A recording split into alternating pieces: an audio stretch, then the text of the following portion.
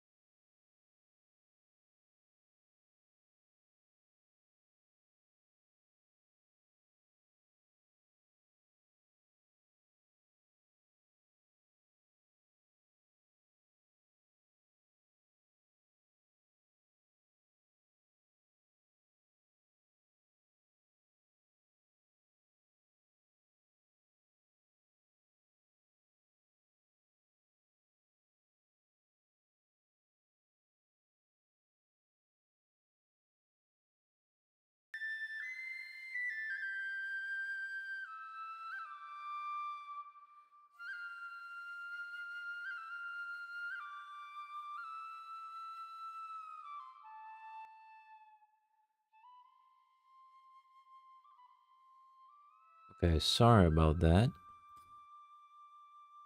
Whew. I'm struggling to find the Opera audio file, or audio source, for some reason. And Norman will return 11 a.m.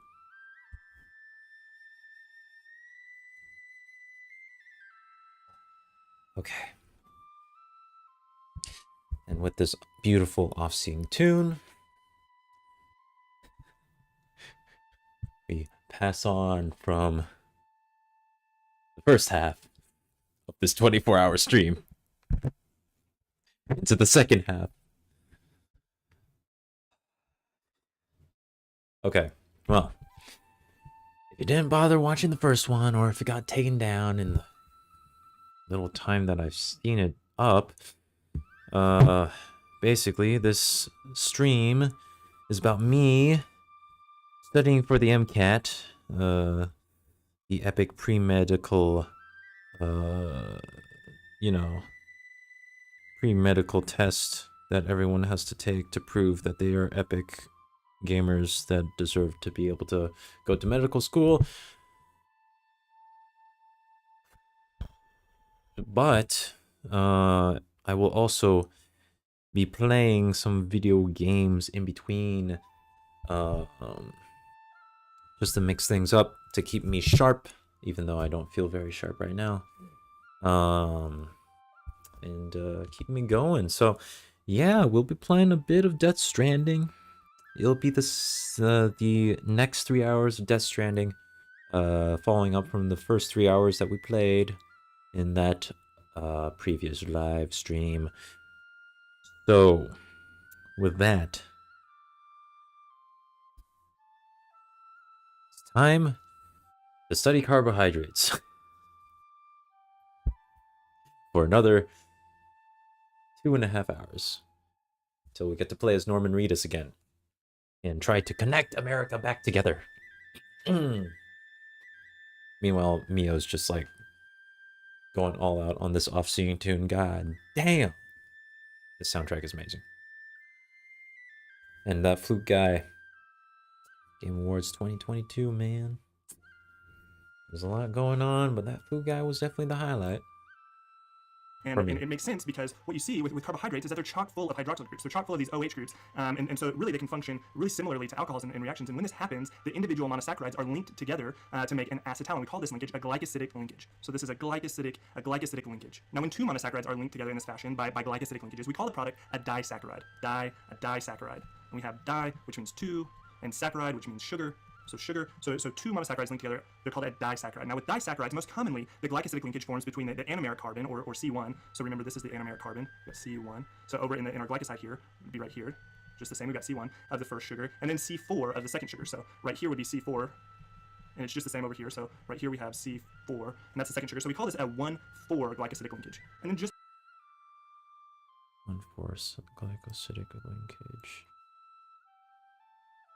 Okay, so we'll trail off Pyranos here. Move Pyranos to be directly below the ring. Shift this into position.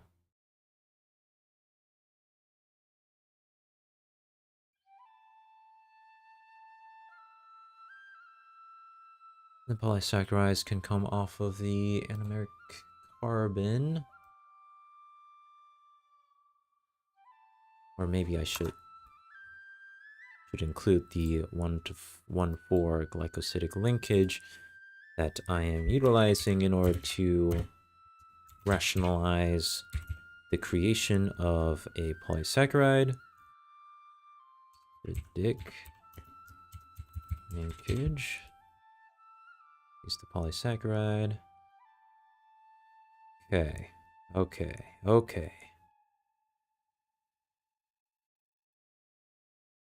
just like we could further break down our monosaccharides into alpha and beta based off the orientation of the anomeric hydroxyl group, we can more specifically call the 1,4 linkage an alpha or a beta linkage. Again, based off what is now the orientation of the OR group on the anomeric carbon. So same rules apply. If the group is cis with respect to the 6th carbon, it's beta, and of course if it's trans, it would be an alpha linkage. So in this case, our OR group, which the OR group is this whole carbohydrate, is cis with respect to the C6 carbon, so we have a beta 1,4 glycosidic linkage. And if that bit of naming confused you a little bit, I went over that in greater detail in a different video, but what I want to focus on here are some of the common disaccharides. So let me clear some space, let me give us some room. I'm going to go ahead and fade in a drawing that I did a little bit ago to save just a bit of time. And what we have here is a disaccharide. You see two carbohydrates, two monosaccharides linked together, and this one happens to be lactose, which you might be familiar with. So lactose. And lactose happens to be really the principal disaccharide found in milk, and that's actually true for both human milk and for cow milk. And unlike really most disaccharides, lactose isn't really appreciably sweet. It consists of one galactose, so this one right here is galactose, and then one glucose carbohydrate, and they're bound together by a 1,4 glycoside bond, just like we saw before. So we've got the 1 and the 4, and this is a glycoside bond, and this one happens to be in the beta orientation. So lactose is a disaccharide made of galactose and glucose. That's why we have slightly more organic lighting. Now next up we have maltose.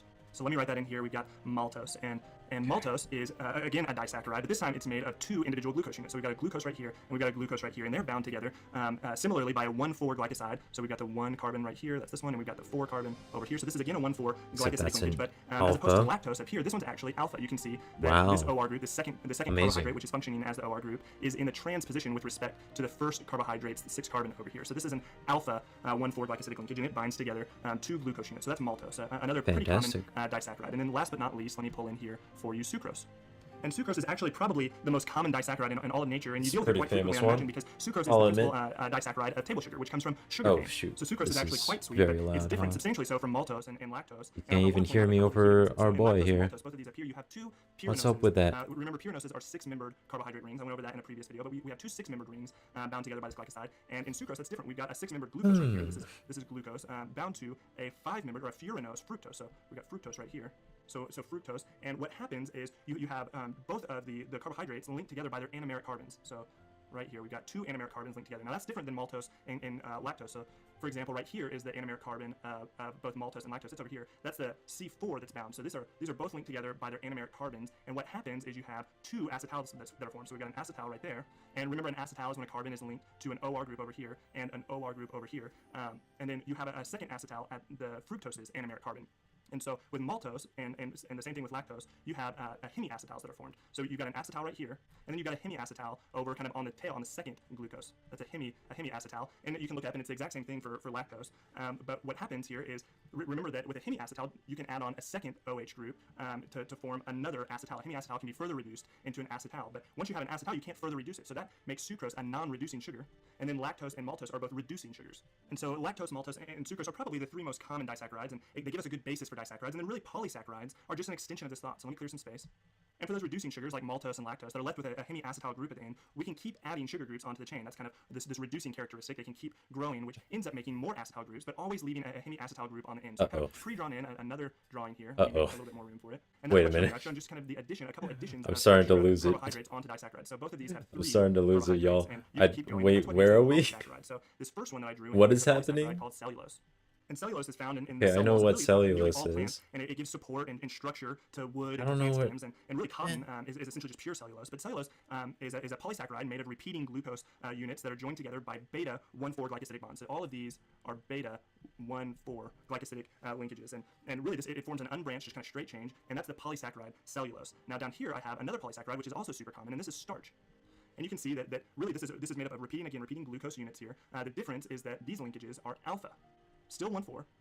So still 1,4 linkages, but these are alpha units. And really the functional difference here is that as humans, we have the enzyme to break down these alpha 1,4 linkages, and we can use starch, which again is found in a lot of plant products, as a source of energy because we can break these down into glucose to undergo cellular respiration. Not cellulose. But we lack the enzyme to break down the beta 1,4 glycosidic linkages of glucose, so we can't appreciably use cellulose as an energy source. And then one last polysaccharide that I want to show you is really very similar to starch. I'm going to use the starch as a little basis here. But if you kind of branch off of the starch every once in a while on the C6 carbon, so that's the C6 carbon right here, and you add on another glucose. So I'll stop there. This is another glucose. You can keep going with alpha 1,4, or yeah, excuse me, alpha 1,4 linkages again, and you can form essentially just branches. So this one would go here, and then you could maybe down the line here have another one. And so these are mostly alpha 1,4 linkages. Every once in a while you get an alpha 1,6 linkage thrown in there, which creates some significant branching. And so if it's highly branched, we call it glycogen. And that's a little bit dumbed down of a concept, but essentially that's what glycogen is. It's a major polysaccharide made of alpha 1,4 linkages with that are heavily branched by these alpha 1,6 breaks. But glycogen, its significance for us is principally as a source of storage of energy. So we can build glycogen stores in our body, and it creates a really functional store. Then we need to because with all these branches, we break have it down into of glucose. Glucose that can be That makes chopped off pretty sense. quickly to get a fast glucose source. So that's probably a good start for polysaccharides as well. We've got cellulose, which is beta 1,4 linkages of glucose in a straight chain. We've got starch, which is essentially kind of a chain of alpha 1,4 linkages of glucose, and then we've got glycogen, which is really similar to starch, except that there are alpha 1,6 linkage breaks in here that enable us to form kind of chains of this polysaccharide. Okay. There was a lot going on I talked about how just now. polysaccharides, like, but from my understanding, there is disaccharides, and then there's polysaccharide for when you have way too many of those rings joining together and partying. So, disaccharide.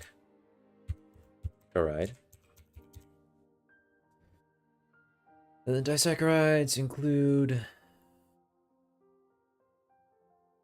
Literally, what did they say? Uh-oh.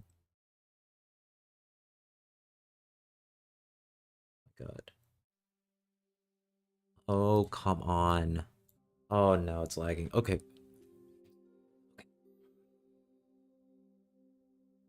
We're good. We're good. We're good. Yeah. Yeah. Oh, come on. Won't even let me... It won't let me match the polysaccharide size. That's so annoying. Not a fan of that. Oh, now it's... Oh, okay. Okay, there we go. There we go. That's much better. Okay, so... What examples do we have here? We have disaccharides, but which ones are we going to work with? Lactose, maltose, and sucrose. The big three. And they're not anime for once. Perfect. You love to see it. Maltose.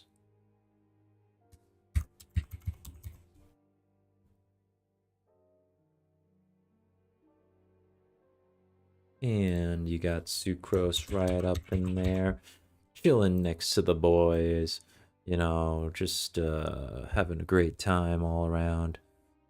It's great. It's wonderful. But not properly aligned, are we? That's gonna bother me. Squeeze a little closer. We got our big three, so now we can deal with polysaccharides.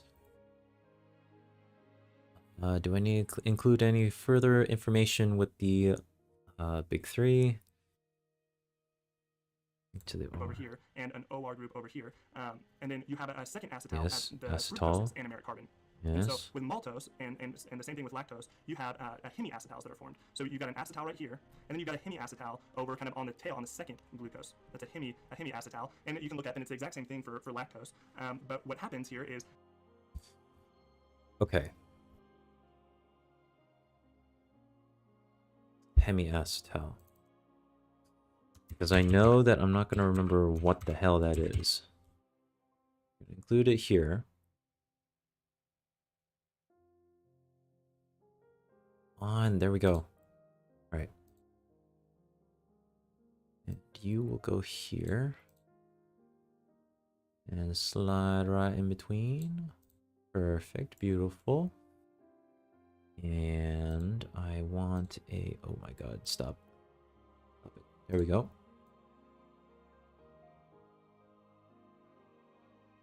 Acetal. We're gonna have a box just for acetal by itself.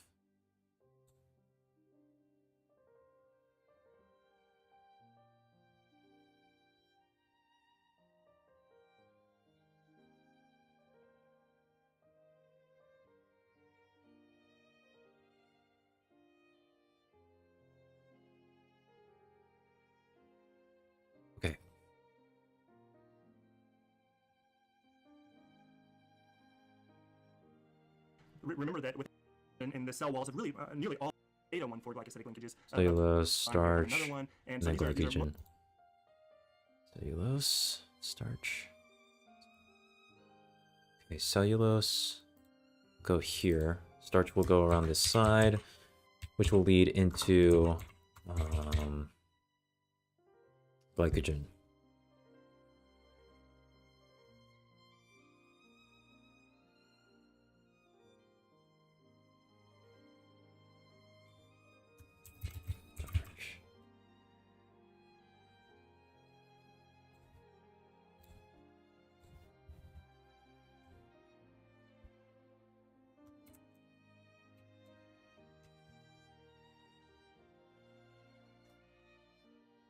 They're playing all the calm music now? Really? Bro, you can't just make me fall asleep after 12 hours of streaming. That's not fair. Now we're on 13. Well, no, not 13 yet. Almost there, though. And then plus that extra 5 hours that I was just awake for before I started the stream, and then I was like, what?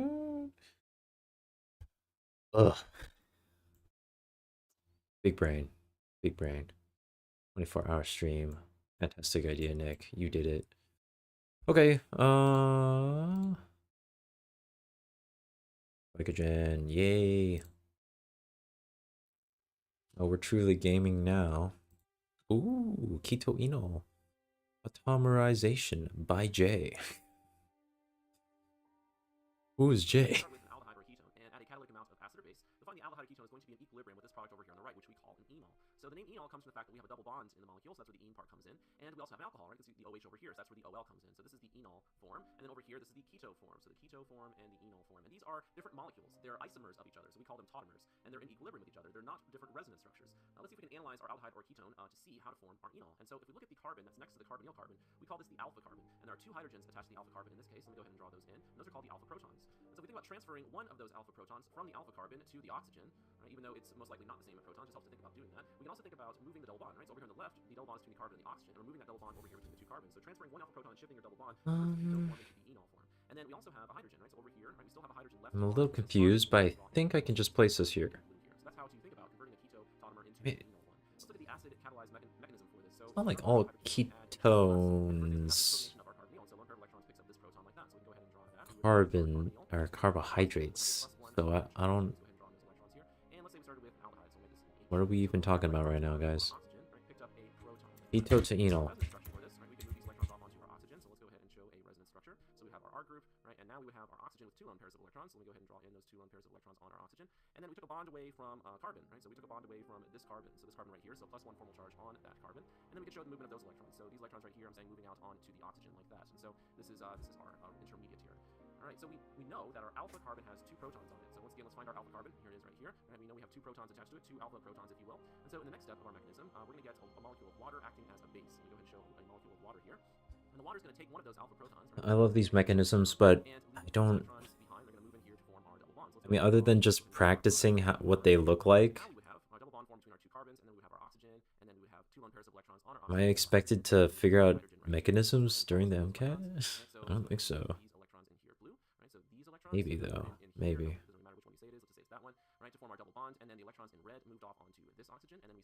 I'm just happy to be here. Just keep on doing what you're doing. Amazing. That was fantastic. That was very impressive. And so we find our alpha carbon. So here's our alpha carbon, once again with 2 alpha protons. Let me go ahead and draw in those 2 protons here. And the base is going to take one of those protons. Let's say it takes this one over here on the right. That leaves these electrons behind on this carbon. So let's go ahead and draw the resulting anion here. So we would have our carbonyl like that. Right? So let's say we started with an aldehyde. And then we would have a lone pair of electrons on this carbon, the carbon in red here. So that's no good. We don't like that. That's bad. It's real bad. There's still a hydrogen attached to it's messed up. Right? This hydrogen right here is still attached to it. I'm just not drawing it in so we can see a little bit better. All right, so this is one form of the anion that we could have. We could draw a resonance structure to show the other form. So if we move these electrons in magenta into here and push these electrons off onto the oxygen, let's draw the resonance structure. So we would have, right, our R group here, we would have a double bond, and then our oxygen would have 3 lone pairs of electrons, giving it a -1 formal charge, and then we would have our hydrogen. Yeah, it makes sense. Magenta, right, moved in here to form our pi bonds, and then we can say that these electrons in here, right, moved off onto our oxygen. So we could go ahead and show that. So let me just go ahead and put the other bracket on here. Okay. So we have two forms of this anion. This is called the enolate anion. So this is the enolate anion. This is going to be extremely important in future reactions. And you can see the enolate anion has two resonance structures. So Okay. one where we've shown the negative charge on the carbon, right? So that would be this one right over here. So the negative charge on the carbon. So this is our carb anion form. So carb anion. And then we also have a resonance structure where the negative charge is on the oxygen. So we call this the oxy anion. And if Oh my god. more to the overall hybrid, oxygen is more electronegative than carbon, and so it's better able to have a -1 formal charge on it. So the oxy anion contributes more to the resonance hybrid. All right, let's think about the last step in our mechanism, right, to form our enol. If we think about our oxy anion, all we have to do is protonate that oxygen here. So we could just go ahead and draw a water molecule, right? So we have a water molecule. This time water is going to function as an acid. It's going to donate a proton. So let's say these electrons in blue, right, take this proton, leave these electrons behind. And so from our oxy anion, we can go ahead and draw our enol product. So we have our R group here, we have our double bond, we would have our oxygen, right, now protonated like this to form our enol product. So let me just go ahead and show those electrons in blue, right, picked up a proton here to form our enol. So that's how to get there using base catalyzed. And once again, we'll talk much more about enolate anion in future videos here. So let's look at a situation where the alpha carbon is a chiral center. Okay, so let's look at this right here. So here's our alpha carbon, right? And it's a chiral, let's just say it's a chiral center. So if R and R double prime are different from each other, we have 4 different things attached to this carbon, right? And so the alpha carbon here is sp3 hybridized with tetrahedral geometry. So let's say it's either the R or the S enantiomer, so it doesn't really matter which one. But you can see now we have only one alpha proton, right? Only one alpha proton. But because there is an alpha proton, right, we can form an enol. So in either an acid or base catalyzed mechanism, right, we could think about the proton here in red. You can think about transferring one to this oxygen and moving your double bond, and then we form our enol. Right? So here is our enol. Now let's look and see what happened to the carbon in red right here. So on the left, right, the alpha carbon is sp3 hybridized with tetrahedral geometry. Now this carbon is sp2 hybridized with trigonal planar geometry. And so whatever stereochemical information we had over here on the left, right, whether it was the R or the S enantiomer, it's been lost now that we formed the enol. The enol is achiral, it's flat, it's planar. And so when we reform the keto form, right, so one of the possibilities is to form the enantiomer that we started with, but the other possibility is to form the other enantiomer. And so you can see that's what I've shown here. So the hydrogen now going away from us, and our R double prime group coming out at us. So this is the enantiomer. And so because we form the enol, right, we can get a mixture of enantiomers. So enolization can lead to racemization. We can get a mixture of enantiomers, and if we wait long enough, right, we can get an equal mixture of these guys. So this one and this one, right, would be in equilibrium with our enol form. And so that's something to think about if you have a chiral center at your alpha carbon. Let's look at 2 quick examples of keto and enol forms. And so over here on the left, we have cyclohexanone. And on the right would be the enol version of it, right? So you can think about one of these as being your alpha carbon, right? And you can move these electrons in here and push those electrons off, and you can see how that will give you this enol form. So it turns out that the keto form is favored, right? So the equilibrium is actually far to the left, favoring formation of the keto form. So even under just normal conditions, so not acid or base catalyzed. And so there's only a trace amount of the enol present. However, there are some cases where the enol is extra stabilized, and that's the case for this example down here. So we have the keto form, and we have the enol form. So once again, you can think about these electrons moving in here, pushing those electrons off, giving you your enol form. And this is a specially stabilized enol, right? So this is phenol right here. And we know that phenol has an aromatic ring, and so the formation of the enol form is extra stabilized because of this aromatic ring. And so this time the equilibrium is actually to the right, and much more of it is in the enol form than the keto form. So in this case, we have some special stabilization. Yes. I understand. Wow. I've learned so much. There's more. There's more on metabolism. Oh boy. Is this the last bit of metabolism that I need to cover? Is this the last bit of the unit? Am I almost done with this thing? This nearly took me... Oh yeah, this definitely took me longer than 30 hours to do. Wow, okay. We still have 3 more lessons left.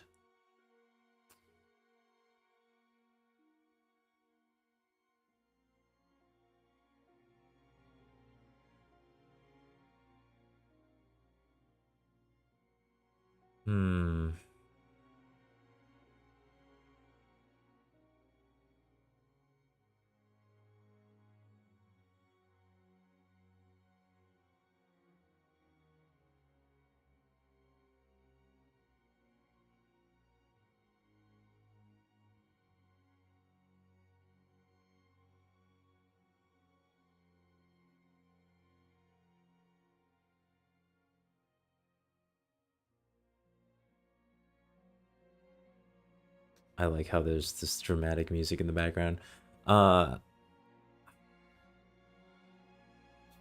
Shoot, this is kind of a problem. Why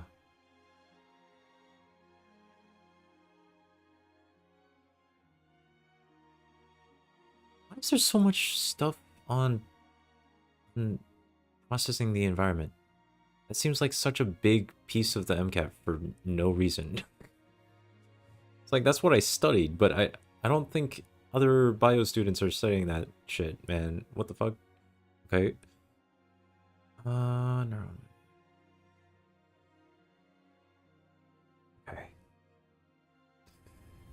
think the game plan really is just to go through them one by one. Should I start skipping around? When should I start skipping around? I'll leave that for, yeah, my day-to-day. Yeah, my day-to-day studying can do the skipping around and stuff.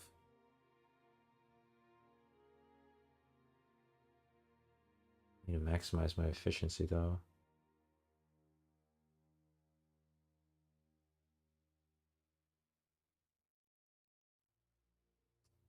Okay. Well, it's time to move on. We're just gonna keep on keeping on, and if we crash and burn, that's just how it is. Let's do it.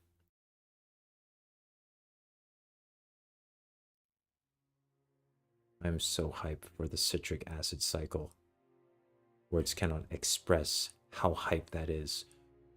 Ooh, okay, this is basically the rest of the citric.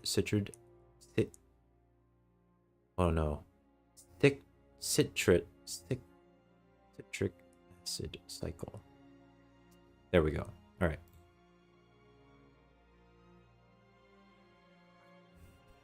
We're still in this. We can do this. I believe. The single most important biochemical reaction, especially to us, is cellular respiration. Yeah, baby. I feel so strongly about that is because this is how we derive energy from what we eat or from our fuel, or if we want to be specific, from glucose. At the end of the day, most of what we eat, or these carbohydrates, end up as glucose. In future videos, I'll talk about how we derive energy from fats or protein. But cellular respiration, let's go from glucose to energy and some other byproduct. Wait a minute.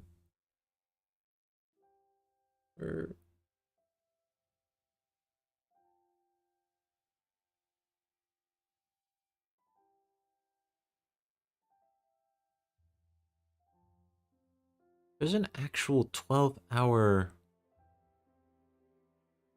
video of just the soundtrack.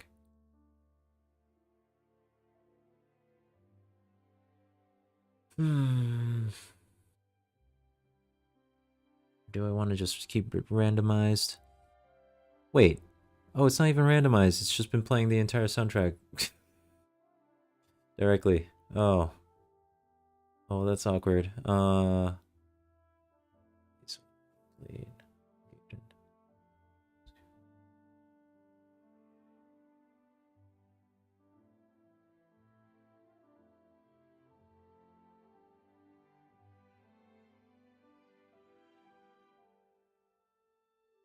Wow, okay. Oh my god, this is such a long soundtrack list. Holy crap. Oh my god. Stay randomized, please. I think we need it. Okay. That's interesting.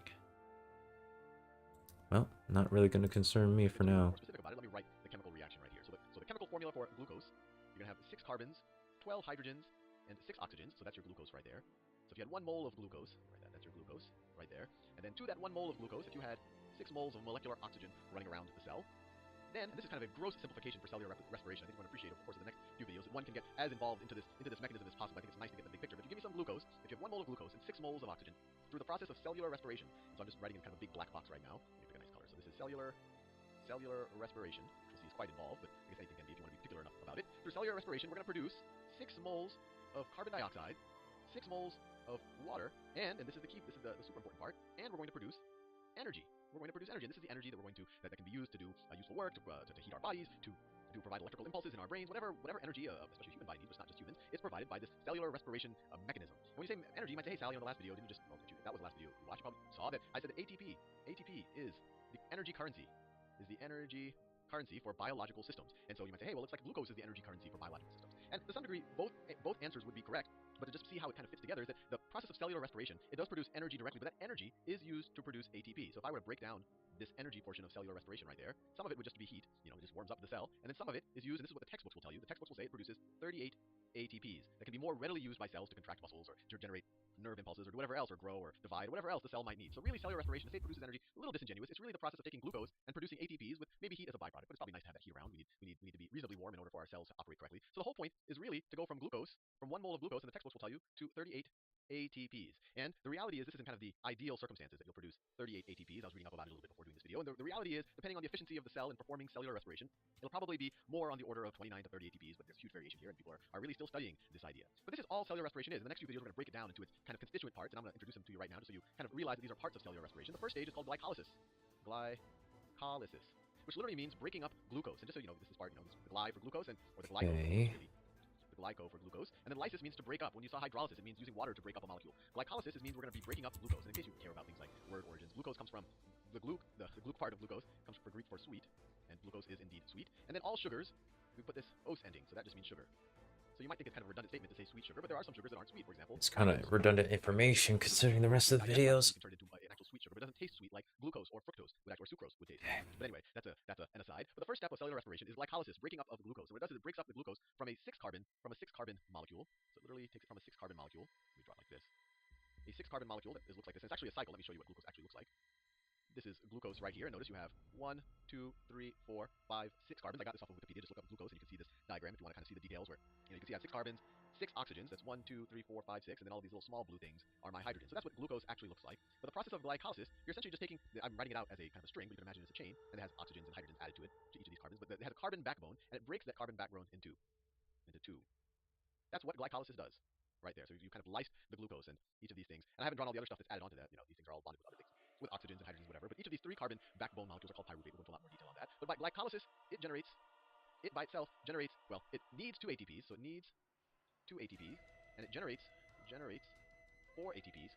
So net, on a net basis, it generates 2. Let me write this in a different color. Yeah, screwed up. 2 net.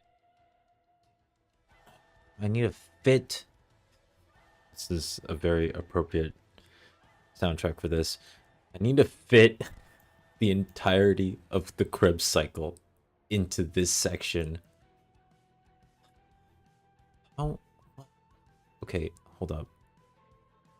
Alright, so what my plan is, I think I can think what the... Oh no, this is part of the... Oh wait, shit. Oh, this is really awkward. This isn't gonna work. I need to like delete everything. Metabolites, Lisa. Yeah, but the... Oh no, but the metabolites are gonna be over here. I don't think I can fit the entirety of the Krebs cycle in that little section of my stuff. This isn't gonna work. Completely in the absence of oxygen. I'll do a whole video on glycolysis in the future. Then these byproducts, they get re-engineered a little bit, and then they enter into what's called the Krebs cycle.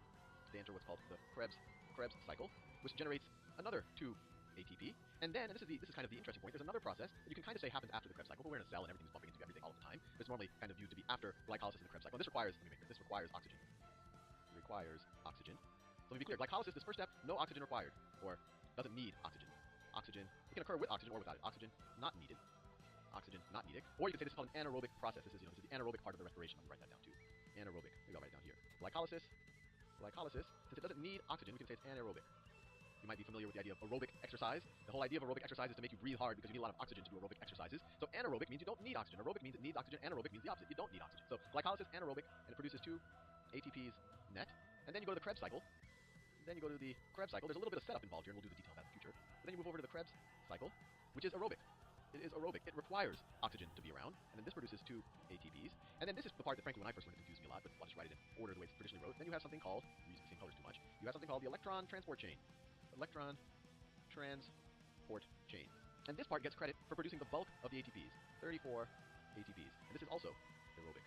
It requires oxygen. So you can see, if you had no oxygen, if the cells weren't getting enough oxygen, you can produce a little bit of energy, but if you don't, but it's nowhere near as much as you can produce once you have the oxygen. And actually, when you start running out of oxygen, this can't proceed forward. So what happens is some of these byproducts of glycolysis, instead of going into the Krebs cycle and the electron transport chain where they need oxygen, instead they go through a side process called fermentation.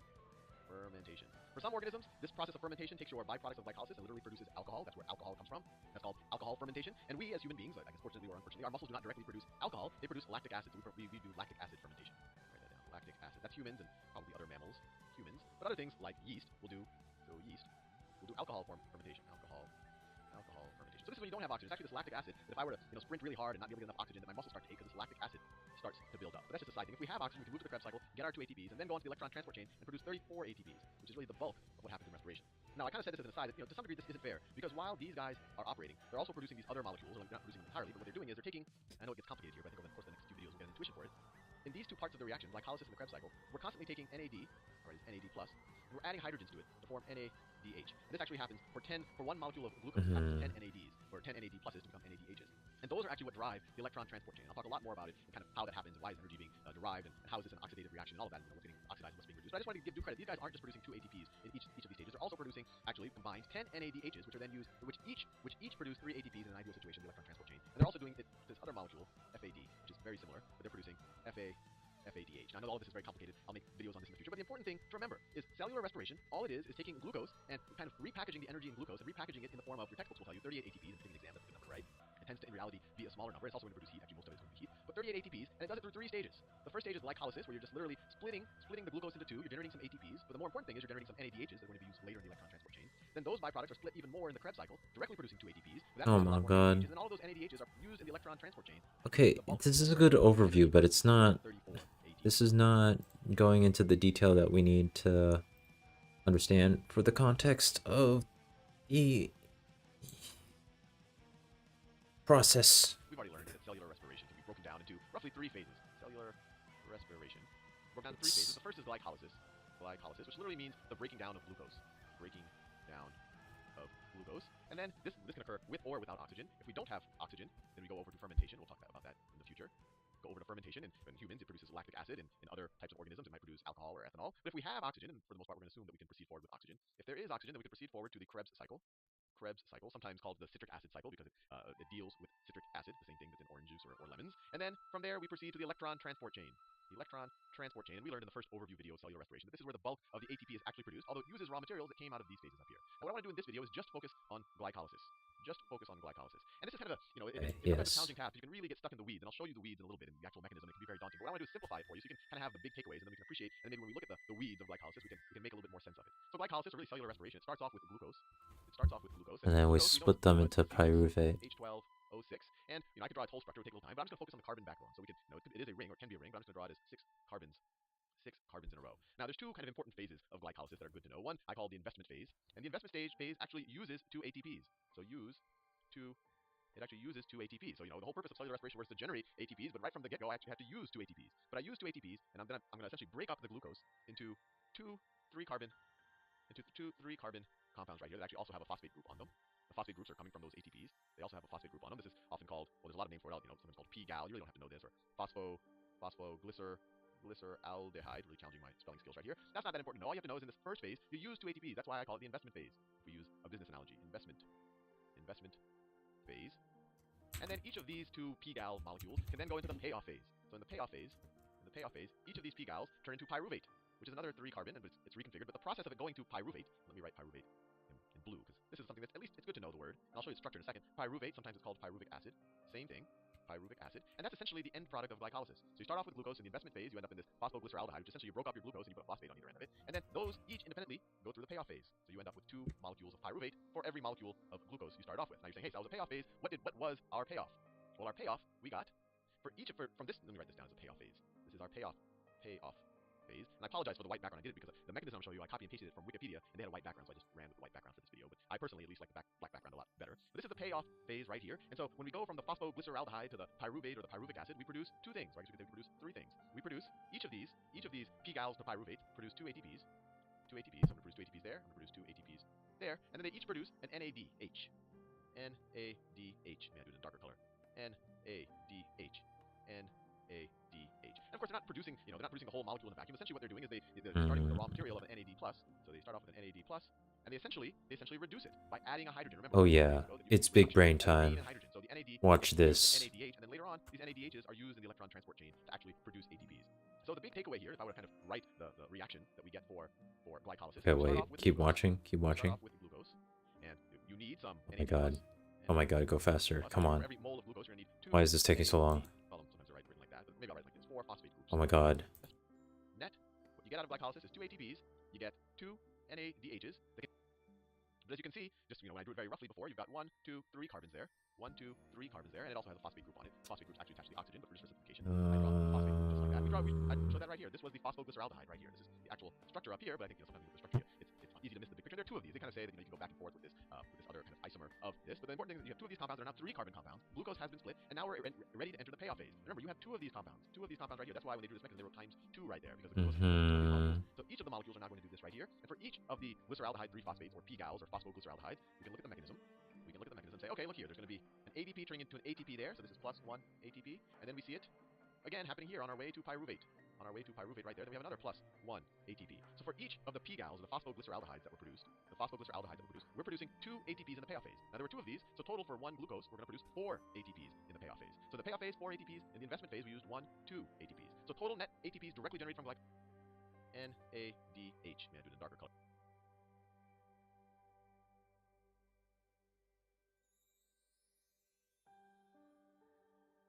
Okay.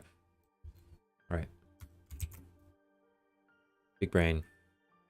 Enormous.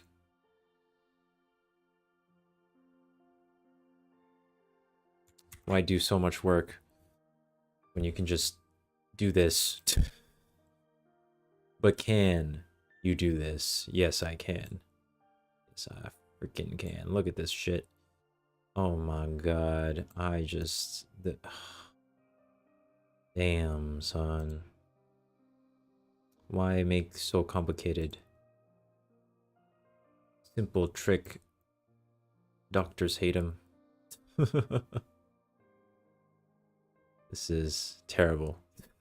This is absolutely terrible. Our body is able to maintain a very narrow and constant range of blood glucose in our body, so notably about 60 to 150 milligrams of glucose per deciliter of blood. And it's not important that you know this exact number, but what I think is significant is that in contrast to something like free fatty acids, for example, which we'll talk about in fatty acid metabolism, fatty acids can range almost tenfold depending on the needs of the body. So they can either be really, really high or really, really low. But glucose always stays within a very constant range, so say blood glucose level here. And it's important that this is a very constant range, of course, because there are some tissues in our body, such as our brain and some of the cells in our eyes and our kidneys and even our red blood cells, that rely on glucose nearly exclusively to produce ATP. So remember, once glucose is in the blood, it can be used by any of the cells in our body through process of cellular respiration to produce ATP. So remember, the 3 big steps of cellular respiration are first glycolysis, the breakdown of glucose, and then the glucose goes to the Krebs cycle, where it undergoes some more oxidation to release all that energy in the glucose molecule. And finally, the byproducts of glycolysis and Krebs cycle go to the electron transport chain, which is able to produce ATP in bulk amount. So how does our body keep this blood glucose in such a narrow range and constant range in our body? So our body is able to do this differently depending on kind of what state the body is in. So the body can be either in the fed state, or our body can be in something that we call a fasted state. So you can imagine kind of the fed state as being just after you've eaten a meal. So let's say you've eaten a chocolate chip cookie. The glucose that has been broken up in your GI tract can then be used to directly contribute to this blood glucose level. And then of course the glucose can be used by our cells. Now in the fasted state, so imagine that this is basically all the times you're not eating, the body has come up with kind of 2 different ways to regulate blood glucose levels. So now remember that in the fasting state, our body needs a way to essentially pump glucose into the blood to keep it at this level, essentially to replace the glucose that's being used up by our cells, because we don't have this constant intake from, or a chocolate chip cookie. So in this case, our body has glycogen, which is a polymer, or kind of essentially a string of glucose molecules that it essentially stores away. And our body actually kind of ingeniously makes this glycogen by using some of that glucose that is dumped into our body during the fed state. So kind of in anticipation of knowing that it's not always going to get glucose from eating, it kind of preserves some of it in this glycogen molecule. And most of this glycogen molecule is actually, just as a fun fact, located in your liver, which is why your liver is very, very important for carbohydrate metabolism. And so in times of fasting, our body can actually go ahead and break down this glycogen into the individual glucose molecules, which then can be used to keep our blood glucose levels constant. So unfortunately, it turns out that this mechanism of breaking down glycogen only lasts for about 10 to 18 hours in our body. That is to say that after 10 to 18 hours, we've essentially used up all of our glycogen stores, and we need to eat another meal to kind of build those glycogen stores back up. So you can imagine during an overnight fast, for example, so, when you go to sleep and, it's usually about, hopefully 8 to 10 hours. And so you can imagine there's a point during the day when your body needs another way of producing glucose. And so our body has come up with a second way called gluconeogenesis, which is indeed the topic of this video. And gluconeogenesis is exactly what its name I'm sorry, implies. what? Genesis, or 10 to creation of 8 hours? new What? glucose. Now, it's actually quite fascinating just to kind What of is think about happening? this for a moment. What we're saying in gluconeogenesis is essentially our body's all of our glycogen stores, and we need to eat another meal to kind of build those glycogen stores, and can be used to keep our blood glucose levels constant. So unfortunately, it turns out that this mechanism of breaking down glycogen only lasts for about 10 to 18 hours in our body. That is to say that after 10 to 18 hours, we've essentially used up all of our glycogen stores, and we need to eat another meal to kind of build those glycogen stores back up. So you can imagine during an overnight fast, for example, so, when you go to sleep and, it's usually about, hopefully 8 to 10 hours. And so you can imagine there's a point during the day when your body needs another way of producing glucose.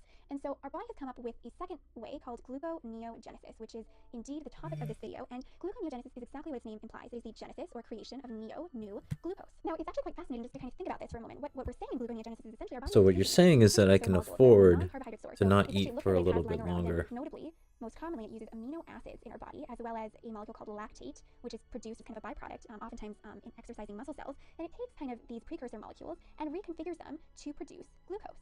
And it's this glucose that can then be used to be dumped into our blood to maintain this constant blood glucose concentration and a constant supply of ATP for our tissues.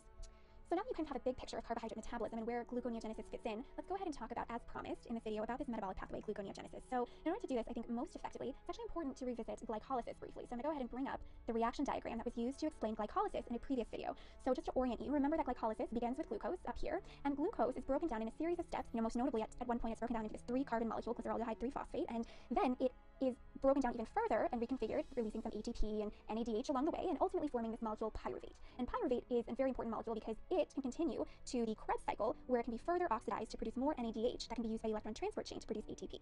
Alright, so that was kind of a big mouthful, but just remember, big picture, glycolysis breaking down glucose into pyruvate.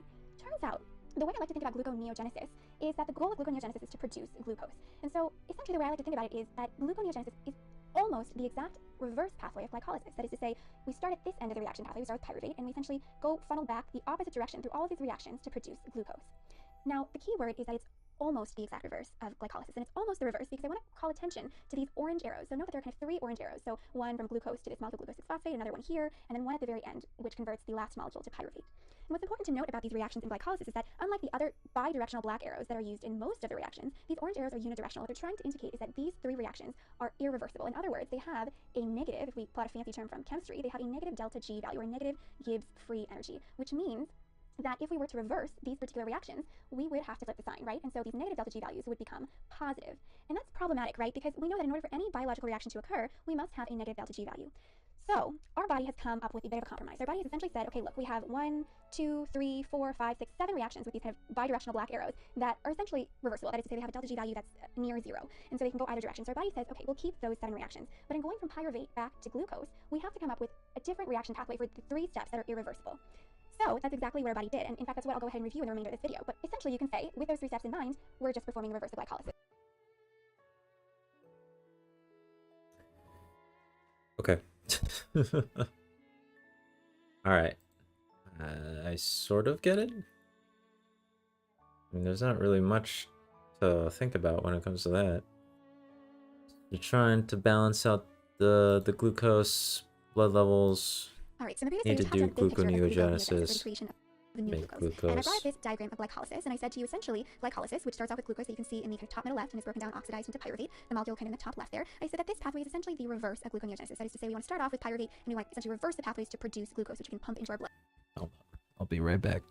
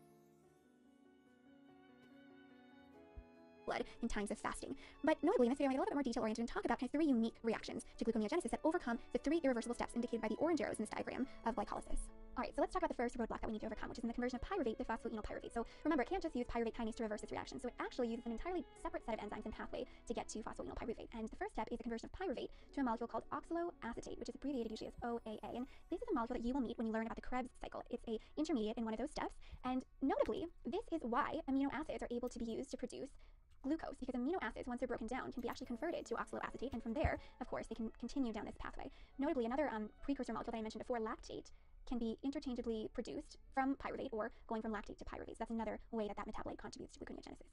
But back to oxaloacetate. So once this is produced, oxaloacetate can then be catalyzed to form phosphoenolpyruvate using another enzyme. And the names of these enzymes aren't terribly important, but I will mention them because they do sometimes come up. So the first step involves an enzyme called pyruvate carboxylase. And notably, kind of one way that I remember this is because oxaloacetate is actually a 4-carbon molecule. So pyruvate, recall, is a 3-carbon molecule. So this carboxylase enzyme is essentially adding another carbon through a carboxy group to this oxaloacetate molecule. And then this oxaloacetate molecule is converted back to a 3-carbon intermediate by an enzyme called PEP, which stands for phosphoenolpyruvate for short, PEP. It's converted by PEP carboxy kinase. And of course, kinase involves the phosphorylation of something. And so we know, actually intuitively, that because gluconeogenesis is an anabolic process, we're building something up, it requires energy, and energy comes usually in the form of ATP. And it turns out that this first step of the reaction does involve ATP, so I'm going to say plus ATP. And the second step, where this kinase is involved, also involves energy in the form of GTP, which is pretty much the equivalent of ATP, but of course we have this G, which is just guanine, a different nucleotide base, but this, of course we know the energy is derived from these phosphate groups, so essentially we can think of these things as being the same. Alright, so 1 roadblock down and 2 left to go. So once we have our phosphoenolpyruvate, we're good to go. We shuttle down this pathway until we hit our next roadblock, which is in the conversion of fructose 1,6-bisphosphate to fructose 6-phosphate. So the way our body does this is it actually uses a different enzyme. So normally phosphofructokinase is used to convert fructose 6-phosphate to fructose 1,6-bisphosphate. And instead, in gluconeogenesis, going the opposite direction, the body uses an enzyme called fructose 1,6. So we're talking about the same molecule here, but instead of kinase, we're using a phosphatase. It's kind of a mouthful, but just recognize that a phosphatase is the exact opposite of a kinase. So where kinases involve phosphorylation, usually using phosphate groups from molecules like ATP, a phosphatase takes these phosphates away. So naturally, it makes sense that if a kinase is used in going It's still easy, but there's more information. So that's exactly what we do.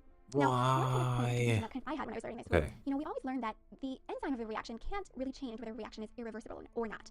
So I want to point out that it's not just an enzyme that we're switching out and going and kind of circumventing this irreversible reaction, because that really wouldn't do anything. If a reaction has a negative delta G value, it will always have a negative delta G value, and changing the enzyme won't change the delta G value. Remember, kinetics and thermodynamics are separate entities. And so I want to point out to you that it's really this entire reaction pathway that's changing. And notably, remember that ATP in this step is hydrolyzed to ADP, and this reaction is coupled normally to the phosphorylation with the enzyme phosphofructokinase. But this hydrolysis of ATP is absent in gluconeogenesis. So we can essentially think about this switch in enzyme as really encompassing a larger change in the entire pathway going from fructose 1,6-bisphosphate to fructose 6-phosphate. So I hope that's clear.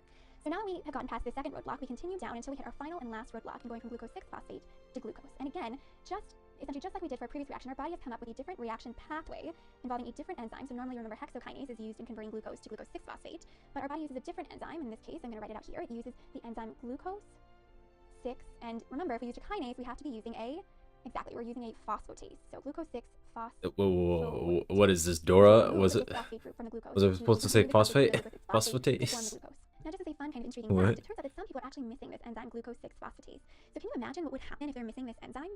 They were like I mean, waiting. without this enzyme, we can't produce Yo. glucose. So it's kind of sad, right? Because You know the those answer. individuals can perform all of these reactions leading You up to know glucose the answer, 6-phosphate, don't but you? can't ever produce glucose. And what's actually Of even more course, interesting of about course, this enzyme of is this course. enzyme is also used in the breakdown of glycogen, which if you remember we mentioned earlier as that polymer of glucose that's used kind of as a first line dumping mechanism for glucose into the blood during our fasting state. So not only are these individuals unable to produce glucose using gluconeogenesis, but they're also unable to break down their glycogen, which means that they're severely hypoglycemic. So without this enzyme, go ahead, arrow and cross it out. Without this enzyme, individuals are hypo or low in glucose. And of course, it's a very life-threatening condition because our body needs glucose to survive. All right, so just kind of as one final word, I want to say that when I was first learning about gluconeogenesis and glycolysis, I wanted to memorize all of the names, all the molecules, and all the enzymes. And speaking of enzymes, I think I spelled one wrong here. This is supposed to be 1,6-bisphosphate. But despite that, really, I guess the key point I want to say is that, you know, these names can be important when we're talking about specific diseases, like this deficiency of glucose 6-phosphatase. But conceptually, it's, I think, enough to realize at this point that gluconeogenesis and glycolysis are essentially opposites, minus these 3 irreversible steps for which our body has created 3 unique reaction pathways for which, like, gluconeogenesis can occur. So that's kind of the big takeaway from this video. Cool. Understandable. Have a nice day.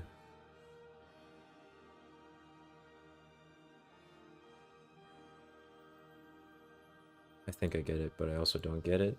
So, you know, it is what it is. Are you kidding me? There's just an arrow. There's just an arrow. Just an arrow. Where is he going? Why? Okay. Alright. That worked somehow. I don't know. Anyway.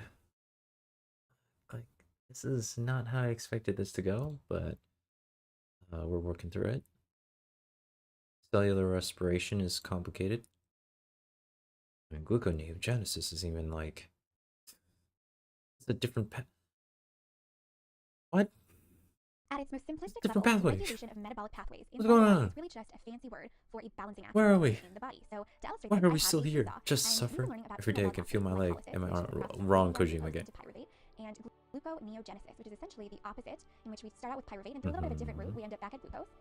And when we're talking about the regulation of these particular pathways, we're essentially asking ourselves, when is glycolysis the predominant pathway, and when is gluconeogenesis the predominant pathway? The body wants to make sure that we either have a net breakdown of glucose in the case of glycolysis, or that we have a net production of glucose in the case of gluconeogenesis. So now the next question is, how does the body accomplish this balancing act? And to answer this question, the way I like to think about it is to think about it along a spectrum. There are very fast-acting forms of regulation that take place on the order of seconds, and there are very, very slow forms of regulation that can take up to hours or even days to occur. So let's talk about each of these in a little bit more in detail. The major principle that helps me understand fast-acting forms of regulation is a good old principle from general chemistry, Le Chatelier's principle. So if you remember, Le Chatelier's principle talks about anything that's in equilibrium, and it says that if there's any change to this equilibrium, let's say more products are added or reactants are taken away, the equilibrium will adjust to essentially counter that change and return the system back to equilibrium. So what does this mean in the context of metabolic pathways like glycolysis and gluconeogenesis? So let's remind ourselves that in glycolysis, glucose is converted to pyruvate through several reactions that are kind of all in equilibrium with one another. And so we can essentially think about this metabolic pathway as a series of equilibria. And so imagine, for example, if we had an influx of glucose, let's say we've just eaten a big meal and a huge bunch of glucose has entered our body and our bloodstream. What will happen to this equilibrium? Well, we can return to Le Chatelier's principle and say that if we have a What rise will of happen? glucose, it will essentially push this entire equilibria towards the production of pyruvate. And so you can see that in this example, Le Chatelier's principle allows the equilibrium to adjust within seconds to just a simple influx of glucose to promote glycolysis. Le Chatelier's principle also applies to gluconeogenesis. So remember that in gluconeogenesis, something unique starts to happen after blood glucose levels have been low for a while. Amino acids begin to break down and form this metabolite called oxaloacetate. And remember that oxaloacetate plays this unique role in the conversion of pyruvate back to glucose, which occurs in gluconeogenesis. Remember that it's kind of this intermediary, so pyruvate is converted to oxaloacetate and then essentially re-enters the equilibria to form glucose. So you can imagine that if we have an influx of oxaloacetate, the equilibria will be pushed towards the opposite direction, that is towards the production of glucose. Now in addition, I want to briefly mention another form of fast-acting regulation, which is called allosteric regulation. So what is allosteric regulation? Recall that all metabolic pathways have unique enzymes that catalyze or facilitate each step of the reactions along the metabolic pathways. So you can imagine that if we have an enzyme here, I'm just drawing a simple structure, it has what's called an active site, where it actually binds the substrate of interest, so it binds the, let's say, glucose molecule here. But in addition, there are also molecules within the cell that we call allosteric regulators, and these, by definition, bind to a portion of the enzyme that is not the active site. So let's say we have an allosteric molecule that binds to a separate portion, like right here. Now this allosteric molecule can have one of two effects. We say that allosteric molecules can be... Okay.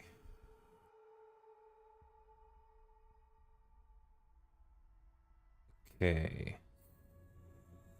So I think the plan is to actually have the gluconeogenesis here. But next to the But next to glycolysis. Okay. Which is a little frustrating because glycolysis should be pointing over to the next step in the citric acid cycle, but we're not going to do that right now because we have to wait. We have to do glucose regulation first. It's fine. It's all fine. I need to close this window because it is cold outside. Holy shit.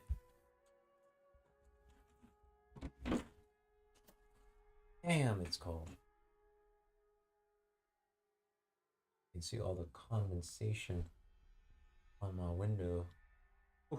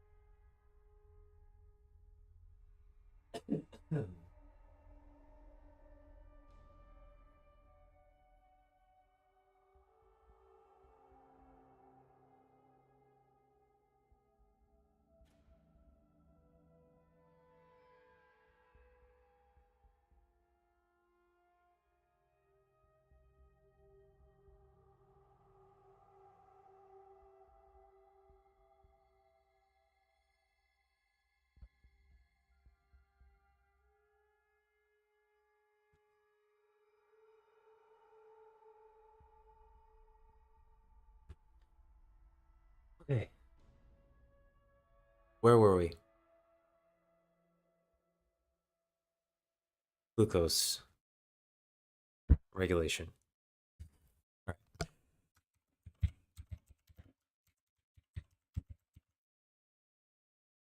I don't even feel like why would I even include glucose as part of this?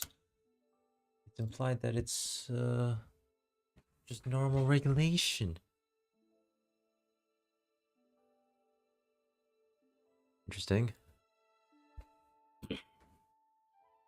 OBS was doing some weird stuff. Okay, well.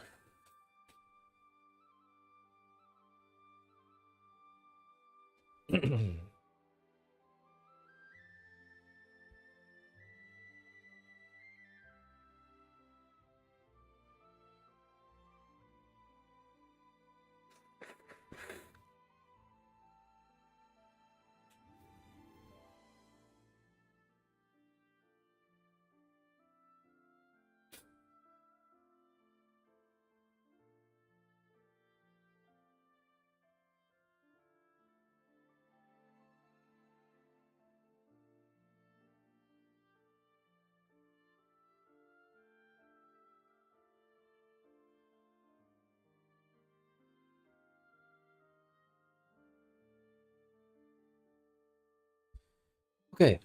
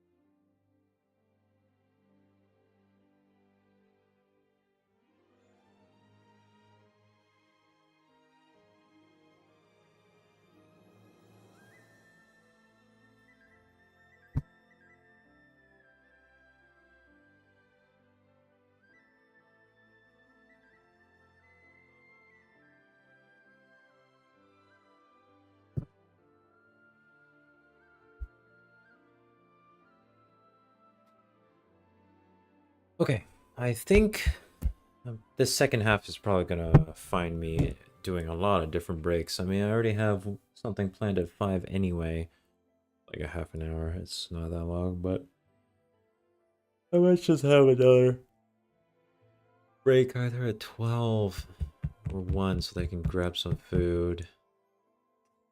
Like, I don't know. Taking a shower would probably be nice around that time. Something like that. And then we'll carry on through, and then I could sleep at 8. I'm not sure exactly how the end of the stream is gonna go. I mean, not the end of the stream, the afterwards of the stream. The after story, if you will, is going to look like. Man, I just want to finish this freaking 1 unit. I need to finish this. There has to be a way to do this. I need to bring this to completion. We're so close. So close. And yet so far. So far. So much information. Is this even possible? God damn. I mean, to be fair, this is kind of like, okay, well, like these little pockets are not so bad. The stuff on amino acids, that makes sense. Polypeptides, getting a little messy, but you know, for the most part, kind of, you know, manageable. Then you get to just all the branches of DNA, all of them. I mean, if you split them up, they're kind of manageable. DNA tech is as daunting as it should be. I mean, like, that's just an entire field. Oh yeah, you can split this up. We can do this. Okay, yeah. The more I look at it, the more manageable it gets. The only problem being that it takes so long to construct this map. Only at the first unit of all those.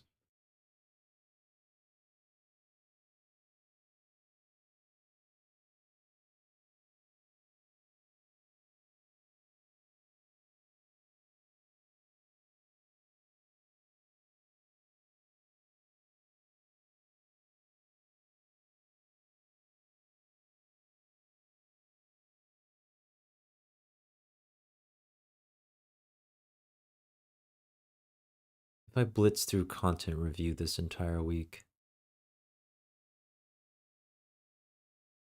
I'm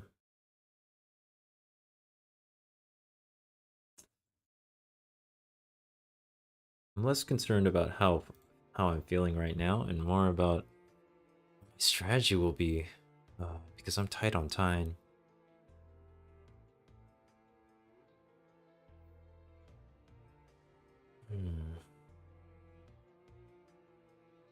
I can do 2 full lengths.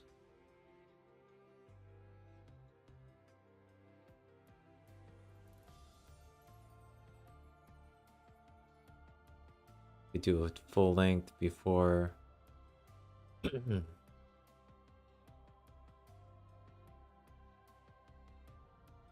we're going back home for Christmas.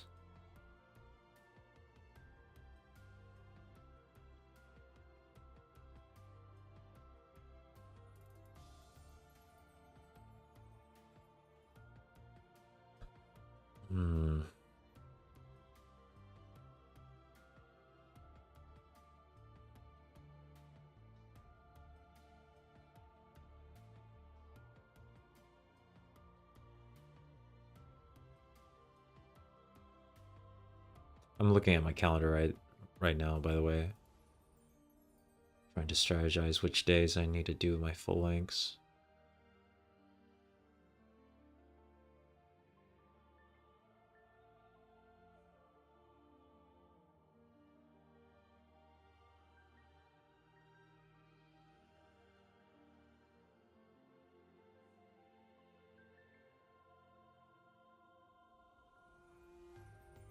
It's too much information. Shit.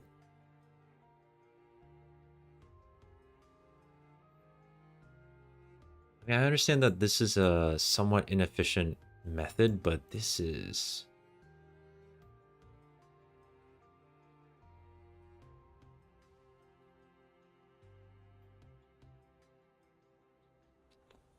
Okay. I am just gonna go for it. Let's do this. Let's just keep going. I think I have a vague idea of how I want to play this. But it's just... It's gonna be rough. It's gonna be really difficult to get this properly.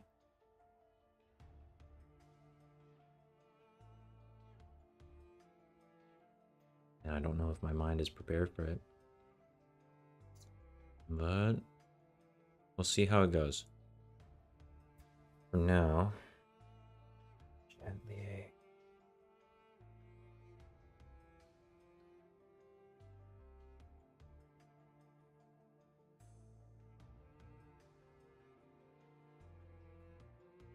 Staring. This out here. This a little bit further back.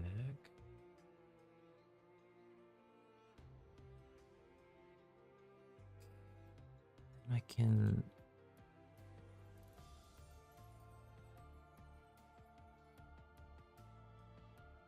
put Le Chatelier here.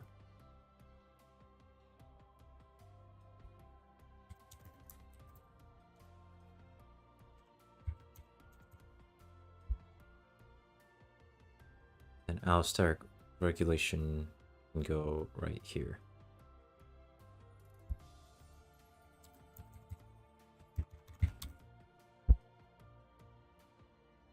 Inhibitory, that is, by inhibiting enzymes, inhibit the pathway that utilizes those enzymes, or these allosteric interactions can be positive, that is, promote the action of enzymes and therefore promote the overall reaction in which those enzymes are involved. So to put this in context with glycolysis and gluconeogenesis above, it turns out that ATP is actually a big allosteric regulator of one of these two pathways. So recall that gluconeogenesis requires ATP, a net amount of ATP, to produce glucose. It's an anabolic building up pathway. On the other hand, in glycolysis, there is a net release of ATP in the oxidative breakdown of glucose. And so if we have a lot of ATP in the cell, think about for a moment which of these two pathways would be favored. Indeed, gluconeogenesis would probably be favored because it requires ATP. On the other hand, if there's a lot of ATP, that's kind of a sign to the cell to say, hey, we don't need to perform as much glycolysis because we already have enough ATP available. And it does turn out that ATP is actually an allosteric regulator of a couple enzymes in glycolysis, and specifically, it's a negative allosteric regulator or an inhibitor of these couple enzymes. Essentially, it's putting the brakes on glycolysis and saying we have enough energy and we don't need to produce anymore. On the other hand, it turns out that there's also a molecule, AMP, in the body, which is basically a sign that the cell has used up all of its ATP. In other words, ATP has been dephosphorylated and turned into AMP, which is a sign that the cell is running out of ATP. So if the cell is running out of ATP, the cell probably won't want to be performing energy-requiring processes such as gluconeogenesis. And indeed, AMP is a negative allosteric regulator of one of the enzymes in gluconeogenesis. All right, so that kind of finishes up our discussion of fast-acting forms of regulation. So now let's talk briefly about slow-acting forms of regulation. So these types of regulation often take advantage of transcriptional changes within the cell. So what do I mean by that? So let's first remind ourselves what transcription is. So remember that transcription is the process of taking DNA and making an mRNA transcript. and then translating this in the cytosol of the cell to a protein product. And when we're talking about proteins, oftentimes we're talking about enzymes. I'm just going to write that here since it's relevant for our discussion. And so you can imagine, for example, that this might be very useful if the organism is in a long-term fasting state. It will want to essentially upregulate the transcription of enzymes that promote something like gluconeogenesis so that it can dump glucose into the blood. And notice here that, even visually as it's implied here, this process of going from DNA to mRNA to enzymes is going to take much longer than, a simple Le Chatelier or allosteric regulation. And so that's why this process is more of an adaptive process that allows the organism to adapt to more of kind of long-term changes that it experiences in its environment. Now, finally, I want to add in one more form of regulation between fast and slow acting regulation, which is called hormonal regulation. So what is hormonal regulation? Well, it's exactly what it sounds like. It's the ability for the body to essentially produce specific hormones, which are simply molecules that travel in the blood to regulate whether glycolysis or gluconeogenesis is on or off. And the two hormones that the body uses to regulate glycolysis and gluconeogenesis, and pretty much actually all metabolic pathways, are insulin and another hormone called glucagon. And depending on whether there is more insulin or more glucagon, the body will be more likely to do glycolysis or more likely to do gluconeogenesis. So let's talk about how that decision is made. Now, hormones like insulin and glucagon are usually released by the body whenever the body deviates from a particular set point. Now, in the case of regulation of metabolism, the set point that we're interested in is the blood glucose level. And if we return back to our analogy here, the seesaw here, this kind of pivot point we can kind of think about as our set point, the blood glucose level. It's a specific amount of glucose that the body wants to have in the blood at all times. Now, to get more specific, if the blood glucose level rises, it actually stimulates the body to release the hormone insulin. And if the blood glucose levels decrease, it stimulates the body to release the hormone glucagon. And so with that in mind, take a moment to think about which hormone, insulin or glucagon, promotes glycolysis and which of these two hormones promotes gluconeogenesis. Basically, this is actually a macro application of Le Chatelier's principle, right? If we have too much blood glucose level, we want to get rid of it. How do we get rid of it? We break it down. And so indeed, insulin promotes glycolysis. On the other hand, when blood glucose levels are low, we want to return the equilibrium to normal. We want to pump more glucose back into the blood, and we know that gluconeogenesis can accomplish that for us. And so glucagon indeed promotes gluconeogenesis. Now, briefly again, I want to talk about why I decided to put hormonal changes between fast and slow-acting forms of regulation. So to talk about this, we need to understand a little bit how hormones interact with target cells. So cells in our body have particular receptors that will bind to the hormones that are flowing around in the bloodstream. So once these receptors bind to a particular hormone, whether it be insulin or glucagon, it actually causes a series of particular reactions to occur inside of the cell to modify, oftentimes, enzymes that are involved in metabolic pathways. So I'll just abbreviate that with the letter E. And these modifying reactions that occur in the cell are oftentimes phosphorylation reactions. That is either the gain or the loss of a phosphate group, oftentimes on an enzyme in a metabolic pathway. And so with that in mind, you can appreciate how modification by phosphorylation is a lot faster than starting with a DNA transcript and then going to mRNA and then translating to enzymes, but it is indeed a bit slower than kind of a second-to-second Le Chatelier and allosteric regulation that can occur in the cell as well.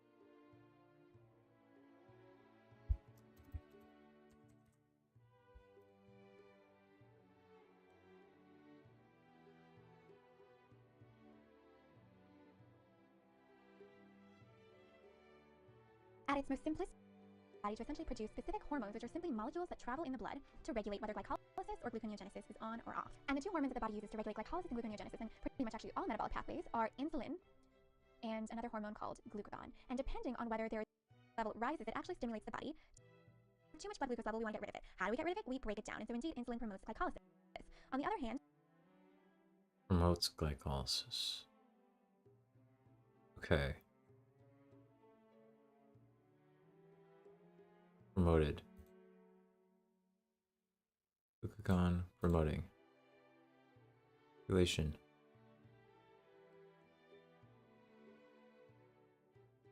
On here and here. Right. This is fast.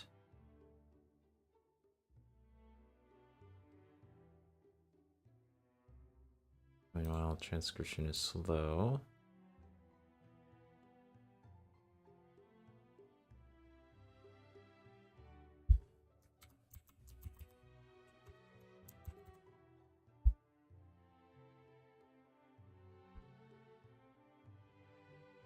How do I represent fast and slow?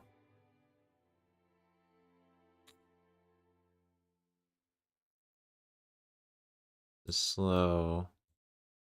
Then this is Sonic Blue fast. Okay. It just so happens to be in the colors of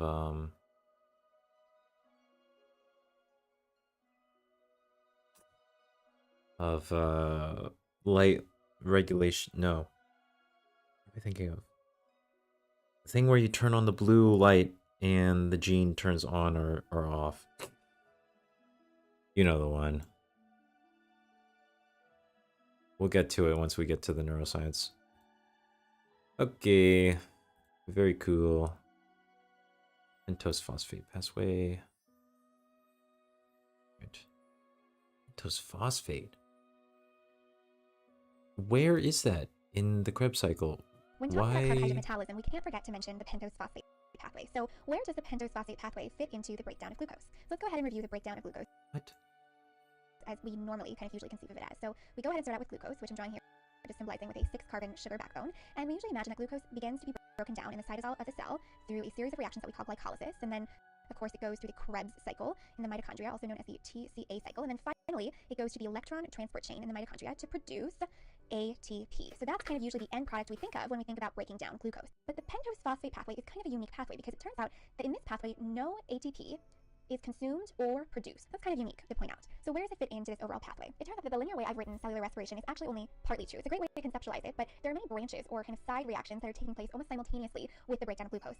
And the pentose phosphate pathway is one of these. So it turns out that as glucose begins to go through glycolysis, some of it is shunted away to become the pentose phosphate pathway. So glucose continues to be broken down, but it continues to be broken down to produce different products than it would if it continued through glycolysis and Krebs and then to the electron transport chain. So as you can see, I've written pentose phosphate pathway kind of suggestively by highlighting pentose and phosphate in different colors to point out to you that there are two primary products in this pathway. So the first is the production of a 5-carbon pentose sugar. So pentose is just another word for 5-carbon sugar, and the particular name of this sugar is ribose 5-phosphate.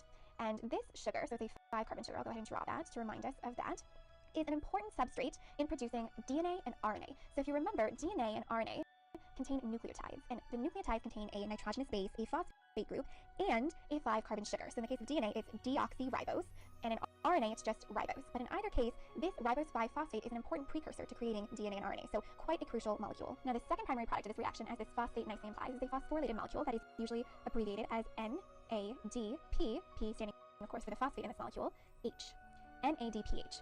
So this is not to be confused with the NADH, which, if you recall, go ahead and actually draw that in here. If you recall, NADH is actually produced in cellular respiration during the breakdown of glucose. So this produces NADH, which of course contributes electrons to the electron transport chain. So of course the question you might have in your mind is, how is NADH different from the easily confused NADPH? Because they sound like similar molecules, and in many ways they are. So they actually both exist in pairs inside the cell. So NAD plus, we know is interconverted with NADH, and NADP plus kind of like Tanjiro, NADPH. that Of course, meme. the H forms of these molecules are the reduced form of these molecules, and the plus or oxidized form of these molecules are the NAD plus and NADP plus. Oh. But what's different about these two pairs of molecules is the relative amount of the reduced form and the oxidized form inside the cell. So just to give you a sense of that, the ratio of NAD plus to NADH is about 1,000. In other words, if you took the amount of NAD I don't understand. by the amount of NADH in the body, you would have What is this about? 1,000 times more NAD plus. On the other hand, How if is you this took a the amount of NAD plus, pathway? NAD This plus is. divided by the amount of NADPH, you would get These are just 0.1. the electron So carriers essentially again. what it's telling us is that there's a lot of What? NAD plus in the body and a lot of NADPH in the body, but not much of NADH or NADP plus. And knowing this actually helps me remember and differentiate between the role of NADH and NADPH inside the body. So first, I reason out to myself that if there's a lot of NAD plus present in the body, most of the NAD plus will want to accept electrons. And of course, the biggest role in accepting electrons comes in the breakdown of glucose and producing NADH. So that makes sense. On the other hand, the primary role of NADPH, which is what we have the majority of, is to donate electrons. I'm going to go ahead and write that here. So the biggest role of NADPH in the body is to donate electrons. And that, of course, would not be very helpful in breaking down glucose, right? Because the breakdown of glucose donates electrons. It doesn't accept them. Now, I will remind you that donating electrons is really important in anabolic reactions. So remember that anabolic reactions involve building up molecules, such as the synthesis of fatty acids, for example. And so NADPH plays a vital role in kind of providing this reducing power, so to say, for these anabolic reactions. In addition, I'll briefly mention that NADPH also uses its reducing power, its ability to donate electrons, to maintain the store of antioxidants inside the body. So, kind of an ironic part about having oxygen as a requirement for cellular respiration is that some of this oxygen can become really reactive if it gains an extra electron. And so the role of kind of some of the molecules in your body are to serve as antioxidants to kind of trap these reactive oxygen species from reacting with important things in your body, like DNA or proteins. And so once they do that, of course, some of these antioxidant molecules, in the process of reacting with the reactive electron-rich oxygen molecules, become oxidized. And so, of course, NADPH can come in and save the day by donating electrons to reduce the oxidized form of these antioxidants back into their reduced form so that they can again react with any rogue reactive oxygen species. Alright, so now we're ready to look at the pentose phosphate pathway in more detail. So I'm going to go ahead and bring up a diagram of how the pentose phosphate pathway is usually represented in most textbooks. And this is a lot of detail, admittedly, and I don't want you to get lost in the details, so I'm going to try and break it down and hone your attention to the most important details to take away from this. So the first of these important details is to note that there are two big phases of the pentose phosphate pathway. So the first is called the oxidative phase, and the second is called the non-oxidative phase. And as the name implies, oxidative phase, we're oxidizing. So remember that breakdown of glucose, breakdown of carbohydrates is an oxidative process in general. And in this phase, the big idea here is that we are producing NADPH. So that is the big product of the oxidative phase. So we actually start out with... Bro, I need a big pause champ for this. Oh my god. Oh my god.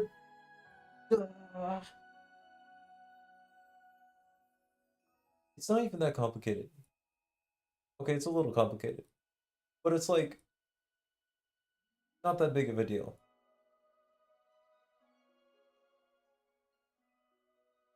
see now the limits of my attention span. And to be fair, a lot better than I expected. It's a lot better than I expected. I mean, usually how this goes is that I watch a bunch of YouTube videos while studying, and then I just end up watching the videos. The fun videos, not the educational ones. So this is actually working out quite well. The only problem being it's too slow and too inefficient.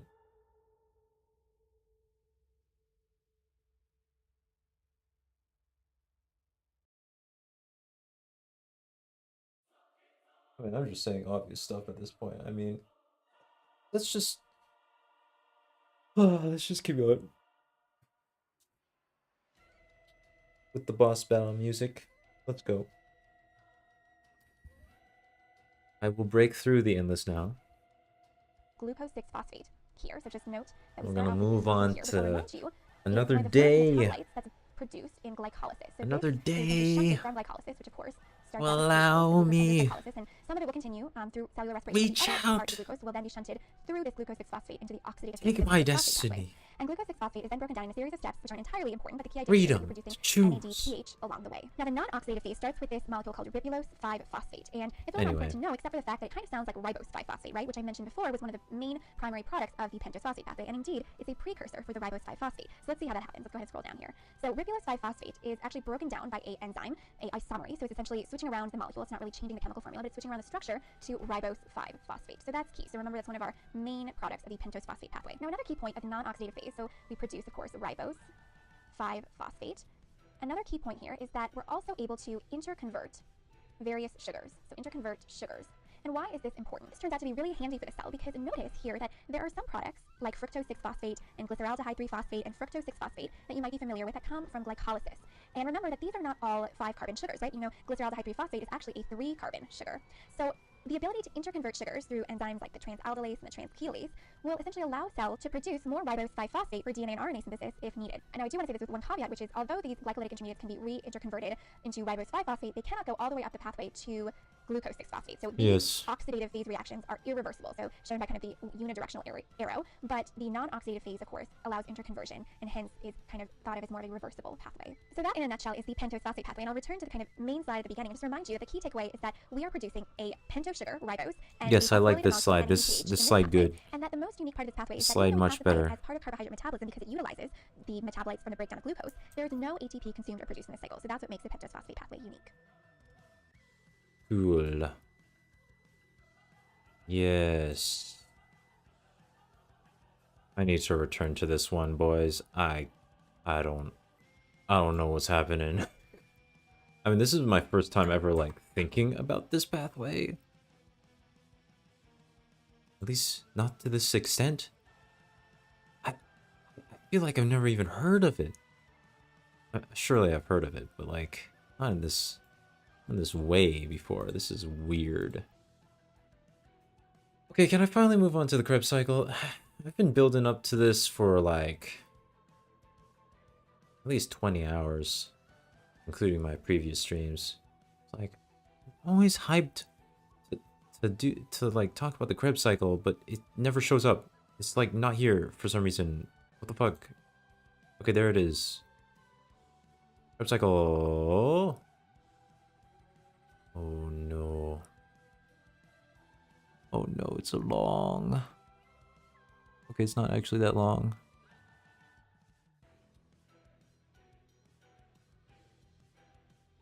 Oh no, it's pretty long. Okay. So we already know that if we start off with Oh, it's very long. Oh no. with a glucose molecule, which is a 6-carbon molecule. I mean, this is kind of the final boss of metabolism, to be honest. We end up with 2 pyruvic acids or 2 pyruvate molecules. The electron transport chain is after. It lyses the glucose, and we end up with 2 pyruvates. Ooh, pyruvic acid, boy. pyruvate. This These are including 3-carbon the molecules, what the 3 fuck? carbon molecules. There's obviously a lot Wait, of stuff going on hold in up. this stuff. What's after this? Cell membrane. Wait. Oh wait. What? Oh no, I accidentally clicked more than I should have. Okay, so it's talking about a different energy storage method though. Glucose being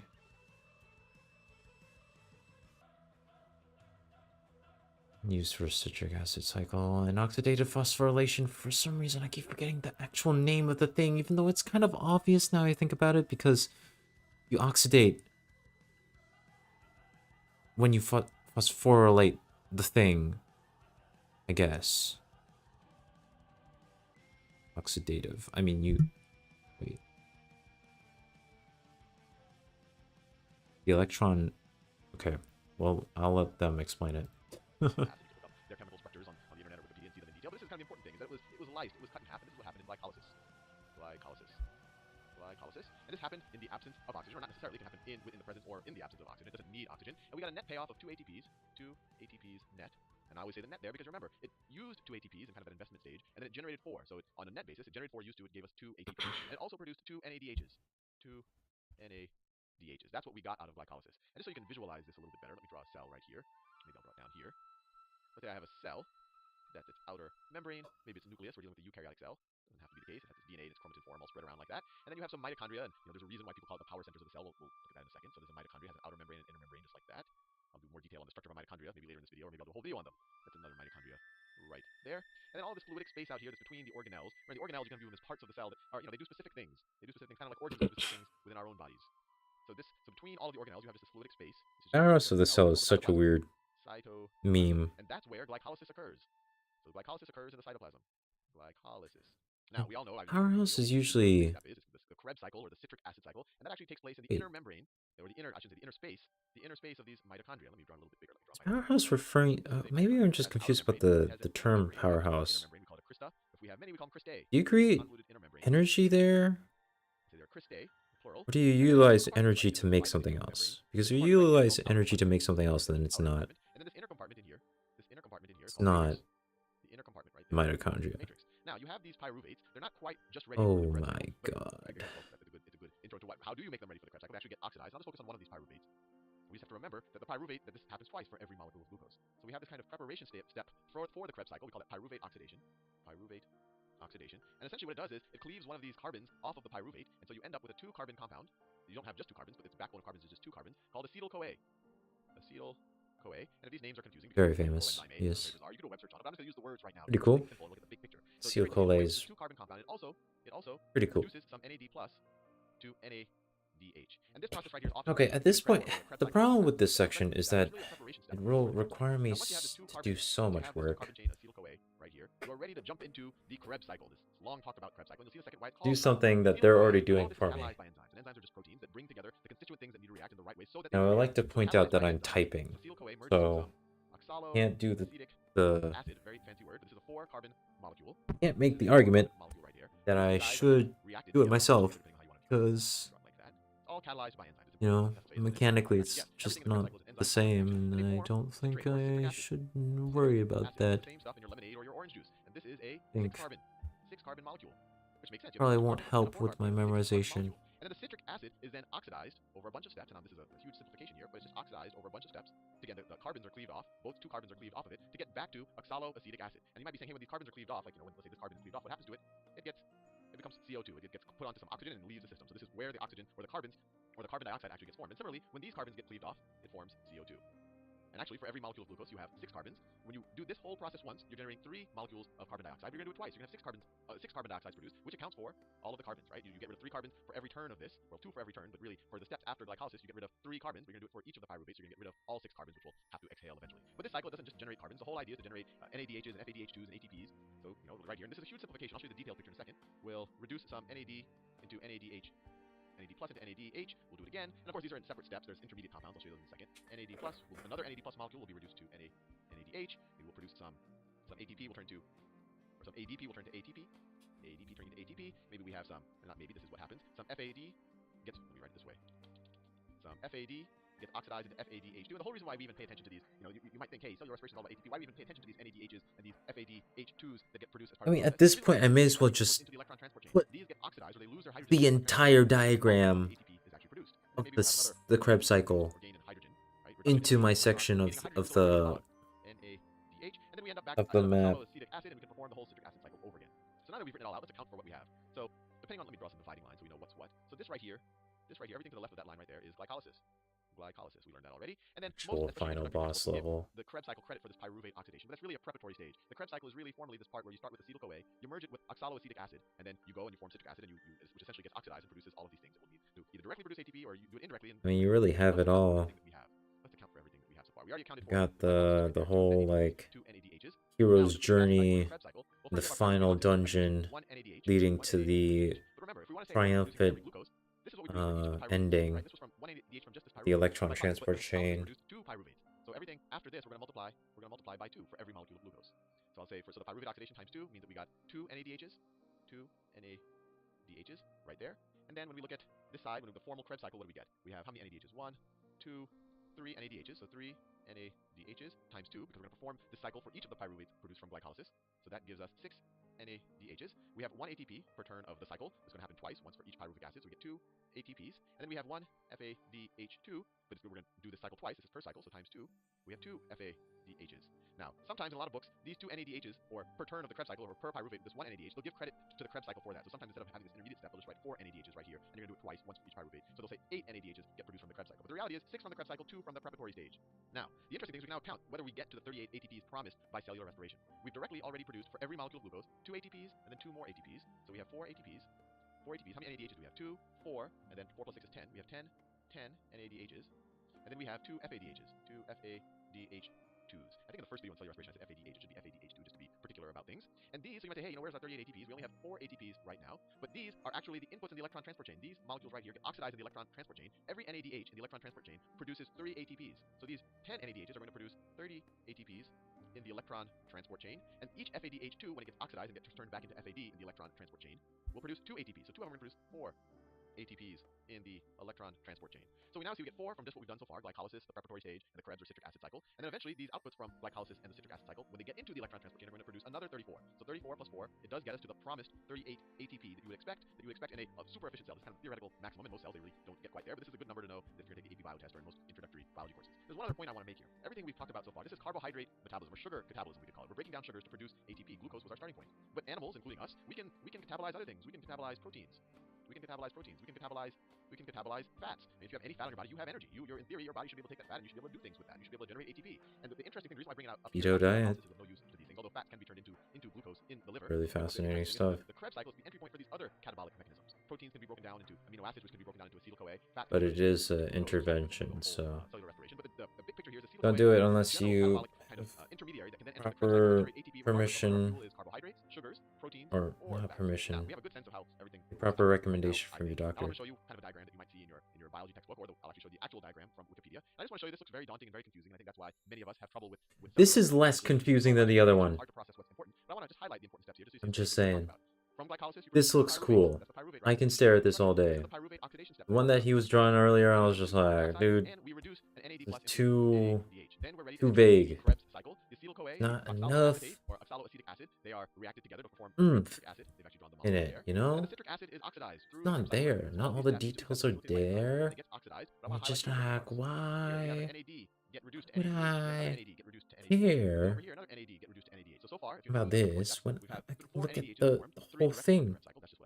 Now we have in this diagram, say GDP or GTP gets formed from GDP. I don't know, GDP this is hot. It's another purine that can be a source of energy, but then that later can be used to form Literally, ATP. because you start creating more heat. Then they have this Q group, and I won't go into it, and then it gets reduced over here. By accident. But that essentially ends up reducing the FADH2s. So this is where the That's hot. FADH2 gets produced. Oh, that's hot. We produced for That's each hot. pyruvate that inputted. Remember, so we're going to do it twice. For each pyruvate, we produced 1, 2, 3, 4 NADHs.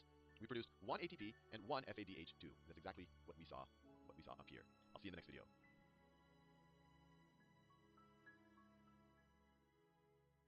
No. Okay, fine. Before I put anything into the notes, I'm gonna just keep going and see what they have to say about it. Oh no, okay, so this is the video that covers the citric acid cycle in its entirety. Okay, I see. I see how it is. They've actually drawn the molecule there. And then but then that later can be used to form an ATP. So this is just the way they happen to draw it, but this is the actual ATP that I drew in the diagram on the top. Then they have this Q group, and I won't go into it, and then it gets reduced over here. It gets those 2 hydrogens, but that essentially ends up reducing the FADH2s. So this is where the FADH2 gets produced. So as promised, we produced for each pyruvate that inputted. Remember, so we're going to do it twice. For each pyruvate, we produced 1, 2, 3, 4 Wait, NADHs. I'm doing all the screenshots right now, guys. FADH2. That's exactly God. what we saw up here. Oh my ATP, goodness. and 1 FADH2. That's exactly Oh, what we saw up here. had it. So I this is just the nearly way they had it. derived, but this is the actual ATP that I drew in the diagram on the top. Then they have this Q group, and I won't go into it, and then it gets reduced over here. It gets those 2 hydrogens, but that essentially ends up reducing the FADH2s. So this is where the FADH2 gets produced. So as promised, we produced for each pyruvate that inputted, remember, so we're going to do it twice. For each pyruvate, we produced 1, 2, 3, 4 NADHs. We produced 1 ATP and 1 FADH2. And that's exactly what we saw up here. I'll see you in the next video. Okay, I'm gonna put this up here. And, you know, I'll just let it speak for itself, really. It's the citric acid cycle. Everyone knows about the citric acid cycle. It's too much. It's too big, too powerful. Gotta memorize all its attack patterns, you know? Just one of those bosses, you know? You just gotta look at it. You gotta be like, where can I parry it? Where can I, you know, do all these crazy moves? Try and counter it, you know? This really is an Elden Ring stream. Not planned. It's just how biology be. Oh my god. Lag. Both me and my PC are like already done. And it's only been 2 hours into the second half. Before talking about the regulation that occurs inside the citric acid cycle, let's take a moment and step back and talk about what regulates the entry into the citric acid cycle. So remember that a molecule called acetyl-CoA is what really enters the citric acid cycle and is oxidized into the carbon dioxide molecules as it kind of goes around in the citric acid cycle. And instead of writing out the entire chemical formula, I just want to abbreviate this as a 2-carbon molecule with the coenzyme A functional group, which is actually a thiol group, a sulfur group. So I'll just write 2 carbons with a sulfur coenzyme group for short. Now I want to remind you what produces acetyl-CoA. So remember, we have glycolysis, and from glycolysis, which begins the breakdown of glucose, we produce pyruvate. And so it's the pyruvate that travels from the cytosol into the mitochondria that's converted into acetyl-CoA by a very special enzyme called pyruvate dehydrogenase. And remember, dehydrogenase means we're dehydrogenating or oxidizing our molecule. And so if we're oxidizing, it shouldn't surprise you then that this enzyme has a cofactor. Indeed, it requires NAD+, which is converted into NADH, or I should say reduced into NADH, as pyruvate is being oxidized into acetyl-CoA. And I want to remind you that pyruvate is a 3-carbon molecule, so it's losing a carbon molecule. You can see here because acetyl-CoA is 2 carbons, but pyruvate is 3, so a carbon must be lost during this reaction. And indeed, part of the oxidation process releases a carbon dioxide molecule. And finally, I also want to note as well that, of course, in order to get this coenzyme A here, we need to have that as a substrate as well. Now, one important point about this step, this entry point into the citric acid cycle, is that this reaction in going from pyruvate to acetyl-CoA is irreversible, which is why I'm kind of bolding this unidirectional arrow here to tell you that while we can take pyruvate into acetyl-CoA, it's not possible to take acetyl-CoA and turn it into pyruvate. And remember that when we say a reaction is irreversible, that's just another way to say that we have a pretty large negative delta G value. Now, the big point I want to make is that because this reaction is irreversible, it makes it a nice target for the cell for lots of regulation. And remember that regulation often occurs on irreversible steps because these are the steps that if you open, basically, then the ball will keep rolling down the pathway. So we want to make sure that these irreversible steps are tightly regulated. But just as a quick side note before we talk about the actual regulation, it's also kind of nice to recognize that fatty acids can also contribute to the production of acetyl-CoA when they're broken down. But because this reaction is irreversible, this acetyl-CoA produced by fatty acids cannot contribute to the production of pyruvate and therefore cannot contribute to the production of gluconeogenesis, which remember, if you recall, occurs by using pyruvate as one of the substrates. And so that's why you might hear some textbooks kind of quote this fact that fatty acids, or at least most of them, cannot contribute to the production of glucose.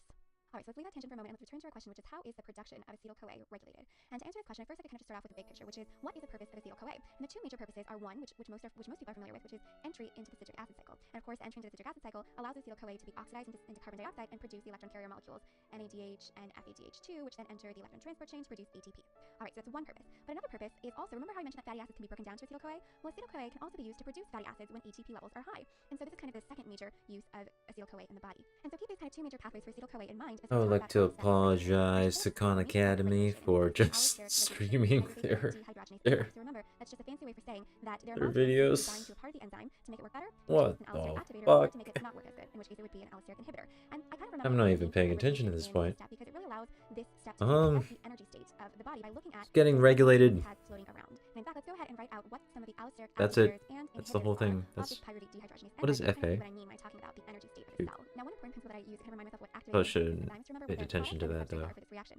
And I kind of essentially think back to the Chatelier principle and justify to myself that if we have an It's not accumulation FAD, of substrate, right? these are going to want to be allosteric It's something activators. else. Essentially, they want to push this kind of reaction forward. And if we have an accumulation of the products, these are going to probably most likely be allosteric inhibitors because they're going to, a sign that too much is being produced and we can put a brake on the reaction. And so indeed, the allosteric activators include the substrates CoA, as well as NAD+, and even pyruvate. And then the inhibitors include acetyl-CoA, of course, as well as NADH. Now, a couple more allosteric activators and inhibitors that might not be immediately obvious, but will make sense once we discuss them, are ATP is also a negative allosteric inhibitor. On the flip side, AMP is an allosteric activator. And additionally, fatty acids can also be an additional allosteric inhibitor. Oh, And FA is can be fatty an acids. additional Okay, allosteric okay. activator. All right, so how can we read out these final allosteric activators and inhibitors? Well, first, simply realize that the levels of ATP and AMP, again, are getting at this energy state of the cell. It's a way for the body to assess if it needs to shuttle more acetyl-CoA through the citric acid cycle and then, channel all of these electron carrier molecules to the electron transfer chain, or whether it has enough ATP and it can slow down the flux of acetyl-CoA through the citric acid cycle. And so it should make sense to you that having a low energy state in the cell, indicated by lots of AMP, should activate this, should alert the body to produce more acetyl-CoA. But if we have enough ATP lying around, then this reaction can essentially slow down. Now, this calcium here may not be immediately obvious, so I'll remind you that remember that exercising skeletal muscle involves the influx of a lot of calcium. And so when you're exercising, of course, your energy needs to go up. And so in skeletal muscle, this free calcium in the cell is kind of a nice alert to say, we're going to need more energy, let's start producing more acetyl-CoA. And finally, these fatty acids. Why do these fatty acids inhibit the production of acetyl-CoA? Well, of course, I remind you here of the second purpose of acetyl-CoA, which is to reduce the synthesis of fatty acids. And so if we have enough fatty acids in the body, again, it can be a signal to the cell to say, we don't need any more acetyl-CoA, we can slow this process down. So at the end of the day, there might be a lot of these allosteric regulators to keep track of, but just go back to the basics and remind yourself what is a substrate, what is a product, and what the energy state of the cell is. And I think you'll be able to reason out most of these.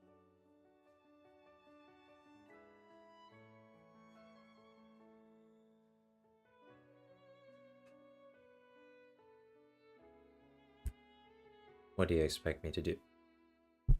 What do you expect me to do here? This is ridiculous. This is absurd. Can't handle this much information.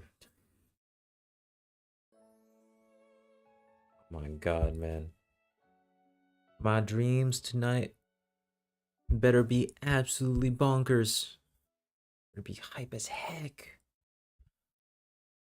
Oh my god, it's the regulation. To save us some time, I've went ahead and drawn out a simplified version of the citric acid cycle here. And if you remember, it begins with There's a more. cycle, and it combines with this molecule oxaloacetate to form citrate. And this citrate undergoes various. What, do I have to oxidation, redesign the which entire eventually Krebs causes cycle carbon that into enters my the because remember, map? acetyl-CoA is Because two it'll carbon look molecules. terrible, These two and carbons there's act as just a so base much and as it's random oxidized stuff and in carbon it. acetyl-CoA also allows us to produce the Which electron one's carrier molecules, NADH important? and I NADH, can't which if you recall, know. go to the electron transfer chain to allow us to produce ATP. So to summarize, This is we've drawn out a kind ridiculous. of overall chemical reaction of the citric acid cycle. So we have as our reactants acetyl-CoA entering the cycle. We also have some coenzymes like NAD+ and FAD, and we also have a free GDP. Remember, GTP is formed in the cycle as well, and all of this GDP epic. eventually will GDP produce based. carbon dioxide from the oxidation of acetyl-CoA. We Incredibly. produce our electron carrier molecules, so NADH and FADH2. We also form a GTP. Now, the reason I wanted to go ahead and write out this entire overall reaction of the citric acid cycle is because when I was first learning the cycle, I kind of often got stuck in the individual reactions that were taking place in this kind of merry-go-round and getting confused by all these names like isocitrate and succinyl-CoA. And I think that when we're trying to understand in particular how this cycle is regulated, that is, trying to figure out when essentially this cycle is in full speed and when it's kind of slowing down, it's actually nice to kind of step back and look at the big picture. Now, the first point I want to make is that in contrast to something like glycolysis, which we usually think about as a metabolic pathway that we really consider to be either on or off, the citric acid cycle is something that we usually consider always to be on, but to various degrees depending on kind of the energy needs of the cell. And the reason it always has to be on, right, is because it needs to be delivering these high energy electron carriers to the electron transfer chain to allow at least some constant flow of ATP production, which is vital to a lot of the tissues in our body. In contrast, you can probably think of a case when, a theoretical case perhaps, where someone might not have any glucose in their diet, and of course glycolysis then could be off, but the body might be able to use fatty acids and other kind of sources of kind of fuel to enter the citric acid cycle. And indeed, kind of a clinical proof of this is that, there are kind of disease states that involve mutations of enzymes in glycolysis, for example, that you would be hard-pressed to find a living individual who has a mutation in their citric acid cycle because this cycle is so vital to life. So that brings me to my first point, which is that there is no hormonal control in the citric acid cycle because it's on Dive speed's not fast enough. Instead, the major form of It's just regulation of not. the citric acid cycle is through allosteric regulation. So I'll remind you that allosteric regulation is simply the ability of a molecule floating around in the cell to bind to a specific enzyme that's part of this pathway, and it binds to a part of the enzyme that's not the active site. And essentially by doing this, it causes the enzyme to undergo a conformational change, and it can either make the enzyme work better, in which case we call it an allosteric activator, or it can make the enzyme not work as good, in which case we call it an allosteric inhibitor. And the way that I remember that allosteric regulation is a major kind of form of regulation of the citric acid cycle is I remind myself that Pretty this cycle sure on, it still I kind could of wants to be able just- to adjust on a minute-to-minute, so rather fast way, to the kind of energy needs of the cell. So I'm going to go ahead and write that here. It wants to respond to I can watch this on YouTube. I might be able to set it to 3 times and the way speed. that I can figure this out is by looking at the molecules it has floating around. And these molecules are often those that are involved in regulating this pathway allosterically. And finally, a third way that this cycle is regulated is by looking at substrate availability.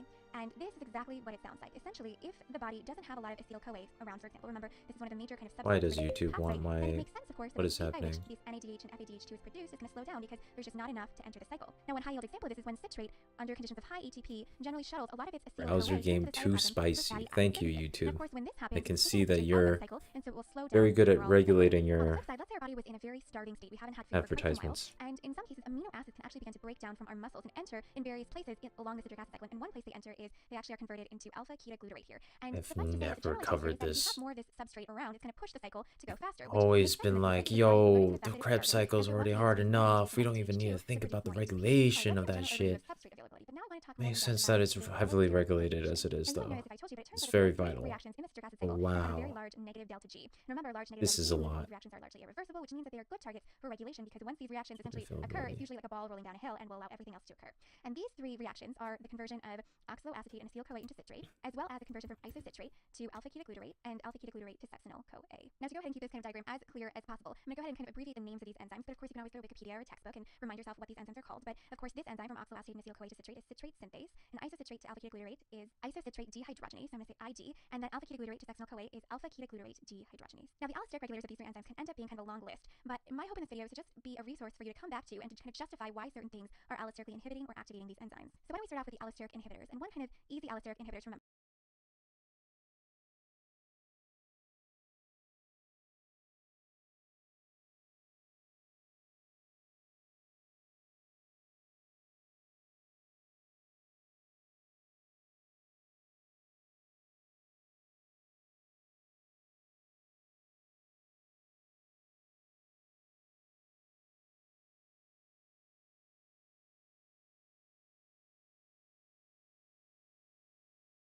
I think I found it.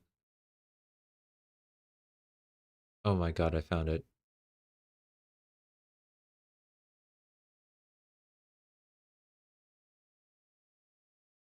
To save us some time, I've went ahead and drawn of entry into the citric acid cycle. And so, if it can stop the citric acid Where am I? cycle sooner, it will essentially remember is NADH because it allosterically inhibits all three of these enzymes. Okay, And the playback reason speed, it come does this, on, and it baby. should be apparent to you why this is so, is that notice that NADH is a product of the overall citric acid cycle, right? So it's a product Okay, right okay, here. And wait. so we're building up. Hold up. I was not planning on doing this to Opera GX, but... Well...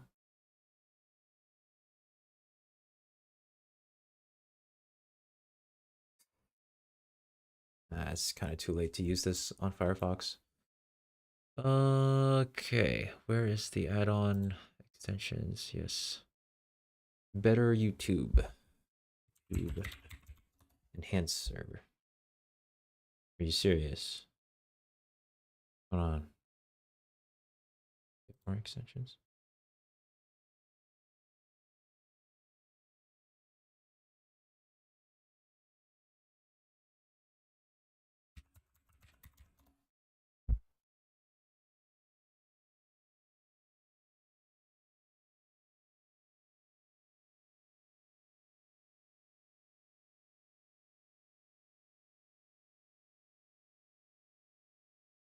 Need something that augments YouTube's playback speed. Where is it? I know it's here. YouTube and Twitch. What? Whoa. Okay, that's kind of cool. I mean, if I used Opera as my daily driver, like, things would be so much faster. Maybe. Maybe I'll switch. Who knows? I do like Firefox a lot, though.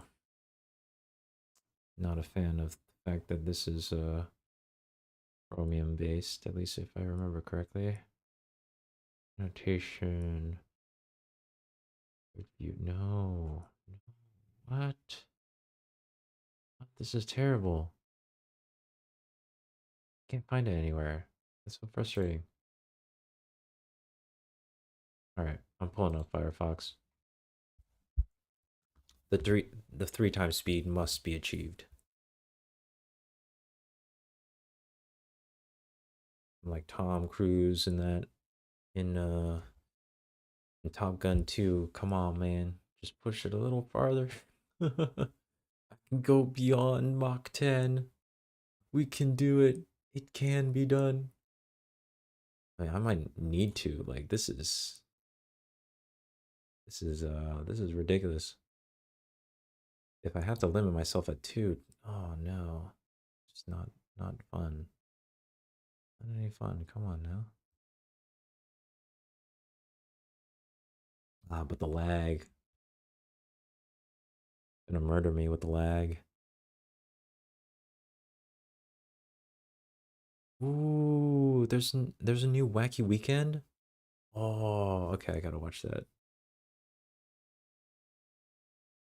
Oh wow, my subscriptions are totally popping off. I need to watch all this stuff.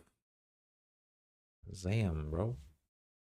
Okay, maybe I will do that once lunchtime rolls around. That won't happen for a bit though. What we're here for is for the MCAT. So, come on, baby, let's go. Biomolecules. Icon Academy. Come on.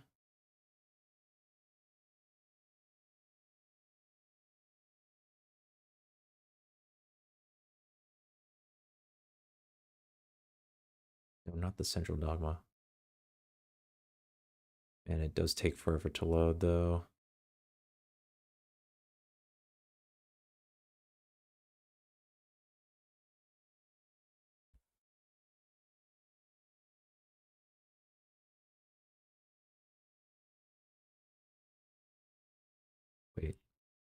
Wait a minute.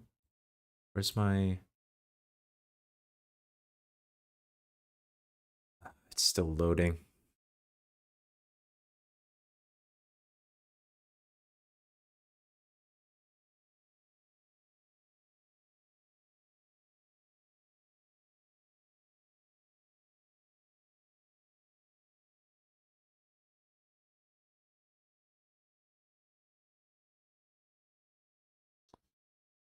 Taking a while for it to load, but it's getting there.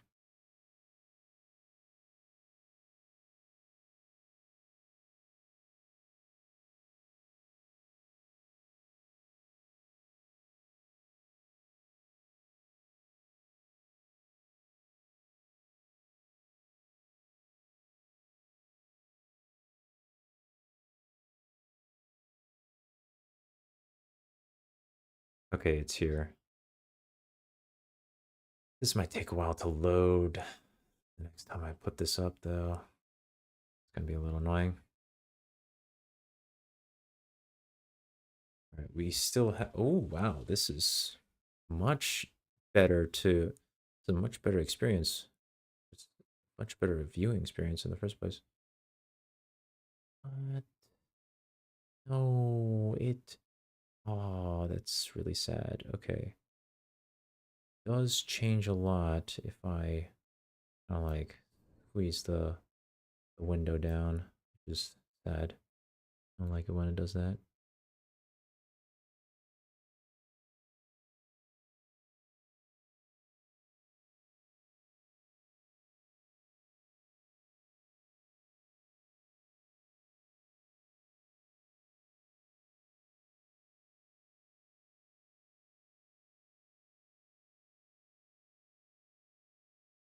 Okay.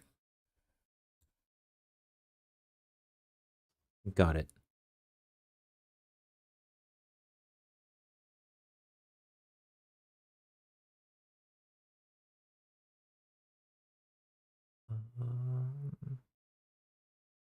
First of all, Xenoblade needs to keep on playing. Secondly, where's my Firefox audio? Why is it so low?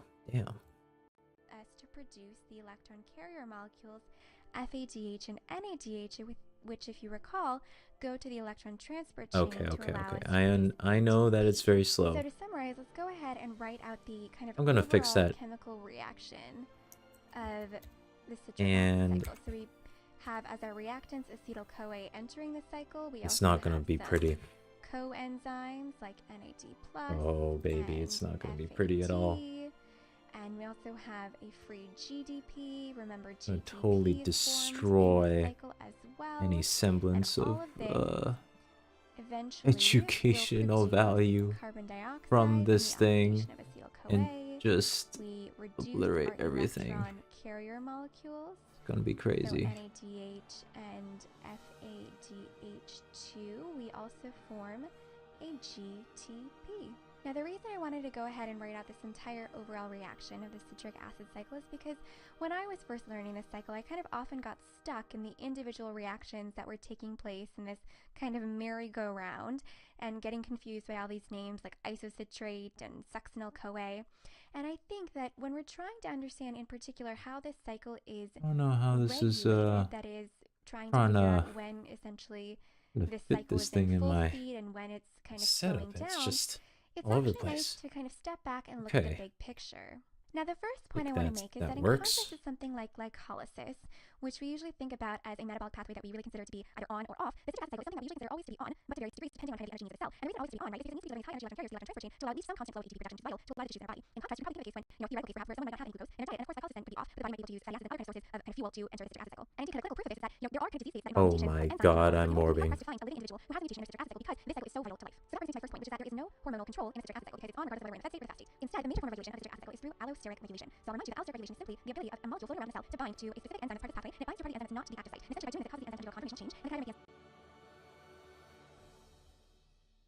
I like how even at 3 times speed I have to skip. by why certain things are allosteric inhibiting or activating these enzymes. So let's start with the allosteric inhibitors. And one kind of easy allosteric inhibitor, remember, is NADH because it allosterically inhibits all 3 of these enzymes. And the reason it does this, and it should be apparent to you why this is so, is that notice that NADH is a product of the overall citric acid cycle, right? So the product right here. And so we're building up NADH.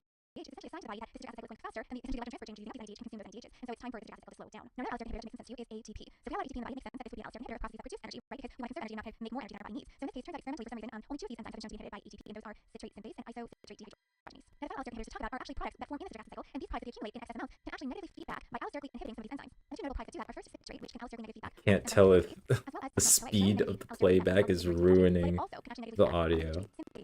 Oh no, what is going on? It's turning into some kind of like monstrous audio mess.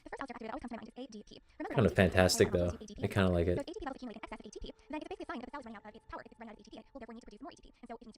Can we go faster though? Can we get much faster? So fast. Remember that our muscle cells require an influx of calcium to contract. So presumably, for exercising really hard, of course, our energy needs to go up, but our calcium levels in our cells are also going up because of all that muscle contraction. So this is essentially where the body stretches the muscles to couple muscle contraction with producing more ATP to meet the needs of those contracting muscles. And again, this experimental evidence that calcium is shown to allosterically activate isocitrate Seems to be like I can imagine just like me watching something at whatever speed I'm at. I think I'm at 3 point. This is 3.5. At 3.5 times speed. Gonna be used as like an example of a dystopia where people just have information just being downloaded directly into their brains. I mean, I don't really think that's a dystopia necessarily. Could be. Just a Black Mirror episode. It's just probably going to be very disappointing. Like a lot of Black Mirror. I'm playing.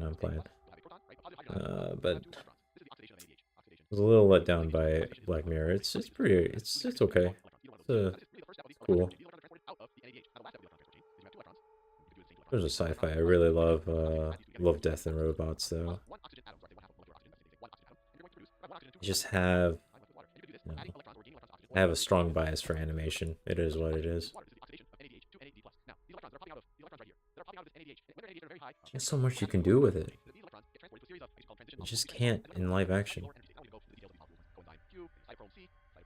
they eventually end up right here. They're used to reduce your oxygen into water. Now, every time an electron goes from higher energy state to lower energy state, that's what's doing over the course of this electron transfer chain. It's releasing energy. It's releasing energy. It's releasing energy. So energy is released from higher state to lower state. These electrons were in NADH, they're in high state, they are when they bond to coenzyme Qs. They release energy. They release energy. And energy is used to pump protons across the crystal, across the inner membrane of the mitochondria. This is all very complicated. Again, this is the cutting edge. This is the cutting edge. So maybe we should sound a little complicated. So let me draw a mitochondria. So let me draw a small mitochondria. So you know we're operating at its outer membrane. And its inner membrane of crystal will look like that. Maybe it looks just like that. Let me zoom in on the membrane. So let's say if I were to zoom in right there. If I were to zoom out that box will look like this. You have crystal here. I'm gonna draw it thick. Right, so I'm zooming in. This green line right here. I'm gonna draw it really thick. Color it in green, just like that. And then you have your outer membrane. This outer membrane, I can do it up here. I'll just color it in. Just like the outer membrane. Right here. This space right here is the outer compartment. Outer compartment. And then we learned in the last video. This space right here is the matrix. This is the matrix. This is where our Krebs cycle occurred, and where a lot of our NADH was NADH is. So what happens is every time NADH oxidizes NAD+, each of the electrons transfer from one molecule to another, it's occurring in these big protein complexes. I'm not going to go into the details of this. So each of these protein complexes span. So let's say that's a protein complex where this first oxidation reaction is occurring and releasing energy, and then let's say there's another protein complex here where the second oxidation reaction is occurring and releasing energy, and these proteins are able to use that energy to essentially pump. This might also be very complicated. To essentially pump hydrogens into the outer membrane. They actually pump hydrogen protons. We have hydrogen protons into the outer membrane. And every one of these reactions pump out a certain number of hydrogen protons. So by the end of the electron transport chain, right, you just follow one set of electrons. By the time that they've gone through their high energy state, and There's a donation page for Khan Academy on YouTube, by the way. to pump hydrogen into from the matrix into the outer membrane. So really the only byproduct of the oxidation of NADH into eventually water, or the oxidation of NADH and production of oxygen into water, isn't ATP yet. It's just this gradient where we have a lot higher hydrogen proton concentration in the outer part than we do in the matrix. Or you can say the outer part becomes a lot more acidic. Remember, it's just hydrogen proton concentration, concentration of hydrogen protons. So the byproduct is all this energy is used to really just pump these protons into the outer membrane. So the outer membrane becomes more acidic than the matrix inside. We call that basic. And obviously these are all positively charged particles. So there's actually an electric gradient, or electric potential. If I get a really high MCAT score, I'll consider it. No, I'm kidding. I'm kidding. Honestly, I probably should donate right now. I don't know money. There's a lot going on. These guys want to get back into the matrix, and that is where the ATP is born. So there's a protein that also spans as we draw. Remember, this is all this inner membrane right here. So that's our inner membrane arc stay right there. There's a special protein called, I'll show you actually, well, better diagram looks like called ATP synthase. ATP synthase. And what happens is, remember, because of the electron transfer chain, we have all these hydrogen ions up here. All these protons really are protons. They really want to get back into the matrix down here. They really want to get back down to the matrix. But they can't. This synthase is impermeable to them. They have to find a special way to get through. They were able to go the reverse direction through these special protein complexes. Now they're going to go back into the matrix through ATP synthase. So they're going to go back. But something interesting happens. This is really an area of hard research. People are thinking about it. We're not sure you can't just take these proteins apart and operate them, or watch them operate like in a regular mechanical. These are ultra small and have to be linked to something that have the right position. It's can't be, it's hard to see hydrogen protons. These are ultra small things that are pretty much can't see them. So what happens, the current model is as these enter, as these go through my ATP synthase, there's actually an axle. So you can kind of use this as housing. There's an axle. There's also a big protein. There's an axle and there's another part of the synthase down here. So you can imagine this is kind of mind-blowing. Such something this fancy is occurring on the membranes of pretty much all living systems cells. It's not just prokaryotes. They're literally mitochondria in their cellular membrane, but it's a pretty neat thing. And what happens is as these go through, you kind of imagine water going through a turbine. It mechanically causes this structure in the middle to spin. To actually spin. This is the current thinking. And this thing is all units. It's not like it's nice to look all crazy like that. And what happens is that the ADP molecule, let's say this is the Finally. ADP, and you have two phosphate groups. Two phosphate groups. It'll attach to one part of This is my favorite. Just like that's ADP and a This is my favorite concept in all of biology. I can't believe it. I just like that it turns. You literally just turn the thing, and it works. Wait, the electron gradient. It's a proton gradient. Why would I think it's a electron gradient? Yeah, oxidative. Because you're giving the electrons.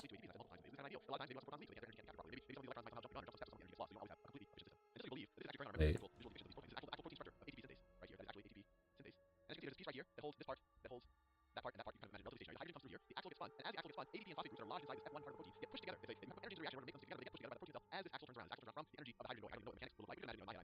And then what happens to the proton? Wait. Yes, I understand how the axle works. It's awesome. Best thing ever.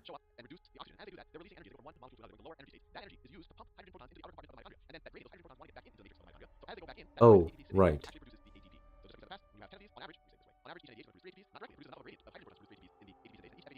Those reduce to H2O, while the oxidative component creates the ATP.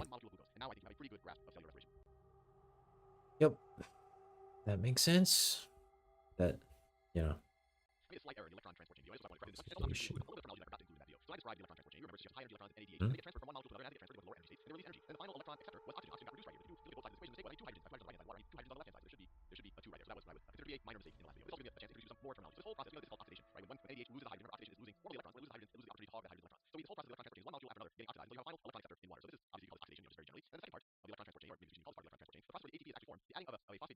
Station. Phosphorylation. So the whole process of creating ATP by through the electron transport chain, remember, the electron transport chain releases energy that creates this hydrogen gradient, pumps hydrogen into the outer compartment, and then that gradient of hydrogen want to get back into the matrix, essentially go back through this ATP synthase. This process of generating ATP this way is called oxidative phosphorylation. Oxidative phosphorylation.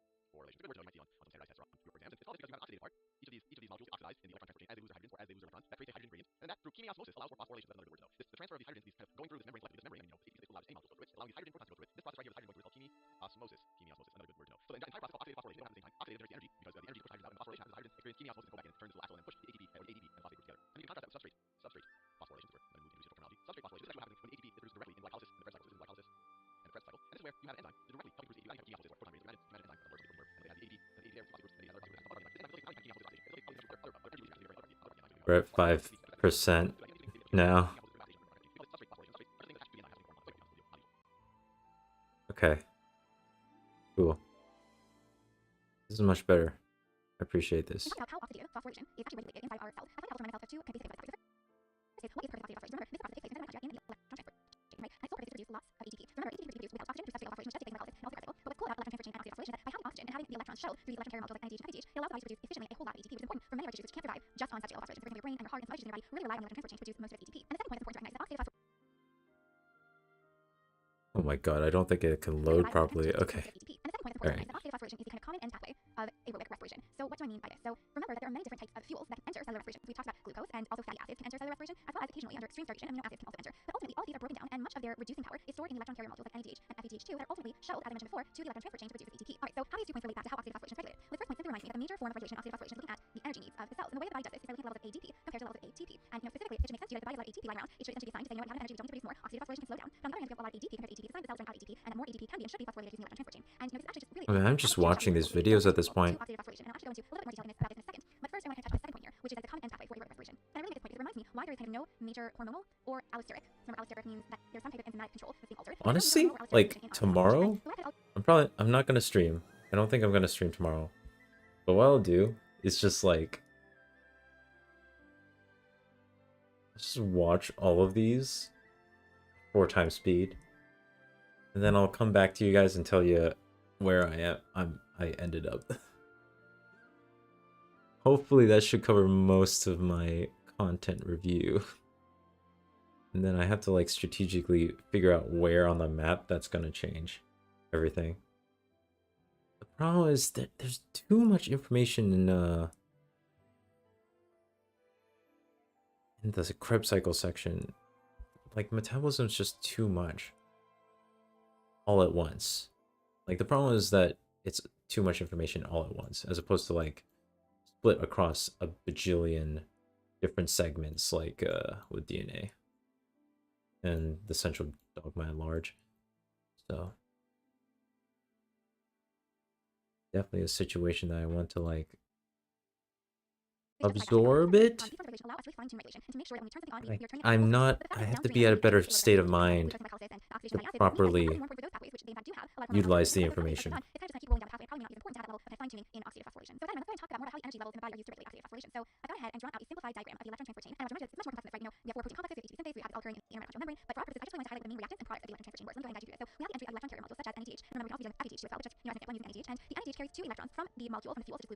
Probably also doesn't help that I just want to move on from this section. Because there's so much of it. There's so much. Why? Hell, man.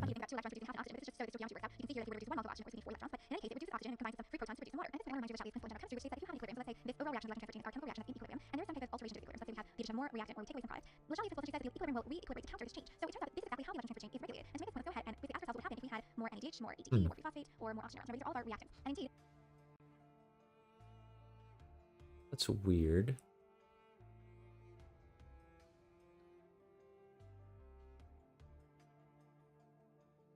Where were we at with this?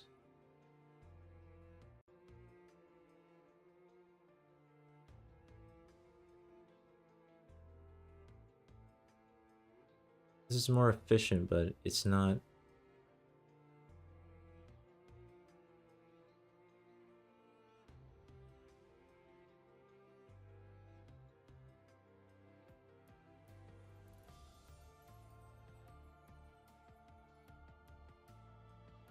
Calculating ATP produced. Yep, calculating ATP produced, and then how far does the fatty acid set of lectures go? Oh man, it goes pretty far. That's a lot of different videos on that. Okay. And they're all chunky too. Wow, okay. What in the world kind of information do we need to know on... I really need to know this much about metabolism? This is crazy. It's like hours worth of content. This is absurd. Now, of all three of these reactions, I just want to make a point here that practically speaking, you consider the level of oxygen to be pretty constant for breathing in and out normally. Normally, it's not a limiting factor that essentially alerts the electron transport chain to go faster. So go ahead and erase that for practical purposes. But generally speaking, of these three, the NADH, the ATP, and the 3-phosphate group, it's really the levels of ATP in the cell that are most likely to alert the electron transport chain to produce more ATP. And that's just because it's the limiting factor of all three. But it should make sense to you that high levels of NADH are essentially a sign from up above from the breakdown of glucose or fatty acids that it's time to make more energy for the cell. Of course, we can also use that experiment for the product of the reaction. So specifically, let's say we had elevated levels of ATP in the cell or elevated levels of the oxides formed with these electron carrier molecules, which shall be principle would tell us that this equilibrium would essentially shift in the opposite direction. So the flow of electrons through would be slower and we would produce less ATP. Of course, in reality, we don't really think about electrons traveling the opposite direction of the electron transport chain, but this is just a way to signify that having high levels of ATP in the body or high levels of NAD+, essentially that shall be a principle putting a brake on the electron transport chain. And just as before, ADP levels are more likely to alert the electron transport chain. ATP levels are kind of the limiting factor to alert the electron transport chain as compared to NAD+ levels. And that's really because the body usually keeps NAD+ and NADH in a pretty kind of stable ratio. So the body's really looking to see whether there's high levels of ADP or ATP to ultimately decide and regulate how fast the electron transport chain is.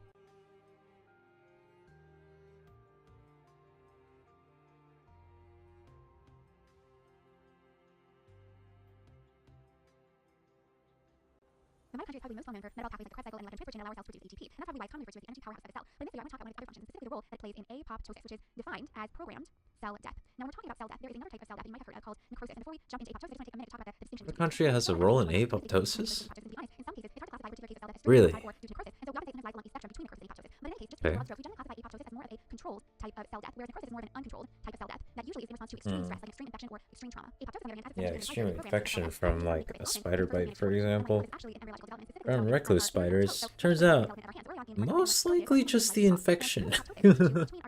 Mostly just the infection that causes the necrosis. Probably not the spider bite itself. Probably not venom that does it. Although, not that I'm a expert on the subject, it's just a curious thing that I heard about. Yo, brown recluse spiders, I was like, that definitely helped develop my fear of spiders for a decently long time. And then I started playing Zelda, and then spiders are chill now, except for the overly venomous ones, in which case it's a little concerning, but you know, it is what it is.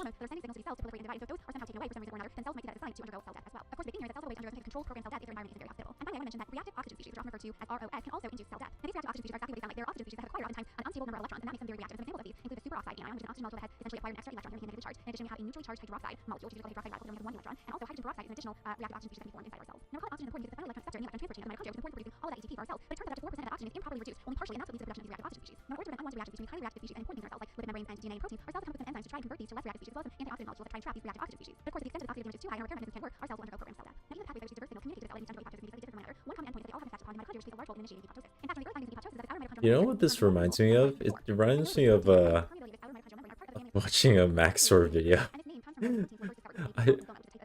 At this speed, there's just enough density to where like I can catch enough information to understand what's happening. It's fast enough to where I could probably do rewatches and discover more, but then that defeats the purpose because I'm supposed to be learning.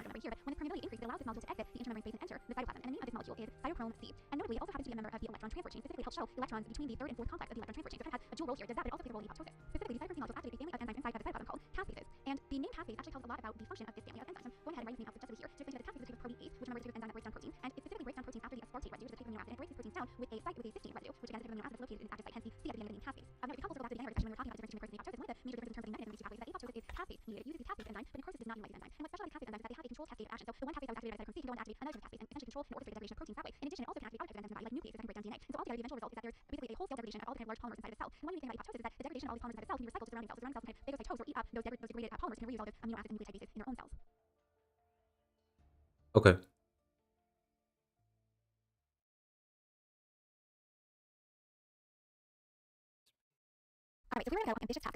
Whoa, that is way louder than the other ones.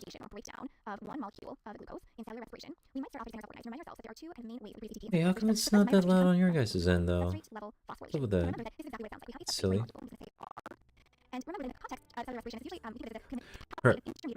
Oh no, no. Oh no, no, the audio. Oh god.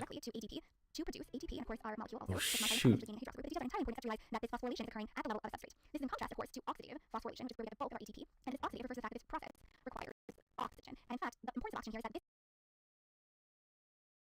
Oh my god. The audio is a mess right now. Wow. Okay. Okay.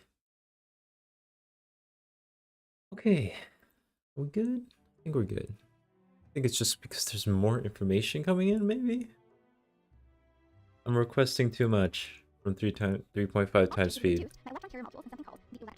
So remember that we have electron carrier molecules called NADH and FADH2 that are produced at various stages of cellular respiration, glycolysis, the oxidation of pyruvate, the Krebs cycle, and this is storing all that energy from the glucose molecule and it's going to donate it into the electron transport chain. And of course, the final electron acceptor is oxygen, which is then reduced to water. But the important part here is that the flow of the electrons is able to power something, essentially fuel something called ATP synthase, which is an enzyme that is in the mitochondrial membrane that produces the bulk of our ATP. Now, the next point I want to make here is that it's actually possible for us to calculate the exact number of ATP recent cellular phosphorylation, and we also nail down the amount of NADH and FADH2 molecules that are produced in this process as well. But for quite a while, it was difficult to nail down the exact number of ATP molecules that were produced in oxidative phosphorylation. And for this reason, actually, I'll get back to why why we're unable to kind of nail down a number here. For this reason, you might also see quite a range of prediction for how much ATP is actually produced in one cycle of respiration. To give you an idea of that, when I look at the text, you see a range of anywhere from 30 to 38 molecules of ATP that are predicted to be produced for the oxygen 1 molecule of glucose. So of course, to get back to this kind of elusive calculation of ATP, researchers have done controlled studies in which they basically take a known amount of NADH or FADH2 and they have mitochondria available in the lab, and basically a lot of mitochondria oxidatively phosphorylate these molecules and essentially measure how much ATP is produced. But kind of to their surprise at first, they found that for NADH, for one molecule of NADH they calculated, there was not a whole number of ATP produced. In fact, they found that there was somewhere between 2 to 3 ATP molecules produced for every one NADH molecule. And for FADH, they also found that there was no whole integer number of ATP, but rather there was a range somewhere between 1 to 2 ATP produced. Now, for the longest time, researchers kind of looked at these results and said, whole numbers are a lot easier to deal with, and so why don't we just assume, for the sake of assumption, that we can kind of round up and we'll say that for every molecule of NADH, let's say that we have 3 molecules of ATP produced, and for every molecule Let's of just FADH, round up. we have 2 molecules of ATP produced. And so using these kind of estimations, they calculated essentially Screw it, the man. average. So these Round are up. the used to calculate kind of this number of 38 ATP produced in cellular respiration. 38, too high.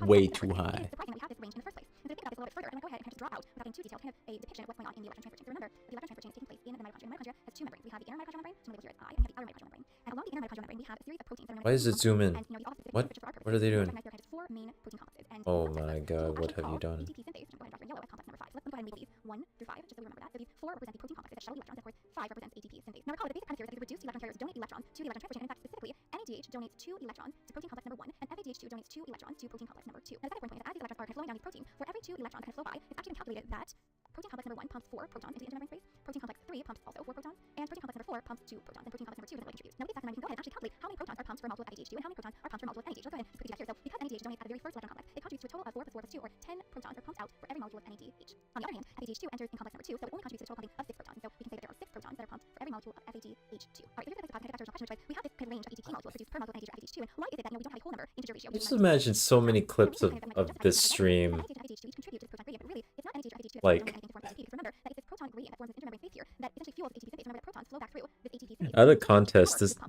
out of context, this must seem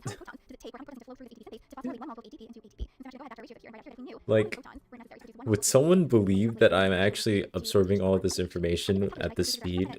I don't think so. They don't realize that I'm sleep deprived and just struggling. Oh my god. Yeah, whatever. It's kind of fun though. I kind of enjoy it.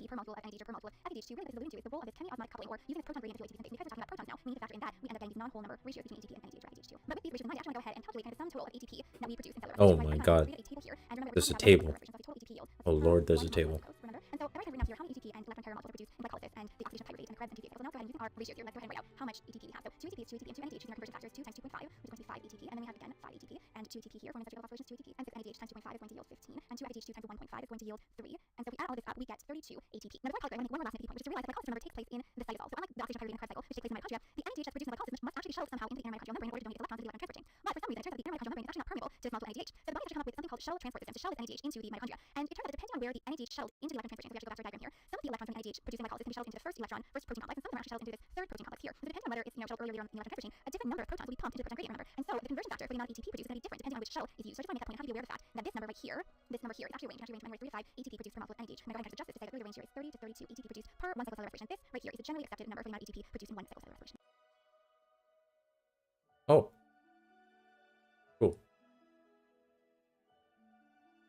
I mean, all I got from that was just that there's ranges. You shouldn't expect an ideal 3.38 ATP. But of course, the question that you might wonder is, well, we don't constantly eat food, right? So how does our body produce a constant flow of ATP even though we only have food very intermittently? And of course, the answer to that question is that our body has evolved to store fuel as well. So we're not reliant on an immediate influx of nutrients right after a meal. So in the remainder of the video, I actually want to go ahead and compare and contrast the 3 main types of fuel that our body has evolved to be able to store, and then touch on why one of these fuels is actually a much better storage fuel than the rest of them. So let's start off with glycogen. And glycogen is our body's way of storing carbohydrates. And essentially, it's just a long chain or a polymer of glucose molecules that are all attached to each other. And our body stores this mostly in the liver, but also there's some in our muscles as well. And if we were to tally up how much glycogen, how many grams of glycogen we had, let's say an average 70 kilogram male, an average healthy 70 kilogram male, we would calculate there would be approximately 480 grams of glycogen. And just to give you an idea of how much energy we can extract from glycogen, we can extract approximately 4 kilocalories of energy per gram of glycogen. And kilocalories is just a unit of energy, something you might see on cereal boxes or any type of food really when you look at the nutrition label. And just to give you some perspective, the recommended average intake of energy for humans is somewhere around 2,000 kilocalories per day. And of course, it's a huge ballpark number. The exact number might fall above or below this, and really depend on how old you are, what your sex is, as well as how active you are during the day. Now, the second type of fuel that our body stores is proteins. And remember that proteins are nothing more than a long chain of amino acids. And most of the protein in our body is in our muscles. And again, in an average 70 kilogram man, if we were to tally how many grams of proteins, we would get around 6,000. I just have 8 minutes to survive. Now, finally, I just need to survive for 8 minutes, and I'll be able to. Than both protein and glycogen combined. In fact, it's somewhere around 12,000 grams of fat in an average 70 kilogram healthy meal. And moreover, unlike glycogen, protein can actually extract a lot more energy per gram of fat. In fact, that comes out to be somewhere around 9 kilocalories per gram of fat. Now, to put this in perspective, let's do a fun simple math problem here. Let's assume that 70 kilogram diet requires an intake of 2,000 calories per day. Now, if this is the case, let's think about yourself here. Theoretical question, because of course would be unhealthy to starve oneself. But if one didn't have the intake of food, how long would this man be able to survive on each type of fuel? So if we round this to about 500 grams of glycogen times 4 kilocalories per gram, that would actually amount to about 2,000 kilocalories that we could extract from glycogen. And so that would about divide day, right? Now let's move down to protein. So proteins, we have about 6,000 grams of body times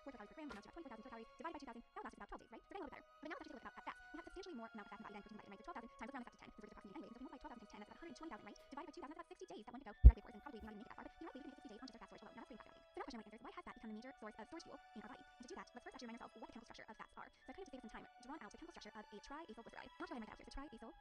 And just a point of clarification, I am using the word fat and triacylglyceride interchangeably. And that's because fat is just kind of everyday term that we use to refer to the type of fat, the triacylglyceride that we store in our body. So we're talking about chemical structure, it probably makes sense to refer to it from chemical name, just triacylglyceride. And in fact, its chemical name tells us a lot about structures. Let's take a look. So this triacyl refers to these three acyl groups, these acyl side chains. So what is acyl side chain? So acyl is just a reference to a table organic chemistry function group. So there are some function groups you might be familiar with, hydroxyl groups or phosphate groups. So in this case, the acyl group is anything that has a carbon double bond oxygen attached to a long chain of carbon hydrogen. Actually, the chain doesn't have to be long, just be some type of organic functional group. In this case, the chain finds to be very, very long. And of course, I've gone ahead and drawn three acyl groups that have come pretty much randomly to my mind because the idea here is that these chains can vary immensely depending on the type of triacylglyceride in our body and the type of fats that we ingest. And so some of them have single bonds, which we refer to as them being saturated with hydrogen, and some of them might have double bonds, which we refer to these triacylglycerides or these side chains as being unsaturated. So that's kind of just some nomenclature that you might see. And then finally, this glyceride refers to the backbone of this molecule. These three carbons that are hanging out down here, and they also have a oxygen attached to them as well. And of course, they link with these acyl side chains through this ester linkage that I'm kind of highlighting in green here. So that's the big picture of this molecule. And the reason why I think it's important to be familiar with the structure of a fat when trying to understand why fat is such a prominent type of storage fuel in our body is because now we can visually see where all that energy, all that 9 kilocalories per gram of energy is coming from.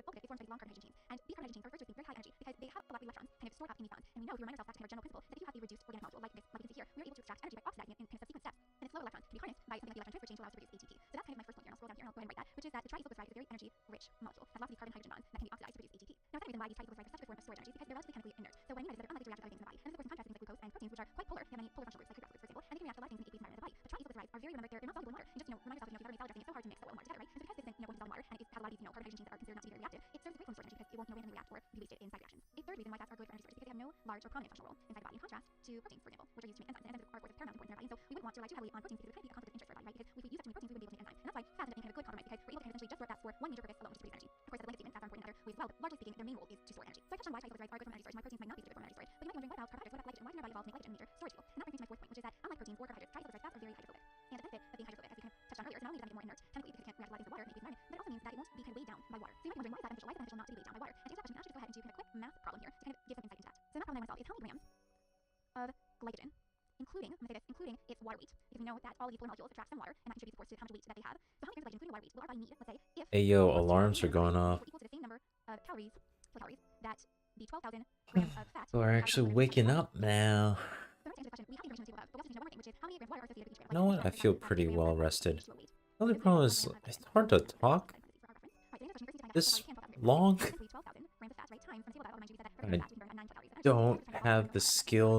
water are associated with each gram. You know what? I feel pretty well rested. The only problem is it's hard to talk this long. I don't have the skill nor the endurance for just constant talking yet. I feel like the first 12 hours were pretty solid, but man, my mind is like decently sharp, but my voice is just out, right out. Too bad. Ooh, bad. I mean, to be honest, like, I already have a problem of completely flubbing words and mixing the stuff up when I get nervous and stuff like that. But this is like on a whole nother level. It just not even gonna try. Usually I try, but this is like, man, there's no point. Bruh, this is crazy.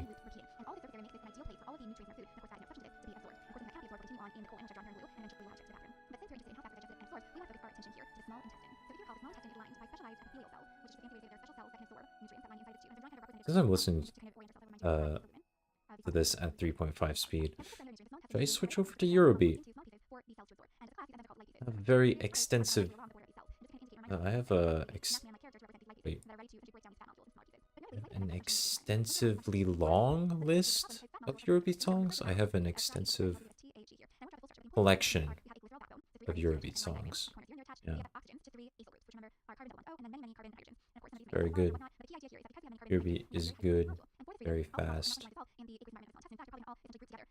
My preferable BPM range. It's great. Fantastic.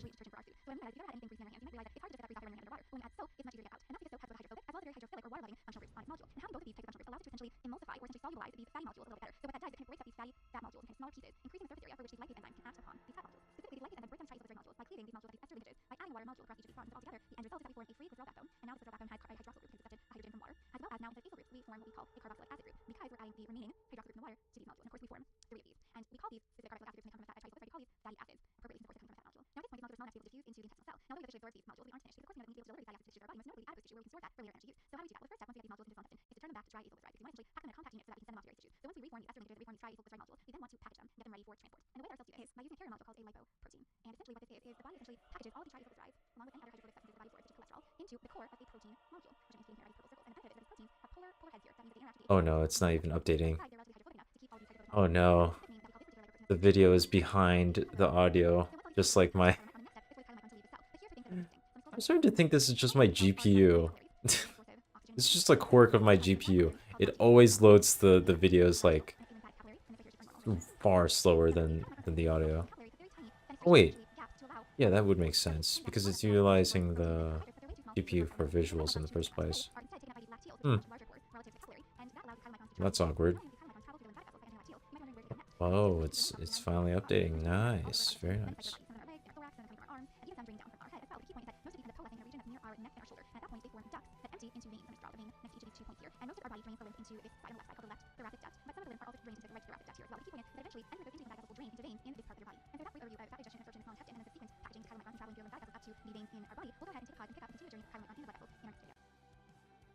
Okay.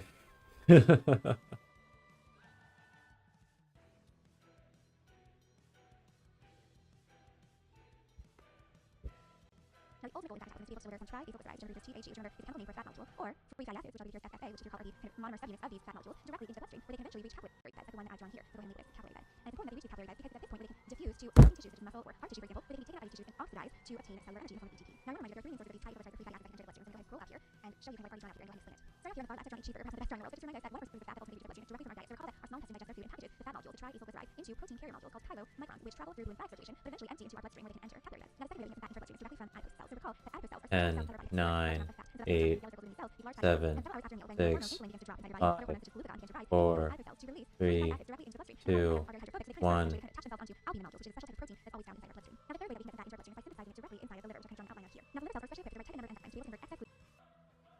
Oh my god, the audio kept playing after I closed it. Oof. Not a fan of that. Fan of that at all. Okay. So. Norman Reedus has returned. Returns now. Which is awesome. And now I'm gonna play 1 hour of Death Stranding. Then I'm gonna go grab something, maybe some lunch. And then head back over, take a shower, maybe. We got a long gauntlet ahead of me again. Then yeah, we'll be golden. It will be great. I just need some kind of reset. This is my limit. Now I'm forcing everything to be 3.5 speed, which is like that's kind of the last resort. You know, that's the last thing you want to do when you're running up against a wall, you know. Force everything at 3.5s. Just like too fast. Some things are just not meant to be.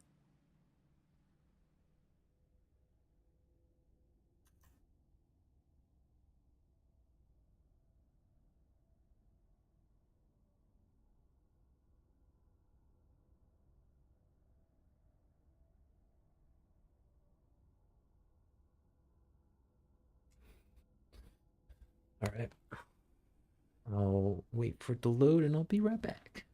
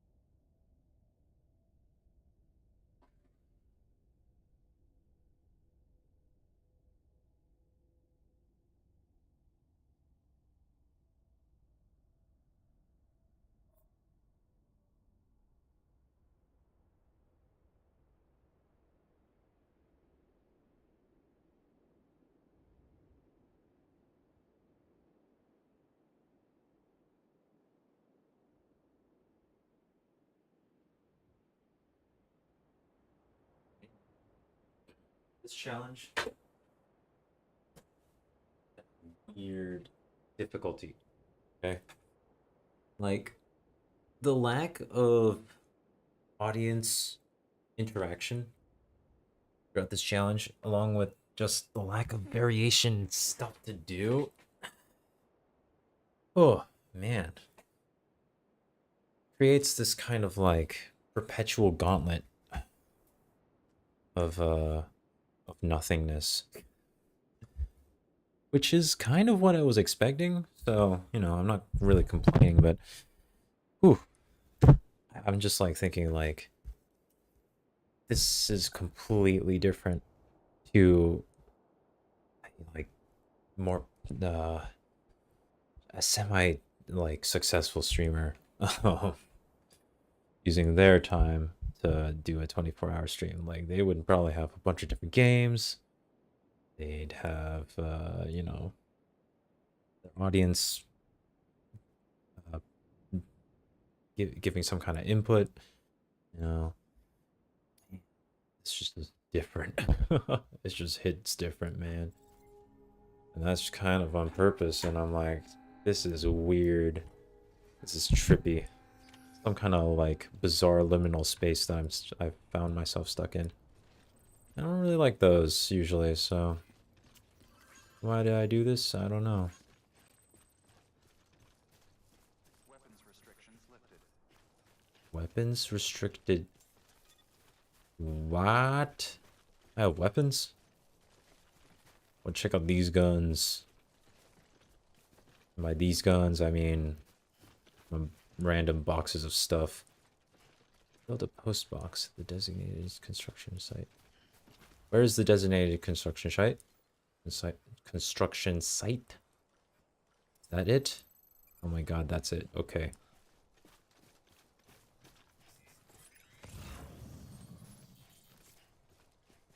Well, this feels so much more balanced than the previous iteration of his cargo.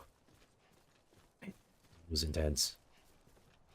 I'm glad that we got something from it, but whew, I don't know if I want to do that again.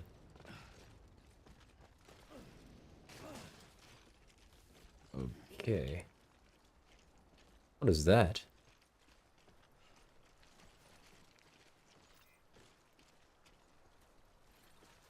I'll elect to ignore that.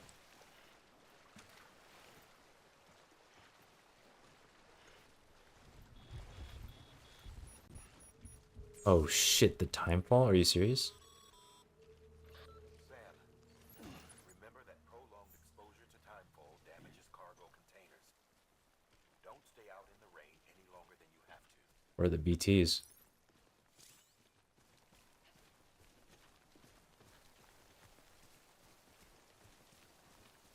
Oh, at risk of being damaged, but they don't become damaged because of the timefall. I see. Interesting.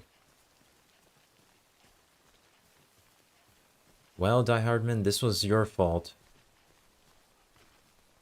You made me do this. Sam, Okay. I see you've arrived at the designated site. Good. Oh my god, dude, hurry up. When you're ready to proceed, activate your PCC.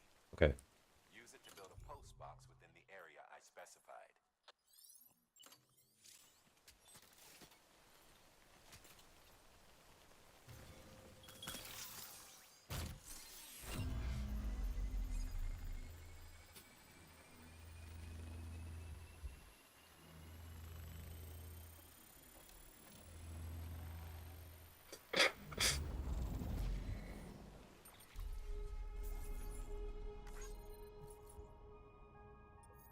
Cool, cool, cool, cool, cool, cool.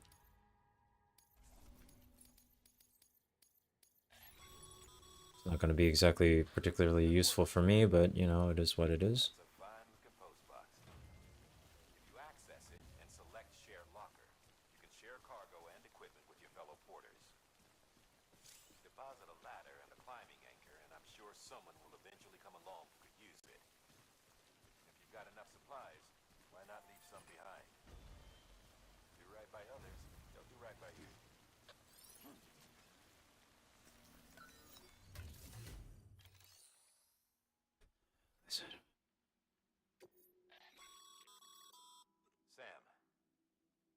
share lockers to exchange cargo with other porters. Okay.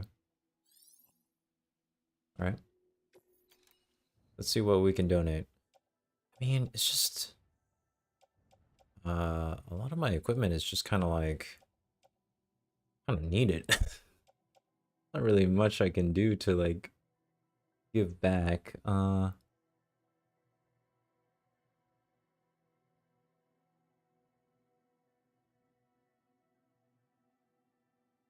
mean, resins are nice, but I don't. Yeah, you know what? Screw it. I'll just I'll give back with this. I don't really. I feel like I'm gonna end up with a lot more cargo than just that along the way. I don't want that to get in my way, so.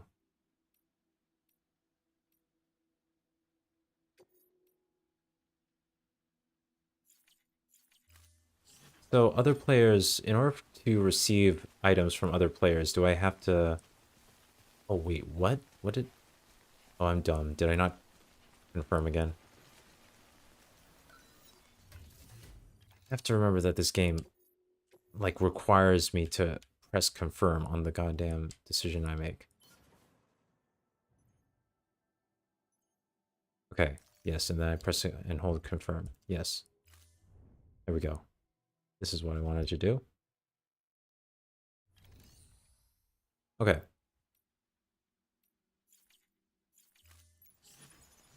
Awesome.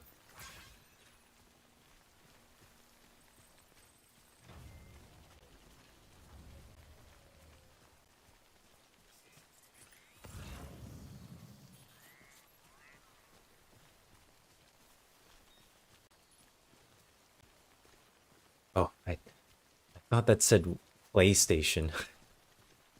PlayStation West. Oh my god. What, Sam? What, the timefall? Don't like it? Well, I can't really help you much there. Oh, is it your stamina? Probably your stamina. You're probably complaining about that, to be honest.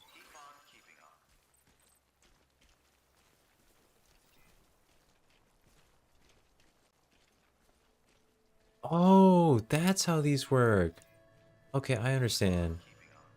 Oh, that's cool.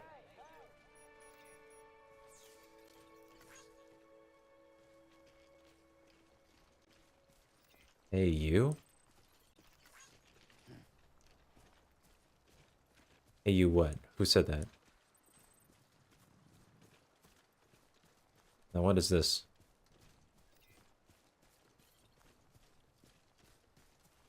That sign is not very helpful.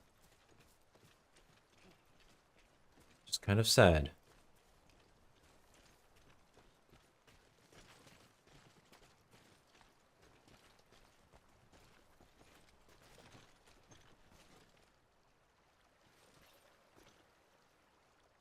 I see. Okay. Well, I kind of want to move on with the story. I'll do all the backtracking later. And I'll probably be playing this game on my own time. Partly because streaming this has been a bit of an ordeal, which is to be expected, to be honest, so I don't really blame it.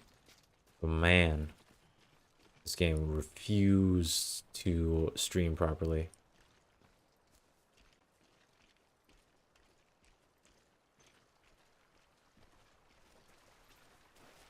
Station West.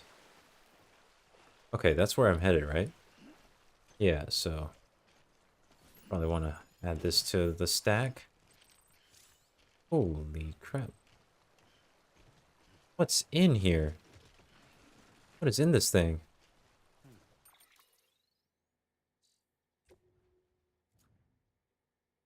Emergency provisions. Okay, well, this better be important. I mean, it is emergency provisions, so it's gotta be, probably.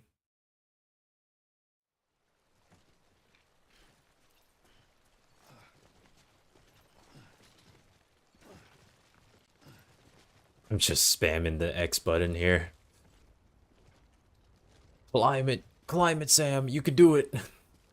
Believe in you.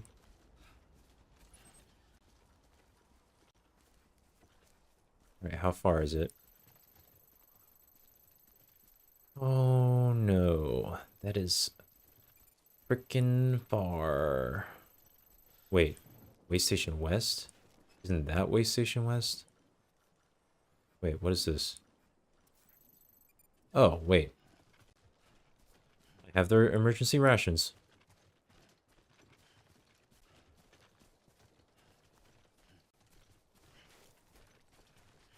Come on.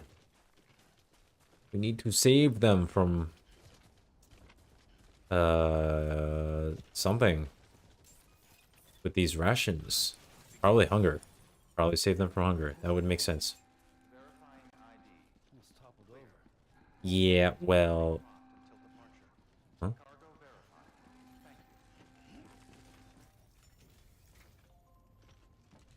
Sam, it's all according to Keikaku. Don't worry about it.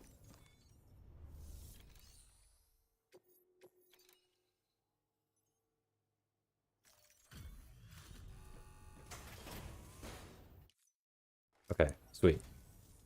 I'm so glad you're here. Gotta say, you truly are incredible. You're welcome.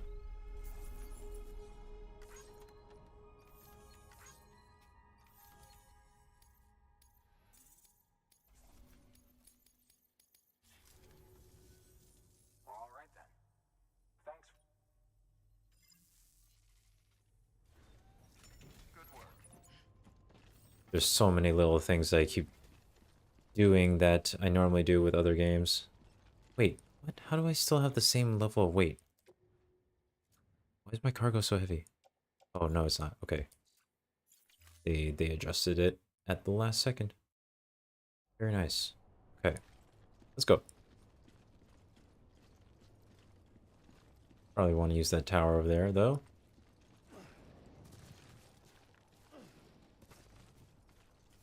Weapons restrictions lifted.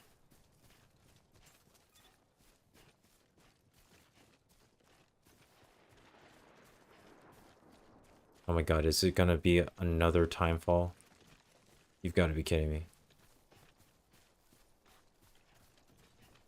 Oh, I can switch perspectives. I failed to see how that will be useful, but okay. Just holding my breath. How do I switch stances again? Ah. Circle. Okay, nice.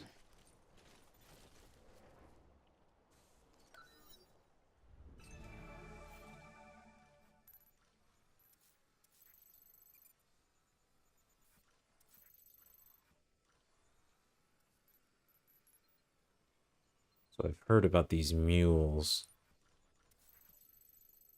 And I've also heard that the combat in this game is ridiculously easy. To be interesting. Listen.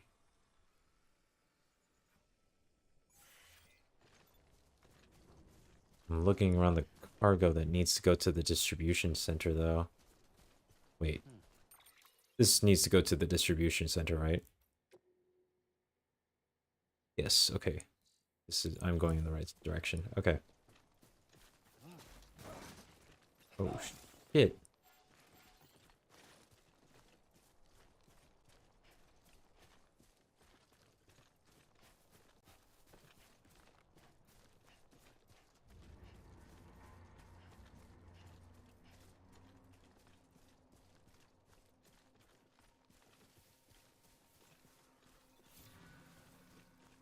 Oh my god. They see me.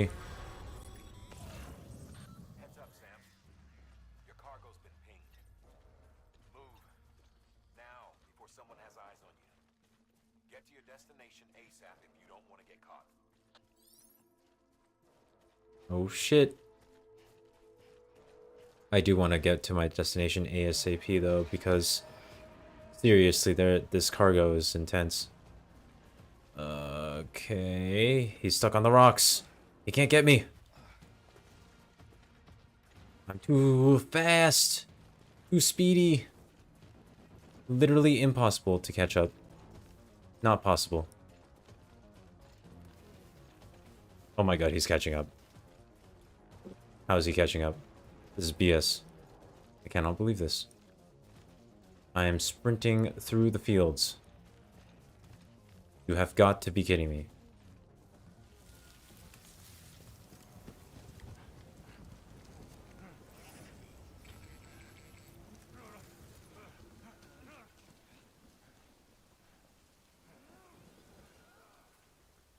Why is he hopping in the time fall? What? Man is actually excited for the rain. Mules gave you trouble, huh? Good thing it was raining. Even they know better than to mess with BTs. And I don't.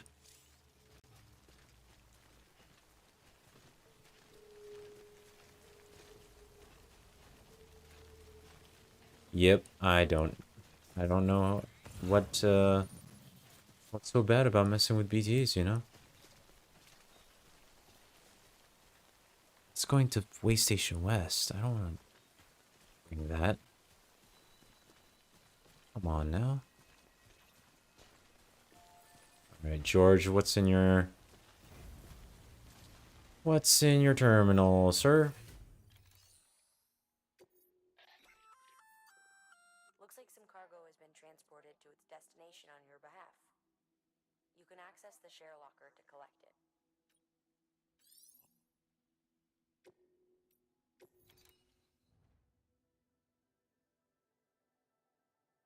Okay. Capital Knot City. Capital Knot.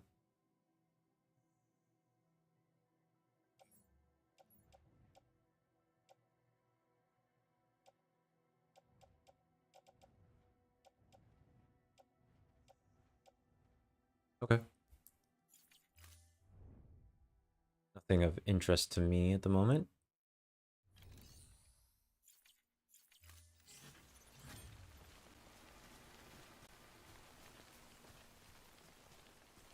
Alright, where are we headed? This way.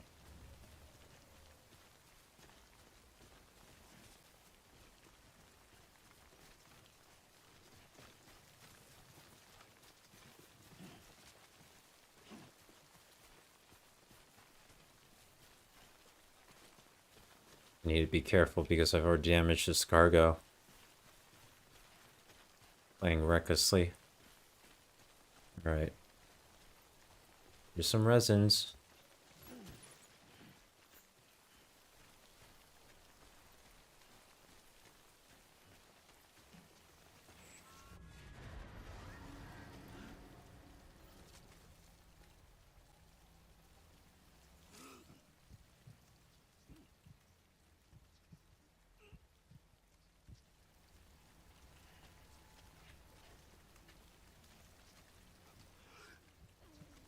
Wait, I'm confused. I don't... Am I forgetting how to use the... Am I supposed to activate the baby somehow? What am I supposed to do here? A little unclear. Controls. Scan terrain. Compass mode.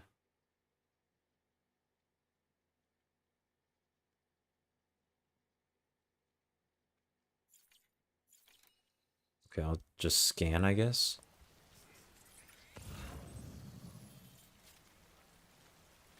No BTs around here. Or not. Never mind. Okay, there we go.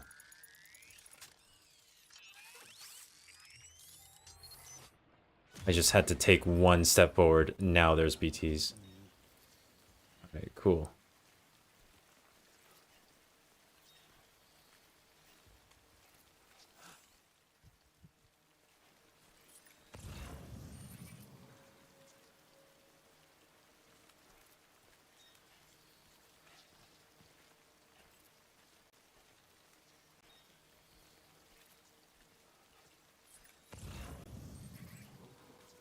I don't see anything.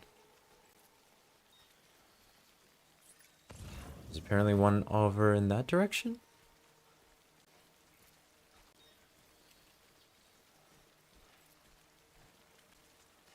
There's like nothing there though.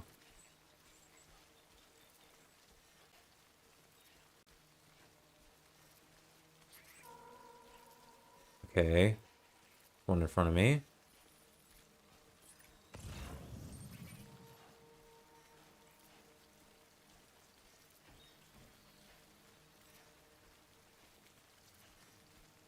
Where the hell am I going? Oh shit, shit, shit, shit, shit, shit.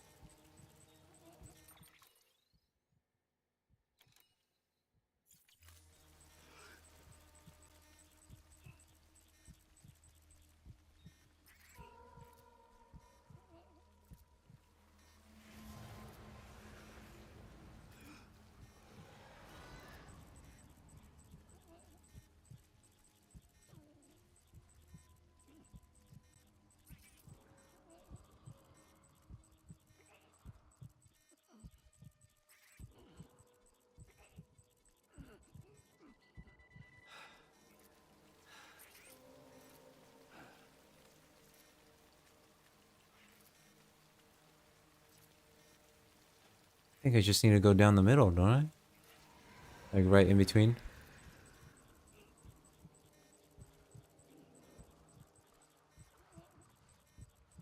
Right along this way.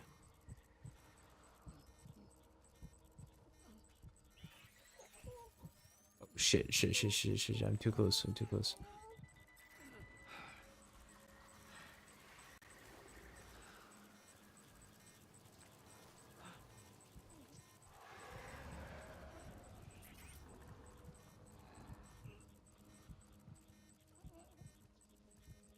Oh my god, dude.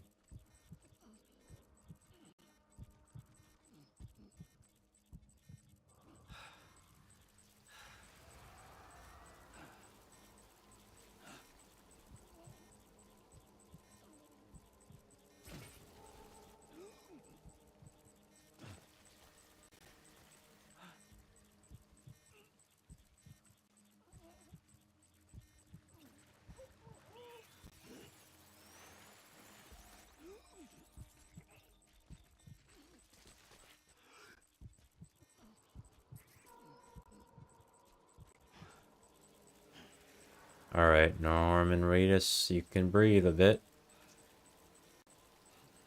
Okay, we're almost to the thing, so I may as well just head for that. Oh shit. Oh shit. Oh shit. It's very close. It's very close. It's right behind me, apparently. Okay. Alright, we're good.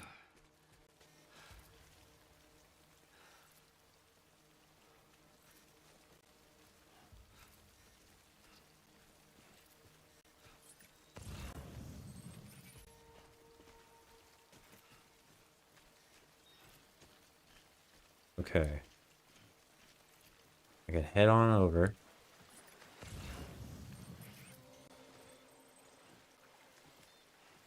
Hopefully there's no BTs in this water. Alright, nice. We're in the clear, baby. Oh, wait, no. That's not how that works.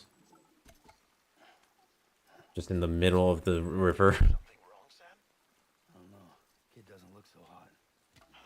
Nothing to worry about. Its functions are temporarily suspended, but they can be restored. I can perform the necessary maintenance at a distribution center. Hurry, though. Okay. Gotta watch out for my, cargo. Hey, yo, wait a minute. Shoot. Oh my god. Oh, okay, okay. Alright. Cargo's good. We'll make it. And that's what matters.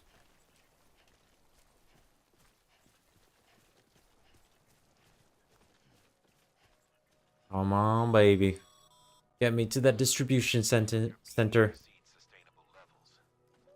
It triggers the production of harmful compounds, and the body, in essence, begins to attack itself. Oh. Autoimmune? Autotoxemia. I see. If your BB's not performing to spec, drop by your private room and see if the incubator helps. Okay.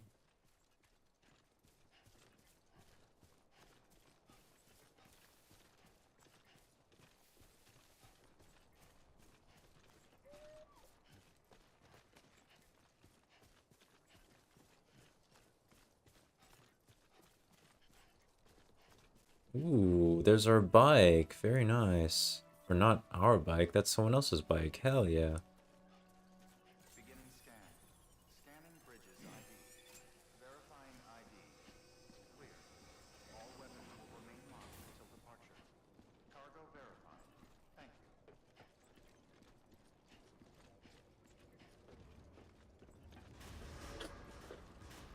Decontaminating suit. Rest is advised. You bet I'm gonna get some rest. Oh my god, dude. This has been a long journey. And a long stream. Let me make this goddamn delivery.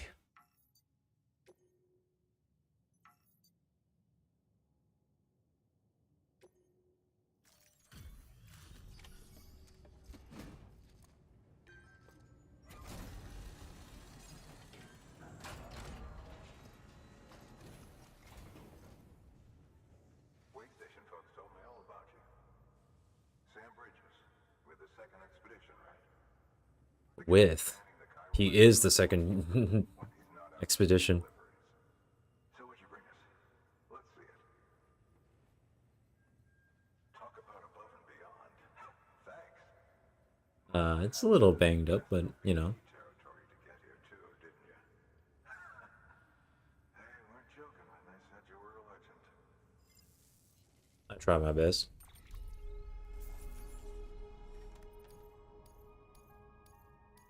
Okay, I only did 4% damage to each of the cargo. It's honestly better than I expected. Okay,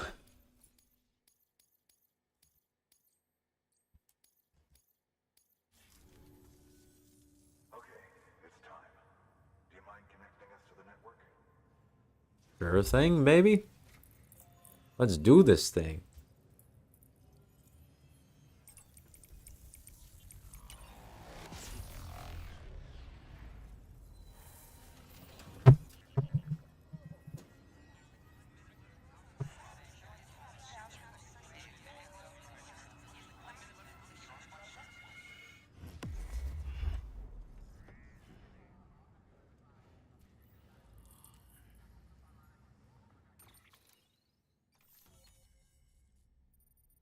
Missing a bit of a gap.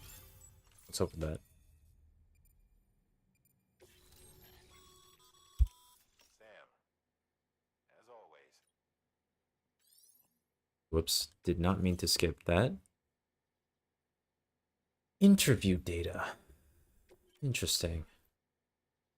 New features. Ooh, okay. Oh my god.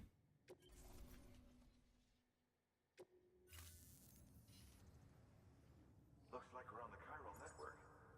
Hell yeah, you are. Those materials you brought for our chiral printer, we can produce supplies for you here as needed. Think of it as our way of returning the favor. Along with all the memes.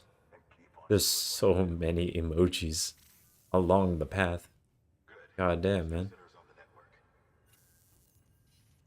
Sam, do me a favor. Take your BB to a private room and connect it to the incubator. Good work. Enter private room. Okay. I access that through my... Yes, I can. Alright.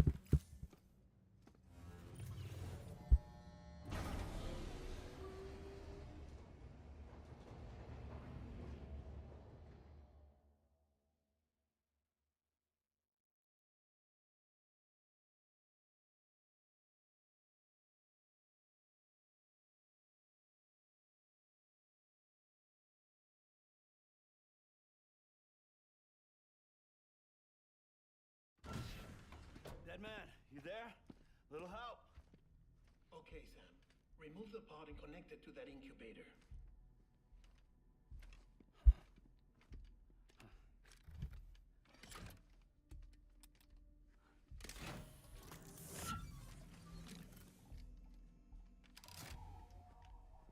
It's in.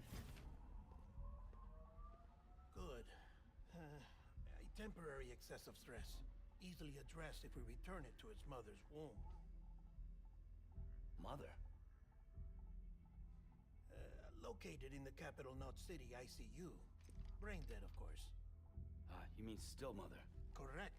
A still mother's womb facilitates a connection between the world of the dead and the BB. And you, in turn, connect yourself to a BB, granting you the ability to sense BTs. These pods were designed to simulate the conditions inside. Wait, I thought you already had dooms that allows him to sense BTs. Can't see them usually, but They're in one at all times to function properly. However, we can only maintain this deception for so long, which is why we must periodically update the environmental data by synchronizing it with a still mother via the chiral network. boom. There. The update is in progress. Right now, the pod is synchronizing with the still mother in capital Knot City and reconfiguring its settings based on the latest data. Returning your BB to the womb in this manner will temporarily reduce its stress levels. That being where it technically belongs, of course. Kid looks happy. I'll try adjusting the oxytocin dosage. Autotoxemia should set in much slower from now on. Nice. You should remember that BBs are just equipment. Try not to get attached. Hard not to when they removed from its still mother's womb. look like babies. A process that renders them unpredictable and prone to failure. No BB on record has remained in service for over a year.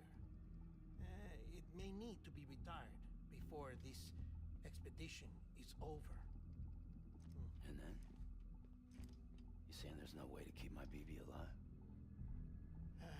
You must understand, there is still a great deal we don't know about BBs. As we expand the chiral network and recover more past data, perhaps we'll find our answers. Oh, right. You asked me to look into why the BTs might be reacting to your blood. I spoke with Hartman. We should have your results soon. Anyway, get some rest. You and your BB are both exhausted. Oh my god. This game is just speaking to me. It knows that I'm tired. It knows that I'm ready to just like call it a night. But it's not night, it's midday. Dang, it's bright outside. Wow. Forgot that this is what day could look like.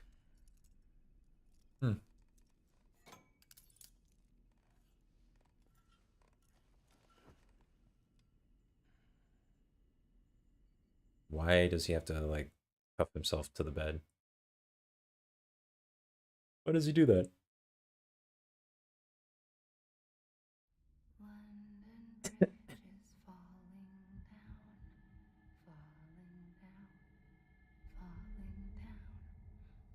London Bridge is falling down, my fair lady. Hey yo. Sam? You're like not. I'm trying to sleep. Can you see me? Nope. How are things over there? I'm asleep. Still not under guard, still not chained up, still can't leave. But if you can keep making connections, if you can get to me, we can go back. It's just like way too convenient on her end. And it feels like, yeah, Thank you. they probably have something up their sleeve.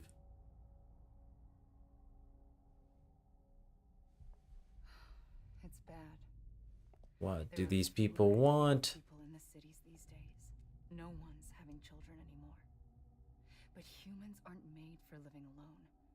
They're supposed to come together, to help one another. And if we as a people can't do that, if we can't reconnect, then, well, it's like Bridget said, extinction. Come on. Rebuilding America isn't gonna get rid of the BTs. As long as they're still around, there's no escaping it. But at least we'll have hope.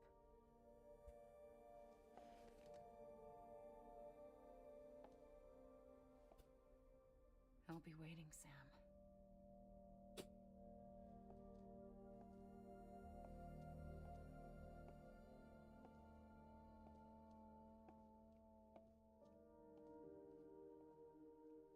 Waiting for you. Come and find me.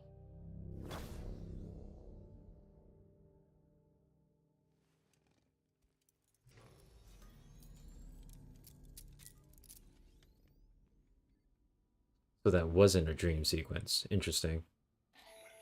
Or it was, and the transition was just instant. Since you're awake, it might behoove you to freshen up. To that end, why not take a shower? It's good for the body and soul, and also my research as it happens. Fair enough. I appreciate the honesty. Let's take a shower.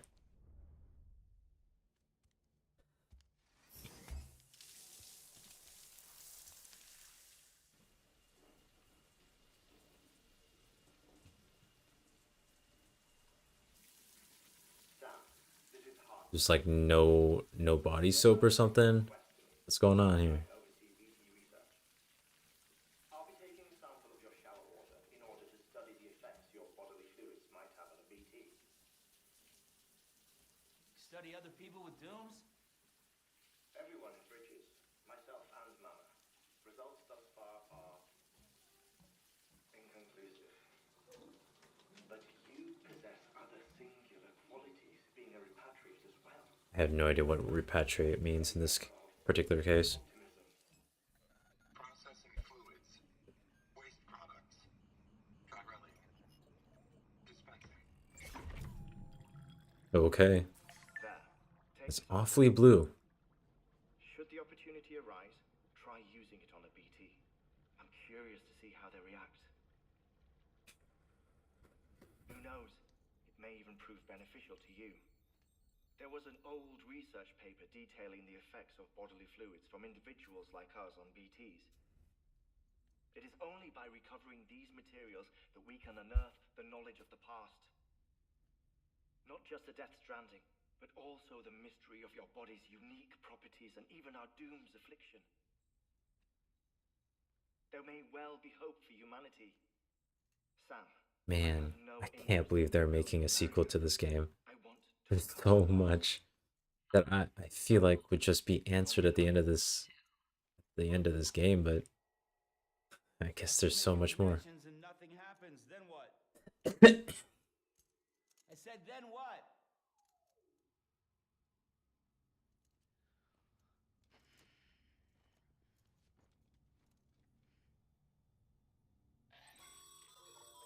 Sam, sorry to bother you while you're taking a break, but I figured you'd want to hear this.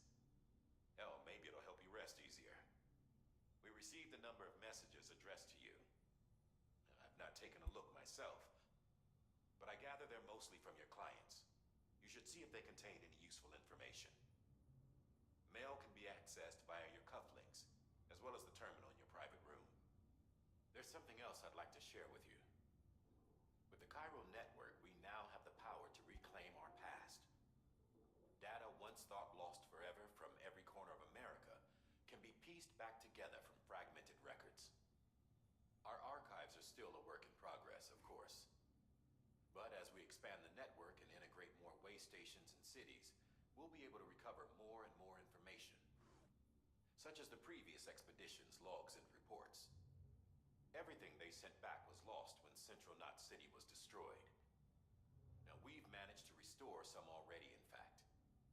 You can access them from a private room terminal or your cufflinks by selecting Archives. Might make for interesting reading. I was not paying attention. Nice tattoo, bro. A bad tattoo.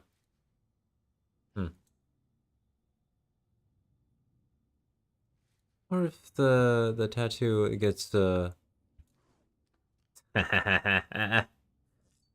Man flipped me the birdie for looking at his tats. What the heck, man? Wasn't looking at anything else. Alright. Let's take a look at all these new messages. Mail. You've got mail.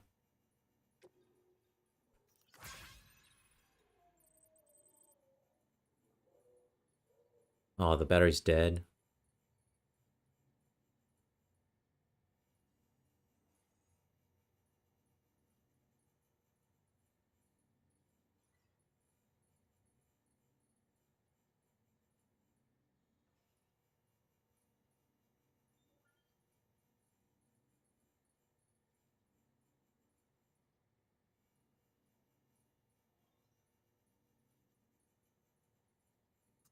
God damn it, George. Oh, there he is.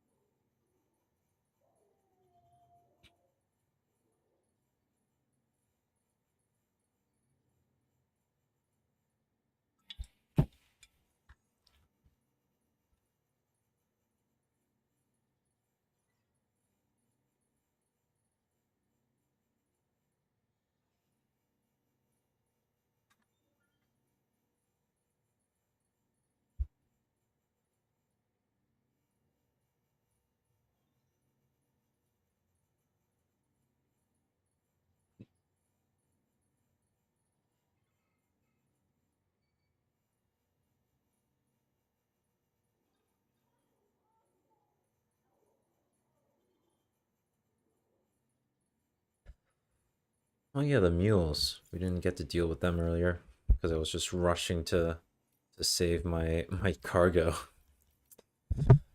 All right. Cool.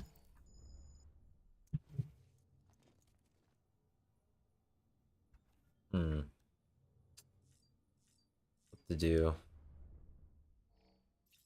I mean, I guess I just drink all of the Monster Energy drinks.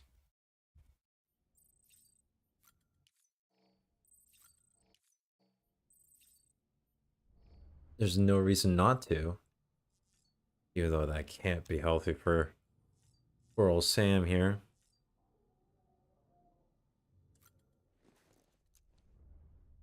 Does it matter what type of toilet use I do here?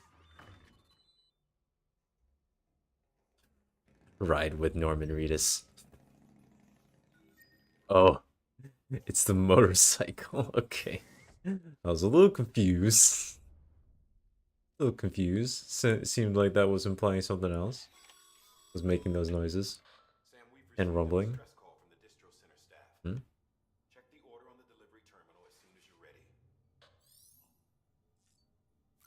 So this is not the delivery terminal, right? Yeah, okay.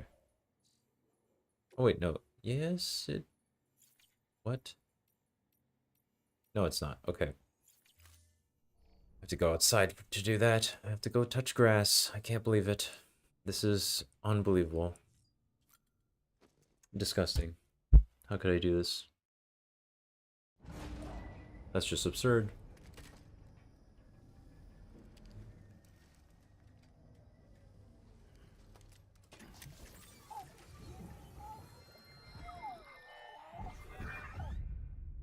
Isn't what we agreed on. You said you'd do everything in your power to save BB. We are. But we cannot release your son just yet. Believe me when I tell you it's for the best. System woman in a mask who's done nothing but lie to me.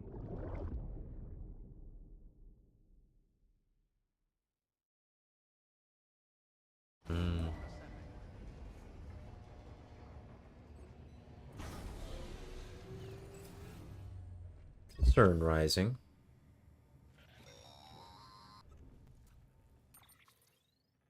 Sam, out of curiosity, how's it doing? We literally walked out of the room. Before I answer that, Something wrong? when I hook up my BB, I see things. What kind of things? Like a face, someone I don't know, calling to me. There's this room, too, with other people talking, but I can't make out the words. Lead-through effect. Didn't I warn you about this? You're mistaking the BB's memories for your own. They're false flashbacks, nothing more. Let me explain. A BB is harvested from its steel mother at around 28 weeks and placed in a pod. To be clear, this is before it's even born. The procedure halts its development. But even at 28 weeks, its sensory systems have matured enough to process external stimuli. It is more than capable of encoding this information into memories, which can bleed into yours via your connection. So who's the man I saw? Someone from the medical team, maybe? Or a BB technician? Does it matter? Sounded like his father, but okay. For a while now. It's been handled by a lot of people. How should I know which one made an impression? Because you're the expert. No one's an expert, Sam. BBs were developed decades ago in secret. They're your quintessential black boxes. We may use them, but we don't truly understand them. Believe me, I've been trying to learn more, but almost all of the old records are gone. If I find anything out, I'll tell you, all right? Dead man's honor. Okay. Alright, dead man. Sam, check the delivery terminal and review the list of orders. While you're resting, I ran some network diagnostics.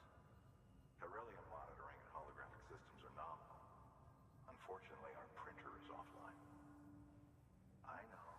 After all the trouble you went through to bring us those materials. This one's on us. We ordered a part a while back, but it never arrived. The printer needs it to communicate with the chiral network. Mules must have snatched it, caught that porter en route or something. If I'm right, they'll have taken it to their drop site, which is smack dab in the middle of their territory. Don't suppose you'd be up for stealing us our property back? Can't think of anyone more qualified. I mean, kind of just want to. Let's do it.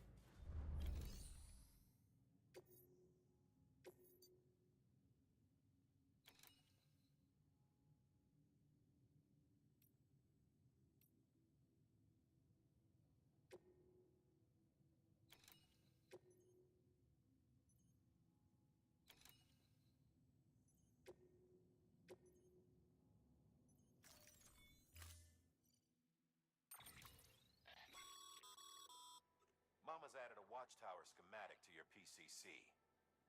If you don't have it on you, consider fabricating one.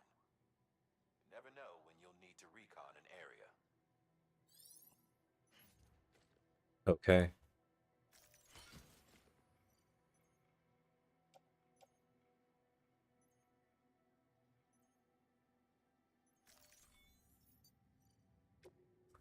Where do I put these resins? Do I not turn it in here? What's going on? That thing you're holding is a crystal collector. As the name suggests, it provides secure storage for any crystals you gather. What do they do? Oh, weird. His boots have, like, very spherical heels. Surrounding rocks and debris tend to float a few feet above the ground. And they are most commonly found in areas with high precipitation. Got all that? Rain, floating rocks, golden Thanks. That's your trifecta. I mean, sure, but what? Three things and you'll find the crystals. Why? If you've been especially observant, then perhaps you already know where to look. I've already seen quite a few of them, yes. Alright.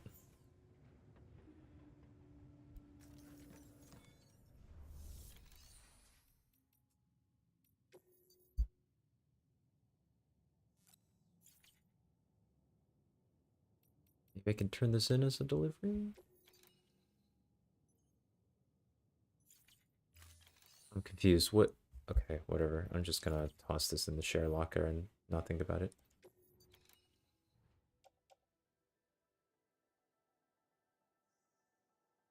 The container's already, like, completely destroyed in the first place, so doesn't really matter what I do. Gotta get rid of it somehow.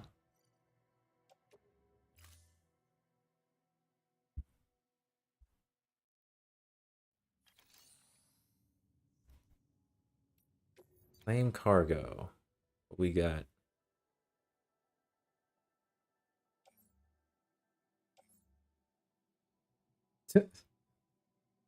Steve from Minecraft needs to send back this cargo. Amazing.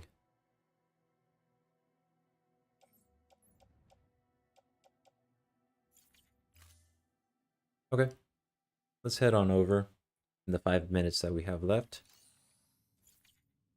and see if we can try and steal back the stuff that was taken from us. Beginning scan. Have a pleasant journey.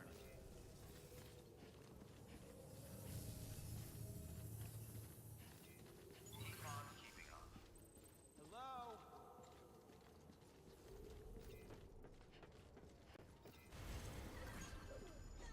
Anybody home? I have to like stop in order to like, I think. Like twice, I guess. Alright, where are we going? Weapons restrictions lifted.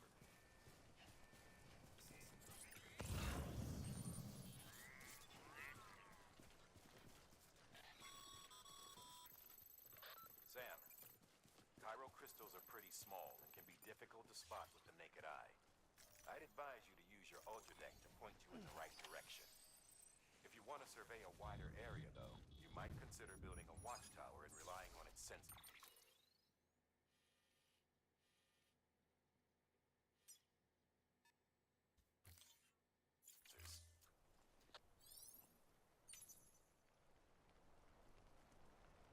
It's freaking raining already? You gotta be kidding me.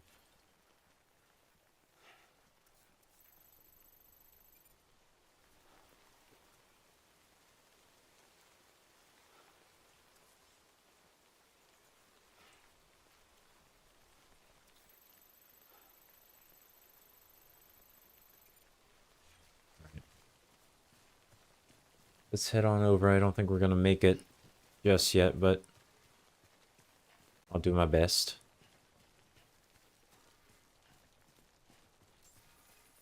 Almost there. Beginning scan. Scanning bridges ID. Verifying ID. Sam, Cairo crystal deliveries are a little different from the usual. The process is pretty simple, though. Access the delivery terminal to drop off any Cairo crystals you're carrying. Okay.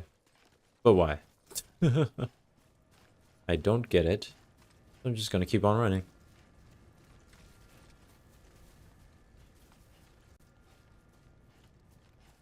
Keep on running. Running through the mountain. Lore have it, but most mules almost always bring stolen shipments home with them. Find the post box, steal back the cargo. Simple as that. Okay. Be careful. These guys are armed. If this goes sideways, be ready to fight.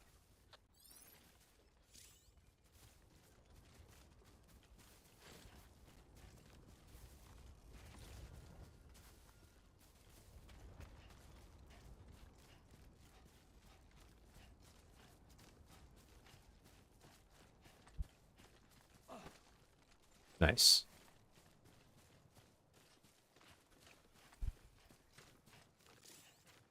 Let's punch everything. Destroyed, aw.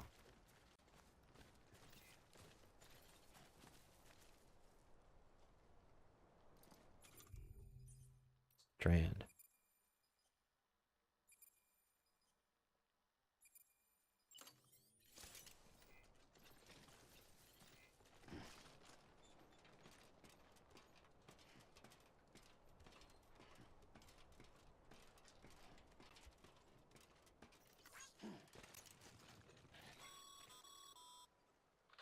Remember, Sam, before you approach the mule drop site, we recommend you use a watchtower to confirm the location of the post box containing our cargo. Oh. Probably want to set up the watchtower, yeah.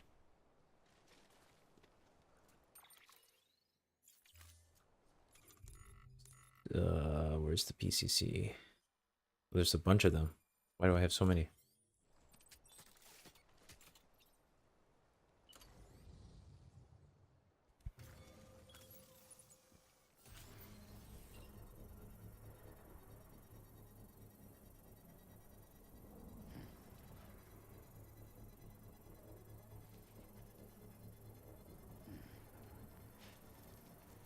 That's a long boy.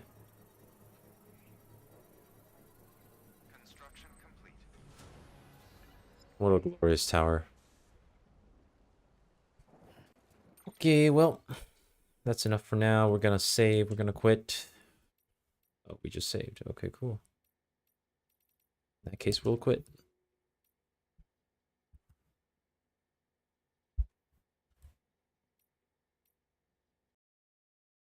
All right.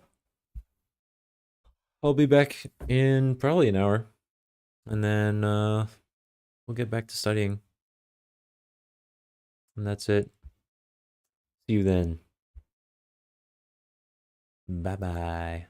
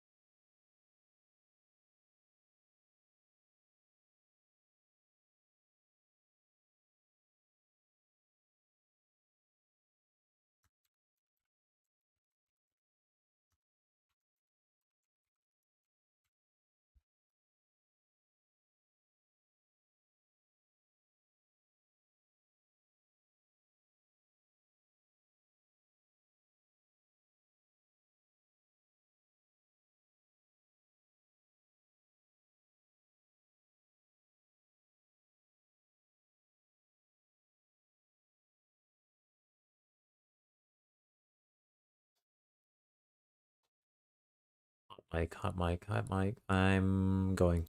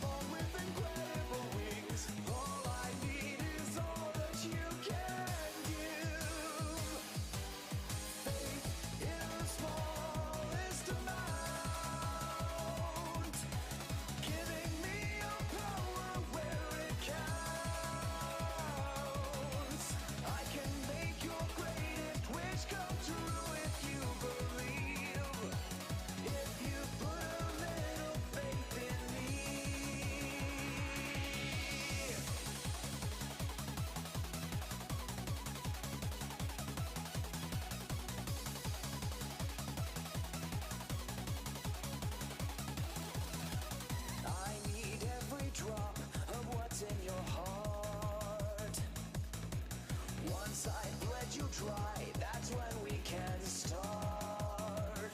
Do you believe we'll do incredible things? Soar above with incredible wings. All I need is all that you can give. Faith in the smallest amount. Giving me your power where it counts. I can make your greatest wish come true if you believe. If you put a little faith in me.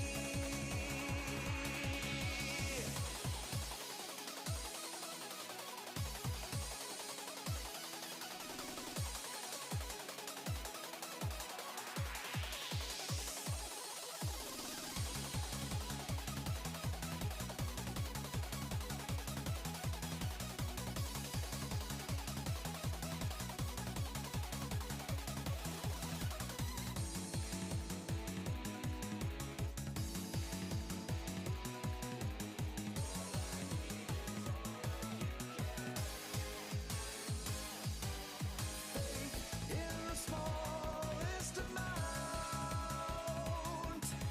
Giving me your power where it counts. I can make your greatest wish come true if you believe. If you put a little faith in me.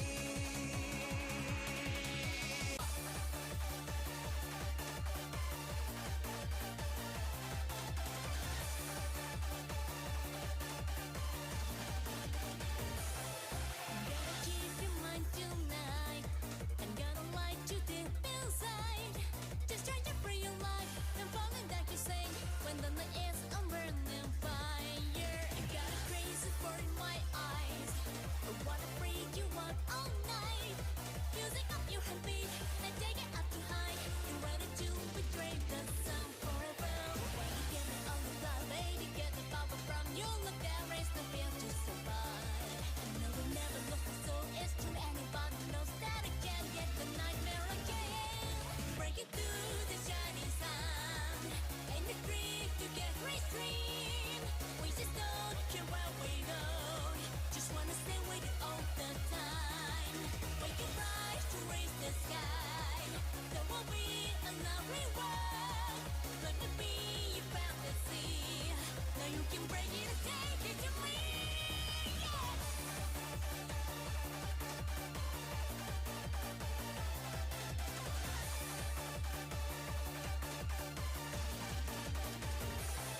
You wanna get my love tonight? I'm gonna kiss you, hold you tight. Just try to feel my heart and fall in love again. Let's dance a shiny starlight with me. Got a crazy for my tears. I wanna make you up all night. Johnny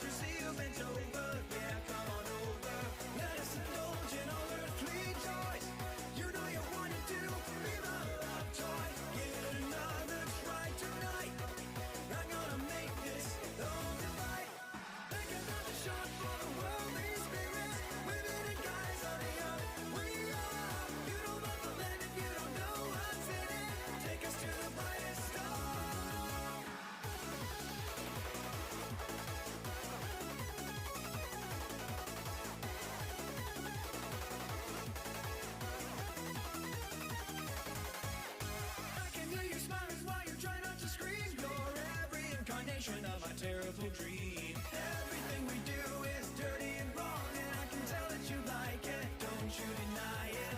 Let us indulge in all earthly joys. You know you want to be my love toy. Give it another try tonight. I'm gonna make this all right. Take another shot for the worldly spirits. Women and guys are the young we are. You don't love the land if you don't know what's in it. Take us to the brightest star.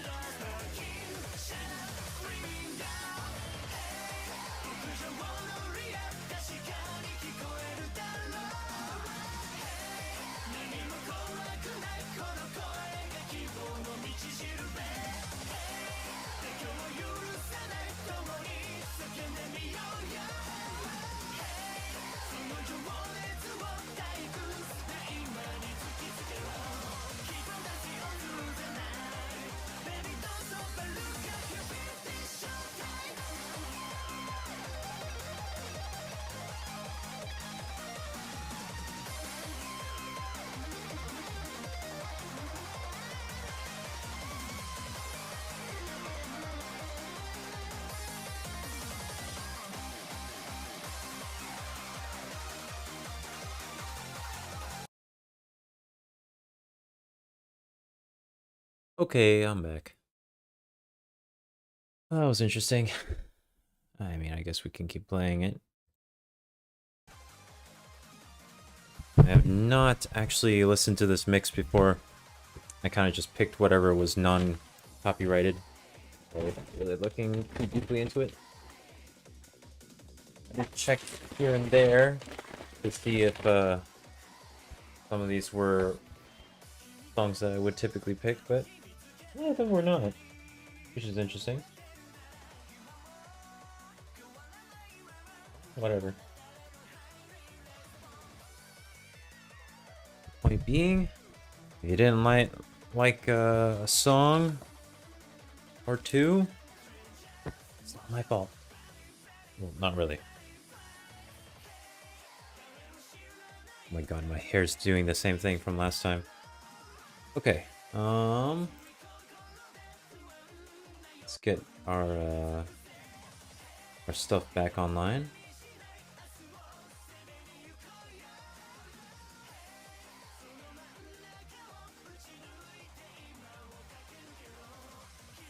The time is always so annoying to pull up.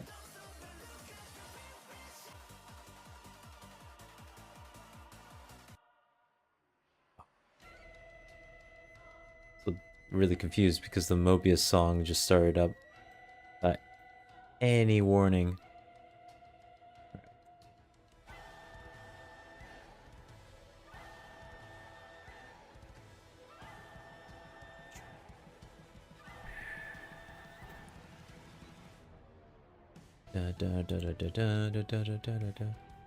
Okay.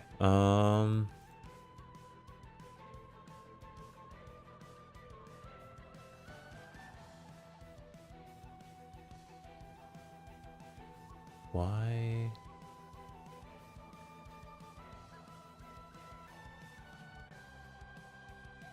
That's weird, but okay.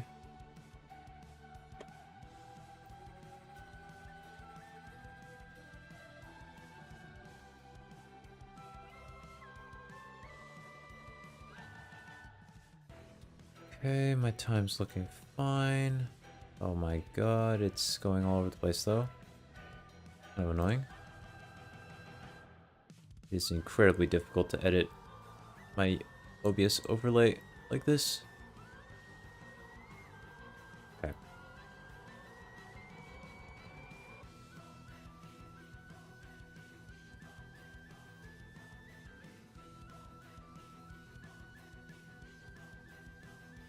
Oh, interesting. We were covering metabolism, and now got some food to metabolize.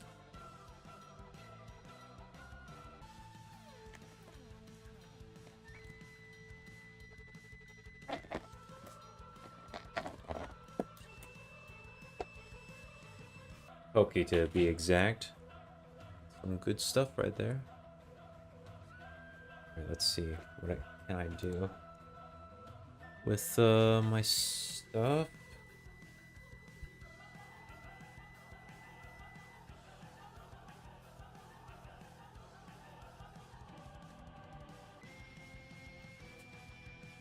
How shall I study next? You know, I really think that maybe it's time to switch subjects for once. Might be time to switch subjects.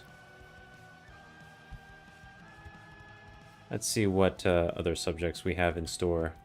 I know there's one for psych, there's one for physics. I want to do physics.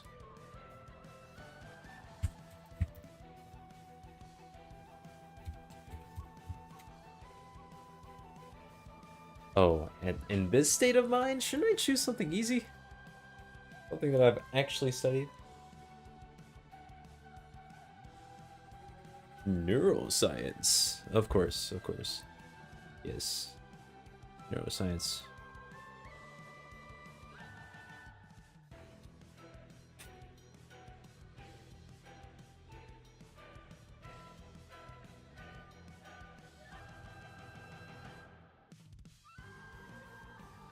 Biomolecules, biology.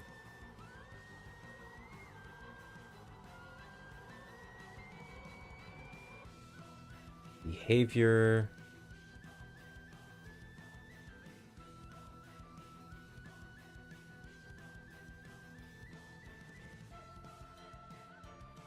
I'm a little confused.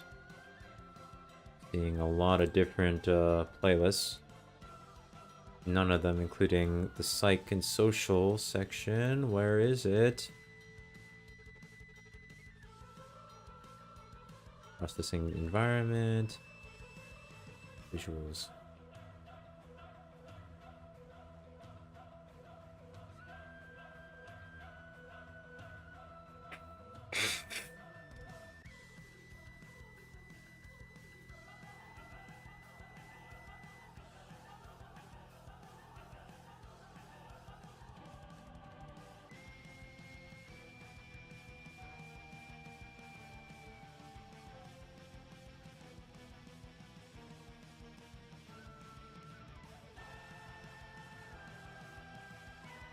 Yeah, I do not want to do physics right now.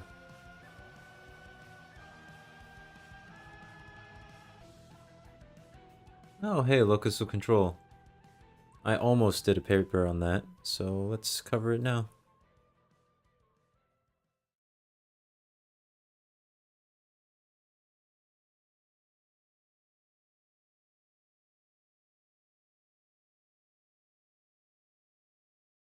Assuming that it loads.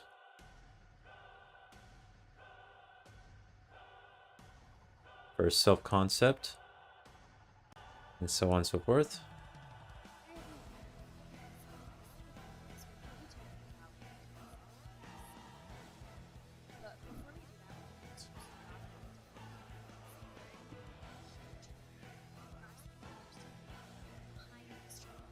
So the quiet. first is the idea of Why are they so quiet? What's going on? I'm sure you've heard of this before, and I think everyone has a loose interpretation of what it is, their own interpretation.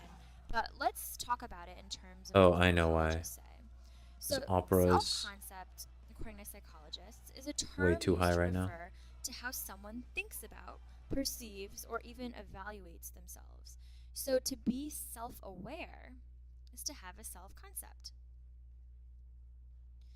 Now, the development of self-concept has two aspects, and the first of these is the existential self. Where is my... Oh, come on, load. Load the thing, please. Oh my god. Oh my god! Will I have to settle for 2 times speed? I have to. This is the worst possible situation.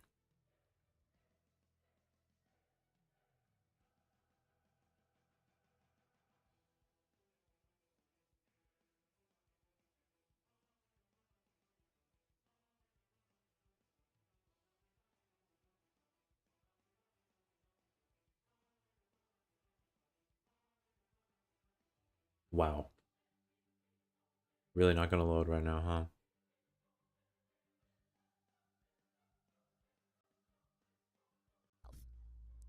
And once we have an existential self, an idea of that, we can eventually move on to the categorical self. And I'll explain this relationship in a second. So basically, the existential self is the most basic part of self-concept. So it's a sense of being separate and distinct from others. So these are two very important components of the existential self. We are each separate and distinct entities or objects from others, from other objects, from other people. And an existential self is understanding and having an awareness that the self is constant. So it doesn't change in life. It's pretty constant throughout life. So if someone comes to you and says, I'm tired, that's not their self-concept. That's not a good definition of who they are because it's a temporary state. They're not tired all the time. So self-concept is consistent or constant. And a child as young as 2 or 3 months, baby, even realizes this. They realize that they exist separately from others and that they exist over time and space. So this arises due to the relationship the child has with the world. So you've always seen that when a baby smiles, someone else smiles back. Or have you ever seen babies play with the mobiles hanging above their crib? They have this relationship with other objects, and they realize that they are separate from that. Now moving on, once we realize that we have an existential self, we can formulate a categorical self. And a categorical self comes once this baby realizes that they are separate. So it's becoming aware that even though we're separate and distinct objects or entities or beings, we also exist in the world. We exist with other objects and beings and entities. And that each of these objects has properties. So at this point, the baby's growing and it's becoming aware that he or she is an object with properties. So usually young toddlers categorize themselves by age or by gender, sometimes even by some skills they have, or even by their size, how big or small they are. Now, the two of the first categories that young children categorize themselves is by age and gender. We always hear little kids saying, I'm 3 or I'm 5 or I'm a girl. So in early childhood, these categories that children apply themselves to are very concrete. But eventually, as we grow older, we start to categorize ourselves by including some more internal psychological traits. So we start to compare ourselves. We start to make evaluations and with other people. We start to categorize ourselves maybe by our careers or by the type of person that we want to be. So these are more developed categories. Now, you probably remember talking about Carl Rogers, and I'll just refresh your memory, but he's important in the humanistic branch of psychology. So Carl Rogers believed that the self-concept had 3 different components, and the first of these is self-image. So we've all heard of this word before. Self-image is the view we have of ourselves. So there we are. It's what we believe we are. The second part of his components is self-esteem. So we can use this word along with self-worth. So how much value do we place on ourselves? And I'm going to put a little heart here to kind of represent that. So how much love do we give ourselves? How much do we love ourselves? How much value do we place on ourselves? And the third is the ideal self. So it's what we wish to be, what we aspire to be. I'm going to give it a little star to represent our ideal self. Okay, so developing this idea of self-concept a little further, we can use a theory called the social identity theory. So the social identity theory has 2 parts. It defines the theory in terms of 2 parts, and those 2 parts is the personal identity, which is pretty self-explanatory. So this is the things that are unique to each person, like personality traits, and the other is our social identity. So these include the groups we belong to in our community. So in order to understand the social identity theory and how we categorize ourselves personally and socially, there's a mental process involved in this. So this process involves 3 steps, and these are the steps we use when we're evaluating ourselves and others and the relationship between personal and social identities. So first, all humans categorize themselves. We all categorize ourselves without even knowing it. We actually do this entire mental process I'm going to talk about without even really knowing we do it. It's just, I guess, part of human nature. So we categorize ourselves in order to understand objects and identify them. So we categorize people into groups, ones to which we belong.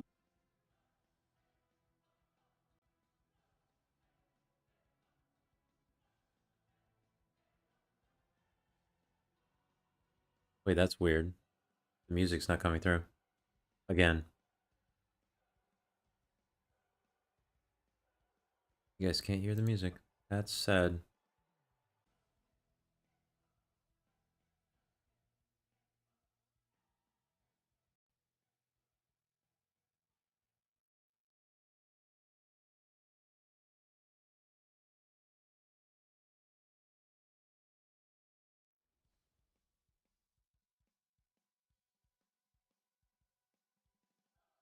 There it is. Oh wait, but not on your guys's side.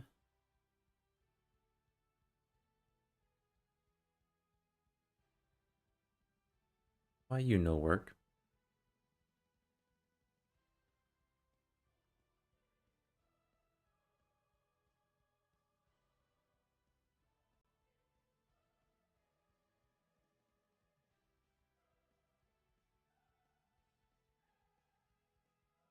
Okay, well, just gonna have to grab this audio capture again from this.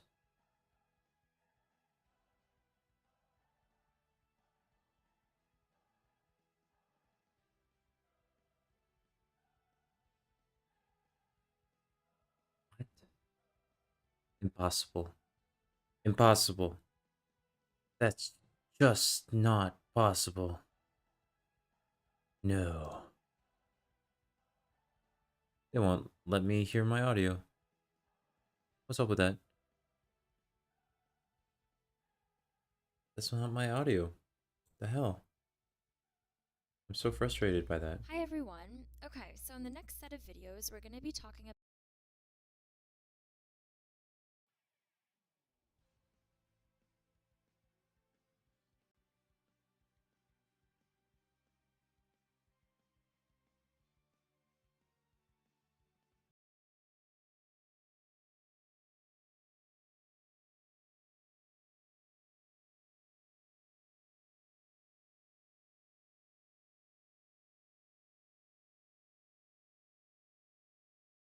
Well, that's it. Opera's dead to me. Can't even play my music off of that.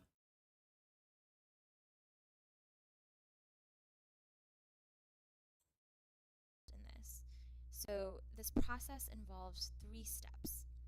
And these are the steps we use when we're evaluating ourselves and others and the relationship between personal and social identities. So first, all humans categorize themselves. We all categorize ourselves. We actually do this entire mental process I'm going to talk about without even really knowing we do it. Just, I guess, part of human nature. So we categorize ourselves in order to understand objects and identify them. So we categorize people into groups, ones to which we belong and ones that are different from us. So we use social categories like race. So black, white, Australian, Chinese, Christian, student, accountant, whatever it may be. We categorize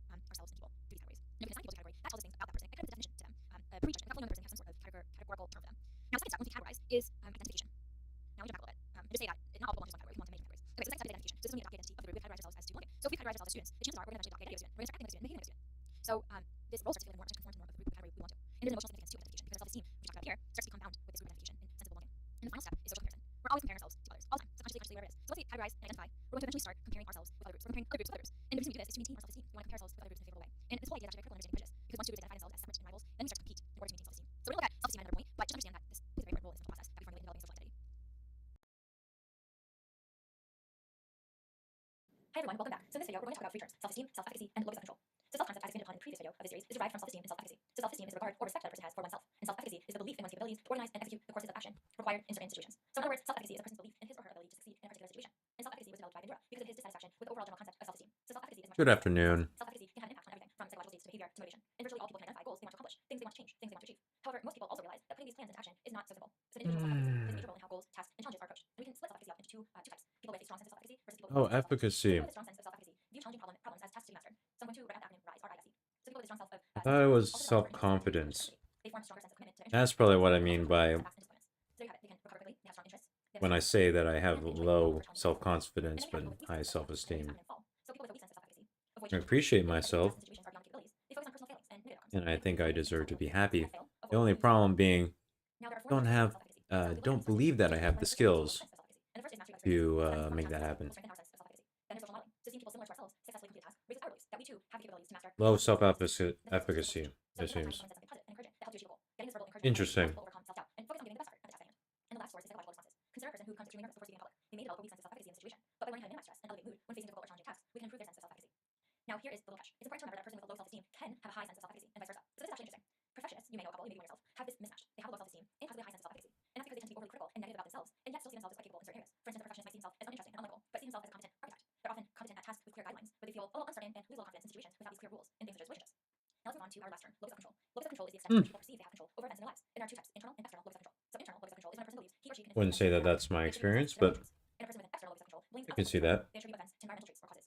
Individuals with high internal locus of control believe that events in their life come primarily from their own actions. So if a person with an internal locus of control does not perform as well as they want to on a test, for example, they would blame it on lack of preparedness on their own part. And if they perform well on a test, then the outcome would be attributed to their ability to study. Now, using the same example, if a person with a high external locus of control does poorly on a test, they may attribute this outcome to the difficulty of the test questions. And if they perform well on a test, Had to rewrite my some external factor is why they perform well. had to rewrite a paper because of locus control. I confused it with perceived control, which is completely different. Perceived control over. Oh god damn it! It's hard to explain without drawing like a diagram, because it's like a weird semantic thing that psychology was just like. The psych field was just a mess with that one. It's psychology time because I can't concentrate on anything that requires me to actually utilize my brain. I get to say that because I'm a psych major. I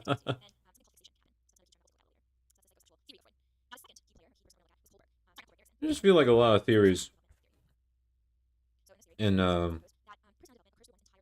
concepts in psych are just really self-explanatory as soon as they get mentioned. It's like, oh, yeah, that makes sense.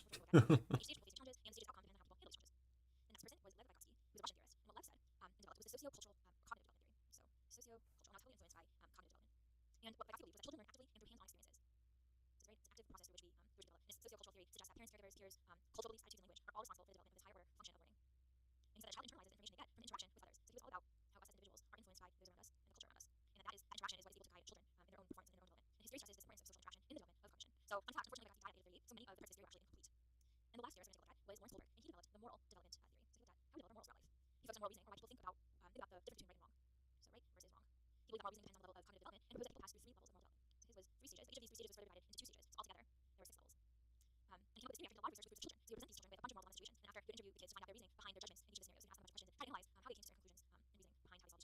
So overall, remember that Freud and Erickson looked at personality. So they were focused on how personality develops, versus Vygotsky and Kohlberg were interested in how our cognition develops. So they're heavily influenced by cognitive theories. So this is a broad overview of the different stages of development from 4 main different perspectives. There are a lot of other and many more perspectives. We're going to focus on these 4. And so the main takeaway from this is to keep in mind the similarities and differences, as well as the focus of each of the theories. In the next video, I'll go into more depth into each one of these theories. Alright, let's dive right into our first theory of development. We're going to take a look at Freud's psychosexual theory of development. So here's Freud over here, and he proposed that psychological development in childhood takes place in a series of 6 stages called psychosexual stages. And he believed that life was built around the concept of tension and pleasure, and that the build-up of tension could cause a lot of conflicts. So this tension build-up or fixation was used as the concept of libido. Oh, Freud. Source that fuels the mechanisms of the mind. And when this libido energy is stuck or fixated, as we call it in this theory, that's a term you should get familiar with whenever you hear psychosexual. We're one weird man. Because remember, Freud's theory stressed the importance of personality development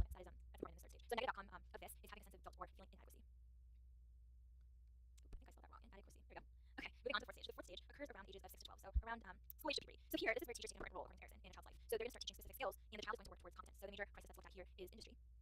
versus inferiority. So at this stage, the child will gain greater significance and greater self-esteem, and they're going to actually try starting to win approval from others, from teachers, from authorities, by demonstrating specific competencies that they think are valued in society. So they're going to start developing this sense of pride in their accomplishments. So that is the virtue, competence, or pride. Just changing my color there. There we go. So that's the main virtue at this stage. And if the child is encouraged and their initiatives are reinforced, they're going to start feeling industrious and confidence, gain confidence to achieve their goals. Now, if this initiative is not encouraged or if it's restricted, then the child's going to start feeling inferior or doubting their own abilities, and they may even not be able to reach their full potential. So that is the negative outcome of inferiority as a result of not feeling like they have competence that society is demanding. Again, at this stage, some failure may be necessary so the child can develop modesty. So, like I said earlier, up here, it's built for the child to have control of their actions. So, say on stage 4, there has to be a little bit of some failure within the limits, so the child develops modesty and they don't feel overconfident. There has to be a good balance. And moving on to the 5th stage, this occurs between ages of 12 to 18, so in adolescence.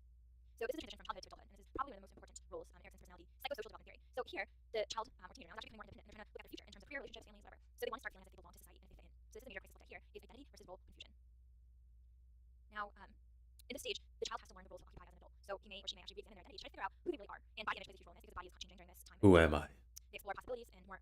Why am I here now, failure to streaming can result at this time? I don't know why I want to do my role, and this can lead to role confusion. So the positive virtue that first comes out of this is fidelity, or For whom? the ability to see oneself as a unique and integrated person. For what reason?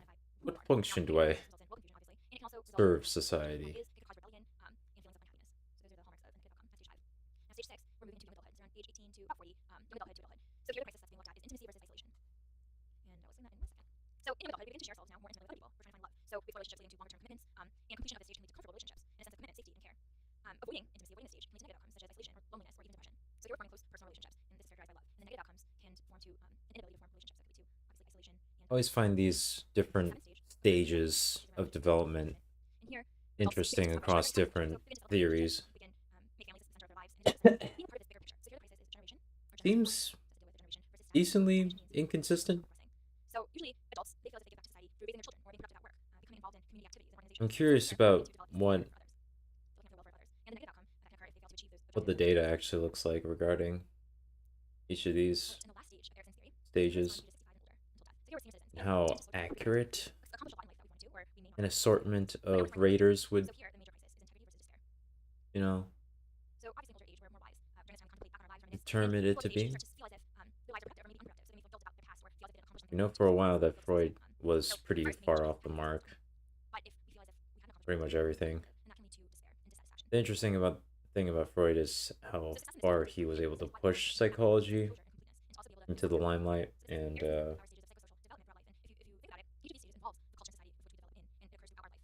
build up the foundation of the science, for better or worse. Alright, the next theory that we're going to take a look at is Vygotski's theory of development, which is also the sociocultural theory of development. So building upon the importance of social interaction, Vygotsky studied the role that social interaction plays in the development of cognition. So he was really focused on the social interaction between children, which are obviously growing, so he focused on children and their growth development, the interactions they had with those around them, in the development of their cognition and their higher order learning. Now, Vygotsky actually unfortunately passed away at a very young age, only 38, so much of his theory was left unfinished, but from what we do know of what he did discover and what he did theorize, gives us a lot of insight into this theory of development. So Vygotsky developed this theory, and he said that babies have elementary mental functions, and there are 4 of them. So these elementary mental functions, let me just raise shorthand MF for mental functions. So I said there are 4 of them. One of them is attention. So we have attention, we have sensation, as babies, remember, we have perception, and we also have memory. So these are the 4 elementary mental functions that babies have. Now, eventually, through interaction with their environment, the sociocultural environment, these elementary mental functions are developed into more sophisticated and effective mental processes or strategies, and this is what we call our higher mental functions. So much of our important learning that a child goes through occurs through the social interaction with a skillful tutor, so whether it's their teacher, their parents, or someone older. So this tutor acts as a model, and they model their behaviors, where they provide verbal instruction for the child.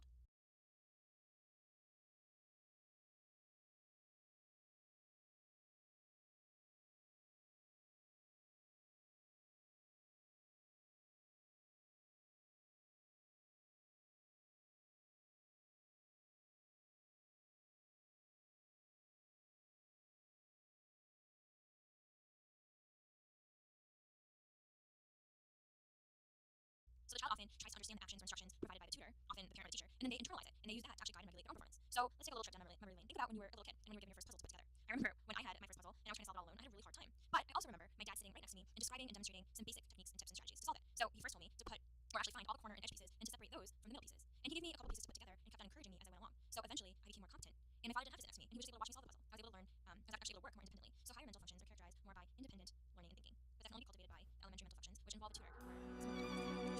Wow, that's loud. Hold up.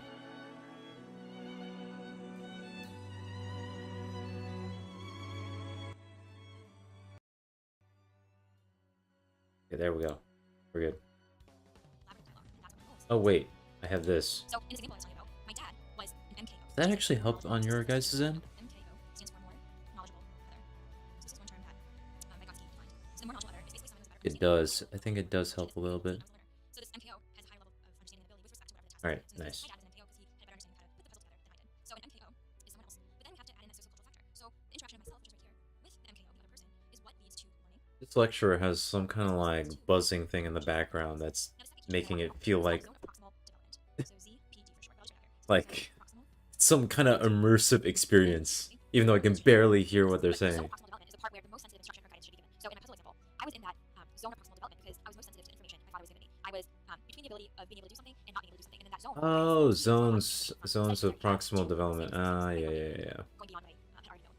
So this The kind of like constructive system. So we do a big can't do over here. And then this little circle inside over here represents everything we can do currently. In our current state, is what we can do. According to Vygotsky, the zone of proximal development is the link between the two. Right in here, your ZPD. And that is the zone, or the area that's most sensitive to instruction or guidance that allows the learner or child to develop the skills they already have and to use on their own and go beyond into the areas they can't do to expand that learning.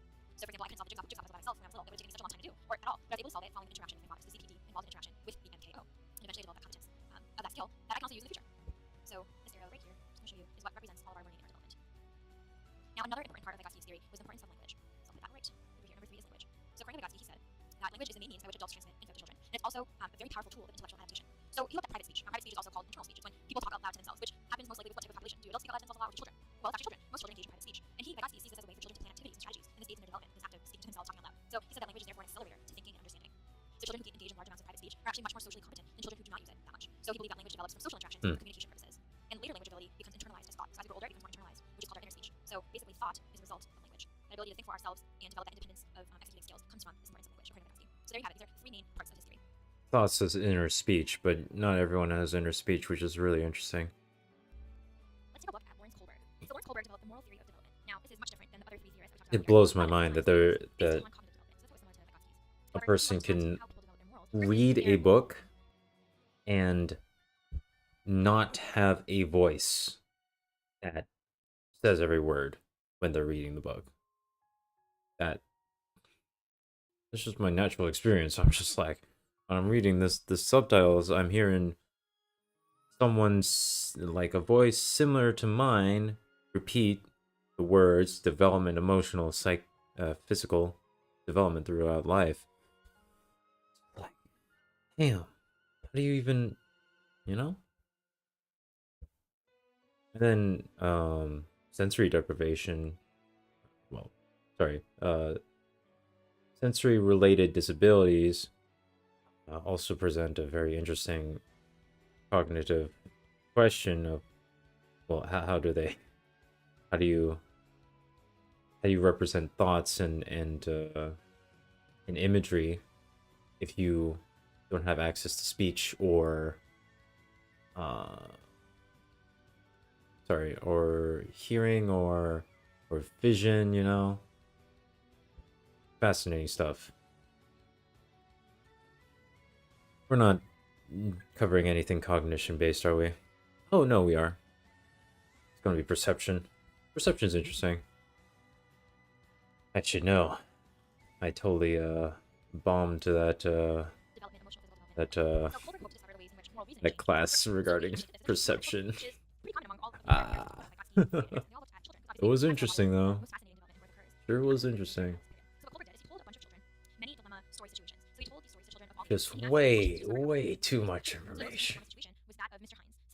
Oh my god. Heinz's wife was dying from a particular type of cancer. Doctor said a new drug might save her. And the drug had been discovered by a local chemist, and Heinz tried desperately to buy some, but the chemist was charging 10 times the money it cost to make the drug, and this was way more than Heinz could afford. So Heinz could only raise half the money, even after helping his family and friends. So he explained to the chemist that his wife was dying, and begged and asked her if he could have the drug for cheaper, or at least pay the money that he still owed at a later time. But the chemist refused. He said that the drug he discovered was going to be very profitable. So Mr. Heinz was desperate to save his wife. So later that night, he broke into the chemist's office and stole the drug. So this was the most famous dilemma. It's called the Heinz dilemma.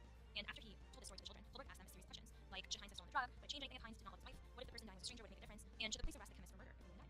So after compiling and analyzing all of the responses that the children gave, Kohlberg analyzed 3 distinct levels of moral reasoning. So the first of these is the pre-conventional or the pre-moral stage. The second is the conventional stage. And the last is the post-conventional stage. So I've set this up kind of like a ladder. I guess it looks more like a bunch of steps, but think of this as the ladder of morality. So Kohlberg said that people can only pass through these levels in the order listed. So first step 2 is Wait. I'm not familiar with I'm not familiar with these stages, but like immediately when I'm looking at this and I'm like, this feels like this is a setup to the meme where it's the guy with like the caved in head saying like, I should steal this. And then the guy in the middle is just like, I shouldn't steal because that's bad for like society. And then the last one's just like, I should steal. It's just like the jaded genius. It's just like, yes, I should steal. After all, society's totally wronged me, and they deserve to have been stolen from. I don't know. Let's see if I'm correct. Is it the meme? I hope it's the meme. Please be the meme. Please be the meme.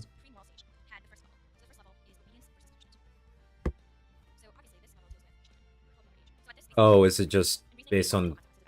Oh, it's just the reasoning? Oh. So we're not talking about the final result of the reasoning? And at this stage, basically, children recognize that there is not just one right view that is handed down by the authorities. So they start to understand that different individuals have different viewpoints. So after we pass these two stages, we can move up the ladder this way into the conventional stage. And at the conventional stage, there are two more steps. So this is step 3. So at this stage, authority is internalized but not questioned, and reasoning is based on the norm of the group to which the person belongs. So stage 3 is all about good boy and good girl. Sounds kind of funny, not versus, but good boy and good girl. So what I mean by this is that the child individual is good in order to be seen as being good by other people. So now taking other people's thoughts into account. So there's an emphasis on conformity. So being nice and having that consideration of how choices influence relationships is important. The fourth stage of morality is maintaining social order. So law and order. When you lose baseness, and you care about others, or rather, when you care about what others think of you. It's not. Can't be right. The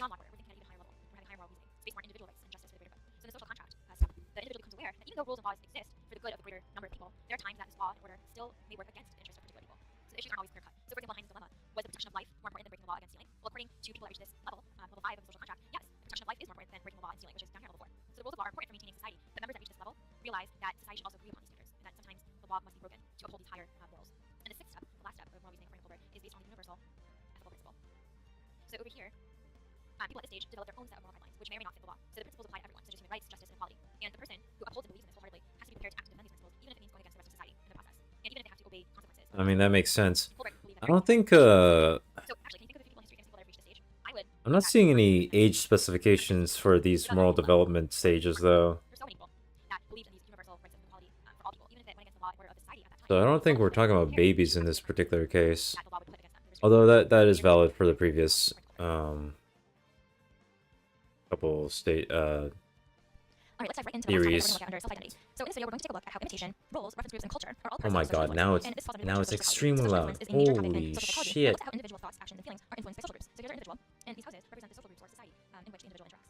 So imitation is the first topic that we're going to look at. Imitation is referred to as a type of individual social influence. So let's just write imitation in here. Imitation is basically one of the most basic forms of social behavior. It's one of copying someone else. And it begins with an understanding that there's a difference between others and ourselves. So other psychologists have argued that this understanding and difference between ourselves, our own bodies, and others doesn't occur until a few months, or maybe even a few years into childhood. While other theorists say it happens once we are born. Now in 1977, one man named Andrew Meltzoff published a study that questioned the theory that said an understanding between self and others happens a few months after birth. So picture yourself playing with a tiny baby. Let's draw a tiny baby down here. So picture yourself playing with him or her.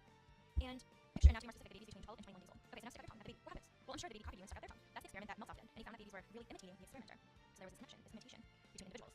So the baby was really sticking out their tongue versus opening their mouth for some other reason. So here's the next question. Was this true imitation, or was it something that can't be considered social interaction? Well, now picture yourself playing with the baby again. This time imagine yourself opening your mouth. What does the baby do? Well, the baby should also open their mouth. They don't stick out their tongue this time. So by this situation, we know the baby wasn't getting excited just by our presence. So Meltzoff had to ensure that this imitation wasn't a reflex either, or just the baby being conditioned by our presence. No, I feel like they probably do have ages associated with them, but like I just don't think that it was I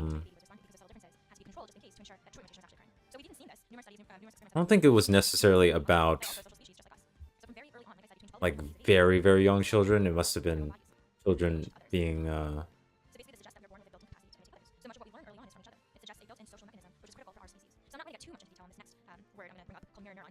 wait, babies are not people, but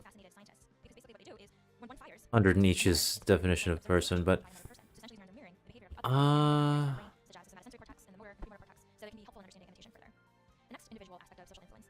need to see that definition. Like, I need to read that, whatever he wrote regarding that, because I'm a little lost.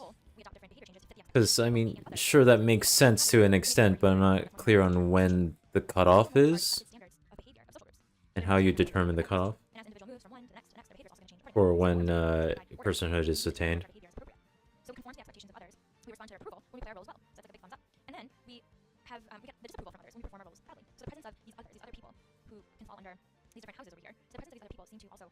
What is even happening on my screen right now? Mirror neurons? Wait, what are we even talking about? What? What is happening?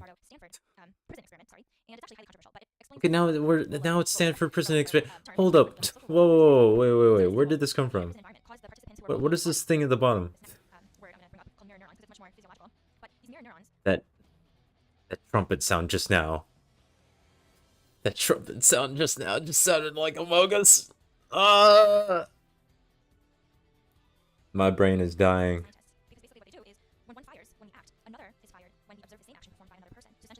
Oh, yes, I am actually familiar with that. Yeah, that's the thing. Man, the brain's weird. That's why I like it. My brain's weird, but there's like a lot of weird stuff about the brain, so it's hard to remember all this stuff. Oh my god. Yes, thank you. Fish that up, please. That would be much appreciated.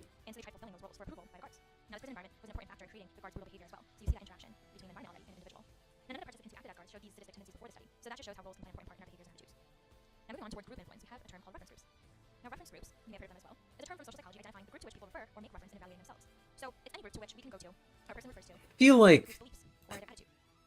like during the MCAT, I'm just gonna end up going to the psych and social section, looking at like each of the questions, immediately telling what each of the terms mean just by the sheer like naming conventions. It makes so much more sense than biology, at least, which is nice.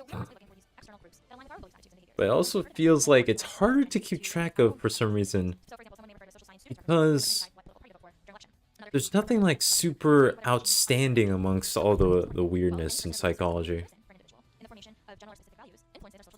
Man.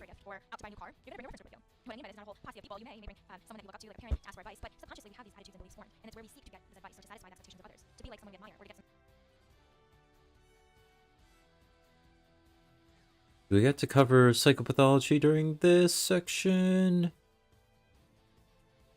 No. But there is a behavioral section, right? Is there? Oh boy. I hope there is. So these reference groups set some level of aspiration. So we can just break that to remember. And the last but not least part of social influence is called culture and socialization. And this seems like a very broad concept, which it is.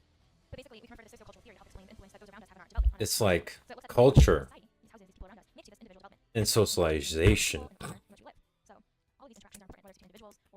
This is amazing. This is amazing. Holy shit. It makes sense. Yo, this makes too much sense.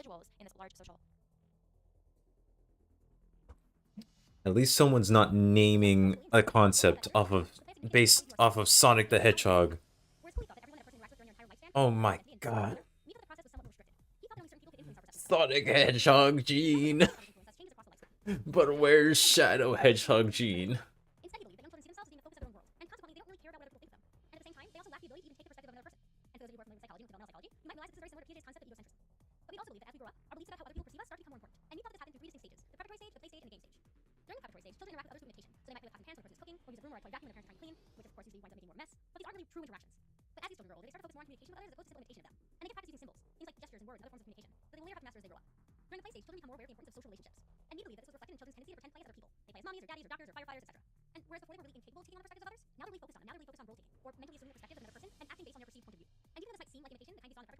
I'm just curious what kind of perspective child development experts take when approaching the production of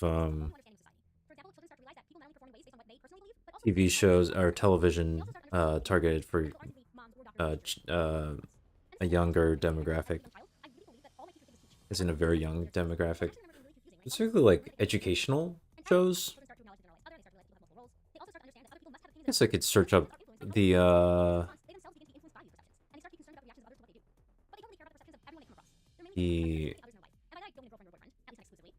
consulting psychologist on programs like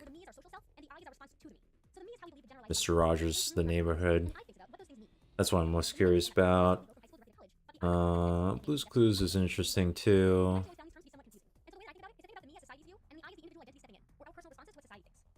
Things of that nature.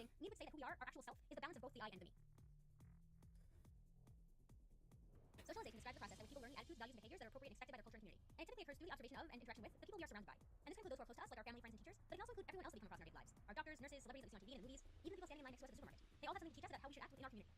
But socialization also shapes our self-image, or how we view ourselves. And sociologist Charles Cooley used the term looking glass self in order to describe this process. And he theorized that our view of ourselves comes not only from our direct contemplation of our personal qualities, but also from our perceptions about how we are being God perceived. damn it, Charlie. Why are you here? Oh my god, how many times are we... How many different stages can we make of these different stages?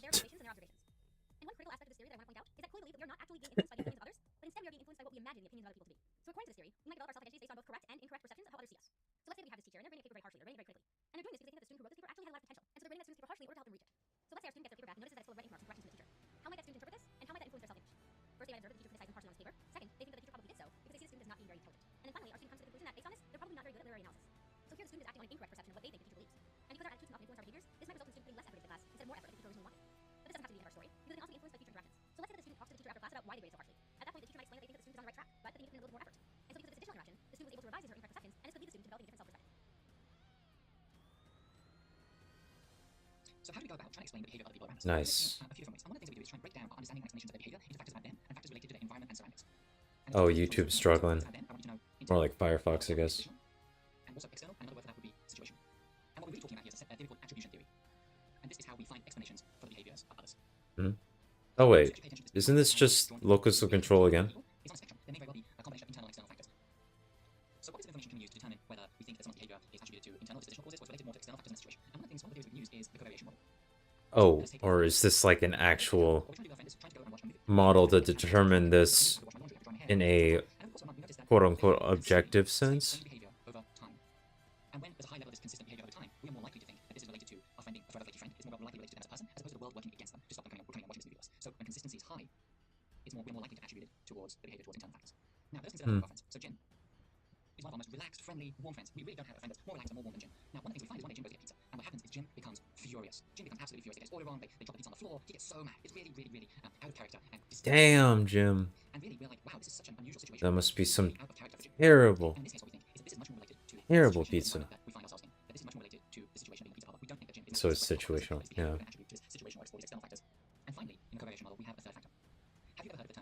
Wait, consistency and distinctiveness are literally just opposites. Like you can just point that out. We don't need to have two separate conditions here. They're the same.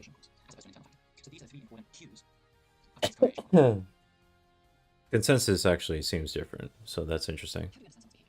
Although, albeit obvious or intuitive. Intuitive is a good word for it. Intuitive, assuming similar life experiences across an immense amount of people across the earth. I mean, it is what it is. That's part of the consistent. Alright, whatever. I'm going places with that. And I don't need to. Because it's already intuitive. And I'm just making it more confusing if I'm doing anything.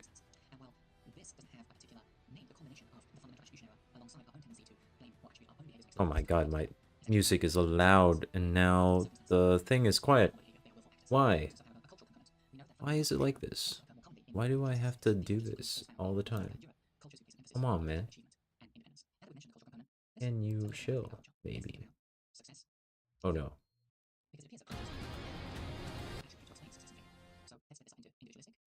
So again, that's Europe and North America.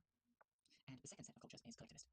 And these cultures put a value on community and independence, and these are typically found in Africa and Asia. And remember, these are generalizations. So one of the things that we find is that in attempting to explain success... Are we seriously working with Punnett squares again? Damn it! They got us!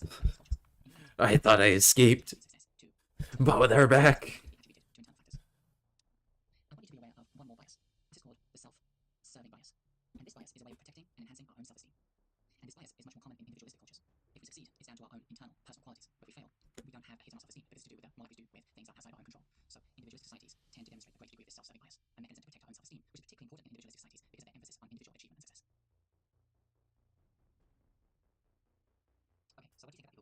That just makes sense. It just makes sense.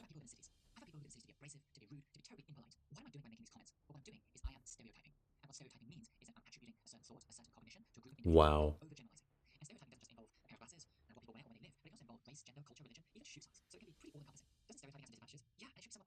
Yo, these glasses give me an epic minus 10,000 IQ modifier. For some reason, I also have that modifier without wearing the glasses. I'm a little confused by that.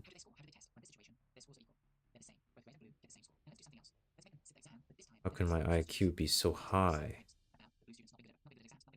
So curious. Hmm?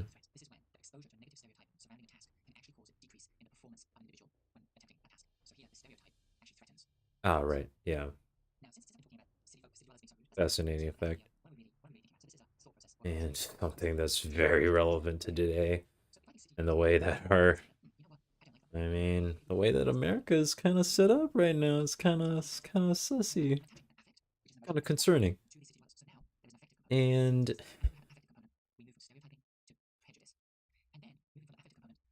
fucked. Everything's fucked. It's terrible. It's just the problem is so annoyingly complicated. It shouldn't be. Why can't we all just be allowed to be equals?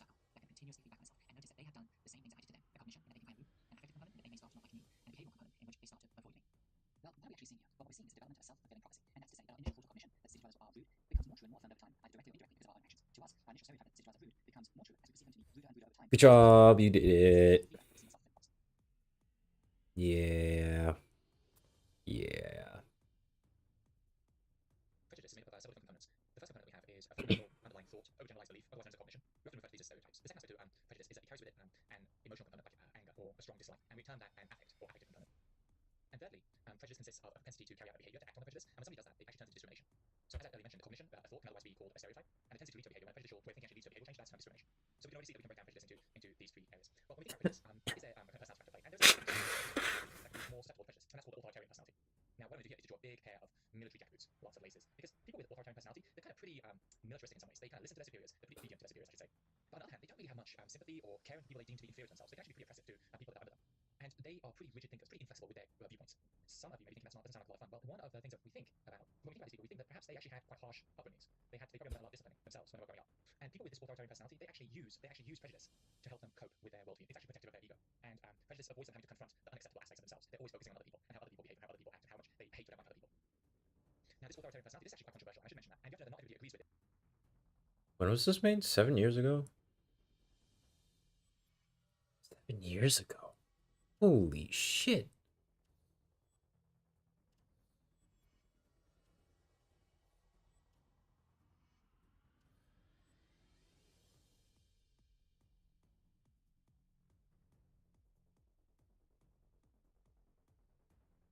I don't know. I don't know about this one. It's kind of whack. Never seen this in a academic setting. It's interesting. Makes sense. That doesn't mean that it has any data backing it. It could. I mean, I don't really know it. I don't know if it's supported. First time I'm freaking seeing this, and when it's not being randomly shared on the internet. This is far less random.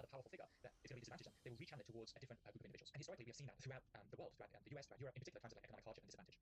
And this theory is called the frustration-aggression hypothesis. In line with the frustration-aggression hypothesis, I want to tell you about another hypothesis, and this is called the hypothesis of relative deprivation. Now, what the hypothesis of relative deprivation suggests is that people become very frustrated, and you get upsurge in prejudice and discrimination when people feel deprived of something they feel entitled to. And there's a discrepancy between what their expectations are and what they actually get. So let's look at this graph here. I'm specifically referring to the authoritarian personality type thing that they just just talked about, which seems difficult to operationalize. Just saying. More so, I'm just curious. What is a relative deprivation? I mean, yeah. Okay. Can't help but wonder if any of these are outdated. I mean, 2015. Yeah. Should be fine.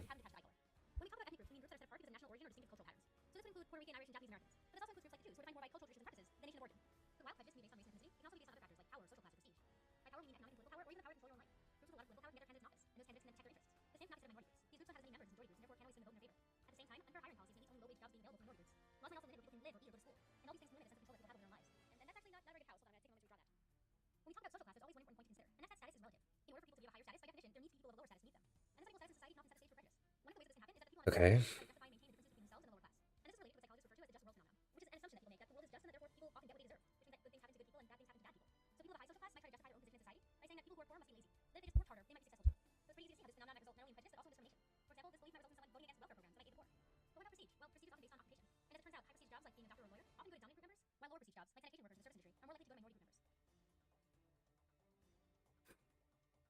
Draws stethoscope. Is MCAT study. Excellent.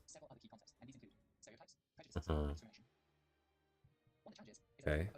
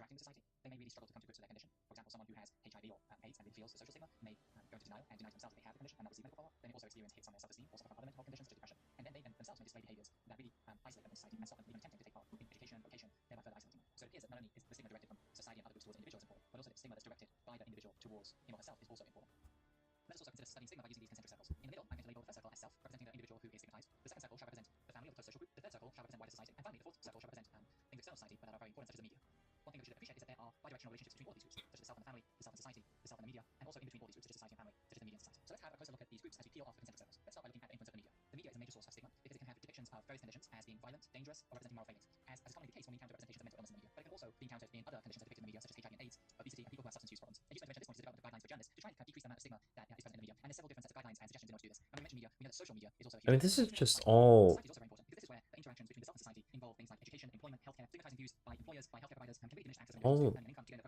relevant stuff that you would understand through social media, actually. This is a lot of information that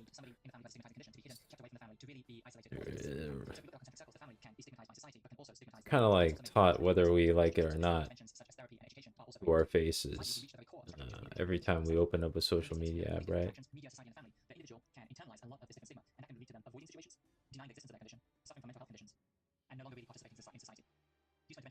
Like all the previous videos just now. Interesting stuff. I'm sure you've heard of the term first impressions count. It's because it's common blind thought that your first impression is pretty important, and it's important because it's long, strong, and easily built upon. Now, what do I mean by each of these? Well, it's long, so when a first impression is formed, it tends to last a long time, whether it's positive or negative.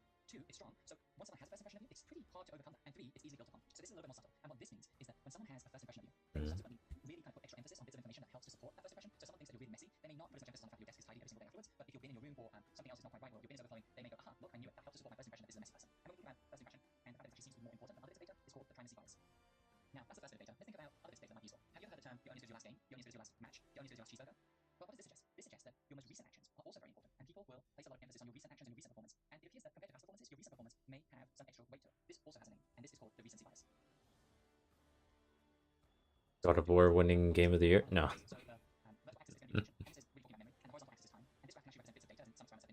In this case, we saw some primacy bias, and it was awesome.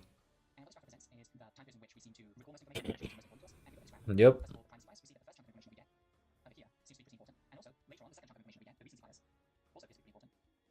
Cognition stuff. Yeah, boy. We remember the first thing, and then we remember the last thing. We never remember the stuff in the middle.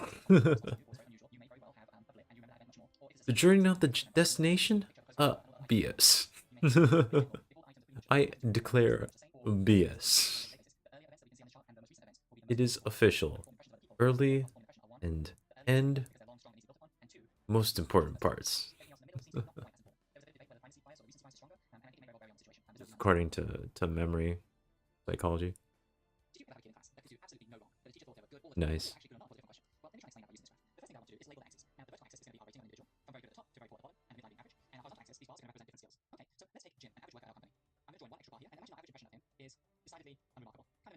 Unremarkable. Oh, how could you do Jim like this? I can't believe you've done this. Ooh. Oh, he's so unremarkable.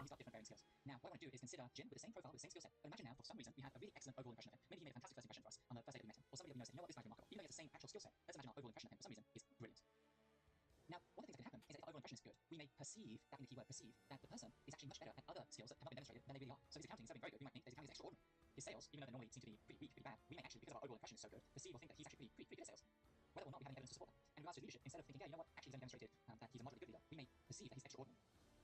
Now, as you can see here, it's almost as if he has a halo on his head. And this halo means that he can do no wrong. Our overall impression of him is very good. That means that all his other skills also seem to get this halo boost. So what we're talking about here is the halo effect. If our overall perception is that someone is outstanding, we may think that other traits or other skills that they have are also outstanding, whether or not we have any evidence to suggest that's true or not. Sounds similar to like plot armor. Like actual plot armor that you equip on yourself just by putting everything into that first impression. Fascinating stuff. Kind of fucked up, but fascinating.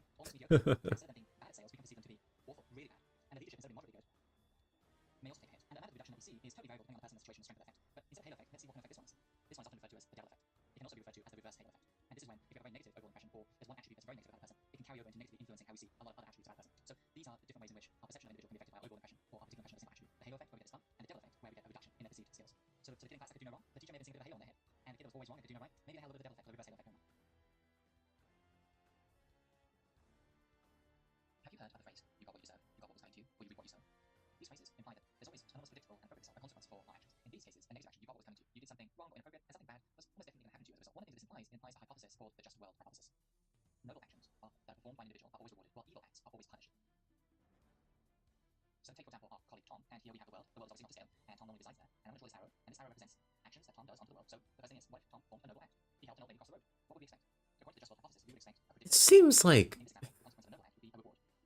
this feels more philosophy, ethics stuff. This is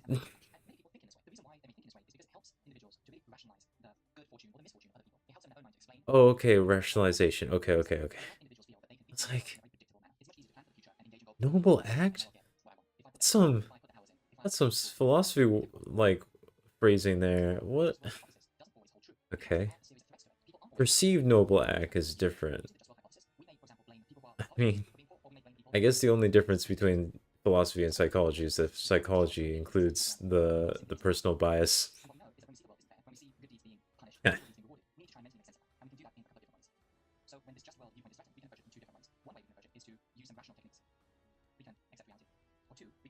Accept it.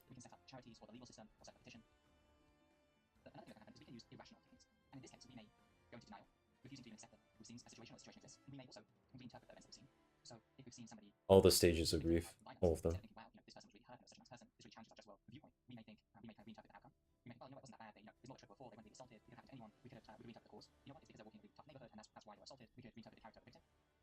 I always thought that she was a really good human being, but now I realize that she probably isn't. She was hanging around the wrong people. Morally, I'm not sure what kind of person she is, and that's why these events happen. So by reinterpreting events, the outcome, cause, and character of the victim, we can use irrational techniques to keep our just world viewpoint intact. Now, I want to look at this little blue line at the top of the page, because one of the things that we like to think about is how do we explain the behavior of other people, otherwise known as attribution theory. And attribution theory is split up into internal causes, factors related to an individual and an individual person's disposition, and also external causes, factors related to a situation. And one of the things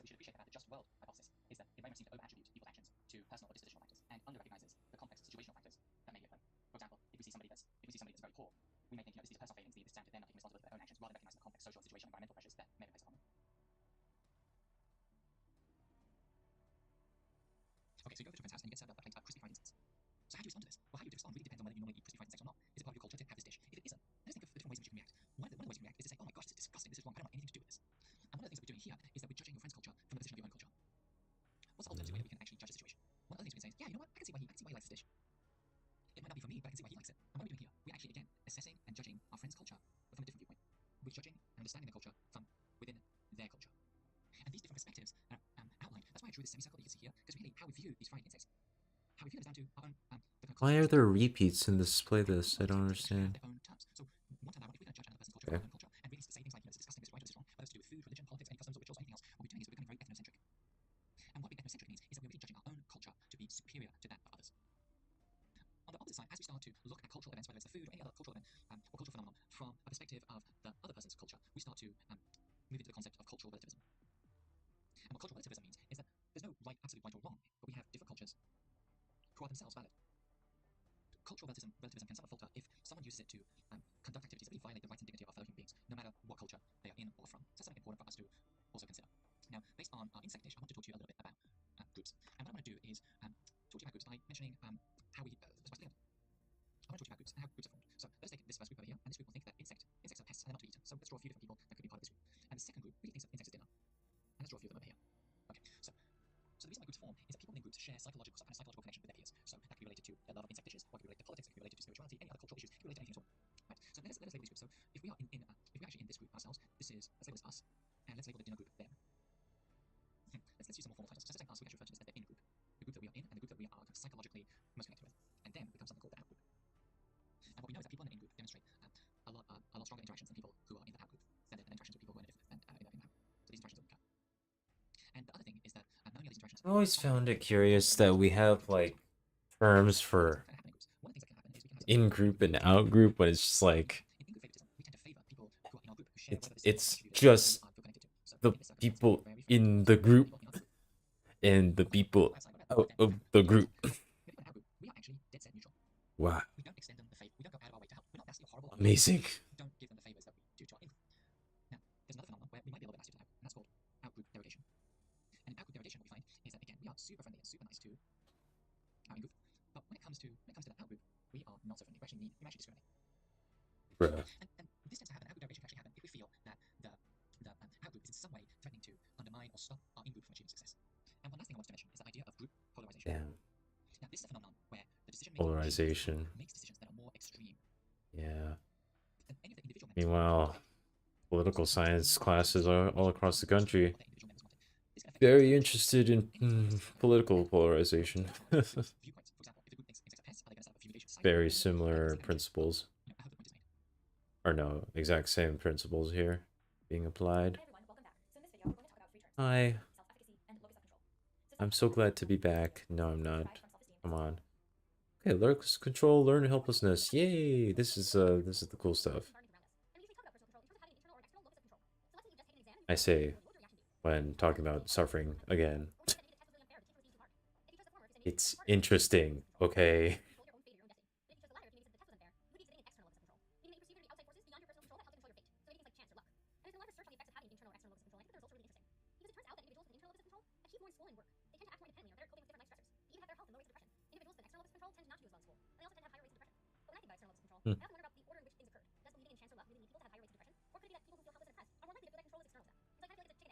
Directionality is important.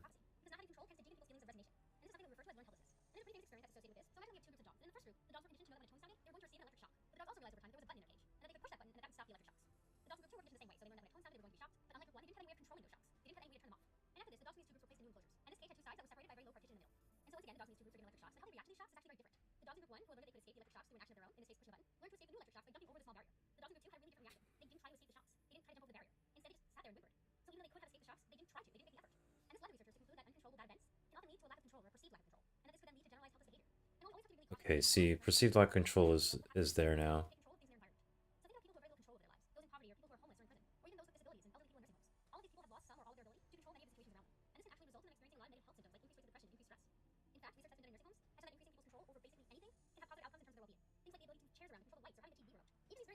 Yeah, it really is about small wins, and that is so sometimes really difficult to like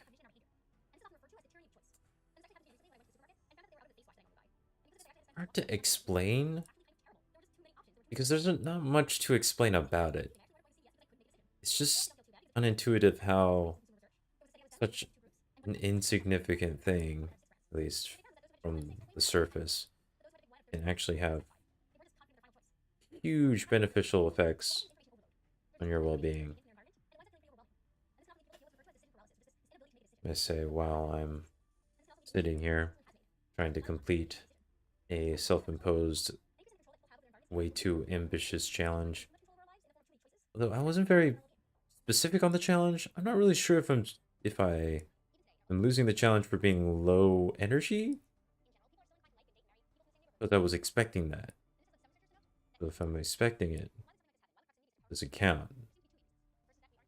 I guess it does, because I was expecting it.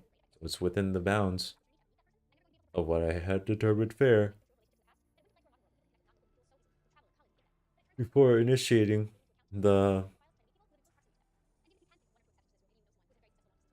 what is the word for the thing, the challenge?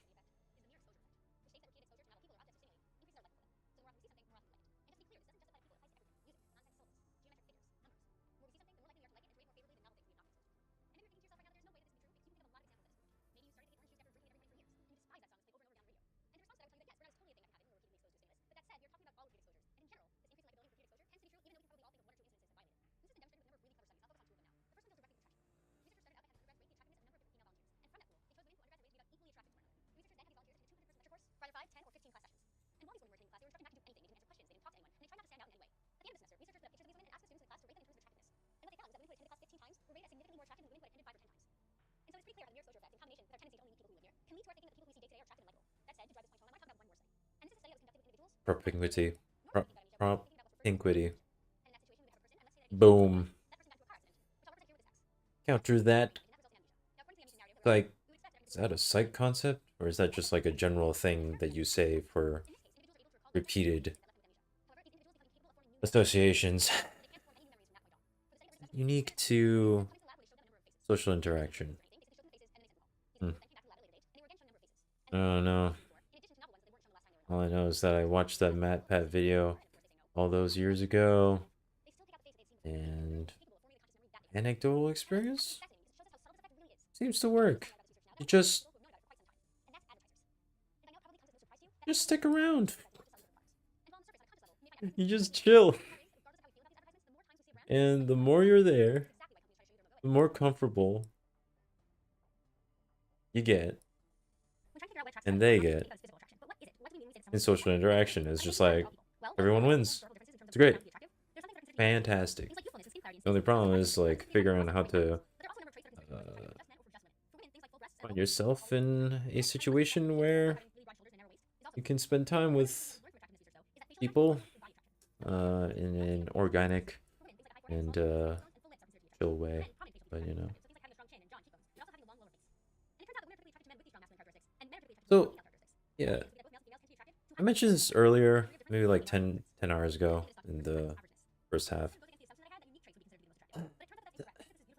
Interaction science is interesting, especially when you consider historically the traits of attraction have changed drastically and depend on culture. Severely depend on culture. There's just not any biological basis. Well, okay, so there's some biological basis for determining certain traits being more suitable for the continuation and the proliferation of certain genes, but like it's way smaller of a list than the list that we have in our heads whenever we look at social media, make these incredibly attractive like characters for whatever reason that have way too many absurd traits. I say this as an anime fan. There's just too much. Average is great. Average good. Average good.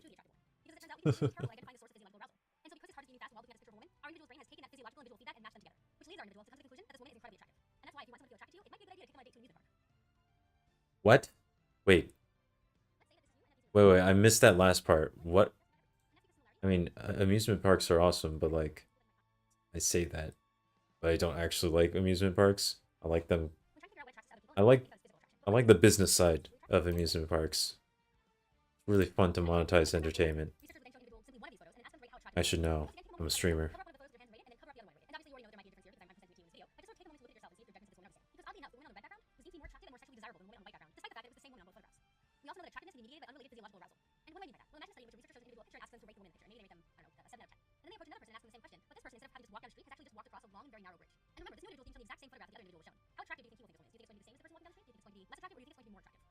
Oh, I see. I see the amusement park connection there. Just make the person fear for their life, and they will find you more attractive. God damn it! I hate that there's anecdotal experience on my part.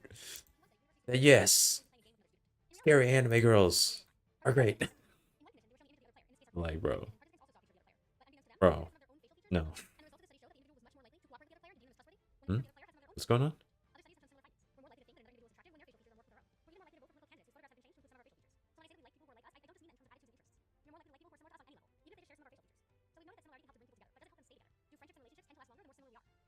I mean, I am very hot, so if I did see someone very similarly good looking as me, as good looking as I am, I mean, I'd probably trust them more too.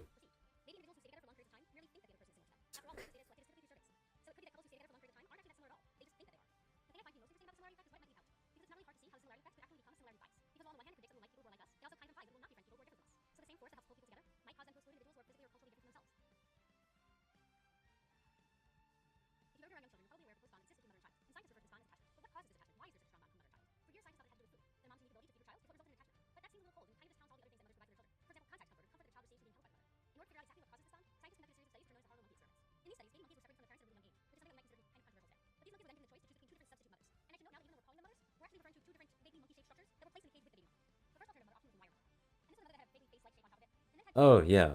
Now I remember the experiment. Yeah, you have the cold wire mother who provides food, but then the other one is a very comfortable one that you can hug and stuff, and it's like, gee. Maybe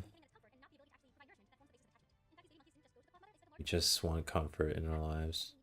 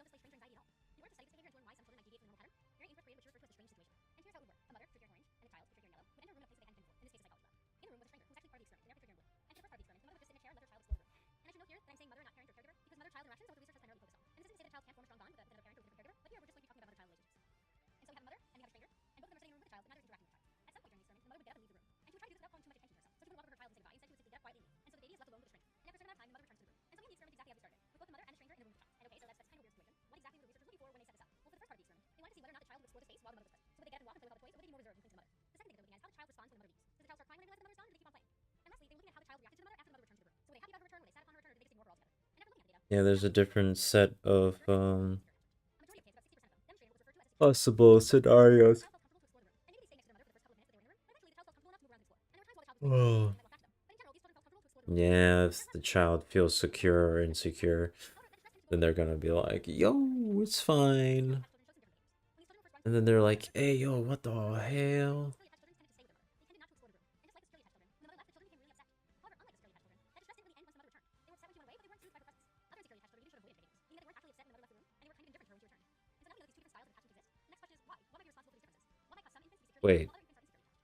Wait a minute. Are these the type of attachment? Wait, I thought there was more to this. Where children are, there's a certain attachment type where the child just doesn't care. The child's just like, sure, I don't care if mom left. I'm chilling. I can just do this on my own.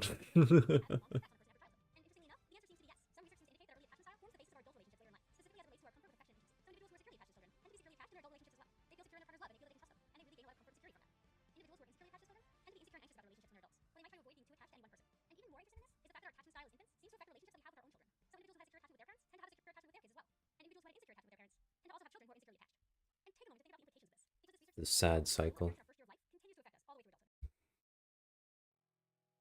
Sad cycle of insecure attachment.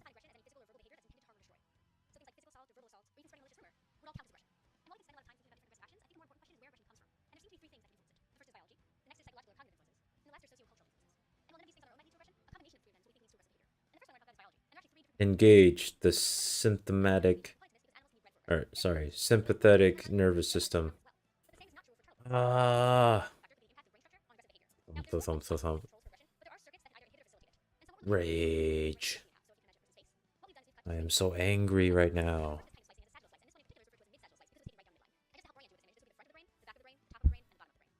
Okay.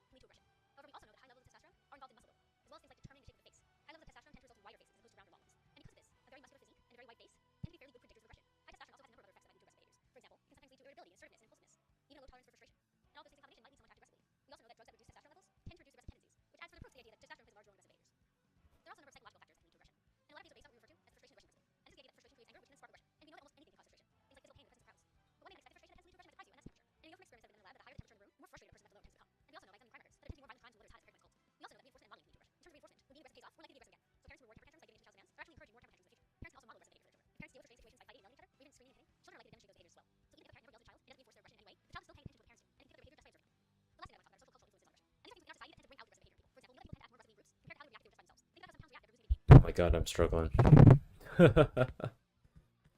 These concepts are pretty straightforward. Concepts are straightforward. What's not straightforward is like everything else that's going on in my mind right now. Just need to like pause for a moment.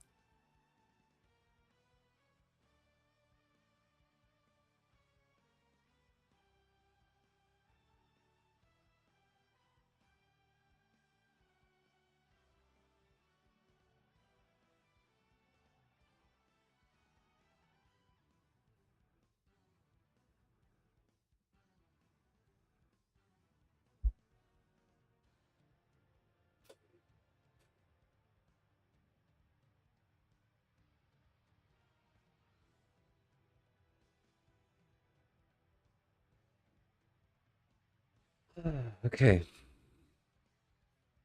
And I got a copyright claim on the first half of this. Everyone can see the video. Oh, go figure. Well, it's not like I'm monetized, so it's fine. This is part of the plan. I'm an absolute genius. What can I say? What can I say? But you're welcome. Oh, I just realized that Norman... I never specified when Norman's coming back. Sorry about that. What happens when I don't have a chat to let me know these things? Please. Sorry, not at 7. Happening very soon, actually.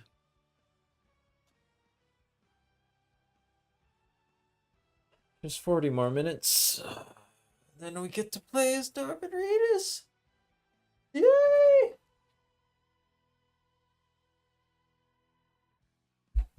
Ow. Ow.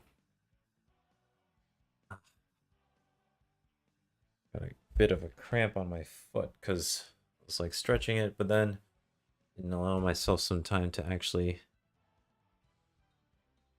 loosen up, you know?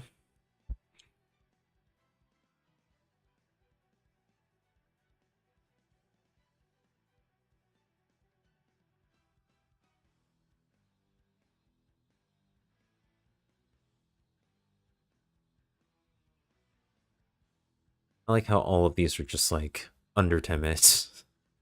This is very refreshing compared to the bio section. Wow. Wow. Except for Freud, for some reason, because he's a rebel and social influences. Which makes sense.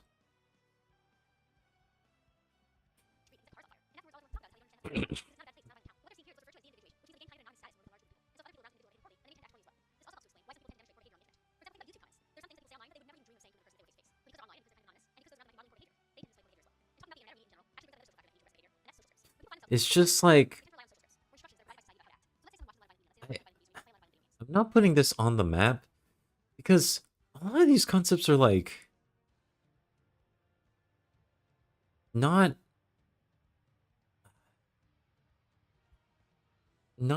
that consistent, I guess.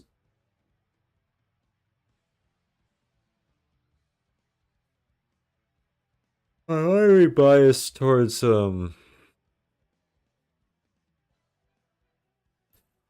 thinking that biology is going to be more relevant on the test, but I really think biology is going to be more relevant on the test than these particular terms. I think that the general idea of what these terms convey will be relevant, but I just doubt that like I'll have to memorize frustration aggression principle specifically. It's like, I mean, yeah, you get frustrated and then you get aggressive. Okay. I mean, that makes sense. That makes sense. Okay. I mean, locus control is actually pretty interesting, but then it's already just so weird and confusing compared to perceived like controlled. It's just like, bro, why? Why you do this?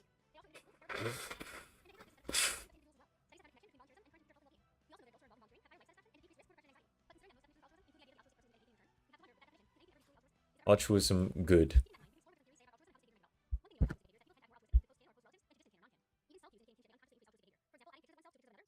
Yeah, I mean, pure selflessness is difficult to identify.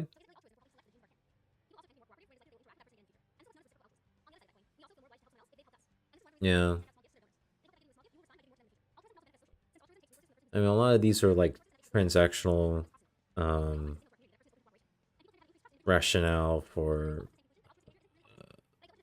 altruism, for kindness. Because by being kind, you're like hopefully that the other person's going to be kind, right? Yeah. Wait. Yeah, I mean, I guess you can just instill the normality of altruism. That could work.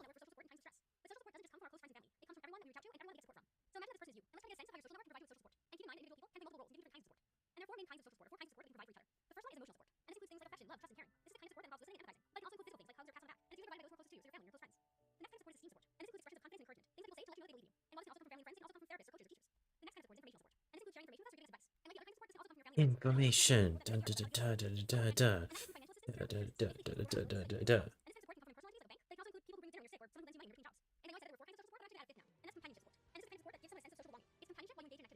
Okay. Why the web get bigger? Hmm.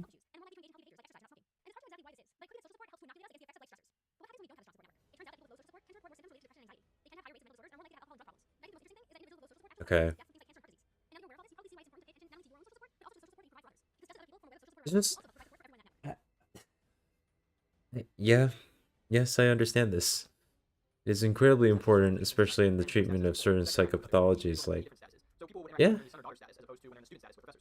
I mean, I literally just, I just took a bunch of psych classes recently, and so this feels like a little bit redundant, but it makes sense that it would be.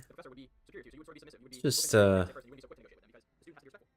don't know. I guess I was expecting a bit more or something.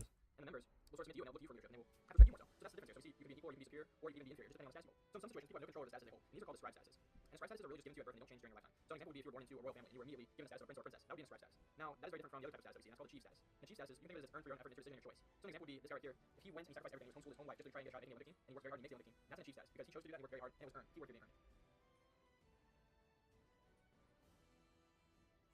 Most people face times in their lives when they simply cannot carry out all the obligations of status. And the tension between roles within one status is called role strain. And role strain causes an individual to be pulled in many directions by the many responsibilities of one single status. So an example would be a student. Let's say the student has to write 2 papers, finish 5 reading assignments for separate classes, give a speech, study for an midterm exam, and do 2 lab reports in 1 week. So they're being pulled in many different ways by this one status, the status of being a student. On the other hand, there's what's called role conflict. This is talking about the conflict between the roles of 2 or more social status. So I want to be clear when I say between status, this is not individual status like before. So let's take a look at this guy right here and look at a few different scenarios to understand role conflict. So this man has many different statuses. He's a student, he's a husband, he's a friend, he's a worker, he's also a parent. And these different statuses compete for his time. So let's say he gets a call from one of his buddies and they're very excited for their monthly get together. They usually go golfing once a month. And he just gets a reminder on his phone that says, hey, tomorrow's your anniversary. So his status as a husband should be more important than his status as a friend if he's smart in this case. So let's take a look at another scenario here. Let's say we play that he has a paper due. If he's smart. So in this case, his status as a parent may take precedence over his status as a student because he's concerned for his child's health. So a final example, let's say that he had a big meeting Monday, but his wife wanted him to clean the garage. So in this instance, his status as a husband and as a worker come into conflict. And if his job depends on his performance in the meeting, he will probably choose to focus more energy on his job and his presentation than in this case on being a husband and cleaning out the garage. So role strain is tension between the roles of one single status like a student, and role conflict involves the conflict between roles of 2 or more statuses.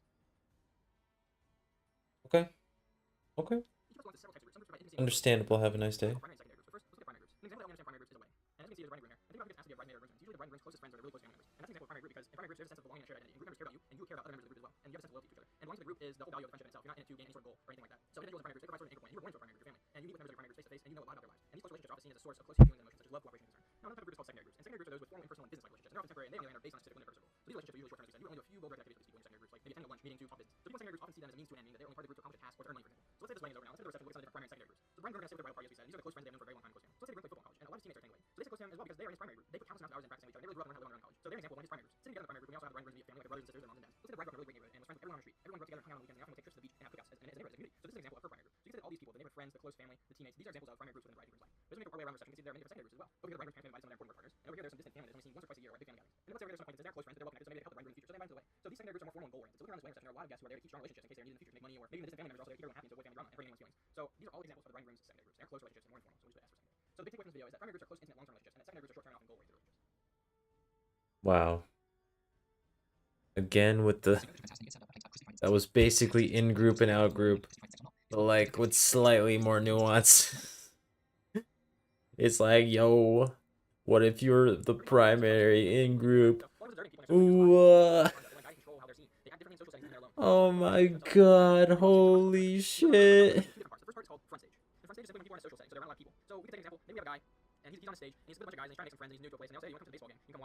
Oh, at the cost of his head. Damn. You guys, I swear I like baseball. I did like the Moneyball movie though. That was a good movie.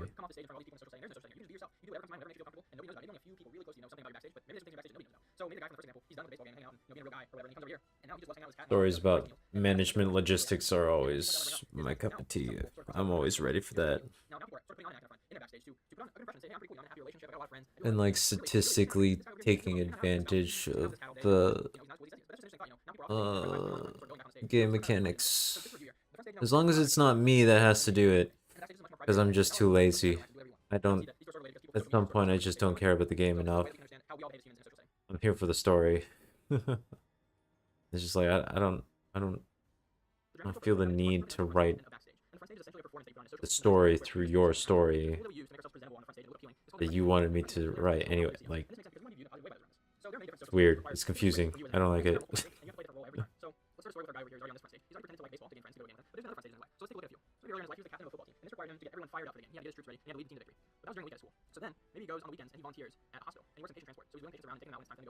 Oh my god. This man's got more shadowing hours than I do. God damn.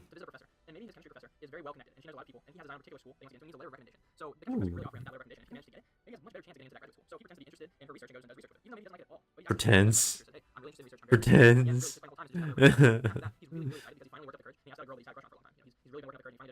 Hey. But he does his best, he gets her some flowers, he's gonna pay for dinner, he'll open the door, he'll greet her at the door, shake her father's hand. He's very traditional, he's very excited, so he goes ahead and he gets her the flowers, he wants to put on his best face, he's gonna put the best version of himself out there that he can. So that's the big thing there. He's gonna want to brush his teeth, he's gonna take a shower. And the big takeaway here is, look, there are multiple front stages here, and they all require different scripts. And this backstage, that's completely different area. There's one backstage, and that's a very private area of his life that probably only a few people really know about. They're very close to him. So in the backstage, this is really where you work on your impression management. That's where it's all tied together. So here, maybe people, they put on makeup, they look themselves in the mirror, they try on a lot of different outfits before going out and hanging out with their friends because they don't look okay. And this is all done in the backstage. So you can really think of the backstage Interesting. as like a I see. and then you use that impression management Curious. to situations in your life. And that's a very interesting thought. So that is how impression management relates to the front stage and the backstage. And the question being like, how well do people utilize the backstage, you know? Like, am I utilizing the backstage right now?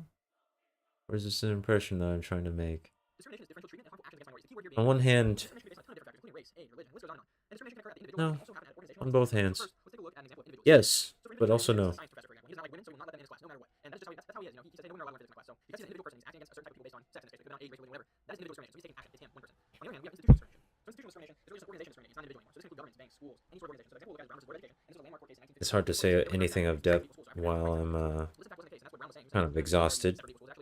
Much more inferior service to you, and we also aren't receiving the same education. We're being mistreated. So that is what institutional discrimination is. And it can be done through a couple different ways. And a couple types we'll talk about are intentional and unintentional. And this is a law, so this is intentional, for example. Let's look at a couple examples of how institutional and organizational policies can actually discriminate unintentional. So first, we'll look at something called side effect discrimination. And side effect discrimination is an interesting thing because it talks about how one institution or organization or sort of sector can influence another negatively. So there's many institutions. There's economics, there's politics, government, law, business, medicine. You know, we have all sorts, and they all are interdependent and related in some way. And that's what side effect discrimination is saying. So if one area is sort of discriminating or doing something, it can affect another. So let's take a look at this example. Let's say a small town seems that an African American has never gotten a non-guilty verdict. So many minorities plead guilty to a lesser charge, even though they may have been innocent, and they didn't think they could get off on a fair verdict, so they just took a lesser crime. Let's fast forward. They're trying to find a job now, and while finding the job, their criminal record comes up, and the employer, you know, he doesn't need to use the information about the applicant's criminal record, and they don't intend to discriminate by any means. There's no ill will, but they end up doing so whether or not the individual is guilty or not. And this is side effect discrimination. So it's unintentional. So by the criminal justice system having reached an unjust verdict that wasn't fair at all, the potential employer is swayed in an unfair way. So that's side effect discrimination. One institution affecting another. Yeah. So unintentional discrimination can occur is through something called past and present discrimination. And past and present discrimination talks about how things that were done in the past, even though they no longer be allowed, they can have consequences for people in the present. An example would be Brown versus Board of Education. Before this verdict, African Americans and white people had to attend different schools. So just as a decision, let's say there's a girl, she wants to go to an integrated school now, the white kids and black kids, both in the same classroom. But now she's clearly not, she doesn't feel welcome, she still feels mistreated, and it's still not going well for her. So that's past and present discrimination. That's a negative attitude from the past coming forward to the present, and it causes a minority to be discriminated against unfairly.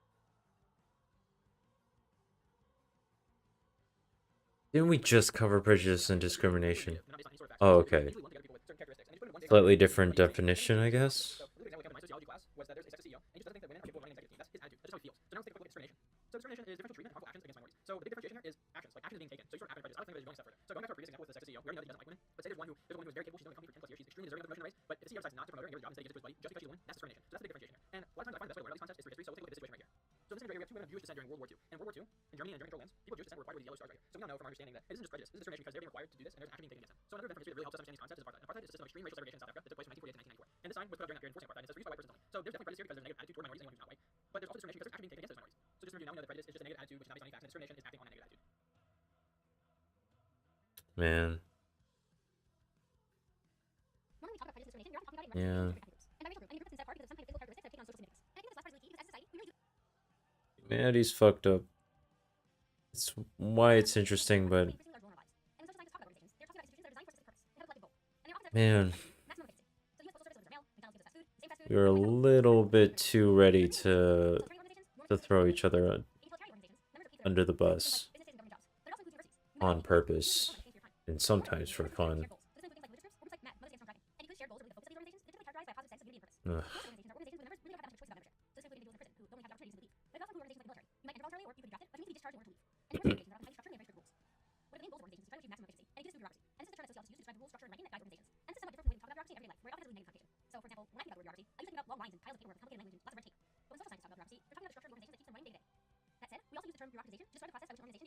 I mean, it's both, right? Like, the whole point is that the reason why the lines are so long and the paper's so high is because there's so many systems in place in order to create that sense of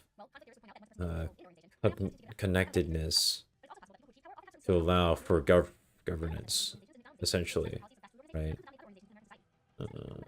McDonald'sization. Ah.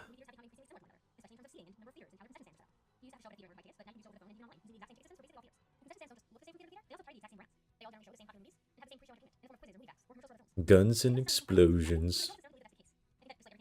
That sounds awesome.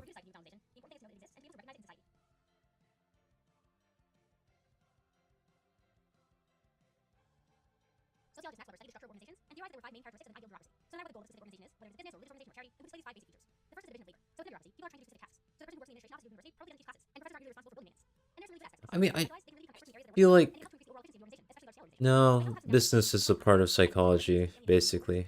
like a branch that goes deeper into financials and law, maybe. Yeah. A lot of things have a basis in psych, though. I mean, I guess that just speaks to the broad nature of psych's definition, perhaps. Although, for the most part, I think it has a pretty solid definition and a useful one.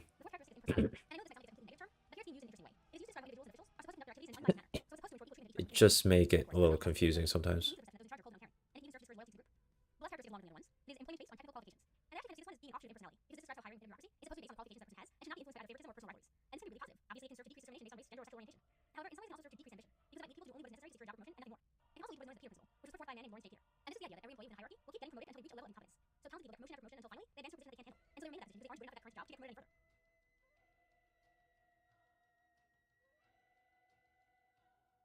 And then they're gonna just lecture me on social support again.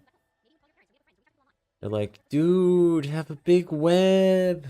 Make sure it's diverse and very supportive. Yes, yes, that is very good. That is very important. Yo, cognitive behavioral psychology therapy.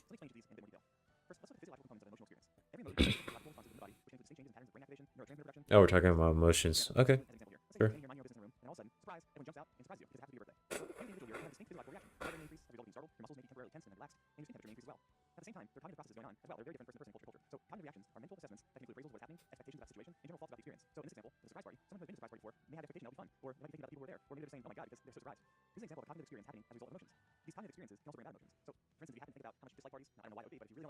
I hate parties. I hate surprises. Ugh.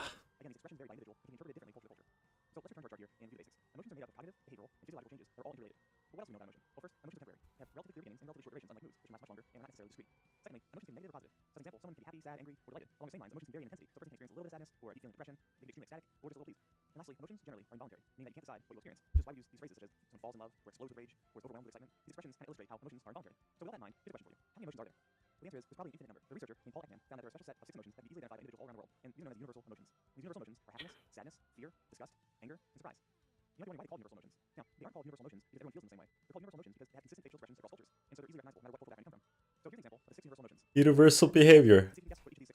Well, like, that's the only way to track emotions.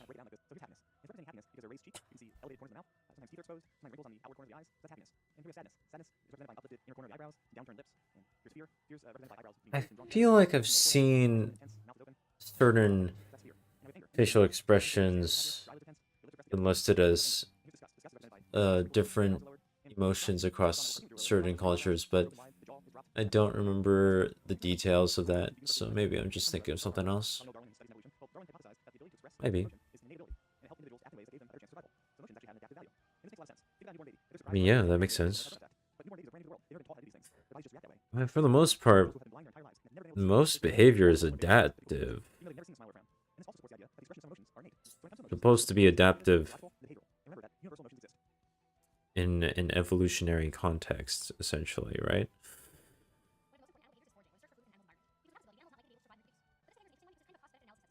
If you're trying to run from the bear, you know, you're gonna be like, yo, it's a scary bear.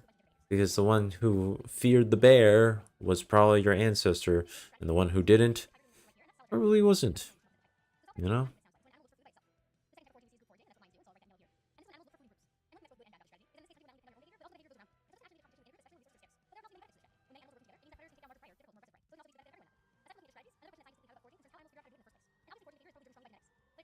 What in the world? Why are we talking about animal behavior? What? Oh, okay. I guess they're different foragers.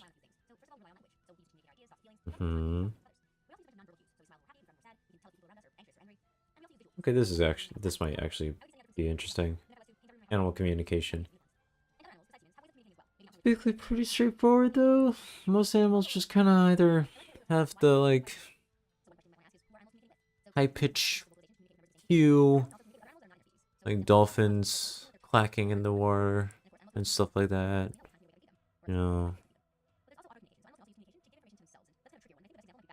or like expressions of anger,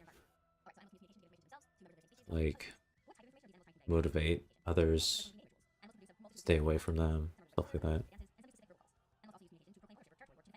Oh, hey, check out these feathers. Peacocks are cool, but not that cool. Just try a little too hard.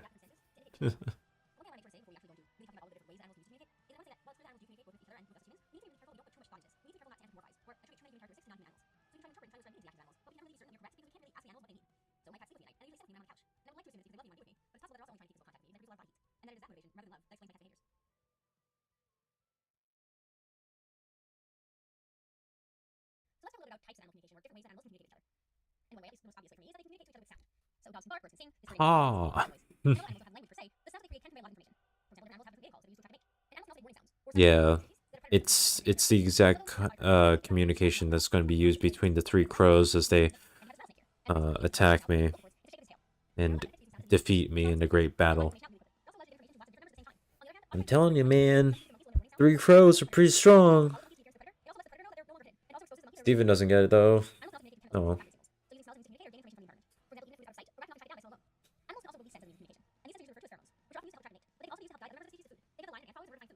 Oh yeah.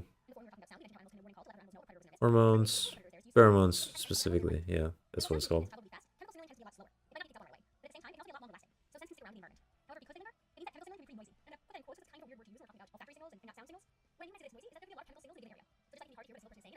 Ah, noisy as in, yeah, okay, I see.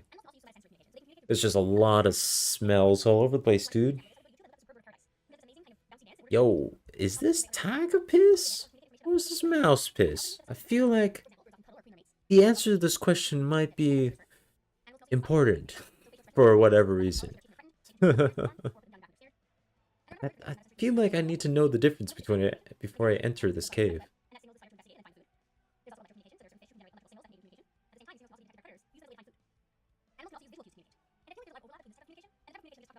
Ah, there's the peacock.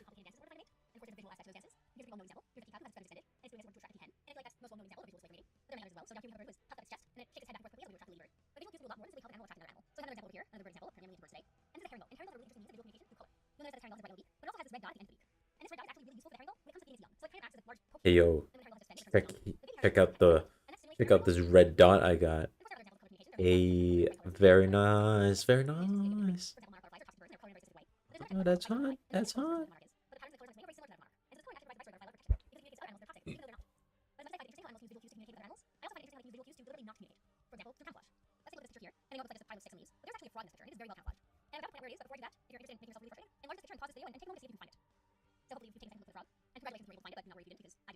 Okay, do you guys see it? Oh my god.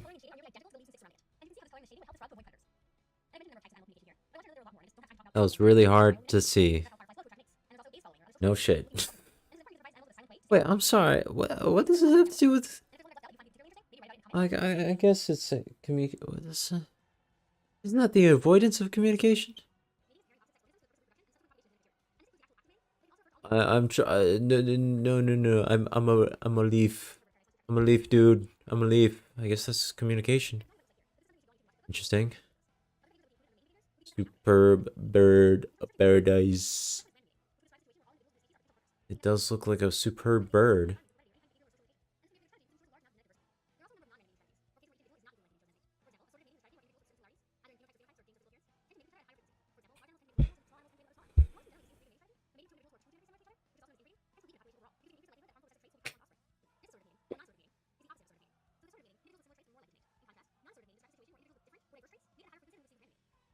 Genetic diversity. Let's go. Let's go. Oh. Yeah.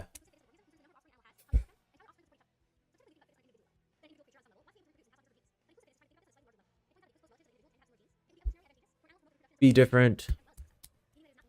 find different people. It's awesome.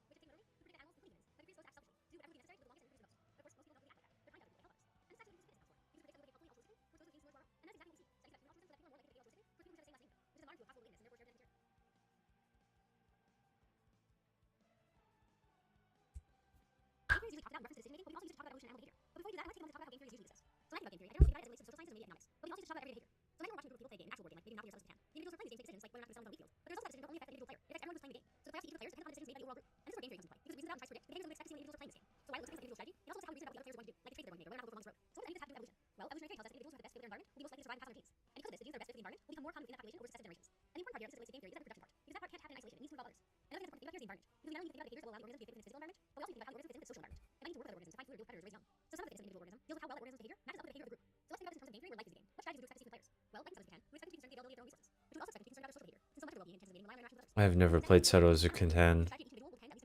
I kind of want to, considering my interest in strategy games. But I'll probably get bored pretty quickly. I mean, it is what it is. I always get bored. Never tend to have a good story. And they don't have stories follow other than the one you make yourself, which is very nice. That's very, very kind of you to allow me to do that. But yeah, too much of a role player to role play myself, man. Come on.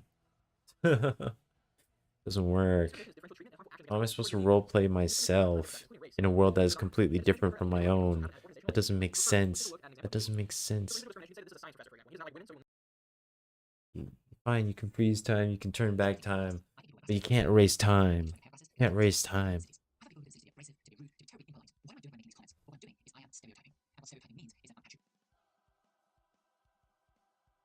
Erase time. It doesn't even make sense. Alright, we did it. The entirety of individuals in society is complete. Cool. Okay. Gonna take this moment, actually just lie down and chill. And wait, how come? Why did Xeno? Why would that show up on my? Okay, whatever. And let Death Stranding load up itself. And yeah, I'll be right back. I'm just gonna chill, guys.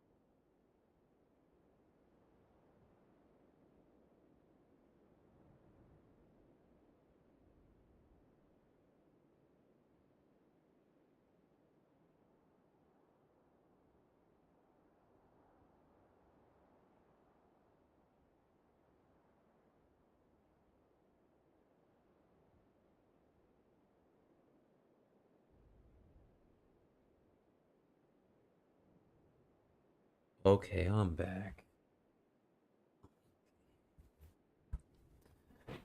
I don't know. Hi. It's time to connect America by beating the hell out of those mules. Yeah, boy. It's gonna be very funny. All weapons will remain locked until departure. All clear. Welcome, Sam Porter Bridges.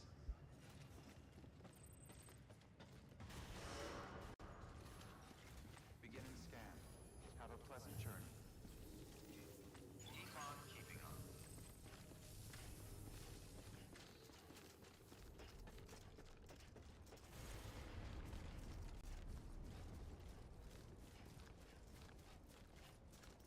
Weapons restrictions lifted.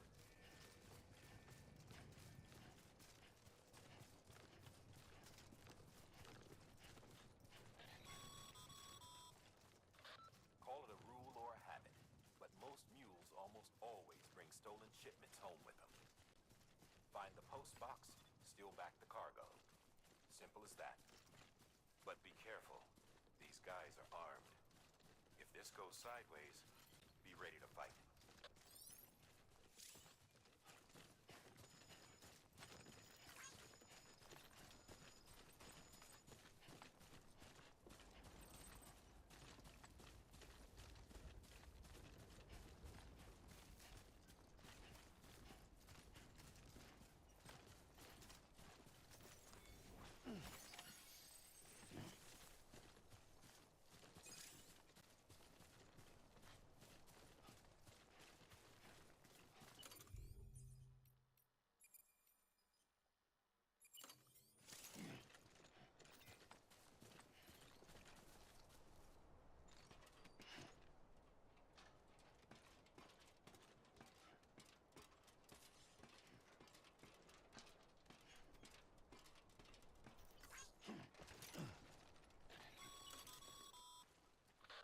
Remember, Sam, before you approach the mule drop site, we recommend you use a watchtower to confirm the location of the post box containing our cargo.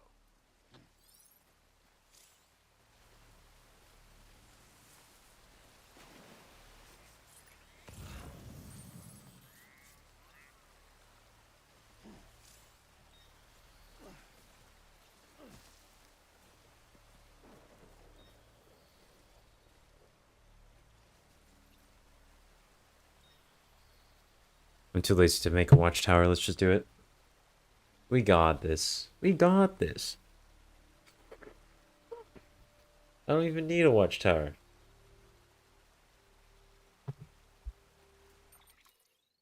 Alright. I was wondering about my controls. Can I change my...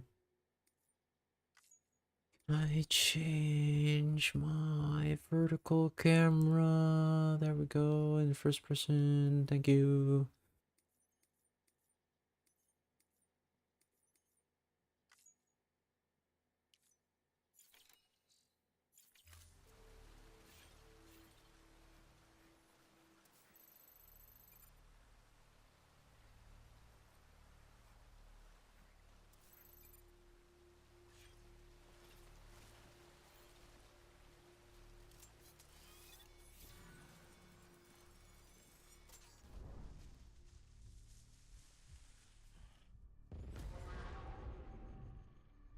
What in the world is that?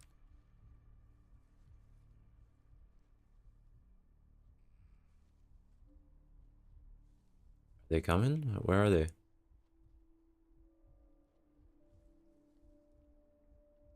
Here's something. Coming to check it out or what? What's the plan here, guys? What's the plan? Doesn't seem like they have a plan. Mule drop sites are rarely deserted, so remaining undetected is key. Oh my god, there's actual sandals. That's funny.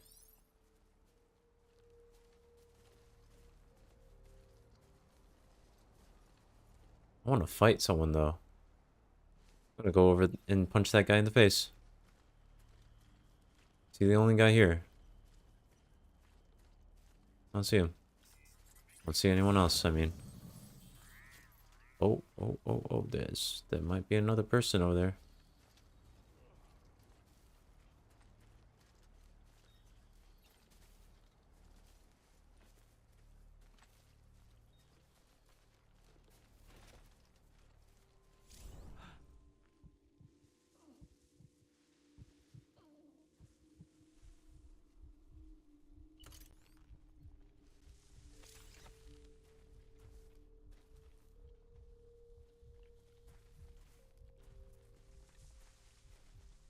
Use this to find the enemy. Okay, so...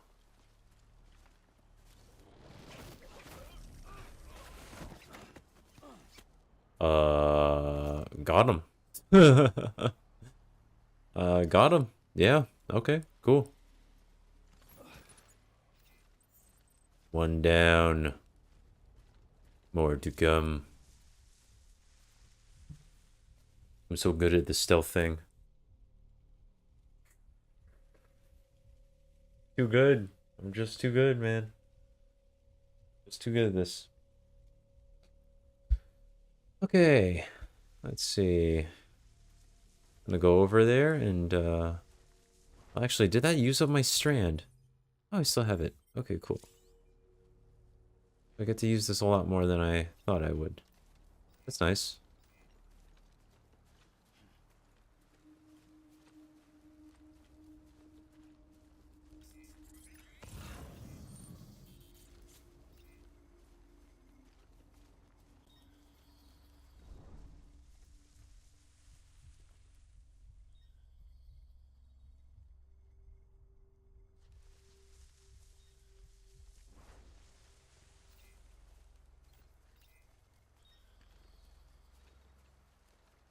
Okay, I see you. I see you.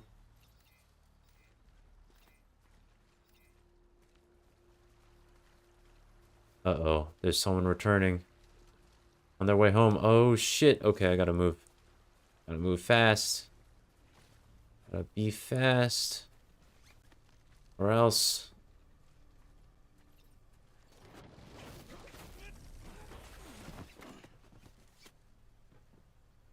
Whoops. Got my camera was off. Okay.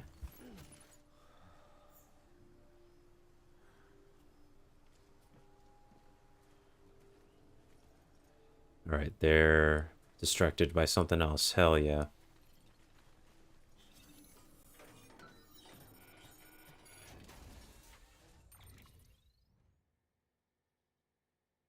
Okay. This is a lot. Can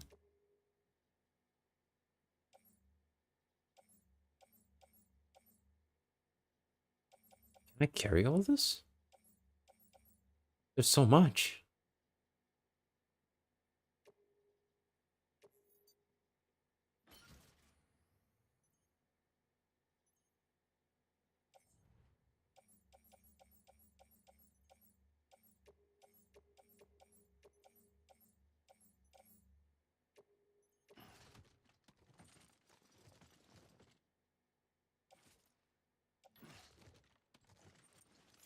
Okay, I'm 10 over.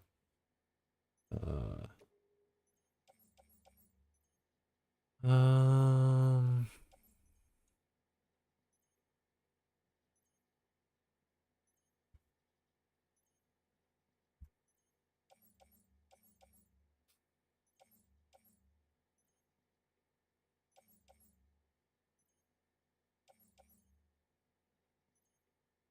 Climbing anchors. I mean, I just don't need them.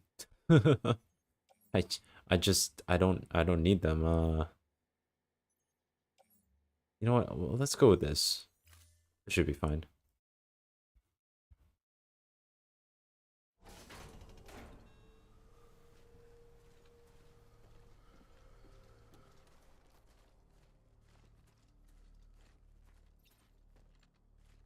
Waiting for all the assets to pop in and be like, is that? Oh, light. Okay.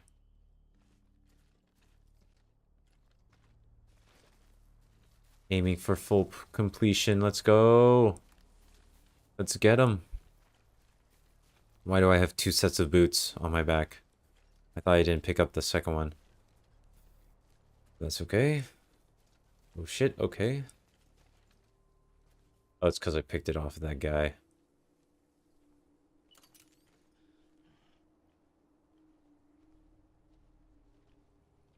Oh no.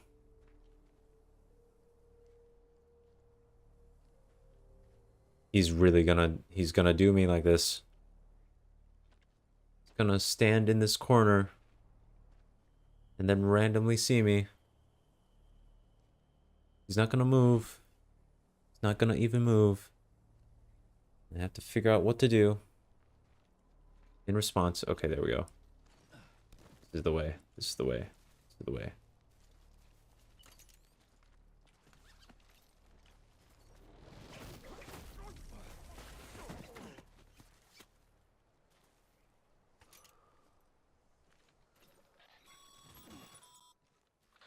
Been busy? Seems all the mules in your vicinity have been incapacitated.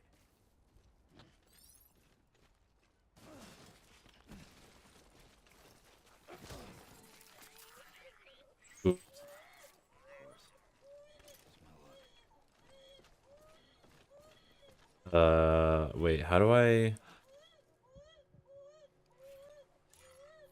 There we go. Sorry.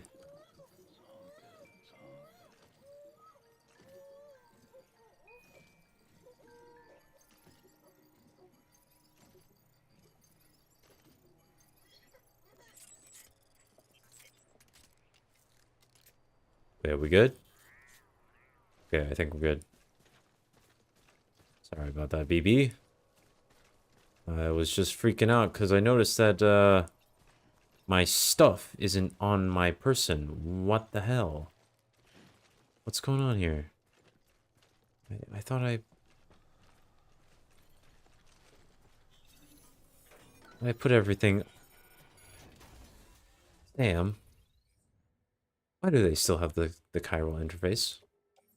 What's going on? How do I...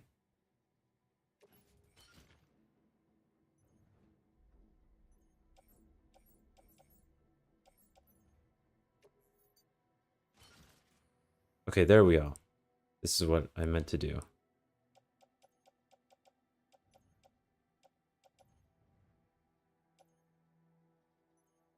No boots.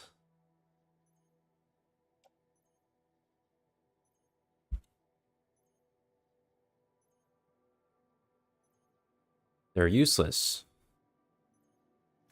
Okay. Wait, no. Wait, I was trying to get rid of the mule boots.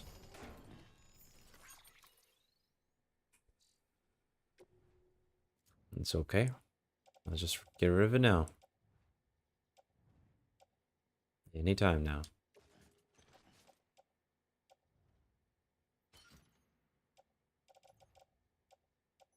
Okay.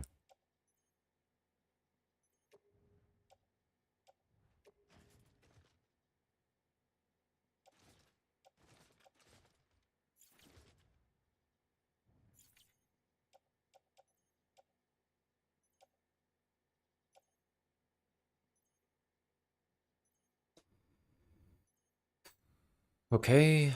I mean, honestly, it looks pretty good. These resins are bothering me, actually. Okay, Okay. Oh, whatever. We're almost there. Let's just go back. So close by. Shouldn't be a problem. I mean, it shouldn't be, but it might be. Wait, no, hold up. Sam. There we go.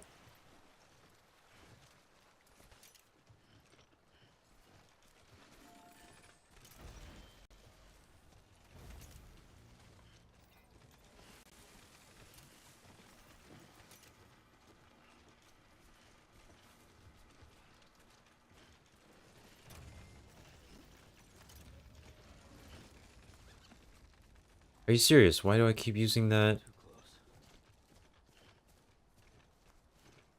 not to use that a lot. Shoot, I shouldn't have crossed. Oh no. Okay. Let's go back. We'll cross using that rock.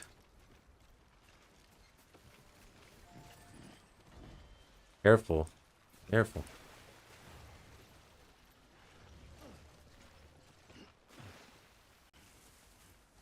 Alright. Looking pretty good. On our way home.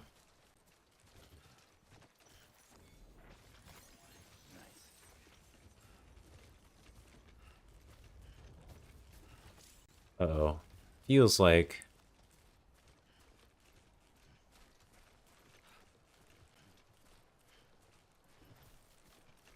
Feels like it might rain soon. That's not ideal. Come on, baby. I'm almost back home. Because it's not that far in the first place. Come on. Come on.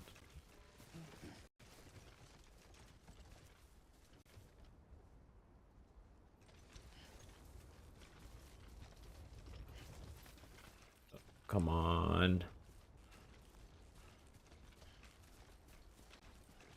I'm not a fan of the rain.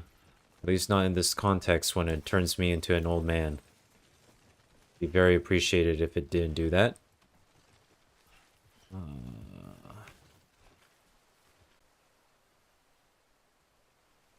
Wait a minute. Oh, so oh, okay. I was supposed to cross. Well, so much for that. Time to do it the hard way then.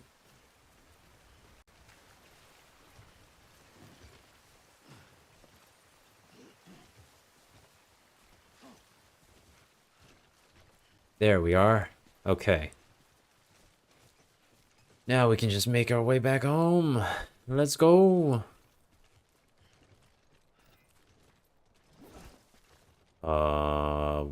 What in the world did you just do? Okay. I think I pressed the square button to punch when I meant to press the square button to grab onto the ladder. Which would have made sense. Much more sense than punching. Nothing.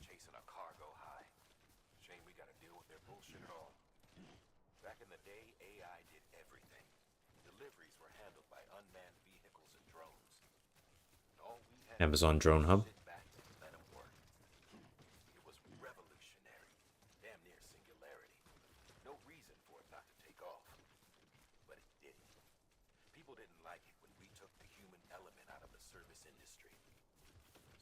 I mean, nowadays it's kind of hard to tell if there is a human element.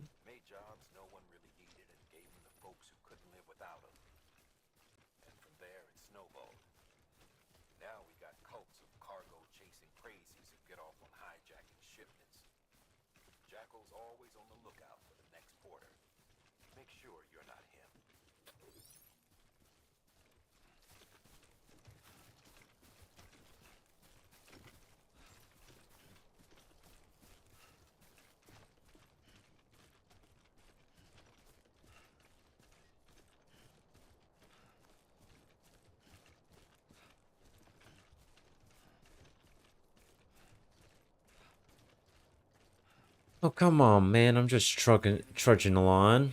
Oh, no. Damn. Every word I say, I just realize the more, tired or worse I sound.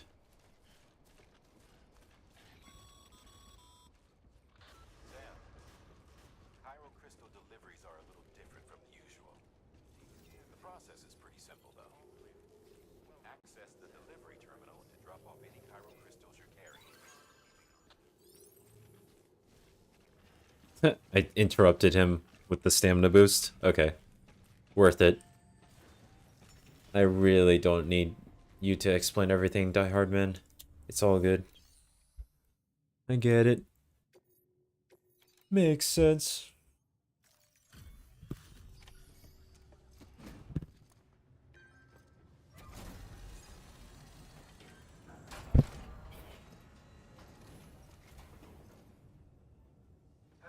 Time to get that chiral printer in working order. Sorry to put you through so much trouble, but trust me, it'll be worth it.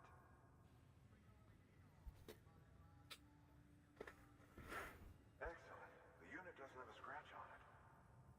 I'm just that good. Never doubted you'd come through for us. Hell yeah.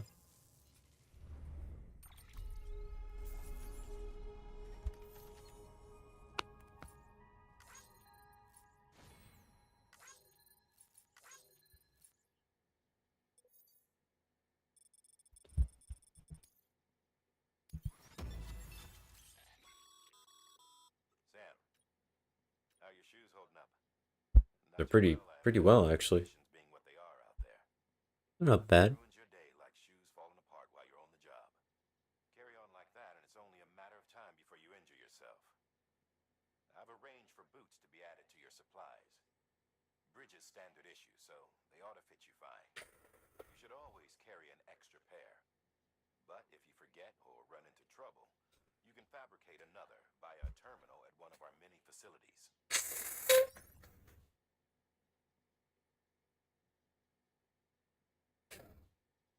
Nice.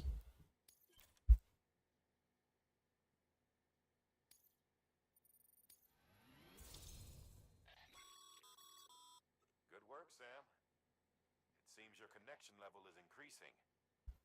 As your connection level increases, larger quantities of resources will be made available to you at our facilities.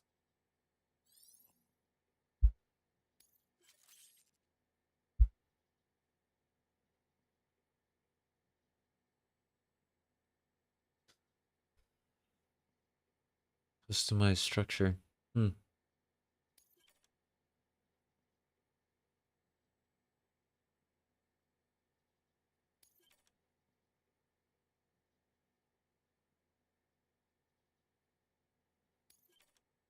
Okay.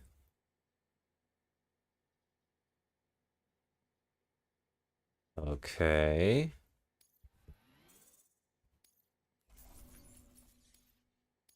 I'm just seeing a lot of numbers go up. I'm not super clear on exactly what each of these resources is meant to be utilized for.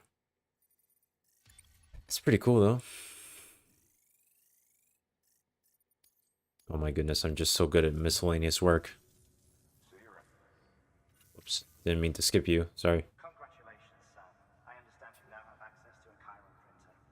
An extraordinarily useful device that can only function because of the manner... I always feel bad whenever I press confirm and they just stop talking. It makes them look like they're just very sad about being interrupted. And I'm like, come on, man, that was on accident. Some have speculated that the chiral network might, in essence, be a time machine. That it is transmitting data into the past. Into the past? Not from the past? Okay. Oh, maybe the... I mean, death would be future, right? So...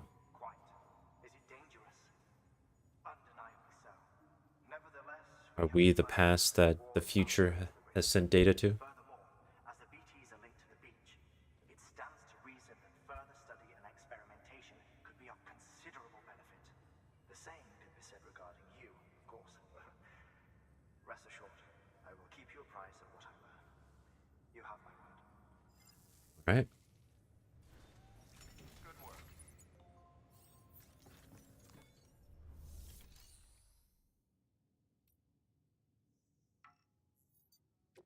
Oh.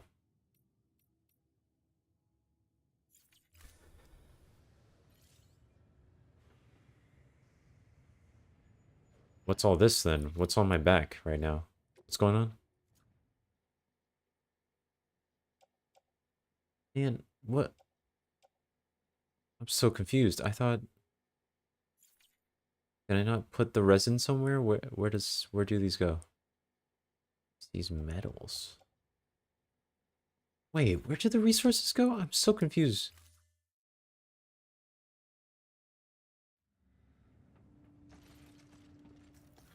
Excuse me. Would you like to take my metals, please? Cycle. Oh, crystals. I mean, is that what I'm supposed to do? Supposed to recycle them or what?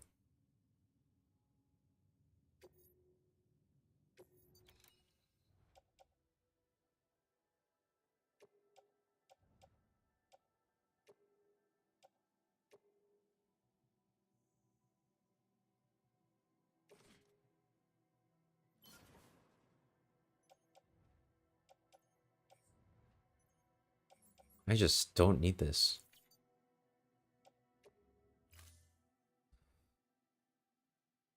Okay.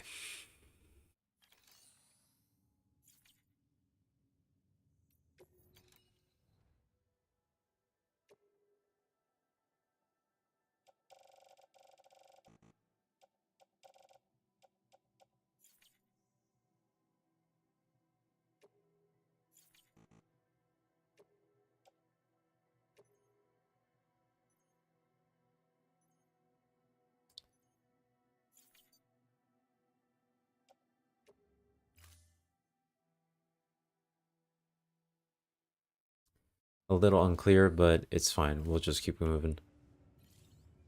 Keep on moving, keep on grooving. And then I need to rebalance this cargo. Did I not? Why do I do this every time? I thought I confirmed. Share locker, donate weapons. Donate this. Donate this, donate this. Move to. This. Confirm.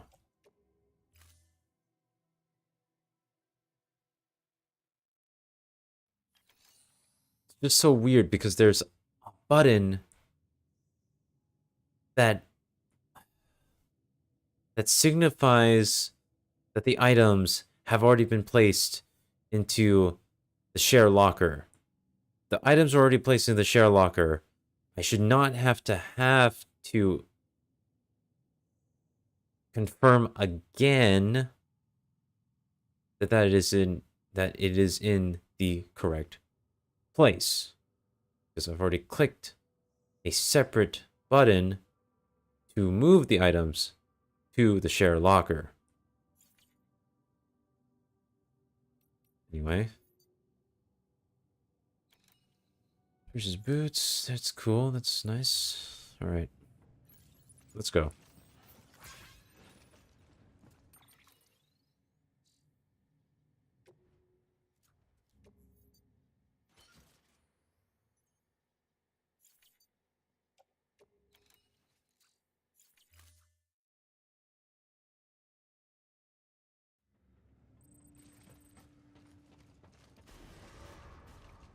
Beginning scan.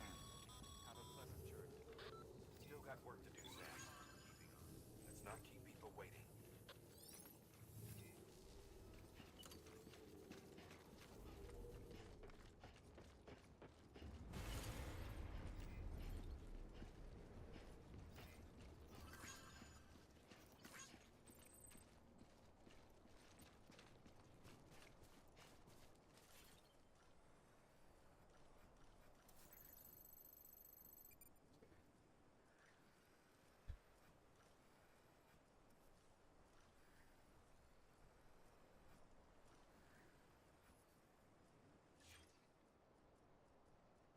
What am I supposed to do now? Should I just go over here now?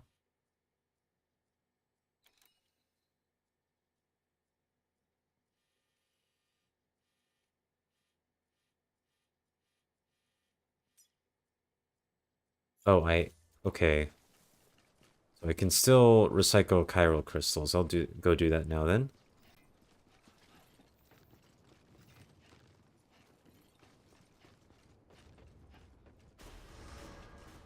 Decontaminating suit. All clear.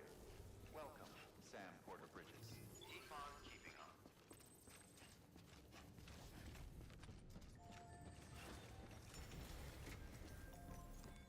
Alright, let's recycle then.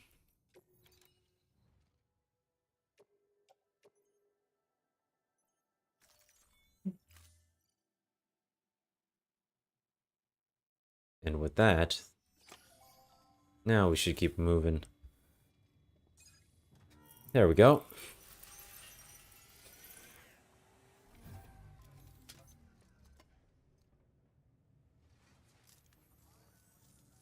Got some chiral crystals for us? What do they do? Crystals only form in places with elevated chiralium levels, which makes me wonder if expanding the network had something to do with it. Damn, son, that is a lot. Maintenance and R&D will both get their fill, looks like.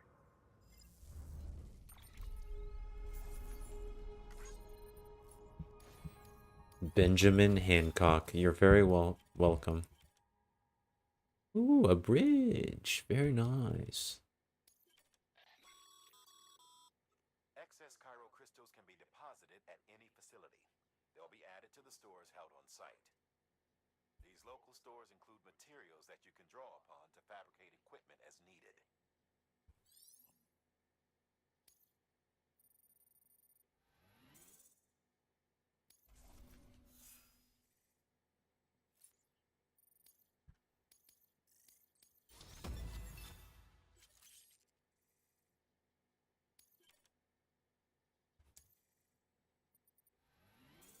Hell yeah. Oh, before I forget, this is for you. Oh, a present for me? Aw, you shouldn't have. Oh, you shouldn't have. What is that? Hairspray? Oh, repair spray. Okay, okay, okay. Good for dealing with timefall degradation and all that. Sounds like I don't need it. We've added it to your supplies list, so it's readily available if and when you need it. Okay.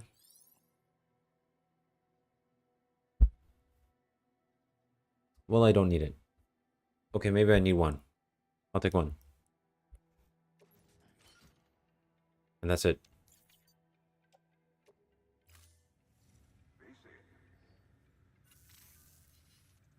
There is a correlation between elevated chiralium levels and increased crystal formation.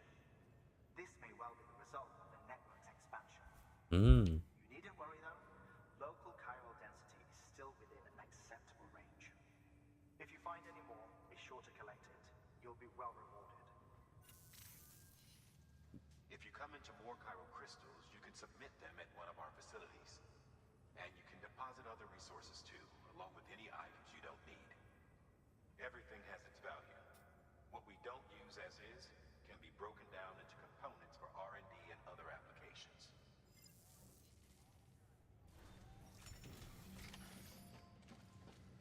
Oh my god. Alright. I have to remember that I'm a delivery man first and not in a savior second. Because, like... Damn.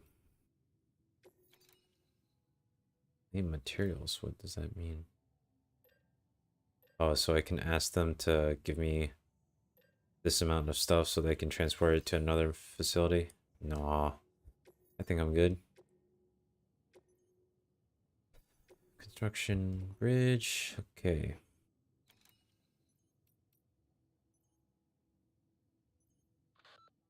Now, you've done a fine job expanding the chiral network. But to make the most of it, we'll need to generate more power. We'll have to make a few hops before we can link up the closest city too. Once this wind farm is part of the chiral network, we'll be able to route the energy it generates through the beach.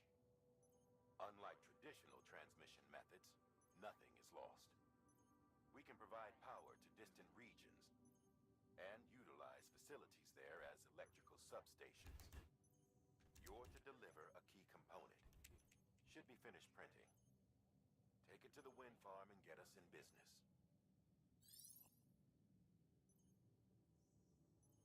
Okay. Let's do it.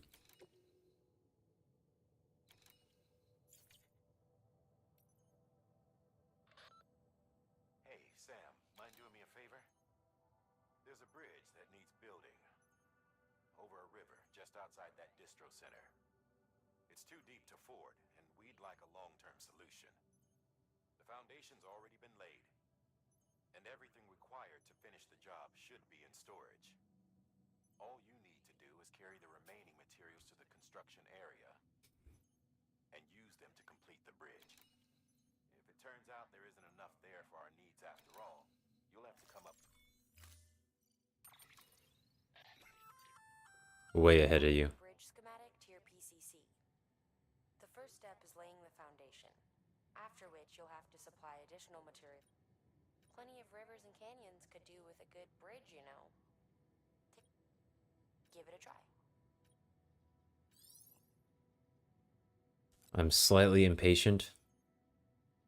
But like, I shouldn't be this impatient. It really shouldn't be this big of a deal. Okay, come on. Let's go.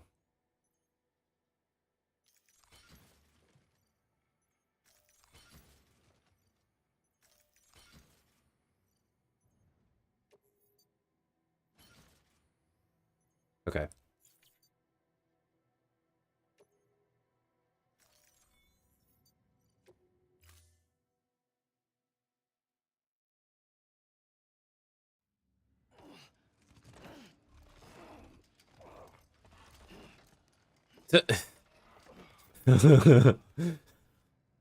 Hey man, it's not as bad as what I forced you to do last time.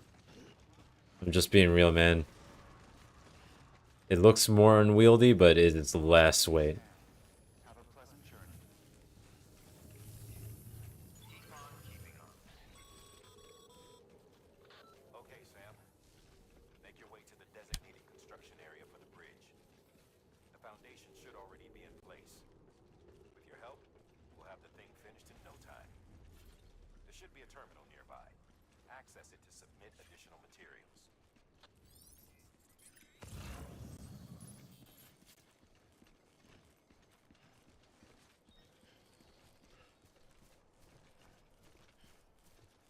Ah, there's the bridge location. All right.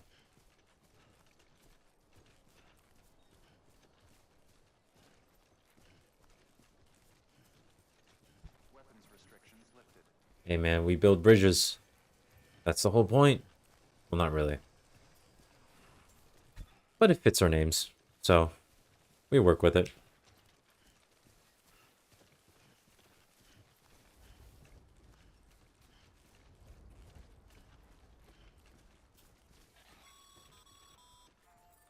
Sam, Oh my god. found the site.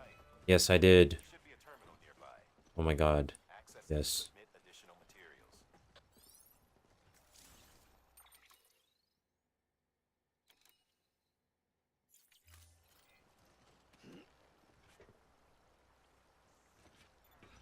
What?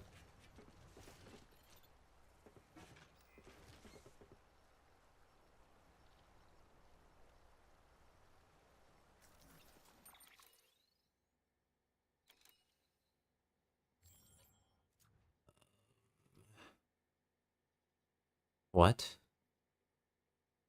What do I...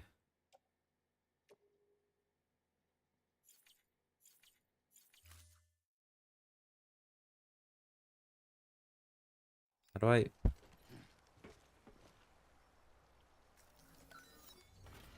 Oh, right. Freaking hold down the button. Okay. Alright, sure, why not?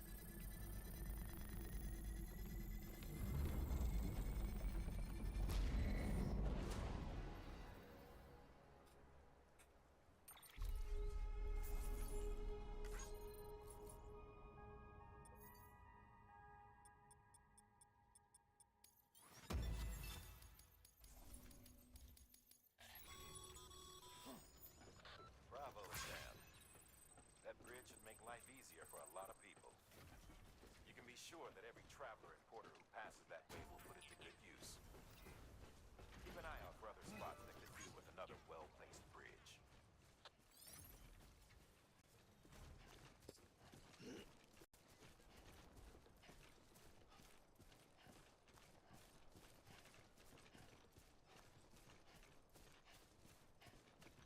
Ooh, okay. Let's head on up. Ooh, I got mail. Nice.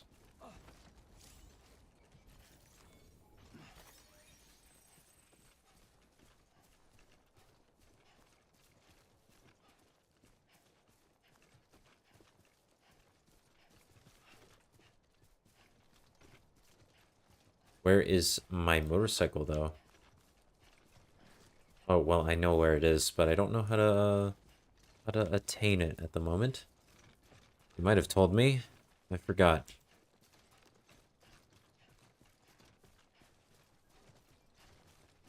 At this point, I'm not too surprised about forgetting a lot of things, so... Great study session, guys. Great study session. And it was pretty great. Up until halfway. Stamina decreased. Excuse me? Oh, okay. Well, whatever.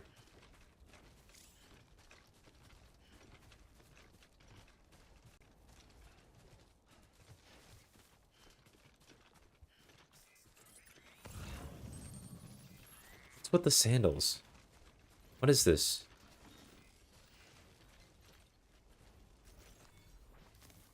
There we go. How does this help? What does it do? Sandal weed? It improves the soles of my shoes or something? There we go. Or do you get high off of it? I mean, it's one or the other, right?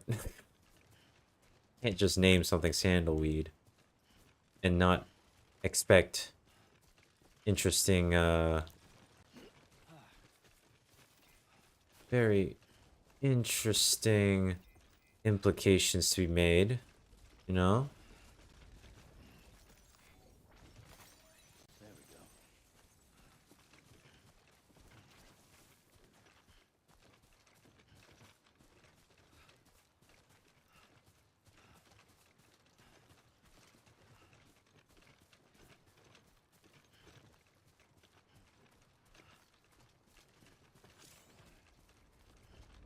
Strong wind. Oh, fantastic. My favorite.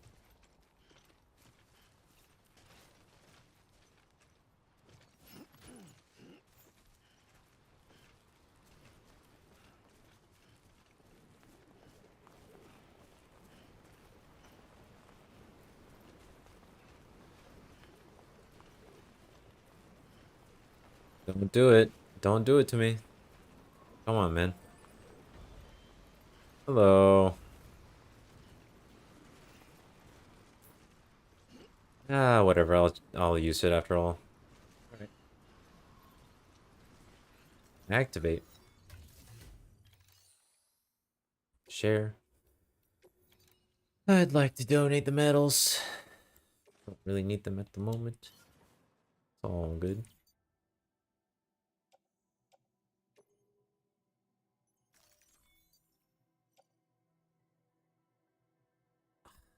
That's also why it's super confusing, because it also shows me a pop-up window when I press confirm.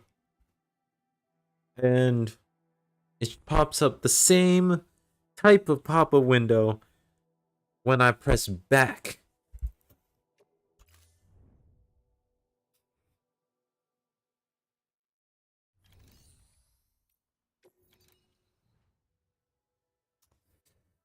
Just a bunch of poor optimizations. It is what it is, I guess.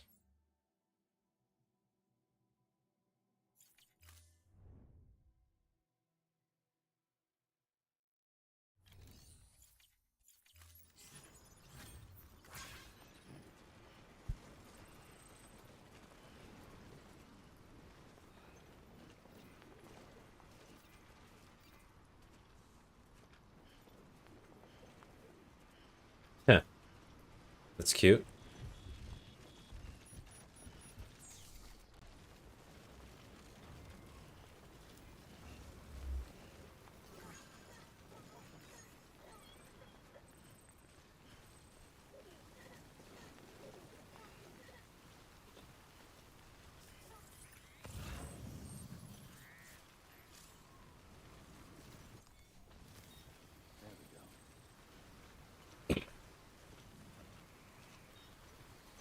Oh, temporary footwear.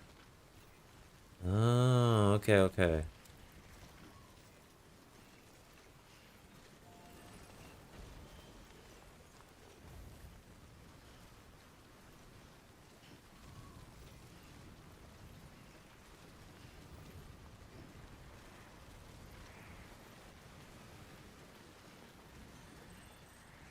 All right, no man's land now. Come on, baby. Come on.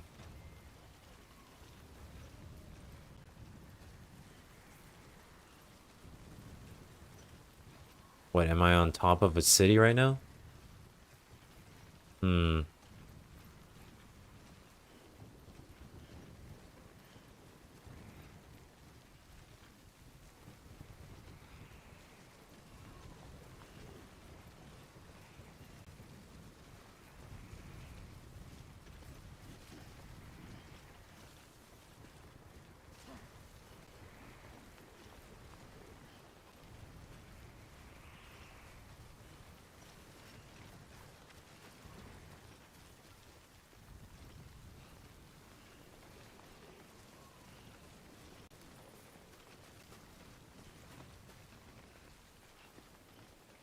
Too far from cargo mule boots.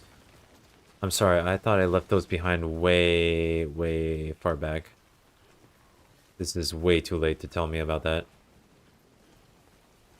Medical supplies to Capital Knot City.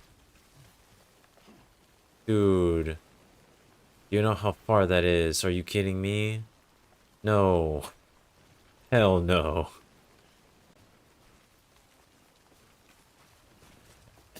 Well, the mule boots aren't even for delivery. Like, who the hell knows what those are for? Seriously.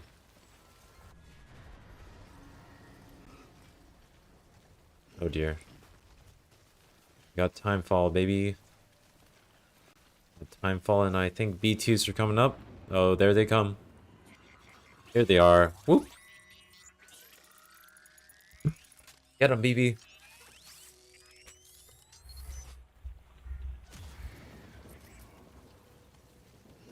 Okay. Stealth mode activate.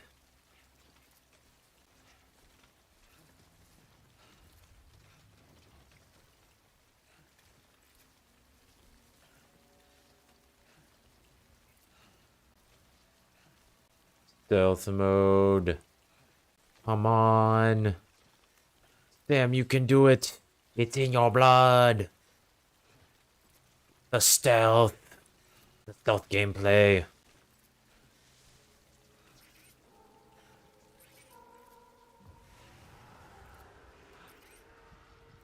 Are they? Okay, they're over there. Alright, cool. Cool. I can handle that. Okay, maybe not. Maybe not. Maybe I can't handle that. This is a bit. This is a bit.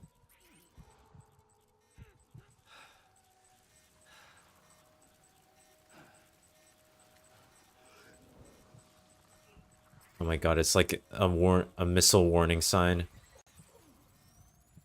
Oh my god, it's coming. There's something approaching. Fuck. I'm surrounded. I'm actually surrounded. This is terrible.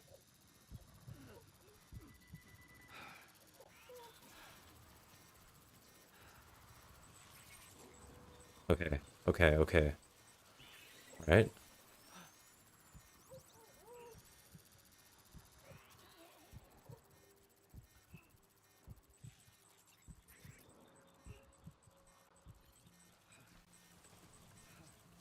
Am I even going the right way?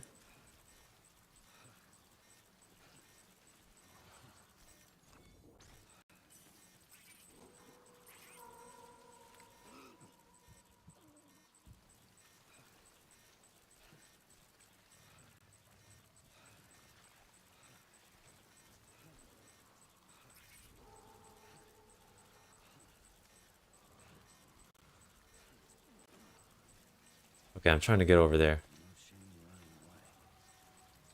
Well, geez. Thanks, Sam. Dude, I'm just trying to take the safest route, okay? Fuck.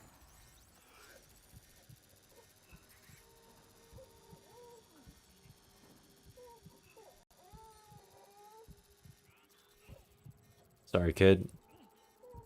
Oh my god, what the hell? They're everywhere.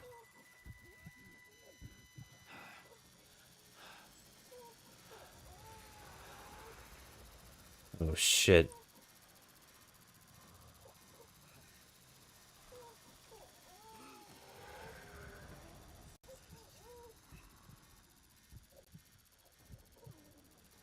Is this even possible? What the hell? I don't see how I can approach.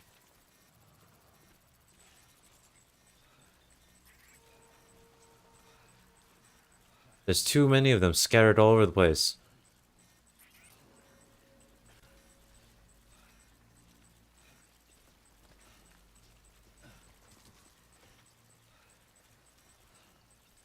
Watch, there's gonna be one right in front of me. Oh wait, okay, we're good. We're good. We're chilling. And then one spawns in front of my face. And attacks me. With no time to react. I really feel like that's about to happen. Come on, Sam, we can do it. We can do it just a little bit further.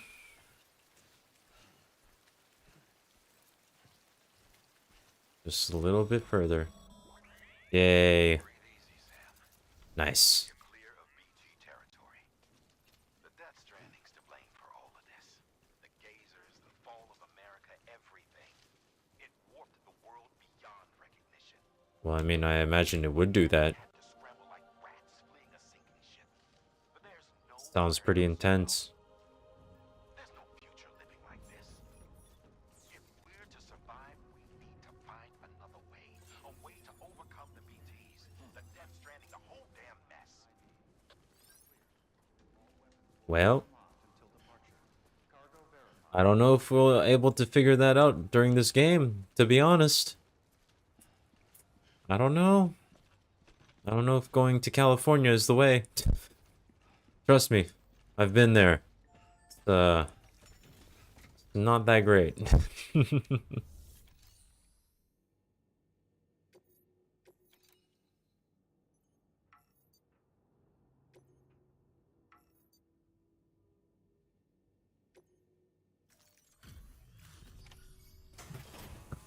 Ooh. Delivering cargo. Thank you. With this unit, we should be able to power the distro center via the chiral network. Other places too, if it works. Here's hoping the UCA can put our electricity to good use. Mind if I have a look? Incredible. How'd you get this here? You fly? Sounded almost accusatory, but I appreciate the sentiment.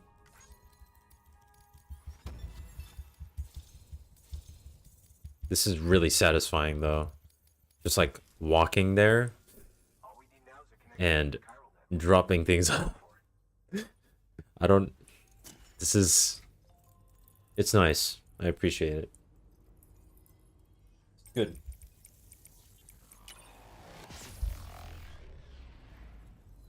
Feels good, man. I can feel the magic through my body. Partially because I'm like partially a green screen apparently. Anyway. We're online. Boom. Hell yes. Network bandwidth is a limited resource, and every structure you build consumes it. However, as you increase your connection level, the bandwidth available to you will increase as well. Okay.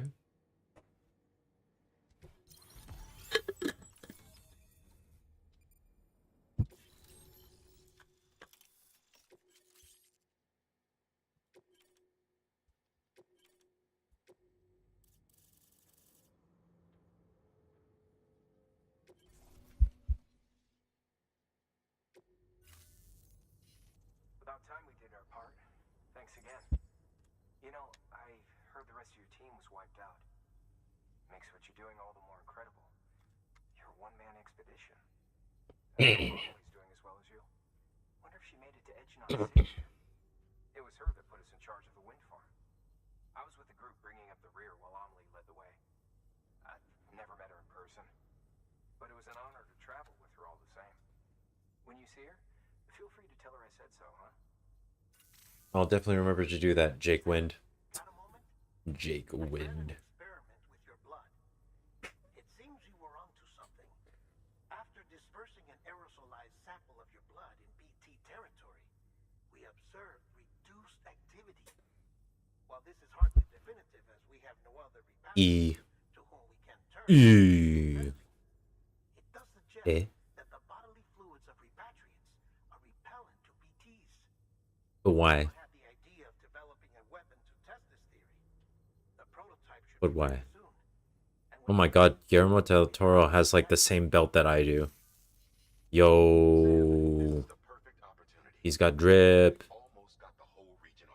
Or to be fair, Die Hardman also has drip. I can appreciate that. We can give you the completed prototype in person. One other thing. It's not very often porters get out to that wind farm. While you're there, you should pick up any outstanding orders. No sense coming all the way back here empty-handed if there's work to be done. Have a look at that delivery terminal. Good work. You make it sound like it's optional, but I know that it's mandatory. I've done the pre-med rodeo. I know how this goes. Oh. Never mind. There's some special ones and not so special ones. Okay. Actually optional. It couldn't hurt to do a little more, right? Just because they're not mission critical doesn't mean they're not important to someone. So why not do a good deed or two? I'll do my best. But the problem is I only have a limit of 125 kilograms, which is not a lot at all.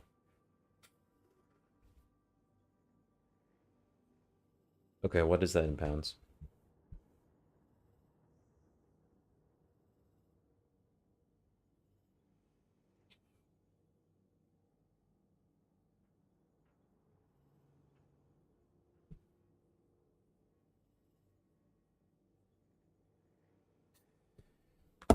Yeah, I can't even carry 300 pounds. What is this?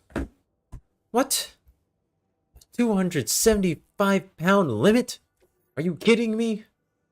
That's weak sauce. Oh. I feel so limited by my video game character. Ridiculous.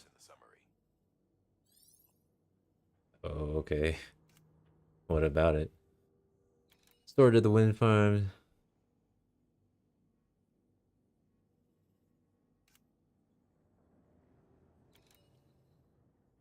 What? It's resins. I don't see what the problem is. How is this unusual? What's going on?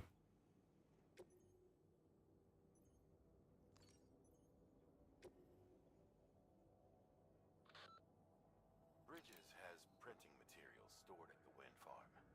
We'd like you to bring some to the distro center. These materials are pretty varied, and to get the most out of the Cairo printer, we need as many different types as we can get. Okay. Get it, but alright. That sounds important, I guess.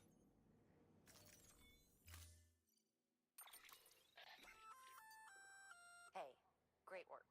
That wind farm you've brought into the network is essential for our continued expansion. By way of reward, I've added a little something to your PCC. A generator option. Generators recharge the batteries of all nearby devices. That includes machines, bikes, and other battery-powered vehicles. Very nice.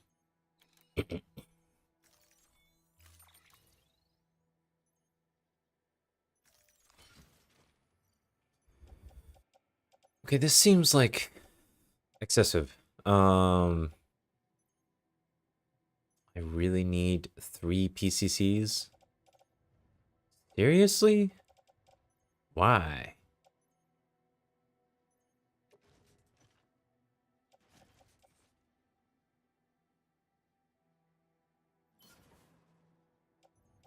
CC, climbing anchor, ladder. Two climbing anchors. Seems a little bit much as well. 2 ladders. That just ain't right. Locker as well. Gonna auto arrange. That's looking pretty good. Pretty solid. Kind of wearing out my boots, but it's not quite at a low percentage rate yet. So we're good. We're good.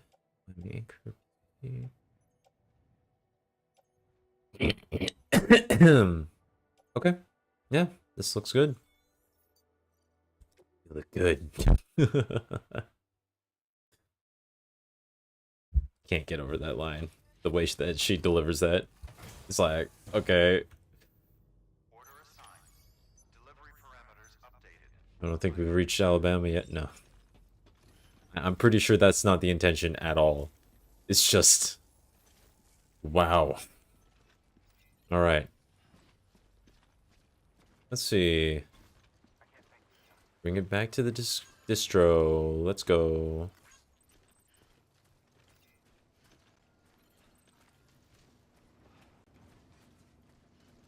Ooh, someone built a bridge for me. Nice. Oh, and there's like cryo bites and stuff. Oh, this is cool.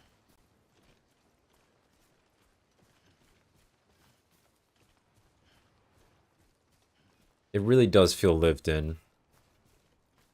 Once you when you activate the strands.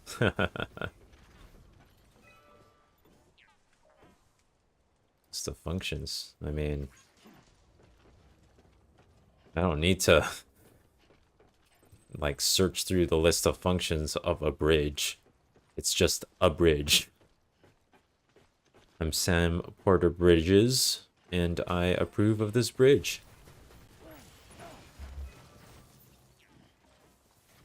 Wow. I almost want to dislike. I didn't realize you could just crash into it. That's really funny, actually. I don't know. Alright, how bad is the damage? It's not what I meant to do, but that works too. Huh. Not even like 1%. It's fine. We're good. We're good. That was a little silly. Was a little bit of a silly goose just now, but we're doing okay. That's it for that playtime segment. We'll be back at 7 p.m. for the final stretch. Now I have to just set up everything, so give me a second.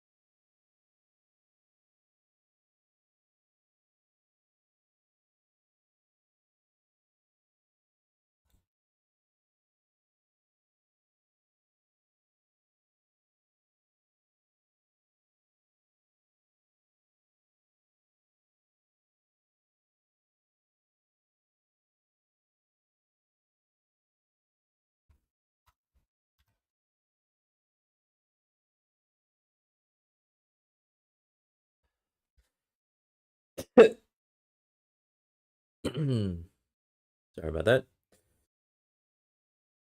Oh.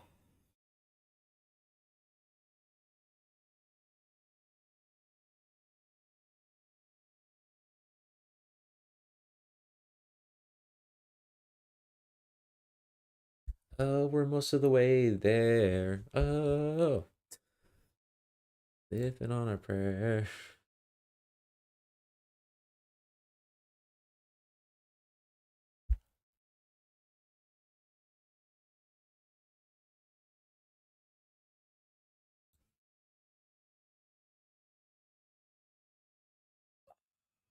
We're almost there.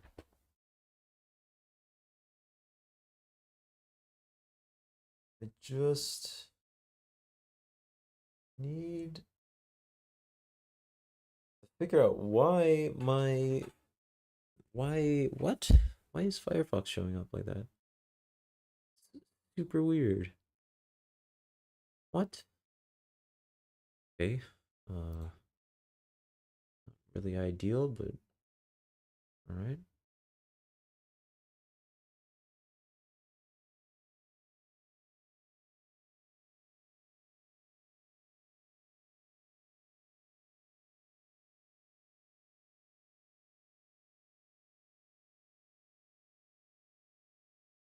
Oh, Ludwig's chess boxing tournament is happening. Oh man. I forgot about that. Shoot. I did want to watch that actually. It's fine. I only wanted to watch to see how far Chris Broad goes.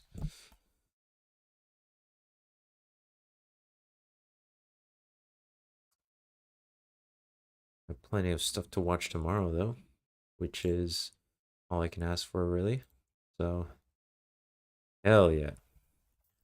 Okay. Cat. Come on, Academy. The question is, what shall we watch? What shall we watch? Mostly because I don't think I'm going to be able to properly do much other than just watch stuff at the moment. I'm feeling a little knackered, so it's a little dicey on the concentration front. Behavior. Where's the behavior playlist? That's the playlist that I want to watch. What the heck? That's the playlist that I'm all about. Where is it? Oh. Why is it not? Oh, okay, it's right here. Weird. Okay, this is the thing that I study for and love very much. The structure of the nervous system.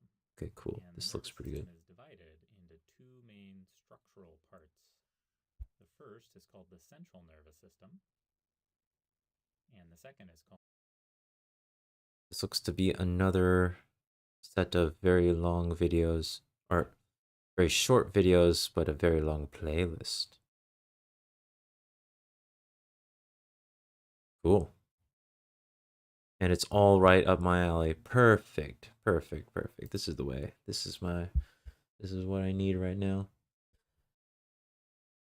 I do need to grab my music though. I don't know where it is.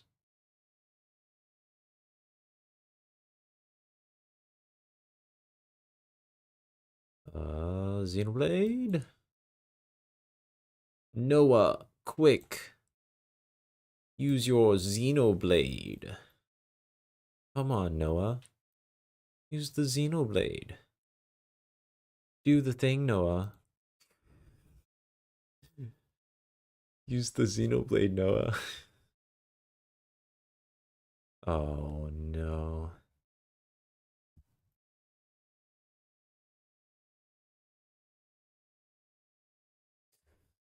You know, I have to wonder how much dust accumulates inside the fans of a Switch left in the dock position. for like months on end, just asking for a friend. I mean, probably not a big problem. They'll just blow it out, right? I think probably that's how it works.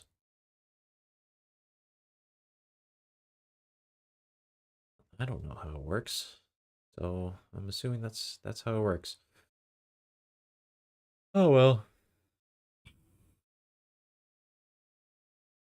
See if I can find Weight of Life in here. Where is it?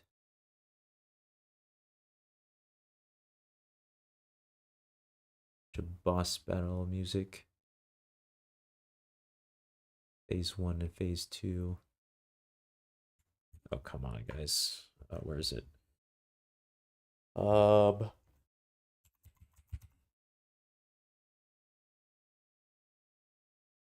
I like how there's the Weight of Life full version, implying that there is a shorter version. But there is not. Or at least not that I can find.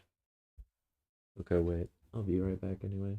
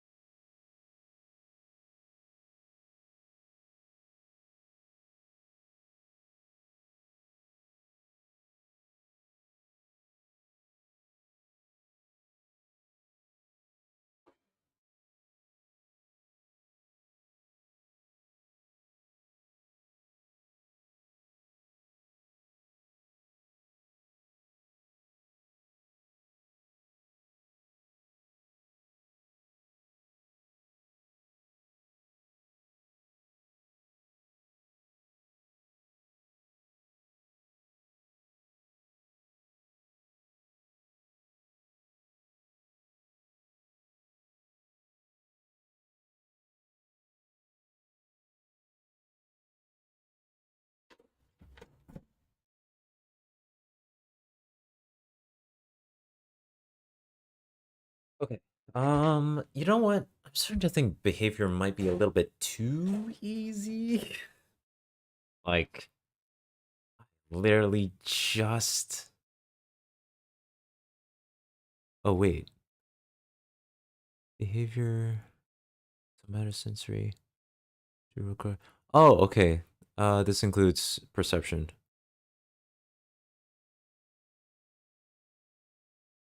The brain, endocrine system. Okay. Okay. All right. That's not so bad. That was just gonna be all the psych stuff that I learned recently. Oh, but of course we have a video on Maslow's hierarchy of needs. Incredible. Oh, and there's a Freud video. Okay.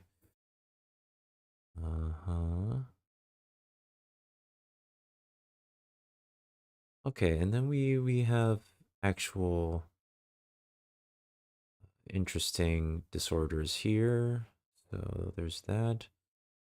But that's near the end of the playlist, whereas the first part is just kind of on the general structure of the nervous system, the basis of some behaviors, muscles for some reason. Not really sure why muscles are in the behavioral section as opposed to just organ sections. That would make sense to me. But whatever. It's understandable.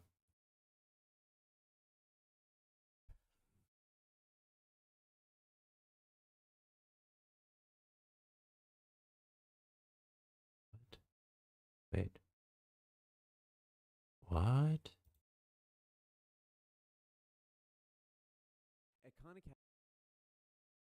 No, no, no. I don't care about that. Wait, this is Khan Academy. Oh, this is Khan Academy Medicine. That's different from MCAT. Oh. What? Okay. It's a little trippy, but kind of makes sense. Okay, where's the other one then?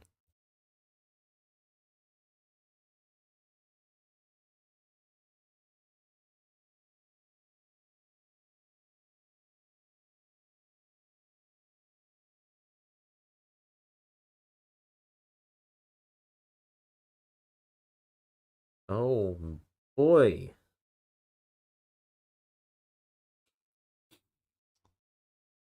We got spammers. Hell yeah. Welcome to the stream. I hope you like it. Because you're not going to like it soon. And it's going to be great. It's going to be fun. Where is my... why? Okay. I guess I'll just search up Khan Academy MCAT.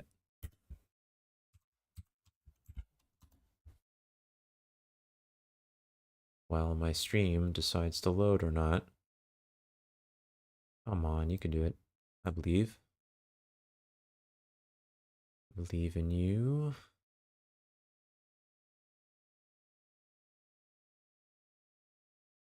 Go.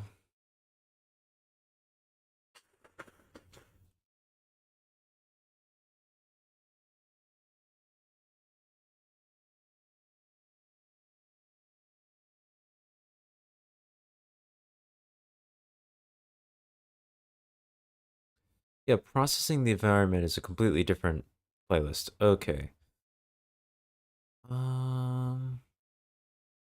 Yeah, maybe processing the environment would probably be a better section to go over at the moment. I think that's what I want to go with right now.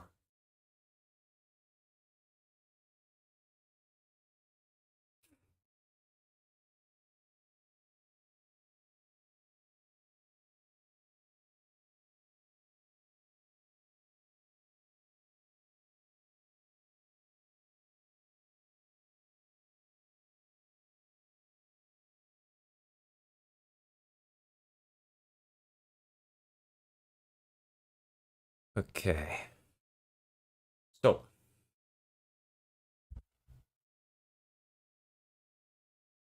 No. Have fun at D&D, Omni. Find... find what? On that site? Find... Isolation. And sadness. Oh, wait. No, I have to report. Okay.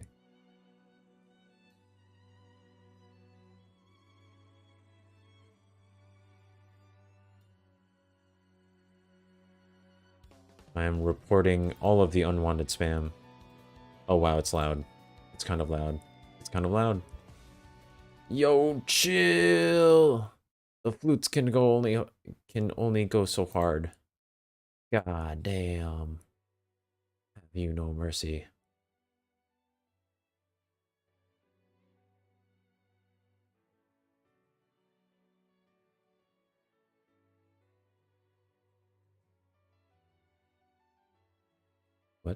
Wait, what?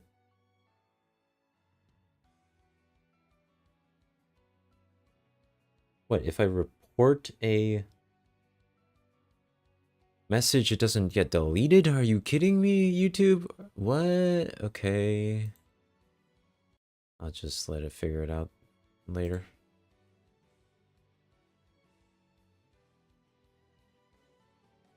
Actually, I can check that right here on my end. Anyway, let's go with visual cues.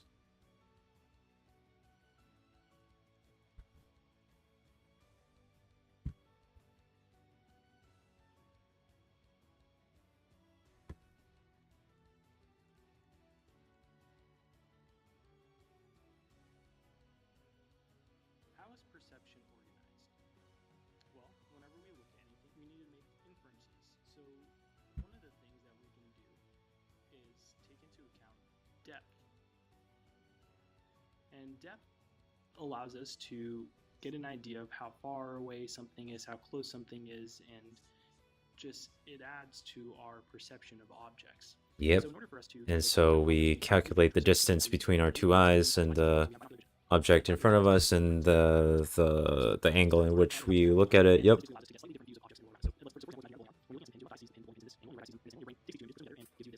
And this allows us to give us some degree of depth of what we're looking at. So that's relativity. So another way that our two eyes help us take depth into account something converges. And this basically is trying to say that someone looking at things really far away, our muscles in our eyes are very relaxed, and when we're looking at something really close to us, our muscles in our eyes turn our eyeballs towards the object. And so our brain's able to look at how much the eyeball will turn in order to give us another kind of depth cue. So there are other cues that we can get that we don't use twice. So those would be nocular cues. Nocular cues. Pretty cool. It's pretty cool. Relative size. Relative size. So relative size gives us an idea of the form of an object. So perceptual organization is organized into depth and then form. So relative size would be, we just bring up two examples. So relative size would be this example here where we've got two ants, and this ant is perceived to be bigger. And since it's perceived to be bigger, we only ants are fairly the same size. So since this ant is perceived to be bigger, we perceive it as being closer to us. Even though these two ants in real life are the same size, but since this guy's bigger, we think of it as being closer to us. This we really need one eye where we can see relative size of things and infer the proximity of the object to us, which is one eye. Another nocular cue is something known as interposition. So interposition is this example here, where we only need one eye to see that the rectangle is in front of this oval, and we can infer that's the rectangle in front of the oval, the rectangle closer to us. Another nocular cue is relative height. Relative height. So relative height is this example here. Relative height is saying objects that are perceived to be higher are perceived to be further away than those that are lower. So this rectangle over here, this one over here, is higher up than this red rectangle here. And so because it's higher and based on surrounding cues, we perceive it to be further away. But in fact, they are the same exact shape, they're the same exact height. It's just that this one is placed higher than the red rectangle, which is perceived to be further away. So that's relative height, that's another nocular cue. And one more nocular cue is shading and contour. So we can actually use light and shadows in order to get an idea of the form of an object. So these two visually are the same exact images that this one is flipped over. So we can flip it upside down and see over here. So in this image, you can see this little contour relatively clear. Whereas over here, it's more like a volcano mountain. So based on light and shadow and the shadows of an object, you can kind of infer whether it's a crater or it's a mountain or this. So here's the nocular cues. So those are the nocular cues that we use to get information about the form of an object. There is another degree to perceptual organization, and that is motion. So when we perceive an object, we have to categorize whether it's moving or not. So there's one interesting nocular cue known as motion parallax. Motion parallax. Or relative motion. And what this is Hey, motion parallax. Motion parallax is pretty hype. I like it a lot. Cool concept.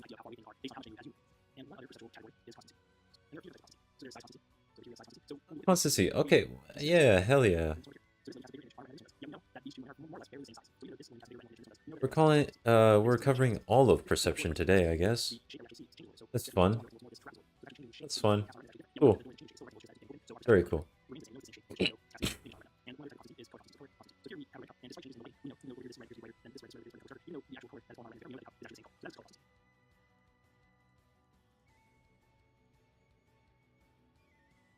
I mean, partially just like illusions and biases for the most part, where we're like, oh, okay, so that's how our brain calculates that. That's weird.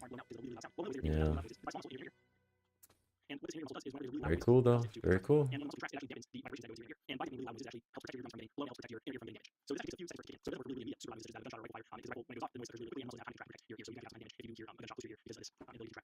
sense that we're able to rely on is adaptable interest of touch. You might notice that you put your hands in really cold water super close over time. The water is able to connect to the sensory nerves in your hand that are sensitive to temperature. As soon as they go up, they become saturated and they stop firing as much. And so your sense of touch and sense of temperature gets adapted. Another sense that is adaptable is your sense of smell. So we can detect really, really low concentrations of chemicals in the air, so such as perfumes. But I don't know if you've ever actually experienced this or not, but if you spray some cologne or some perfume on, over time, at first you're able to smell it, but over time you forget that you're wearing it. And that's because the sensory receptors in your ear, they become desensitized. So they become desensitized to the molecules. And similarly, your sense of touch, the temperature receptors also get desensitized. There are a couple other senses that also get that can also change and adapt to changes in stimulus. One of those changes is your sense of proprioception. So this we talked about in an earlier video, but is your sense of boundary sense of self, knowing where you are in space. And so one experiment they actually did to change someone's sensation of proprioception was they actually put some goggles. So imagine here we have a person, here's eyes. So what they actually did is they put goggles on. And what these goggles basically did is they skewed everything. So they either made everything upside down or they kind of tilted everything at a certain angle. But basically the perception of the world basically changed. And what they were seeing was no longer what they're used to. And over time, their brain was actually able to accommodate. So if the image was initially upside down, over time the image got flipped right side up again. So there's this sensory adaptation that can occur for your sense of proprioception as well. Another sense that undergoes sensory adaptation is your sense of sight. And so for all these senses, we were kind of talking about downregulation. So hearing, when there's a really loud sound, the muscle contracts and your ability to perceive sound is downregulated, such as this is the same with touch. Over time, your ability to feel certain things, feel pressure, feel temperature, gets downregulated. So, and the same thing goes for smell and proprioception. So with sight, we can get both down and up regulation. So we can get both down and up regulation. So when would we get down regulation? Well, imagine that's really, really bright outside. So it's super bright outside. Proprioception. Balance that shit. Please. Another adaptation to bright light that occurs in your eye is a change in the sensitivity of your rods and cones. There's an entire playlist on site in which I talk about rods and cones. But basically what occurs is your rods and cones that are sitting in the red and black eye, they get desensitized. They actually lose sensitivity to light over time. So the combination of 2 points restriction and desensitivity in your eyes effectively leads to a downregulation in your ability to sense light. So what happens in a dark setting? So in a dark setting, there's not a lot of light, so there's not very much light. You can just kind of draw a little bit of light kind of come in. What you want to do is the exact opposite. So if your pupils are initially small, you want to make them big so that we get more light coming to the back of the eye. And in addition, what happens in the dark is these rods and cones actually start synthesizing light-sensitive molecules. So there's actually more light-sensitive molecules and they become more sensitive to light. And this effectively leads to a upregulation in sensitivity.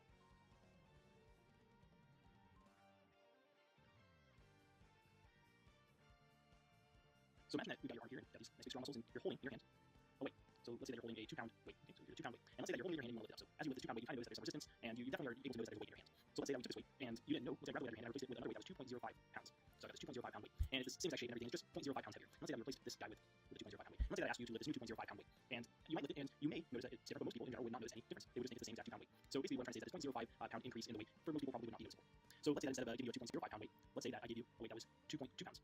And let's say you close your eyes and I took this 2-pound weight out of your hand and I replaced it with this new 2.2 pound weight. So and then I asked you to lift the new weight. Most people would probably notice this new increase, this new weight. And so basically what I'm trying to say is that a addition of 0.05 pounds probably would get noticed, whereas an addition of 0.2 pounds would get noticed. So the threshold at which you're able to notice an increase or change in weight or really any sensation, so that threshold where you go from not noticing a tiny little change to actually noticing a tiny little change is known as the just noticeable difference. Noticeable difference. So we can abbreviate this as J and D. So in this case, the just noticeable difference, let's say for just sake of argument, is 0.2 pounds. 0.2 pounds.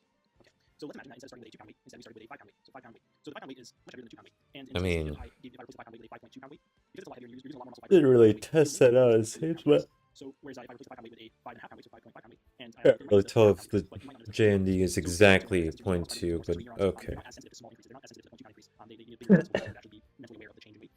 So basically, when you're holding 5 pounds, let's say the just noticeable difference is a little bit higher than when you're holding 2 pounds. Now these numbers were just kind of thrown around. If you actually did this experiment, the actual numbers might be different. The concept generally would remain the same. So in the 5-pound weight category, the just noticeable difference is 0.5 pounds. So from this we can kind of come up with an equation. So let's define some variables. So I, or the intensity of these signals, is equal to 2 pounds in this case and 5 pounds in this case. And delta I, so delta I would be the just noticeable difference. So it would be 5 pounds, 5.5 pounds minus 5 pounds equals half a pound. So for the 5 pound example, I would be 5 and delta I would be 0.5. And in the 2 pound example, I would be 2 and delta I would be 0.2. So basically, there's actually a guy back in the day named Weber.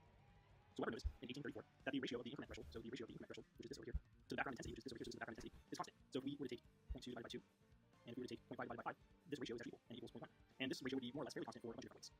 So that's what Weber's law is. So Weber in 1834 realized that there was a relationship. So we can write this as an equation. So delta I over I. Wait, which geometric techniques? You mean during the visual cues section? There were a lot of different techniques there. In which case, it makes sense. I mean, that's just how we see the world. So, hopefully you would want to replicate that in order to create visuals that seem realistic or achieve some level of believability to the human eye, at least. Yeah, that's interesting because like our eyes inherently only see in two dimensions. Like we see two-dimensional images, and then it's up to our brain to like calculate it on our own. So we don't. It's not like our brain actually creates that space, that three-dimensional space. It's just we make a bunch of assumptions based off of 2 points of data, or 2 sets of data, I guess, in terms of 2D planes.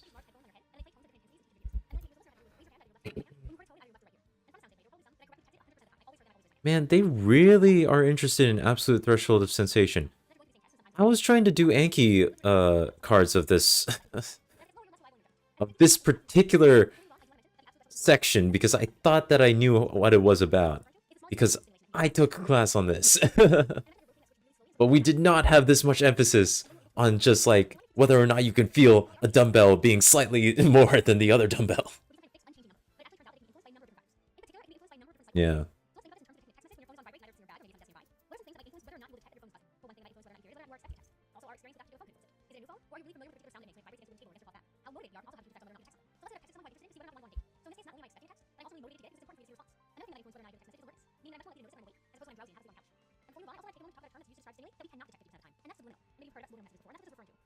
Wait, when am I going to cover OChem? I feel like I should have started with OChem. This feels like I went out of order. Ah, whatever.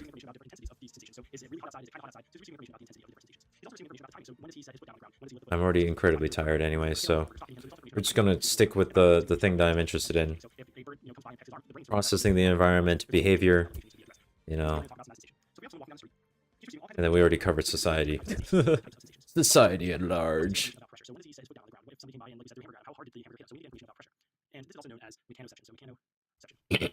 So what else does he need to know? He also needs to get information about pain. So if the bird did come down and pick his arm, it would be a little pink. So he needs to get information about pain. And pain is known as no C-section. And finally, he needs to get information about where his body is in space. So as you walk along, is he really close to the sidewalk? Is he close to someone else? He needs to get information about his body location in space. And this is known as proprioception. I will never get over the fact that Mume just randomly said, "Yo, do zombies have nociceptors?" And I was like, "What? What?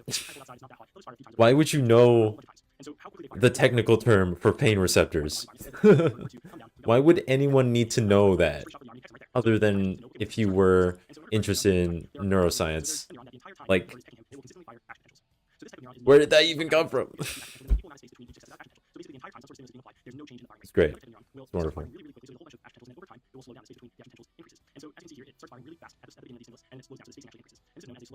Speed. Go fast. Okay, and what's the final piece of information that we need to get from the low So the first comment is okay, I need to know that it's his arm, and there needs to be some sort of way that the brain's able to register that, okay, it's my arm, that's not my leg. So in order for the brain to do that, it relies on this thing called nerve. So if we were to draw a person here, there is the torso, he's got his arm, he's got his other arm, he's got his legs. So each part of the body, part of the body is innervated by a particular nerve, and that nerve goes up to the brain. So if a person's Wait, arm, okay, what is that picture depicting? Because it looks like it's some guy just going like, "Hey yo, there's a bird." Oh, no, now there's Superman.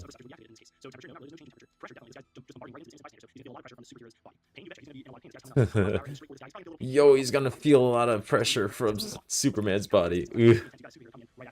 That's rough. Bruh. Rip that guy. Damn, bro. I'm sorry. I'm glad you colored him red, because he's gonna be a blood splatter after Superman crashes into him. God damn. Hey, the vestibular. I love the listening system because it's so funky. It's a big meme. Look at this thing. Just a bunch of loops. And then when you look at it closer, you see even more loops. And then you're like, "Oh my god. The cochlea just has like a thing that just vibrates along an axis, indicating the pitch of the sound." Like, what? What is going on?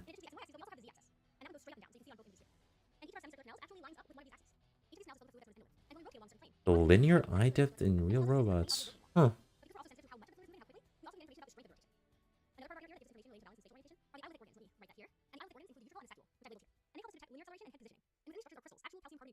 Interesting. Wow. Hmm.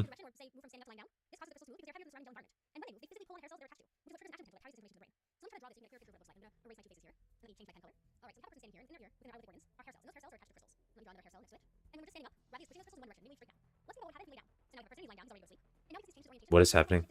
What is happening? Where are we? What is going on? Why are we talking about crystals?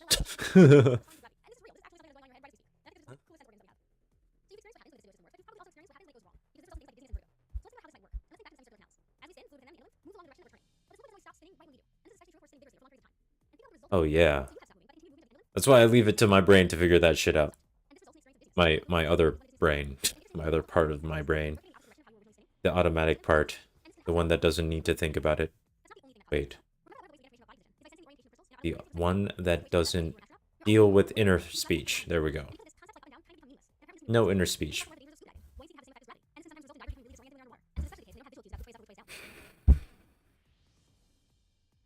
Okay, so they were just talking about the inner ear at that in that video. I mean, sure. Okay. Figure out balance. It's like, hey yo, what's going on? Feels whack. We do live in a society. Now, the red green dot is a fairly strong signal, and this pink green dot is a fairly weak signal. So signal detection theory is basically trying to figure out at what point is the signal strong enough that we are able to notice it in the first place, and also in order to.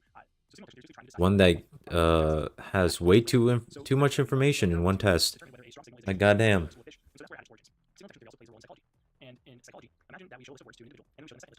24 hours, and we've barely made a dent. Well, it's been 20. And also I've spent like 5 of those hours just like doing all sorts of random stuff, which was interesting. Ooh, yes, I would like to chat more about visual perception. I'm a bit rusty though. I do need to like restudy this, which is what I'm doing right now. But kind of skimming more like, because I'm too lazy to write notes at this point. I'm burnt out from that Krebs cycle. So if a signal is really, really strong, so if it's this, you might always get it right. You might have a signal present, you always see yes, and then the signal's gone, you always say no. So in that case, it's pretty easy to decide whether a signal's present or not. On the other hand, if it's a thing, it's a fairly weak signal, so maybe this thing green dot, you might get some false alarms, you might say yes. Signal there? You might say no. Signal not there? Create more hits than misses, whereas a weak signal would create less hits than misses. Now the strength of the signal, which is what we were talking about, is a variable known as d prime, so this is the strength of a signal. And another variable is c, and that is strategy. So what I'm just trying to talk about this. So strategy would be strategy. You trying to work in your way at the stop sign of the traffic light. So one strategy could be if you see any light, you're gonna say yes and start driving. Another strategy would be if you see any green light, you're gonna say yes and start driving. Or the strategy would be if it's a green light and it's elevated off the floor and it was presented immediately after a red light, then you're gonna start driving. So you have different strategies. And there are two big strategies. So you gotta have a conservative strategy, so conservative, or you can have a liberal strategy. So if you have a conservative strategy, you always say no unless you're 100% sure that the signal's present. So you're always gonna be saying no unless you're 100% sure the signal's present. And the bad thing about that is that even though you get all the correct projections, you might also get some misses. On the other hand, you can have a liberal strategy where you always say yes. And in that case, you'll always get all the hits. However, you might get a few false alarms. So these are the two different strategies that you use. So this would be strategy, and this would be the strength. So d prime and c. Okay. Makes sense. For any certain task, what we're going to have is a noise threshold. So we're going to have a noise distribution. And the noise distribution might kind of look something like this. So this is just background noise. So what this basically shows is if we were to take a bunch of individuals and we show them a bunch of, we experimentally tested signal detection theory. Oh my god, it's huge. So this is the signal distribution. Oh my god, it's a normal curve, but like shifted over. That's crazy. Wait, what? So the x-axis here we have the intensity of the signal, so that would be how easy the signal is to distinguish from the background. Okay, so we got the first variable, which is d prime, the second variable is c, and that is the strategy of the individual. So strategy can expressed via the choice of the threshold. So what does the individual deem as necessary? What threshold is necessary to surpass in order for them to say yes versus no? So we're just going to label the different strategies. So there's D, there's C, and there's D. So these are different strategies, and there's variables given to different strategies. So if we were to use this D strategy, this would basically say, okay, I'm going to choose a certain threshold. So let's say that I choose this threshold over here. Let's say that I choose 2. So anything that is greater than 2, I would say yes to, and anything that's less than 2, I would say no to. So in that case, the probability of a hit is this area over here, and the probability of a false alarm is this area over here. So that would be the D strategy. The D strategy basically says, okay, so the position of my threshold is going to be relative to the signal distribution. So basically what that comes out to be is D prime. So the signal distribution, if it's over to the right, one, big D prime, so D prime minus B. So we choose the threshold, let's say 2, and let's say that D prime in this example is 1. Then we would have 2 minus 1, and we get 1. So if we're using D strategy, then anything above 1 would get a yes, anything below would get a no. So the C strategy would be an ideal observer. So this would be someone that would be minimizing the possibility of a miss and of a false alarm. So the C strategy is basically, if we were to write an equation for it, would be B minus D prime over 2. So in our example, it would be 2 minus 1 divided by 2, so that's equal to 1.5. What? Would get a yes, anything below would get a no. What is this math? I mean, I understand it's pretty simple, but like, why? Okay. Alright. And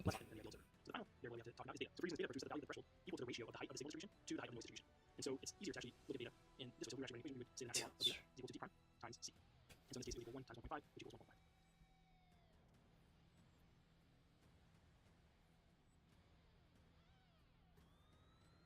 Let's look at the difference between top-down and bottom-up processing. So what is bottom-up processing? Bottom-up processing basically begins with the signal. So let's imagine that we're looking at something, or let's say I'm looking at a banana. The banana is sitting there and it influences what we perceive. So stimulus influences what we perceive, our perception. So if I know absolutely nothing about something, then the stimulus, whatever it is I'm looking at, I don't know anything about it, I've never seen it, I don't have any preconceived cognitive constructs about what it is I'm looking at. The stimulus basically is influencing my perception. So for example, let's imagine I'm looking at a cockpit of a plane. I'm not a pilot, so I'm not really too familiar with everything, and everything Okay, wait, I'm dying from that last one. What? Hold up. Maybe I just don't understand the premise properly. For any certain task, what we're going to have is a noise threshold. So we're going to have a noise distribution. And the noise distribution might kind of look something like this. So this is just background noise. So what this basically shows is if we were to take a bunch of random noise. Okay. individuals and we showed them a bunch of, we experimentally tested signal detection theory, you would get this graph just kind of indicating the noise. And then we get a second graph, which is kind of shifted over to the right a little bit. And this is the signal distribution. So this is the signal distribution, and in the blue over here we have the noise distribution. So the difference between the means of these two distributions is d prime. So if the signal distribution was shifted over here to the right, then d prime would be really big. It would be a really easy task. It would be something kind of like this, whether there's a green dot on the screen or not. But on the other hand, if the signal distribution was shifted over to the left, then d prime would be super small, and it'd be something more like this, like a more difficult task. So the x-axis here we have the intensity of the stimulus. So that would be how easy the stimulus is to distinguish from the background. Okay, so we got the first variable, which is d prime, and the second distinguish from the background of the stimulus. So the x-axis here we have the intensity. If we shift it over to the left, then d prime would be super small, and it'd be something more like this, like a more difficult task. So the x-axis here we have d prime would be super small, and it'd be something more like this, like a more difficult task. So the x-axis here we have the. So wait. The noise is the primer? So the noise signifies when to prepare for the signal? How easy the signal is to distinguish from the background. Okay, so we got the first variable, which is d prime, and the second variable is c, and that is the strategy of the individual. So strategy can be expressed via the choice of the threshold. So what does the individual deem as necessary? What threshold is necessary to surpass in order for them to say yes versus no? So we're just going to label the different strategies. So there's B, there's D, there's C, and there's beta. So these are different strategies, and they're just variables given to the different strategies. So if we were to use this B strategy, this would basically say, okay, I'm going to choose a certain threshold. So let's say that I choose this threshold over here. So let's say that I choose 2. So anything that is greater than 2, I will say yes to, and anything that's less than 2, I will say no to. So in that case, the probability of a hit is this area over here, and the probability of a false alarm is this area over here. So that would be the B strategy. The D strategy basically says, okay, so the position of my threshold is going to be relative to the signal distribution. So basically what that comes out to be is D prime. So the signal distribution, if it's over to the right, we'll have a big D prime. So D prime minus B. So we choose a threshold, let's say 2, and let's say that D prime in this example.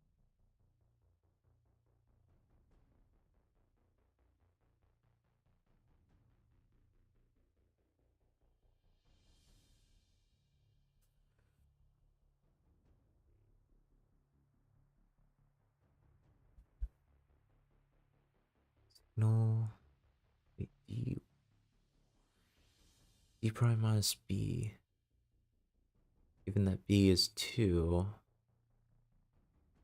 So we're looking for what? What is that? What is D? 2 minus 1, and we get 1. So Where's this coming from? Anything above a 1 would get a yes, anything below would get a no. So the C strategy would be an ideal observer. So this would be someone that would be minimizing the possibility of a miss and of a false alarm. So the C strategy is basically, if we were to write an equation for it, it would be B minus D prime over 2. So in our example, it would be 2 minus 1 divided by 2, so that is equal to 1.5. So if you were using a C strategy, that of an ideal observer, then we would say anything above 1.5 would get a yes, anything below would get a no. And so we said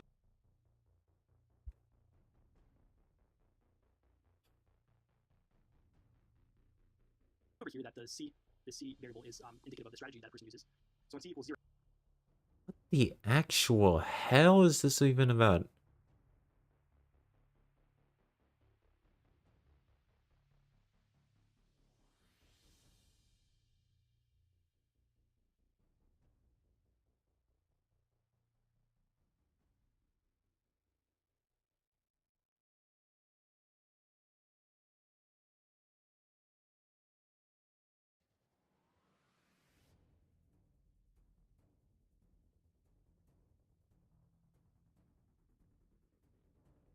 The equation for strategy B is in fact... Oh, wait. Yeah, let me read your thing. Take 2 pictures. Use a corner detection similarity heuristic algorithm to find corresponding points in 2 image. That makes sense. If you know enough about... Okay, you understand... So you know the FOV, you can triangulate the position. Yeah, that makes sense. And I'm sure that's all, yeah, that's all based off of the data that you would probably have, like, from our eyes. Between the cameras and the rotation matrices.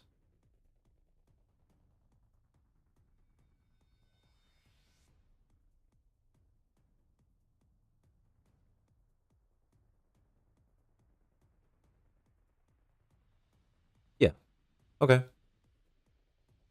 That seems to be covering pretty much everything that our eyes do in order to triangulate distances. Can't really think of any missing variables there. Two pictures though.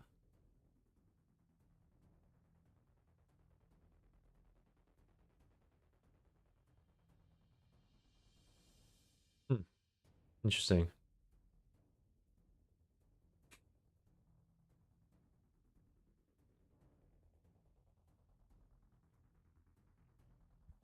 Yeah, cool.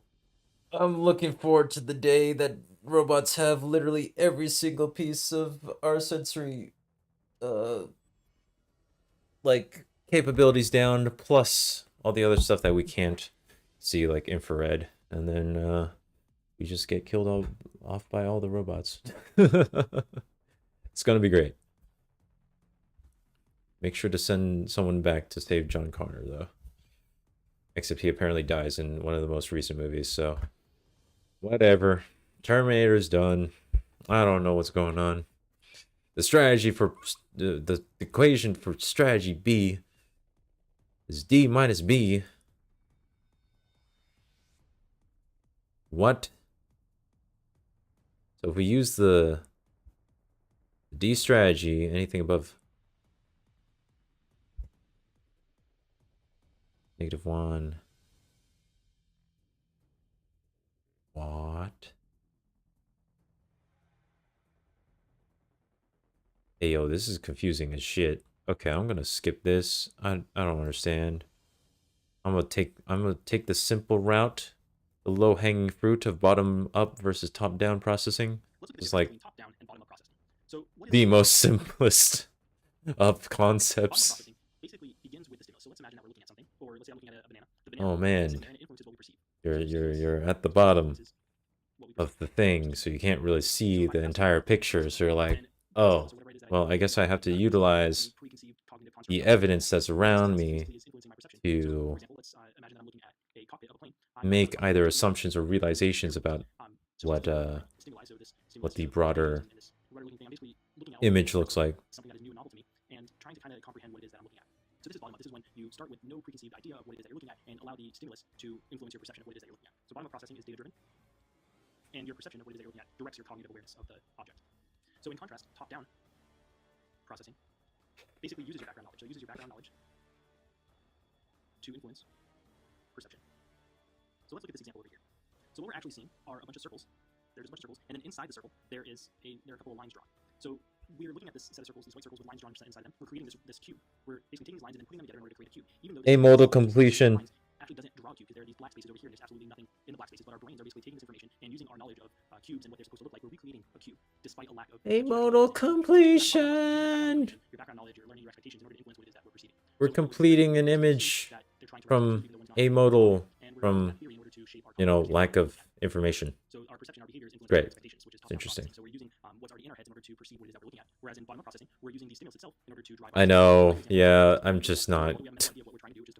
If everyone's confused, then no one's confused, except for the guy who made that video. Goddamn.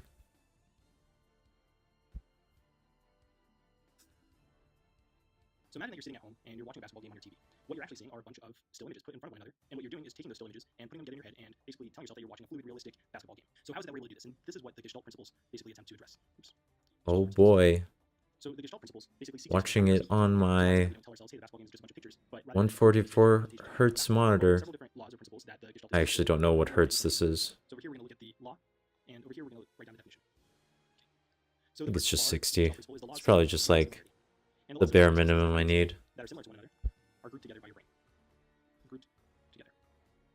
So what does this mean? Let's look at an example. So in this example, you can see that there are squares and there are circles. And basically there's a square here, there's a square, there's a circle here, and so on and so forth. And maybe the first thing that you noticed was that this image looked like there were a bunch of squares on top of one another and a bunch of circles on top of one another. So in other words, your brain naturally noticed a pattern. And Do my videos get desync because of VSync being turned off? So your brain naturally organized this picture in vertical columns rather than in these horizontal columns. So this is what the first Gestalt principle is saying, is that things that are similar to one another, so circles, will be grouped together by your brain. So the second is the law of Pragnanz. And this basically says that reality is often organized or reduced to the simplest form possible. So reality is reduced to simplest form. I feel like I've seen these principles in a graphic design class as opposed to a like perception related class, whether that's cognition or neuroscience or psychology or anything like that.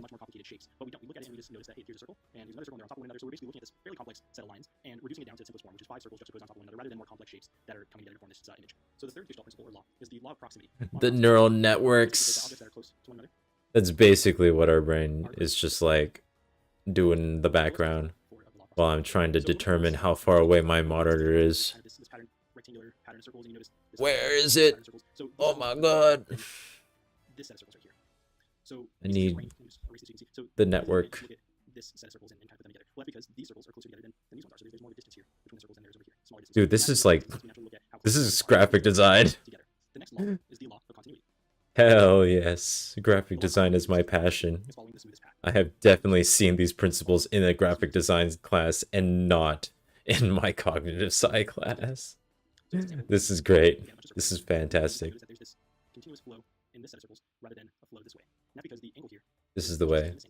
Your brain naturally draws this line over here. Notices that these circles are continuous. When art imitates life so hard that it basically defines it. No, that's not quite right. That doesn't seem quite right. Wait a minute. And the final law, or Gestalt principle, is the law of closure.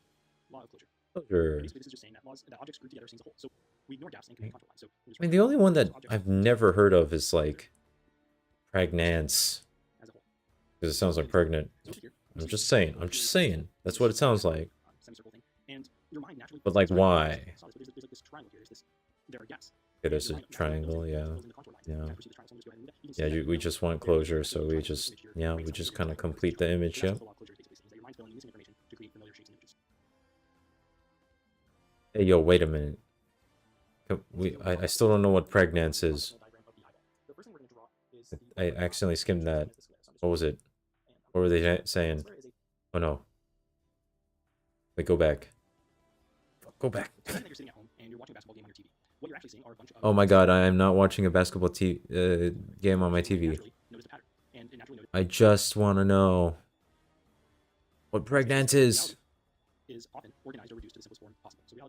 Yes. So what, you turn people into cartoons? What?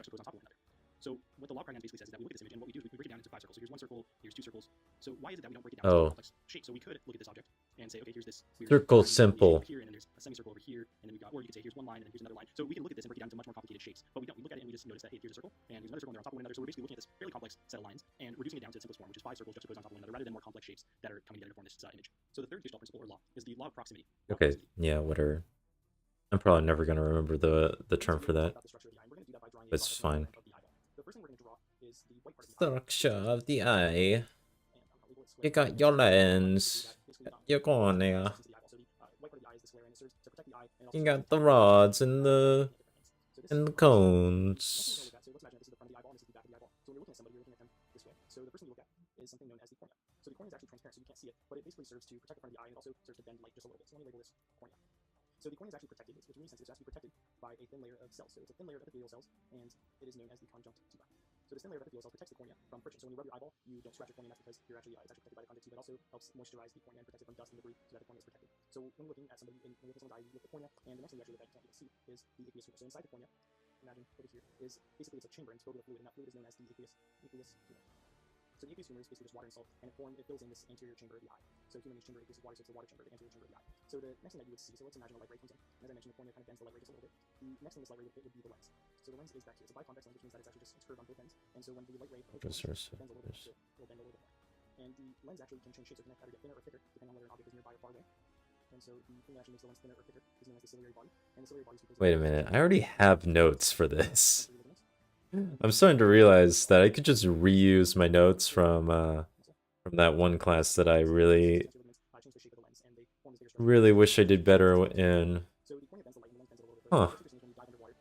It really is time for redemption, isn't it? Assuming that I actually have the time and the energy to put everything together. This might just be pretty hype. I have to do one hell of a training arc though.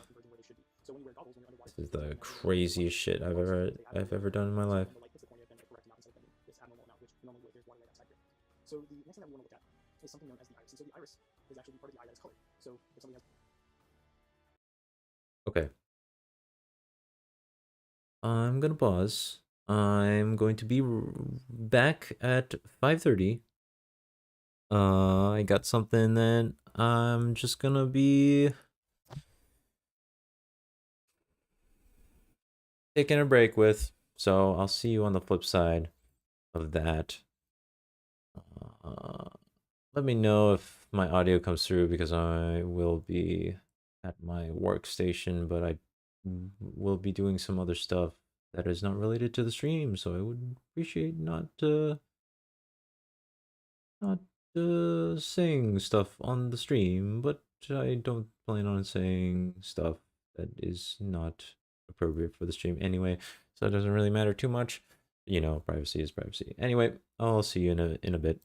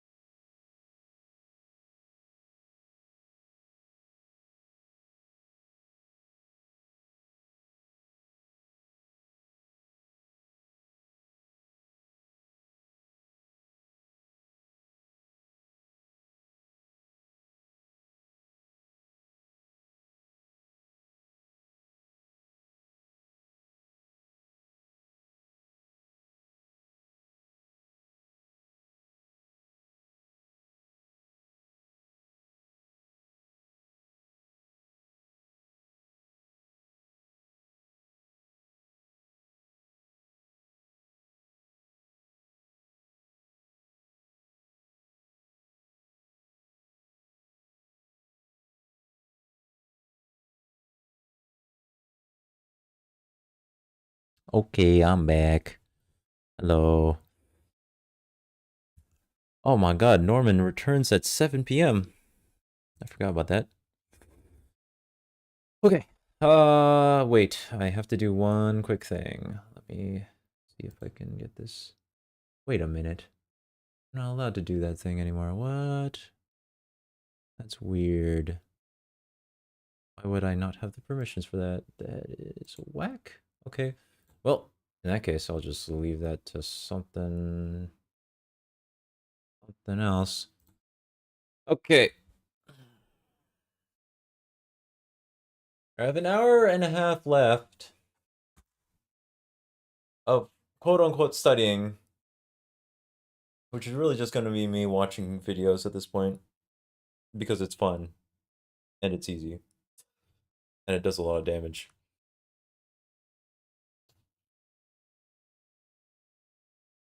And then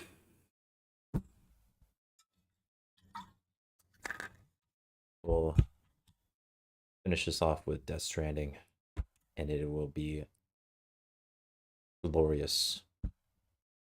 Glorious. Then I need to strategize the next few days, but I think I'll have to sleep first. Or is the fog cloud a good way to strategize? I don't know. I don't think so. Doesn't seem particularly effective at the moment. We're just gonna let it ride.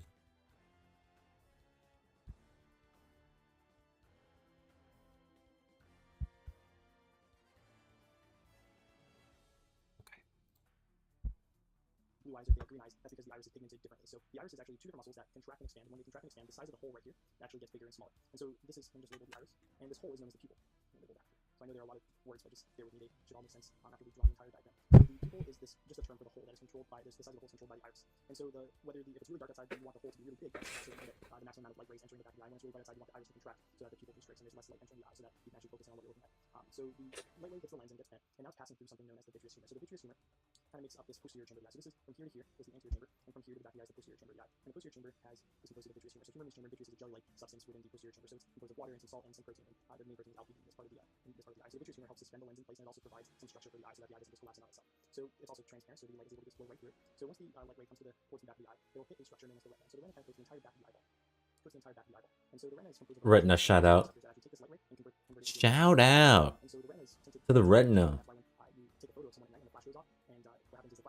My epic homie. And gets picked up by the camera, so it causes something known as the red eye effect. And some cameras actually have something that reduces the red eye reduction feature. And so what happens there is you have two flashes that go off. The first flash simply serves to constrict the iris so that the pupil actually gets smaller, and then the second flash goes off. And then the second flash goes off. Those are my notes, though.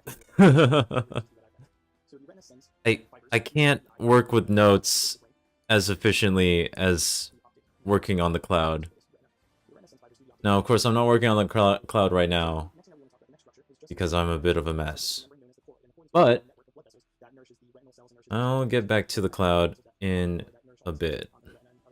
And so the cord is also pigmented black, so that's why when you look at somebody's eye, if you look through the pupil, it's actually really dark, it's black, and that's because you're looking at the cord, which is actually pigmented black.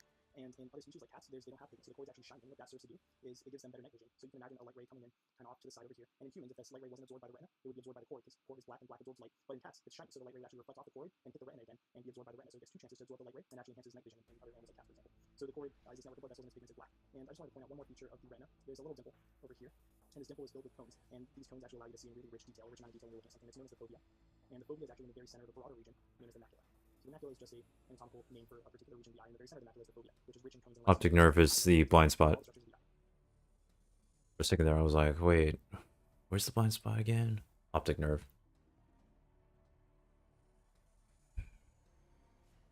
Oh, whoops, I did not mean to press that. Okay. Uh-oh. Uh-oh. YouTube. Confused a little bit. Oh my god. I know the structure of the eye now. Thank you. These all principles are basically like the graphic design principles. Bottom up is simple. Signal detection theory 2 doesn't make sense. Vestibular system is just about balance. Okay. I remember this. So the receptor in the case of vision is something called a photoreceptor. Photoreceptor. So we're going to go into the photoreceptor in a little bit, but first let's just focus on the light. So what is light? Light is an electromagnetic wave. Electromagnetic wave. That is part of a large spectrum. So there's something called the electromagnetic spectrum, and it contains everything from gamma rays and X-rays to gamma rays all the way to AM and FM radio waves. And so light just kind of falls in the middle, and it ranges from something like violet, which has a wavelength of 400 nanometers, all the way to... This is too slow. What's going on? 700 nanometers. So the rest of the light that we see is somewhere in the middle over here. So basically light is this electromagnetic wave that gets emitted from a bunch of different sources. So one of the most common sources, most well known, is from the sun. So the sun emits a bunch of light waves. These light waves come to Earth, and some of them go into our eyeballs. So let's go ahead and look at what happens when a light ray from the sun, right here, comes down. Oh my god. So the light ray comes in, there's a little guy standing over here, and let's just This thing must be talking really slow. There we go. So in the back of the eye, there's a really special interesting structure called retina. So the retina lies, there's a membrane, which kind of goes through the back of the eye, and it includes a bunch of different cells. And so inside the retina, there are two really important cells. So let's go ahead and write the names of these cells. So one of the cells is called a rod, and it looks kind of like a rod. So it's got this rod-shaped microscope, looks like a little rod. And the other cell is called the cone. So inside the retina, there are these two cells in there, rod and cones. It's called the cone. It's called the cone. So basically these guys are all over this retina. So they're in there, along with a couple of cells all the time a little bit. But basically they're really important. What they do is they actually take the light and convert it into neural pulse. So these are the big players. These are the receptors that we were referring to before. So let's talk a little bit about Rods are brightness, cones are color. Wait. Yes. I'm not that tired.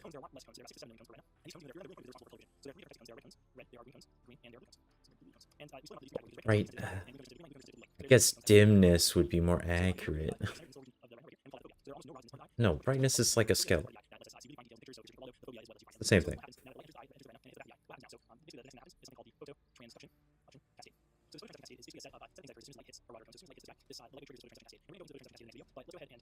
Yeehaw! Phototransduction, baby. Let's go. How does it work again?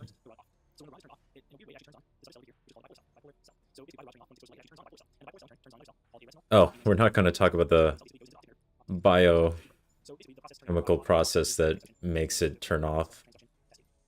Guess we're not concerned with that. What's that squeaking noise? Okay.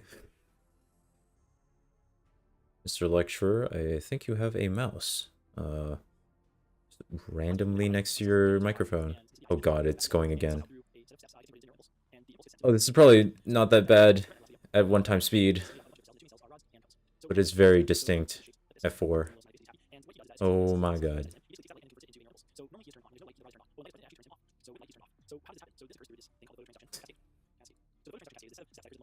I leaned towards the stream as the screen as soon as there was like a sound. Oh no. So many memes happening right now. My mind is gone. Okay, now we're gonna talk about this. Alright.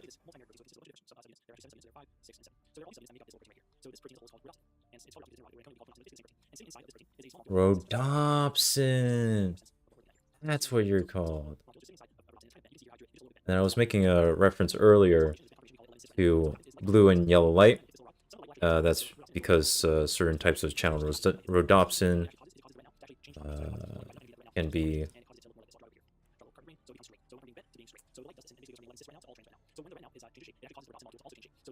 be turned.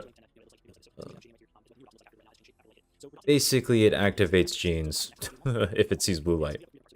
It's really cool.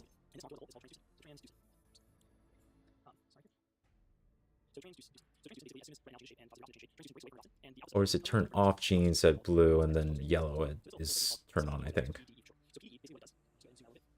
Depends on how you define it.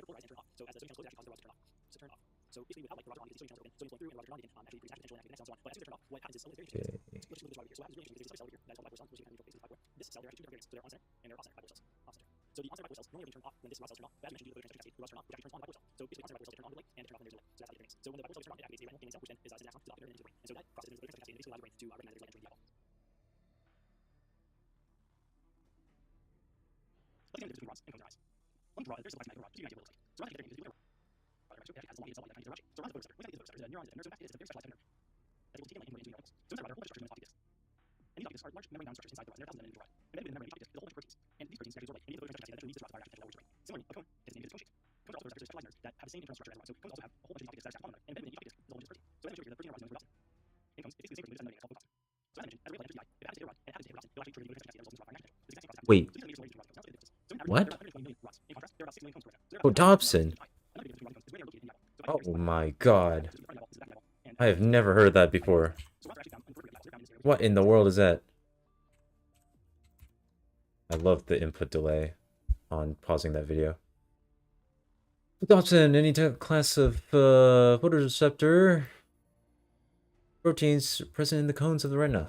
Okay, but then what in the world is channel rhodopsin, and where does that, what? Rhodopsins are in the cones, or in the rods, which are not sensitive to color. Why is it related to color though? Function as a source. Oh, okay. Channel rhodopsins are specific to a special algae.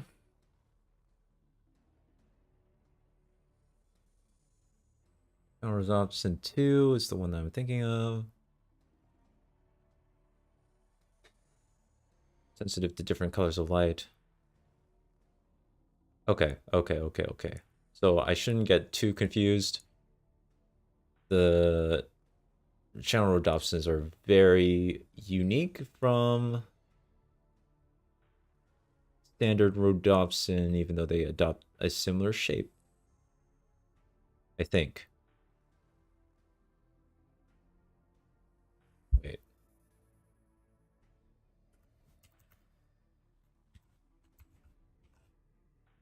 Watch channel rhodopsin be beyond the scope of the MCAT.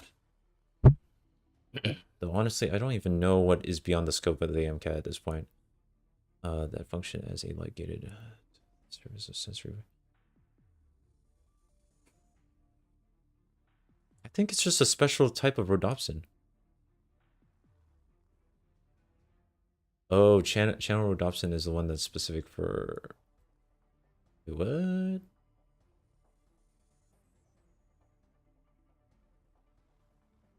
On illumination. Oh, channel rhodopsin doesn't care about the color? What? I thought it was just blue.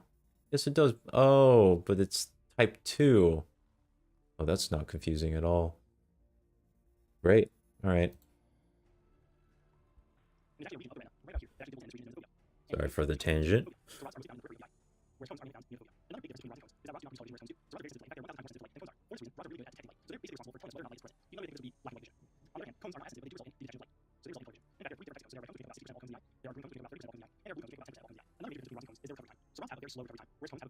We'll see.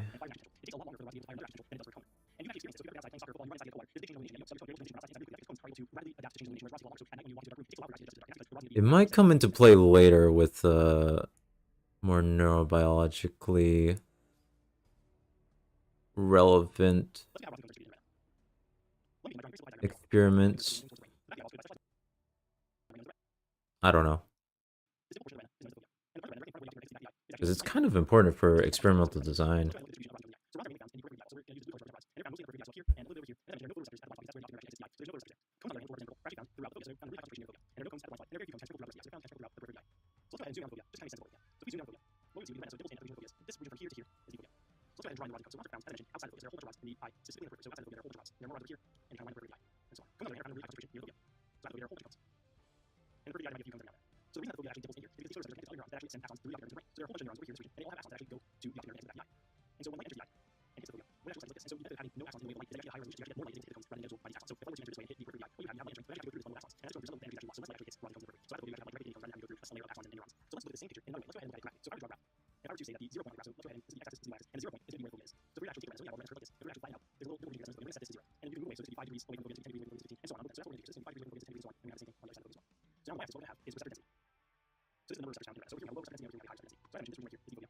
Okay.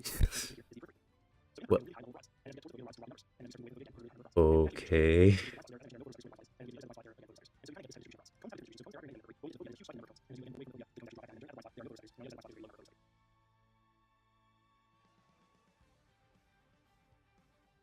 I feel like we already...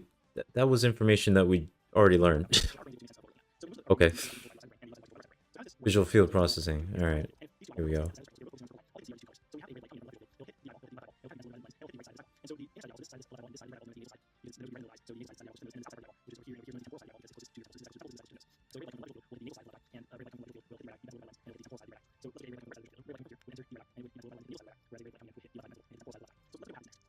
Oh my god, it's ray tracing. Oh fuck. RTX on.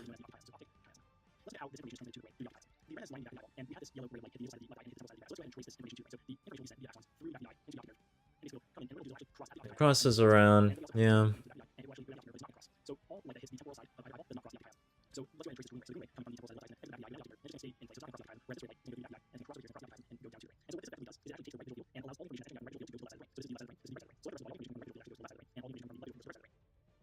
Right. That's what it was. Okay.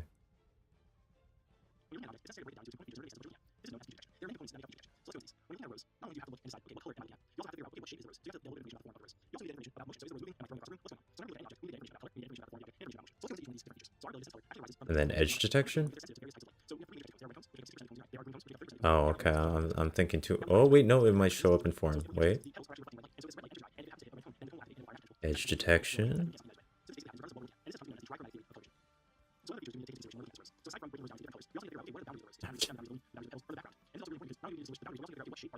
Oh, yeah. RGB.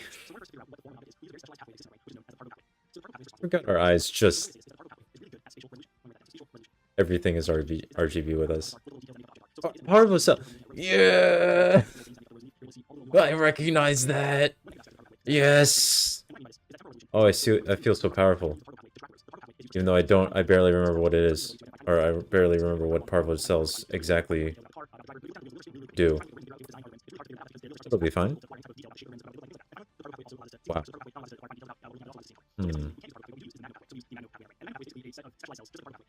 Oh yeah, okay. Holy shit. Too easy. I already have notes on this. Too easy. This is a review. Let's go. My power is unlimited. Excuse me, there are 3 leaves on that.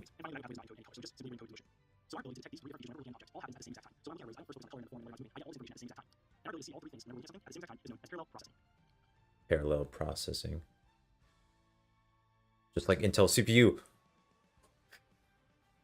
Oh my god, it's all starting to make sense. Okay, finally we're talking about auditory structures, because like, we just skipped that. We were like, oh yes, here's the inner ear. And then we're not going to touch on it again. It's like, okay. Great. Thank you.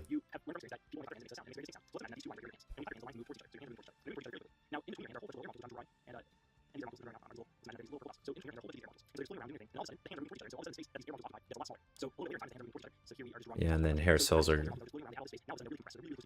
connected to the thing that vibrates that I'm blanking on. Cochlea. There's a specific.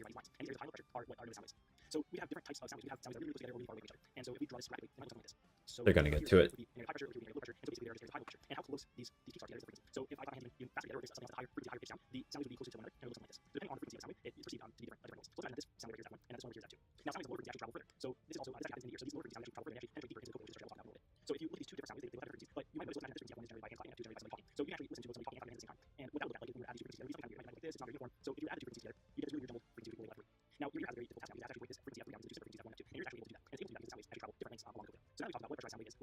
Oh, okay.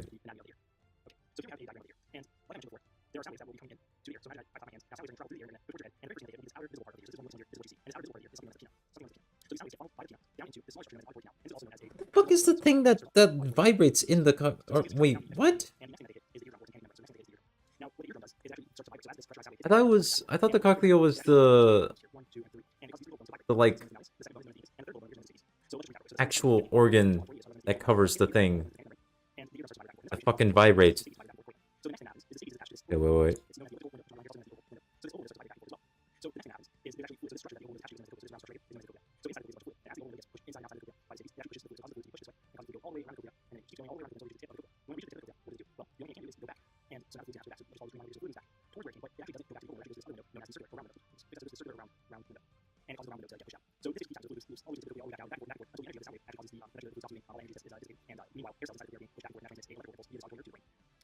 does it move back to the old window when it goes to the very because in between the very middle of the is a membrane. So we use a membrane. So we use this black line to kind of mark the membrane as that runs along the nucleus. So this membrane is something known as the organ cord. Just write that after organ of cord. Now this organ cord is actually composed of two things. It's composed of something known as the basaloid membrane. Organ. Another membrane known as the tectorial membrane. Tectorial membrane. So one final thing I just want to touch on is a general classification of the different parts of the ear. So Wait.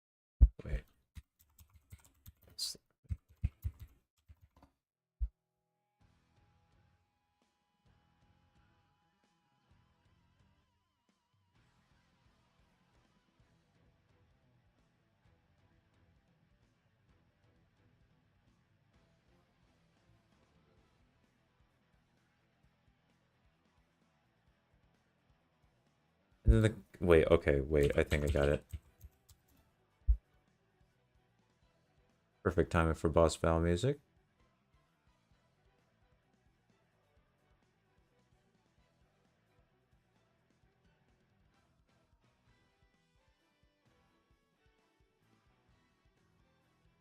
Yeah, the cochlea is the name of the cavity. The basilar membrane is the thing that vibrates. Because it's like the... It's like a... You know, it's like the... Fuck. It's like a flathead screwdriver. It like goes... It's like wide and then it goes thin. And then the thin part is the part that like vibrates at low frequency. And then the... Yeah, the thick part is the part that vibrates at higher frequency. And then the hair cells like get... They move along with the vibration along the basilar fiber. Sorry. Basilar membrane, I think. Yes. Man, I could just look at my like other notes on this. That wouldn't be much easier. Yeah, okay. This is... I seem to be on to about what it is. Alright, cool. Oh my god, then they mentioned the tectorial membrane. What is that? I am blanking on that, though. What in the world?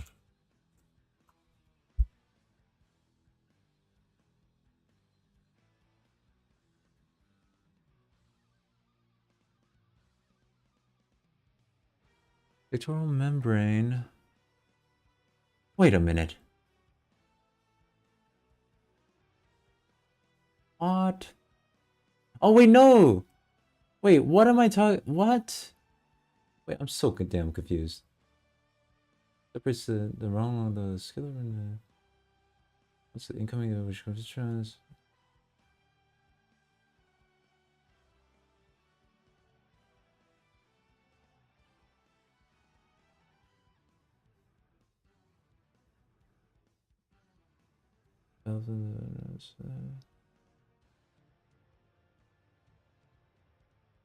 The hair cells are attached to the basilar membrane, and with the moving of the basilar membrane, the tectorial membrane and the hair cells are also moving.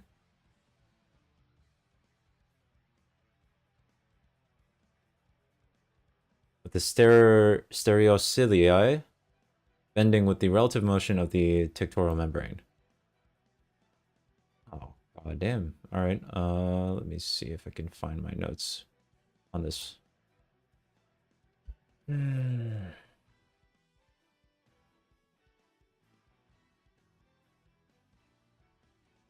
I don't think we covered auditory perception in the last section of the class, which is the one that I have in-depth notes on, though.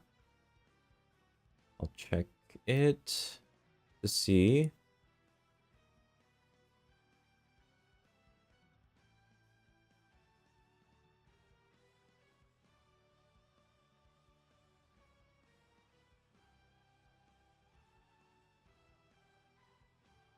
Known as the basilar membrane, and another membrane known as the tectorial membrane. Tectorial membrane. So one final thing that I just want to touch upon is a general classification of the different parts of the ear. So okay, well, whatever. Part of the ear, so from the pinna all the way to including the external auditory meatus, so okay. The tympanic membrane and including the tympanic membrane or eardrum. Okay. The outer or external ear. So regardless, I think basilar membrane and tectorial membrane are the parts that vibrate within the cochlea. And then that mechanically shifts the hair cells, allowing us to recognize to here is the middle ear. specific frequencies. Out here. And then the third section includes the cochlea and the something known as the semicircular canals, which we didn't talk about. And Oh, we're just talking about the external mid. Okay. General classifications that we could break the ear, different structures of the ear down. Oh wait, we're gonna go into it next. Oh my god, I'm jumping the gun here. Part 2 is probably gonna cover the mechanics. To the brain, which can then be interpreted as sound.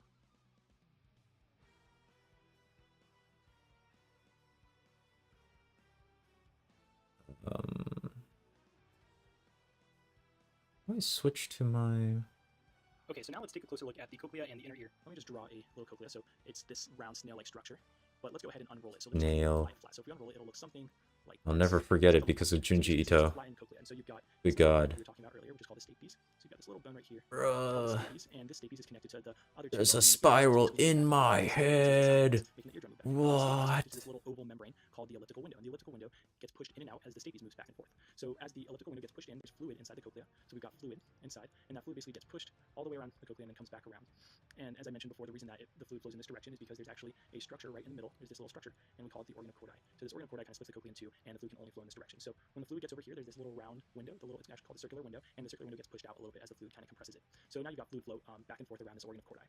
So what we want to look at now is we just want to look at a cross section, just a little cross section of this organ of Cordae, so that we can kind of understand what happens. How does it turn this fluid motion into sound? So if you actually kind of look at a cross section, what you would see is something like this.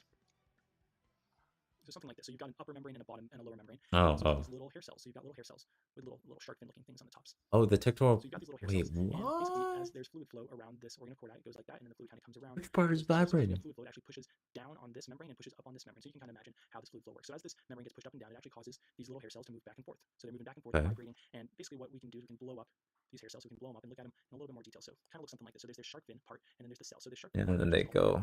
hair bundle. Oh. And these aren't actually hairs. What they are is they're just a bunch of little filaments. And Okay, now they're gonna explain. Yes, there's a little bunch of little like hairs. like this.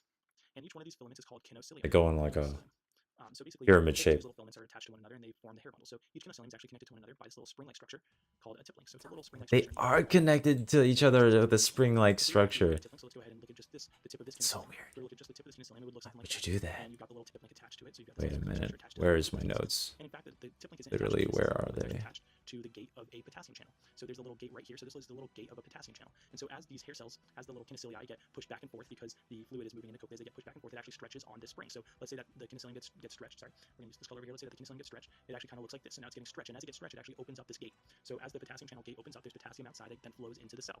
So you've basically got potassium out here flowing into the cell. And there are actually That's what it was. Okay, I see. Potassium is inside the cell. So now you also have calcium flowing into the cell. So the flowing of potassium and calcium into the cell basically causes the cell to fire an action potential. So basically Action potential, yeah boy. Yeah boy. Is part of the auditory nerve, which then goes to the brain. So basically, this goes to the brain. So this is what happens when a sound wave gets. So confused by why there's like a bunch of neurobio like specific information on this test. It seems like this is like uniquely specific. That all the other sections do not have this level of specificity. So the difference between a bass drum and a beat. I mean, I obviously think it's important because that's what I studied, but it's kind of biased. It's a little interesting. Drum beating or a bee's wings flapping comes into the ear. They eventually hit the cochlea, and we went into a lot of detail about how exactly the sound wave is converted into a neural impulse by the cochlea that eventually reaches the brain. But now we're going to go into how the cochlea distinguishes between sounds of varying frequencies, and how this distinction is maintained all the way to the brain in order for the brain to be able to perceive different sounds. So this is known as auditory processing. Auditory processing. Your brain needs to be able to distinguish between sounds of. Wait, this is my genetics class. Oh my god. 20 hertz, all the way up to a frequency of 20,000 hertz. So this is a huge range, and in order to distinguish between sounds. So the mirror bard is amazing. And particularly something known as basilar tuning. If I can find the goddamn notes. And the term basilar comes from. I would love to find my. Inside the cochlea, there's actually a membrane that contains a bunch of hair cells. And if we were to unroll this cochlea, we took the cochlea and we unrolled it, so it's normally rolled up like this. If we unrolled it, so that was flat. My advanced neurobio class. That would be great. That'd be wonderful. Here, and if we unrolled it and looked at which hair cells were activated given different sounds, we would notice that hair cells at the very base of the cochlea were actually activated by very high frequency sounds, and hair cells at the very apex of the cochlea are stimulated by very low frequency sounds. So let's look at another picture just to make things a little bit clearer. So this picture basically just shows the cochlea unrolled. Oh man, yeah, I only took notes on the cerebellum. This would be the base of the cochlea, and this would be the very tip or the apex of the cochlea. And the basal ganglia. And the frontal lobes. Shit. Okay, I'm gonna have to go back and fix that. So this would be something like a bass drum, and something with a very high frequency would be something like bees wings flapping in the air. So as sounds with varying frequencies reach the ear, they will stimulate different parts of the basilar membrane. So if we have a bass drum being played, it has a pretty low frequency, and it'll eventually go into the ear, reach the cochlea, and it'll actually travel along this basilar membrane until it reaches the hair cell that is attuned to that particular frequency. So let's say that this is a frequency of 100 hertz, for example. It will actually, the sound waves eventually cause fluid inside the cochlea to travel in such a way that the hair cells that are very sensitive to a frequency of 100 hertz, which looks like it's right around here, will actually activate. And these hair cells will fire. Right. They only. And this signal will eventually reach the brain, and it will Fire. be mapped to a very particular part of the brain. So this right here is the brain, and if you lift up this little piece of brain, there is something known as the primary auditory cortex. And the primary auditory cortex is this blue region over here, and it's basically responsible for receiving all of the information from the cochlea.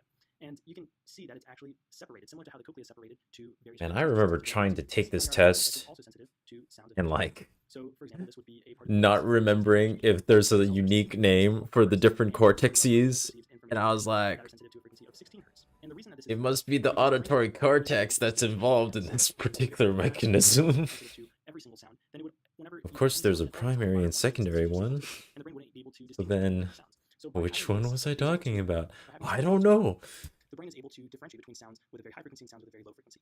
And this I was like, oh yes, the motor cortex is involved in this thing. And the visual cortex, I don't know. And different sound waves have different frequencies. And we need to be able to distinguish between that was a them. So mess. sound waves come in, they hit the cochlea, and they will activate hair cells in different parts of the cochlea. So if it's a very high frequency sound, it will activate a hair cell over here. If it's a very low frequency sound, it will activate a hair cell over here. And these hair cells will actually send axons, and these axons eventually all bundle together to form the auditory nerve. And the auditory nerve carries axons from each hair cell inside the cochlea. And the auditory nerve eventually reaches the brain and will again separate its fibers and reach different parts of the brain.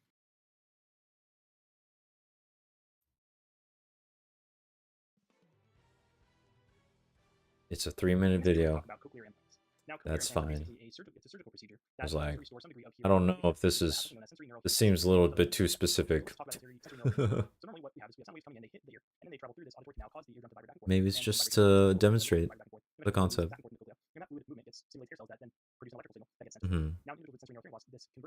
I'm very curious about this though. So let's talk about a cochlear implant. Let's just look at the different components of the cochlear implant. So this implant part, which is what I'm highlighting right here, is known as a receiver.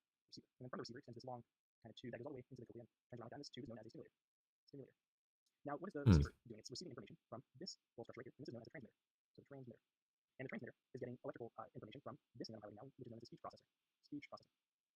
The speech processor basically gets information through this little opening, which is the microphone. So as sound waves come in, they hit the microphone, and the microphone takes the sound waves, converts them into electrical impulse, which then gets sent to the transmitter, which is it's outside of the individual's skull. And the transmitter sends that information to the receiver, which is inside the patient's skull. Then the receiver sends the information to the stimulator, into the cochlea, and then the cochlea converts that electrical impulse into a neural impulse that goes down the auditory nerve into the brain in order for that sound wave to be processed. So basically, this effectively restores some degree of hearing to individuals with nerve deafness.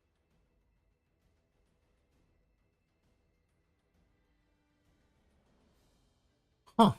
In this video, we're going to talk about somatic sensation. So if we have someone walking down the street, he's receiving all kinds of information from the world around him. So he's receiving different types of sensations. So different types of sensations. He's also receiving information about that makes sense. So is it really hot outside? Is it kind of hot outside? So he's receiving information about the intensity of the different sensations. He's also receiving information about the timing. So when does he set his foot down on the ground? When does he lift the foot off the ground? If someone drives by him, there's a hammer at him. Hit him, when does the hammer stop hitting him? So there's also information about timing. But installing that. Information about where in his body these senses originating. So if a bird comes by and pecks his arm, the brain will realize that there's something going on my arm. So there's also location. So information about location needs to be addressed. So what are the different types of senses that he can have as he's walking down the street? So they were just like, I thought they were just like amplifiers or something. Like they take in. He also needs to get information about pressure. So when does he set his foot down? Oh, interesting. When he set the hammer down, how hard did the hammer hit him? So we need to get information about pressure.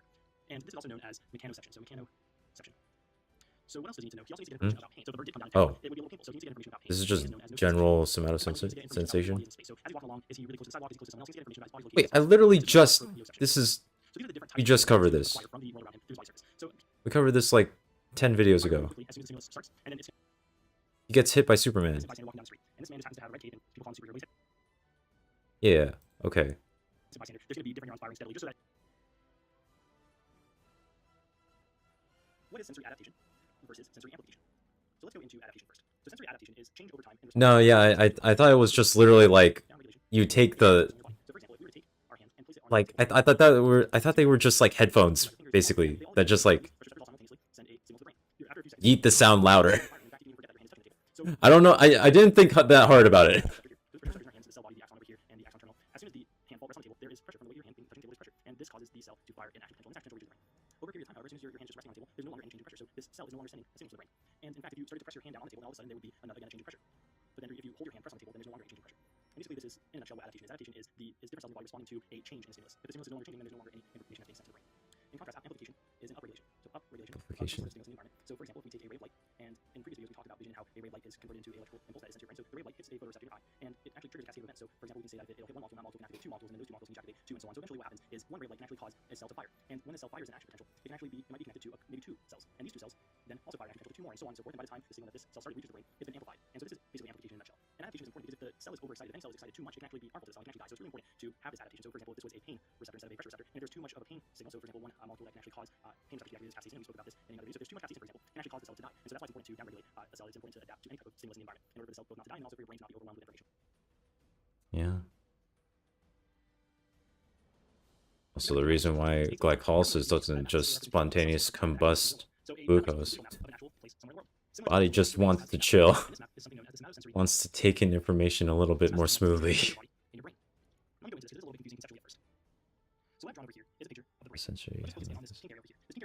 Oh boy. Homunculi incoming. So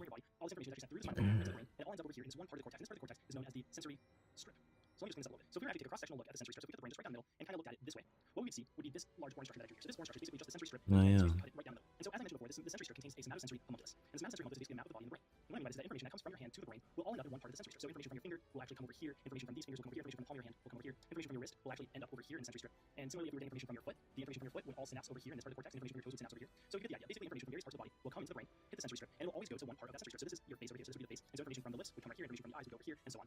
So basically, the sensory strip always receives information from different parts of the body, and that information will always go to one part of the sensory strip. So let me again clean this up a little. If this is still a little confusing, Yeah, one part, but it's not distributed necessarily accordingly to distance away from the specific body part. I believe. Or maybe I'm mixing that up with a different brain region. So they need to make sure that the part of the cortex that are removed is not involved in sensation, otherwise the patient actually lose sensation. Similarly, if the surgeon removed this part of the cortex, the patient will lose sensation in the lips because this part of the cortex actually receives input from the lips. So let me again clean this up just to go over everything one last time. So the sensory homunculus basically maps out the body in the brain. So as information comes to the Oh, okay, no, yeah, okay, I'm thinking of a different brain region. This is like clearly mapped out. And this topological representation of the body in the cortex is what's known as the somatosensory homunculus.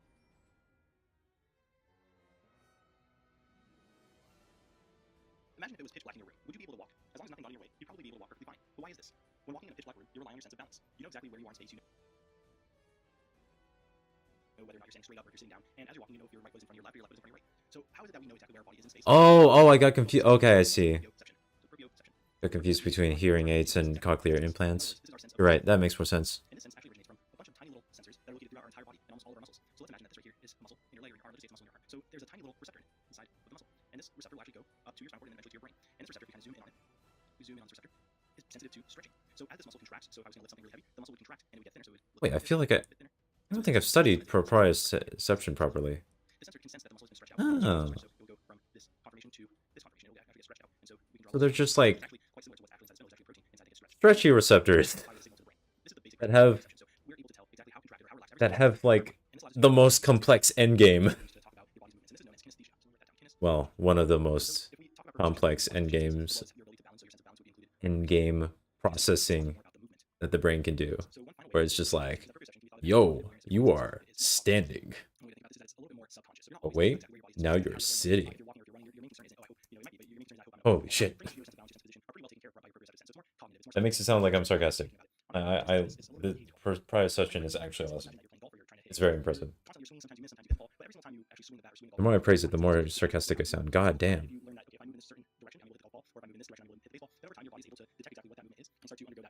So you're able to actually teach yourself exactly how you should move in order to successfully complete whatever task is at hand. So that's just another way to distinguish between two terms. But just keep in mind that proprioception and kinesthesia are not the same. So they are not the same. So I'll drop the X here. But they do share a lot in common. What they do share in common is inferring movement, position, and where your body is in space. And the big difference is that proprioception is concerned with position, while kinesthesia is concerned with movement. And proprioception includes your sense of balance, while kinesthesia does not. I mean, it's like two sets of information that have to work in tandem with one another anyway, so. Two senses that are really important for our survival are a sense of pain and a sense of temperature. Of course, these have more scientific terms. So pain is known as nociception, and temperature is known as thermoception. We're able to sense pain and temperature through receptors that are located throughout our entire body. So let's look at a hand, for example. Sand happens to have Perception. throughout our entire hand. Interestingly enough, there are a few different types of temperature receptors. And one of the most common types of temperature receptors is a receptor known as TRPV1. And this TRPV1 receptor is not only sensitive to temperature, but it's also sensitive to pain. So what I'm drawing here are these TRPV1 receptors. These receptors and axons that eventually TRPV1. Ah, yes, I remember this. So in fact, a receptor is actually a specialized type of nerve. It's the first nerve in this entire pathway that eventually reaches the brain. Got him. And it actually has little sites, binding sites, for various molecules that can cause it to activate. It also undergoes a conformational change or a change of shape whenever there's a change in temperature. So it's basically a specialized nerve. It sends axons to this big giant nerve that eventually leaves the arm and goes to the brain. And this nerve actually can be split up into three main types of fibers. There are some fibers that are really big, so they have a large diameter. There are other fibers that have a medium diameter. And there's still other fibers that have a very small diameter. These big fibers are known as A beta fibers. These medium fibers are known as A gamma fibers. And these tiny little fibers are known as C fibers. So apart from their size, there's also one big difference that distinguishes the different fibers, and that is the presence of myelin. So the large ABA fibers have a whole lot of myelin on them. The A gamma fibers have a little bit of myelin on them, and the C fibers have no myelin on them. So the combination of myelin and the size of the fiber actually changes how quickly each fiber can send an action potential. So when this receptor is activated, it sends a signal, and depending on which type of fiber conducts the signal to the brain, the signal will reach the brain at different times. So the ABA fibers have the highest conductive velocity, so they're very fast. The A gamma fibers are a little bit slower, so they're medium speed, and the C fibers are very slow. So why is it that these ABA fibers are faster than C fibers? And that's because they have a really large diameter. And when an axon has a very large diameter, it actually decreases the resistance within the axon. So as a no impulse is traveling through the axon, if there's a lot of resistance, the signal actually travels fairly slow. But if there's really low resistance, the signal can travel pretty quickly. So that's why a larger diameter is important, because it decreases the resistance within the fiber. Myelin is also very important because it actually increases the conductance of the fiber. There are a whole bunch of ions circled throughout the axon. These ions flow in and out of the cell in order to generate the action potential. And so these ions are actually unable to go in and out of the cell except through some areas that are unmyelinated. This actually causes the cell to propagate an action potential very quickly. C fibers are unmyelinated, and so the electrical impulse is actually very slow to travel through this type of fiber. So how does pain arise? So let's imagine that we get poked by some sharp object. What happens is as this object is entering the skin, it actually causes cells to break open. And when the cells break open, they release a whole bunch of little chemicals. And these little chemicals will diffuse to the nearest pain receptor, to the nearest TRPV1 receptor, and it will actually activate the receptor. So if we were to blow this receptor up, we kind of draw a little bit bigger. It looks a little something like this. And there's a little area for a source chemical to bind. So when a cell breaks open, it releases chemicals, and this chemical will come in and it will bind. And when this molecule binds, it will cause the receptor to fire an action potential. And this action potential will eventually reach the brain through one of these fibers. Interestingly enough, nature's actually evolved its own What molecule is that? I feel like I should know. Capsaicin? So when you bind into this Yeah. the capsaicin will exit the jalapeno and will actually bind to TRPV1 receptors in your tongue. So this molecule will go over here and it will bind right over here. So now when the capsaicin binds, it causes this TRPV1 receptor to fire an action potential, which reaches your brain, and your brain will interpret that as pain and will also interpret that as heat. In fact, if you were to eat a whole bunch of jalapenos over time, this receptor would stop firing. It would become desensitized to the capsaicin. And if you kept eating jalapenos past the point where this receptor is desensitized, this receptor can actually die. So this nerve can actually die off. And doctors use this in the clinic. So if somebody has arthritis and it's a very painful arthritis nerve, they can actually inject high levels of capsaicin, and this high level of capsaicin will actually go in and kill off these nerve fibers, these pain receptors that are causing the person to experience pain at the site of the knee due to the arthritis.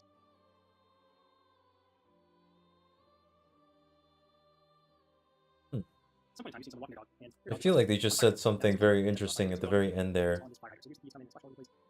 That just happened. That happened way too quickly. Just now. What? And these molecules can be sensed by other animals through their nose. So these molecules are known as pheromones. Whatever. I'll get back around to that later. Not only are we able to smell them, and animals particularly able to smell them, but they also cause some sort of response in the other animal that smell them.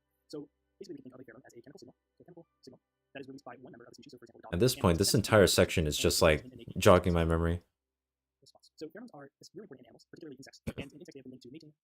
Oh boy, olfaction happening. Olfaction hype. So now I'm going to go into a little bit of the anatomy and also how at a molecular level pheromones work. So in the previous video, we went into the olfactory system. We talked about a olfactory epithelium. So let me just go ahead and imagine that this is the skull of a mouse. So the mouse skull, here are its teeth. Okay, and here is its nose. So this is the skull. So this is the nose. Normally there's the flesh here, but here's the nose, and air comes in, and it moves through the nasal passage. And there's a part of the nasal passage that is known as the olfactory epithelium. So olfactory epithelium. Oh. And olfactory No. epithelium consists of two various molecules. And there's a specialized part of the olfactory epithelium, which is up here in the mouth. And this is known as an accessory olfactory epithelium. So accessory. Ah, right. Olfactory epithelium. And the accessory olfactory I epithelium forgot is about that. to a accessory olfactory bulb. So this is the accessory olfactory That makes sense. olfactory bulb.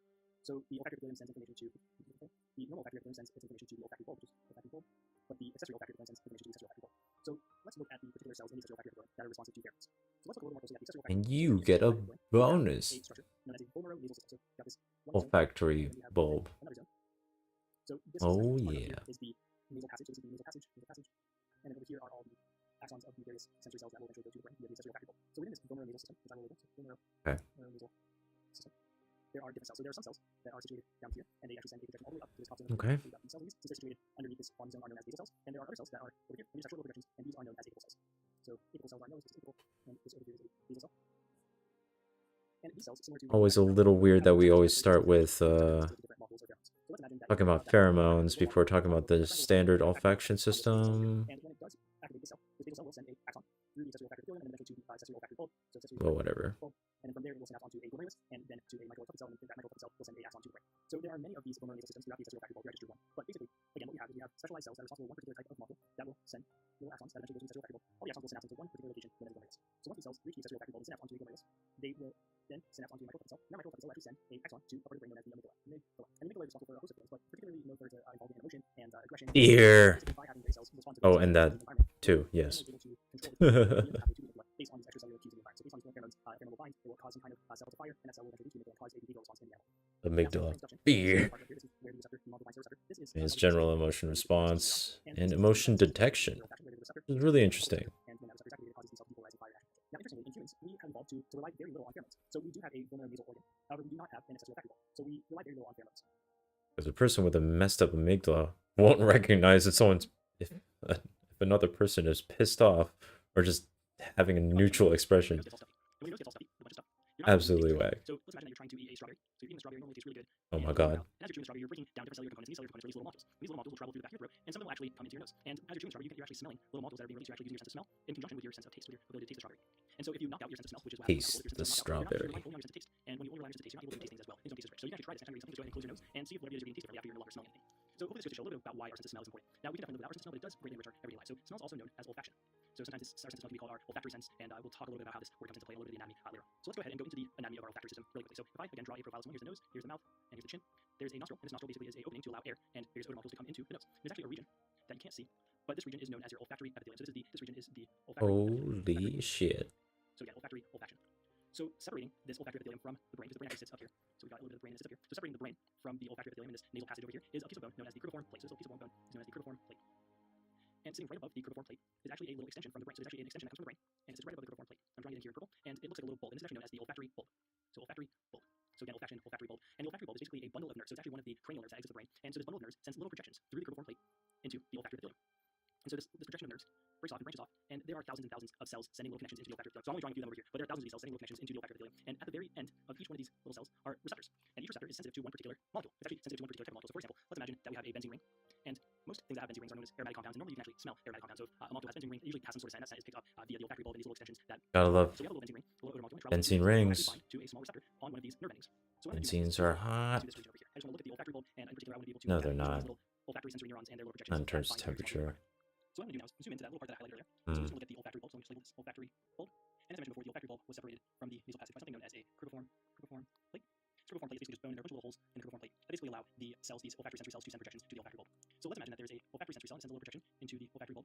And so sends a little projection. And this cell is situated inside the olfactory epithelium. And there are all kinds of other epithelial cells over here, so I just kind of draw this in. So there are all kinds of epithelial cells that basically secrete mucus and all kinds of things. And these olfactory epithelial cells are situated in between the rest of the epithelial cells. And there are thousands of different types of epithelial cells, and each type has a particular receptor. So let's say that this particular olfactory sensory cell is responsible for a little receptor, and this little receptor is sensitive to benzene rings. So as we have a benzene molecule enter the nose through the nostrils, it enters the nasal passage, and eventually will bounce into the receptor. And when it binds to the receptor, it will actually trigger a cascade of events that causes this cell to fire. The cell will fire an action potential, and the action potential will actually end up here in the olfactory bulb. And Oh, will it cover the different systems of categorization? I always get confused by that.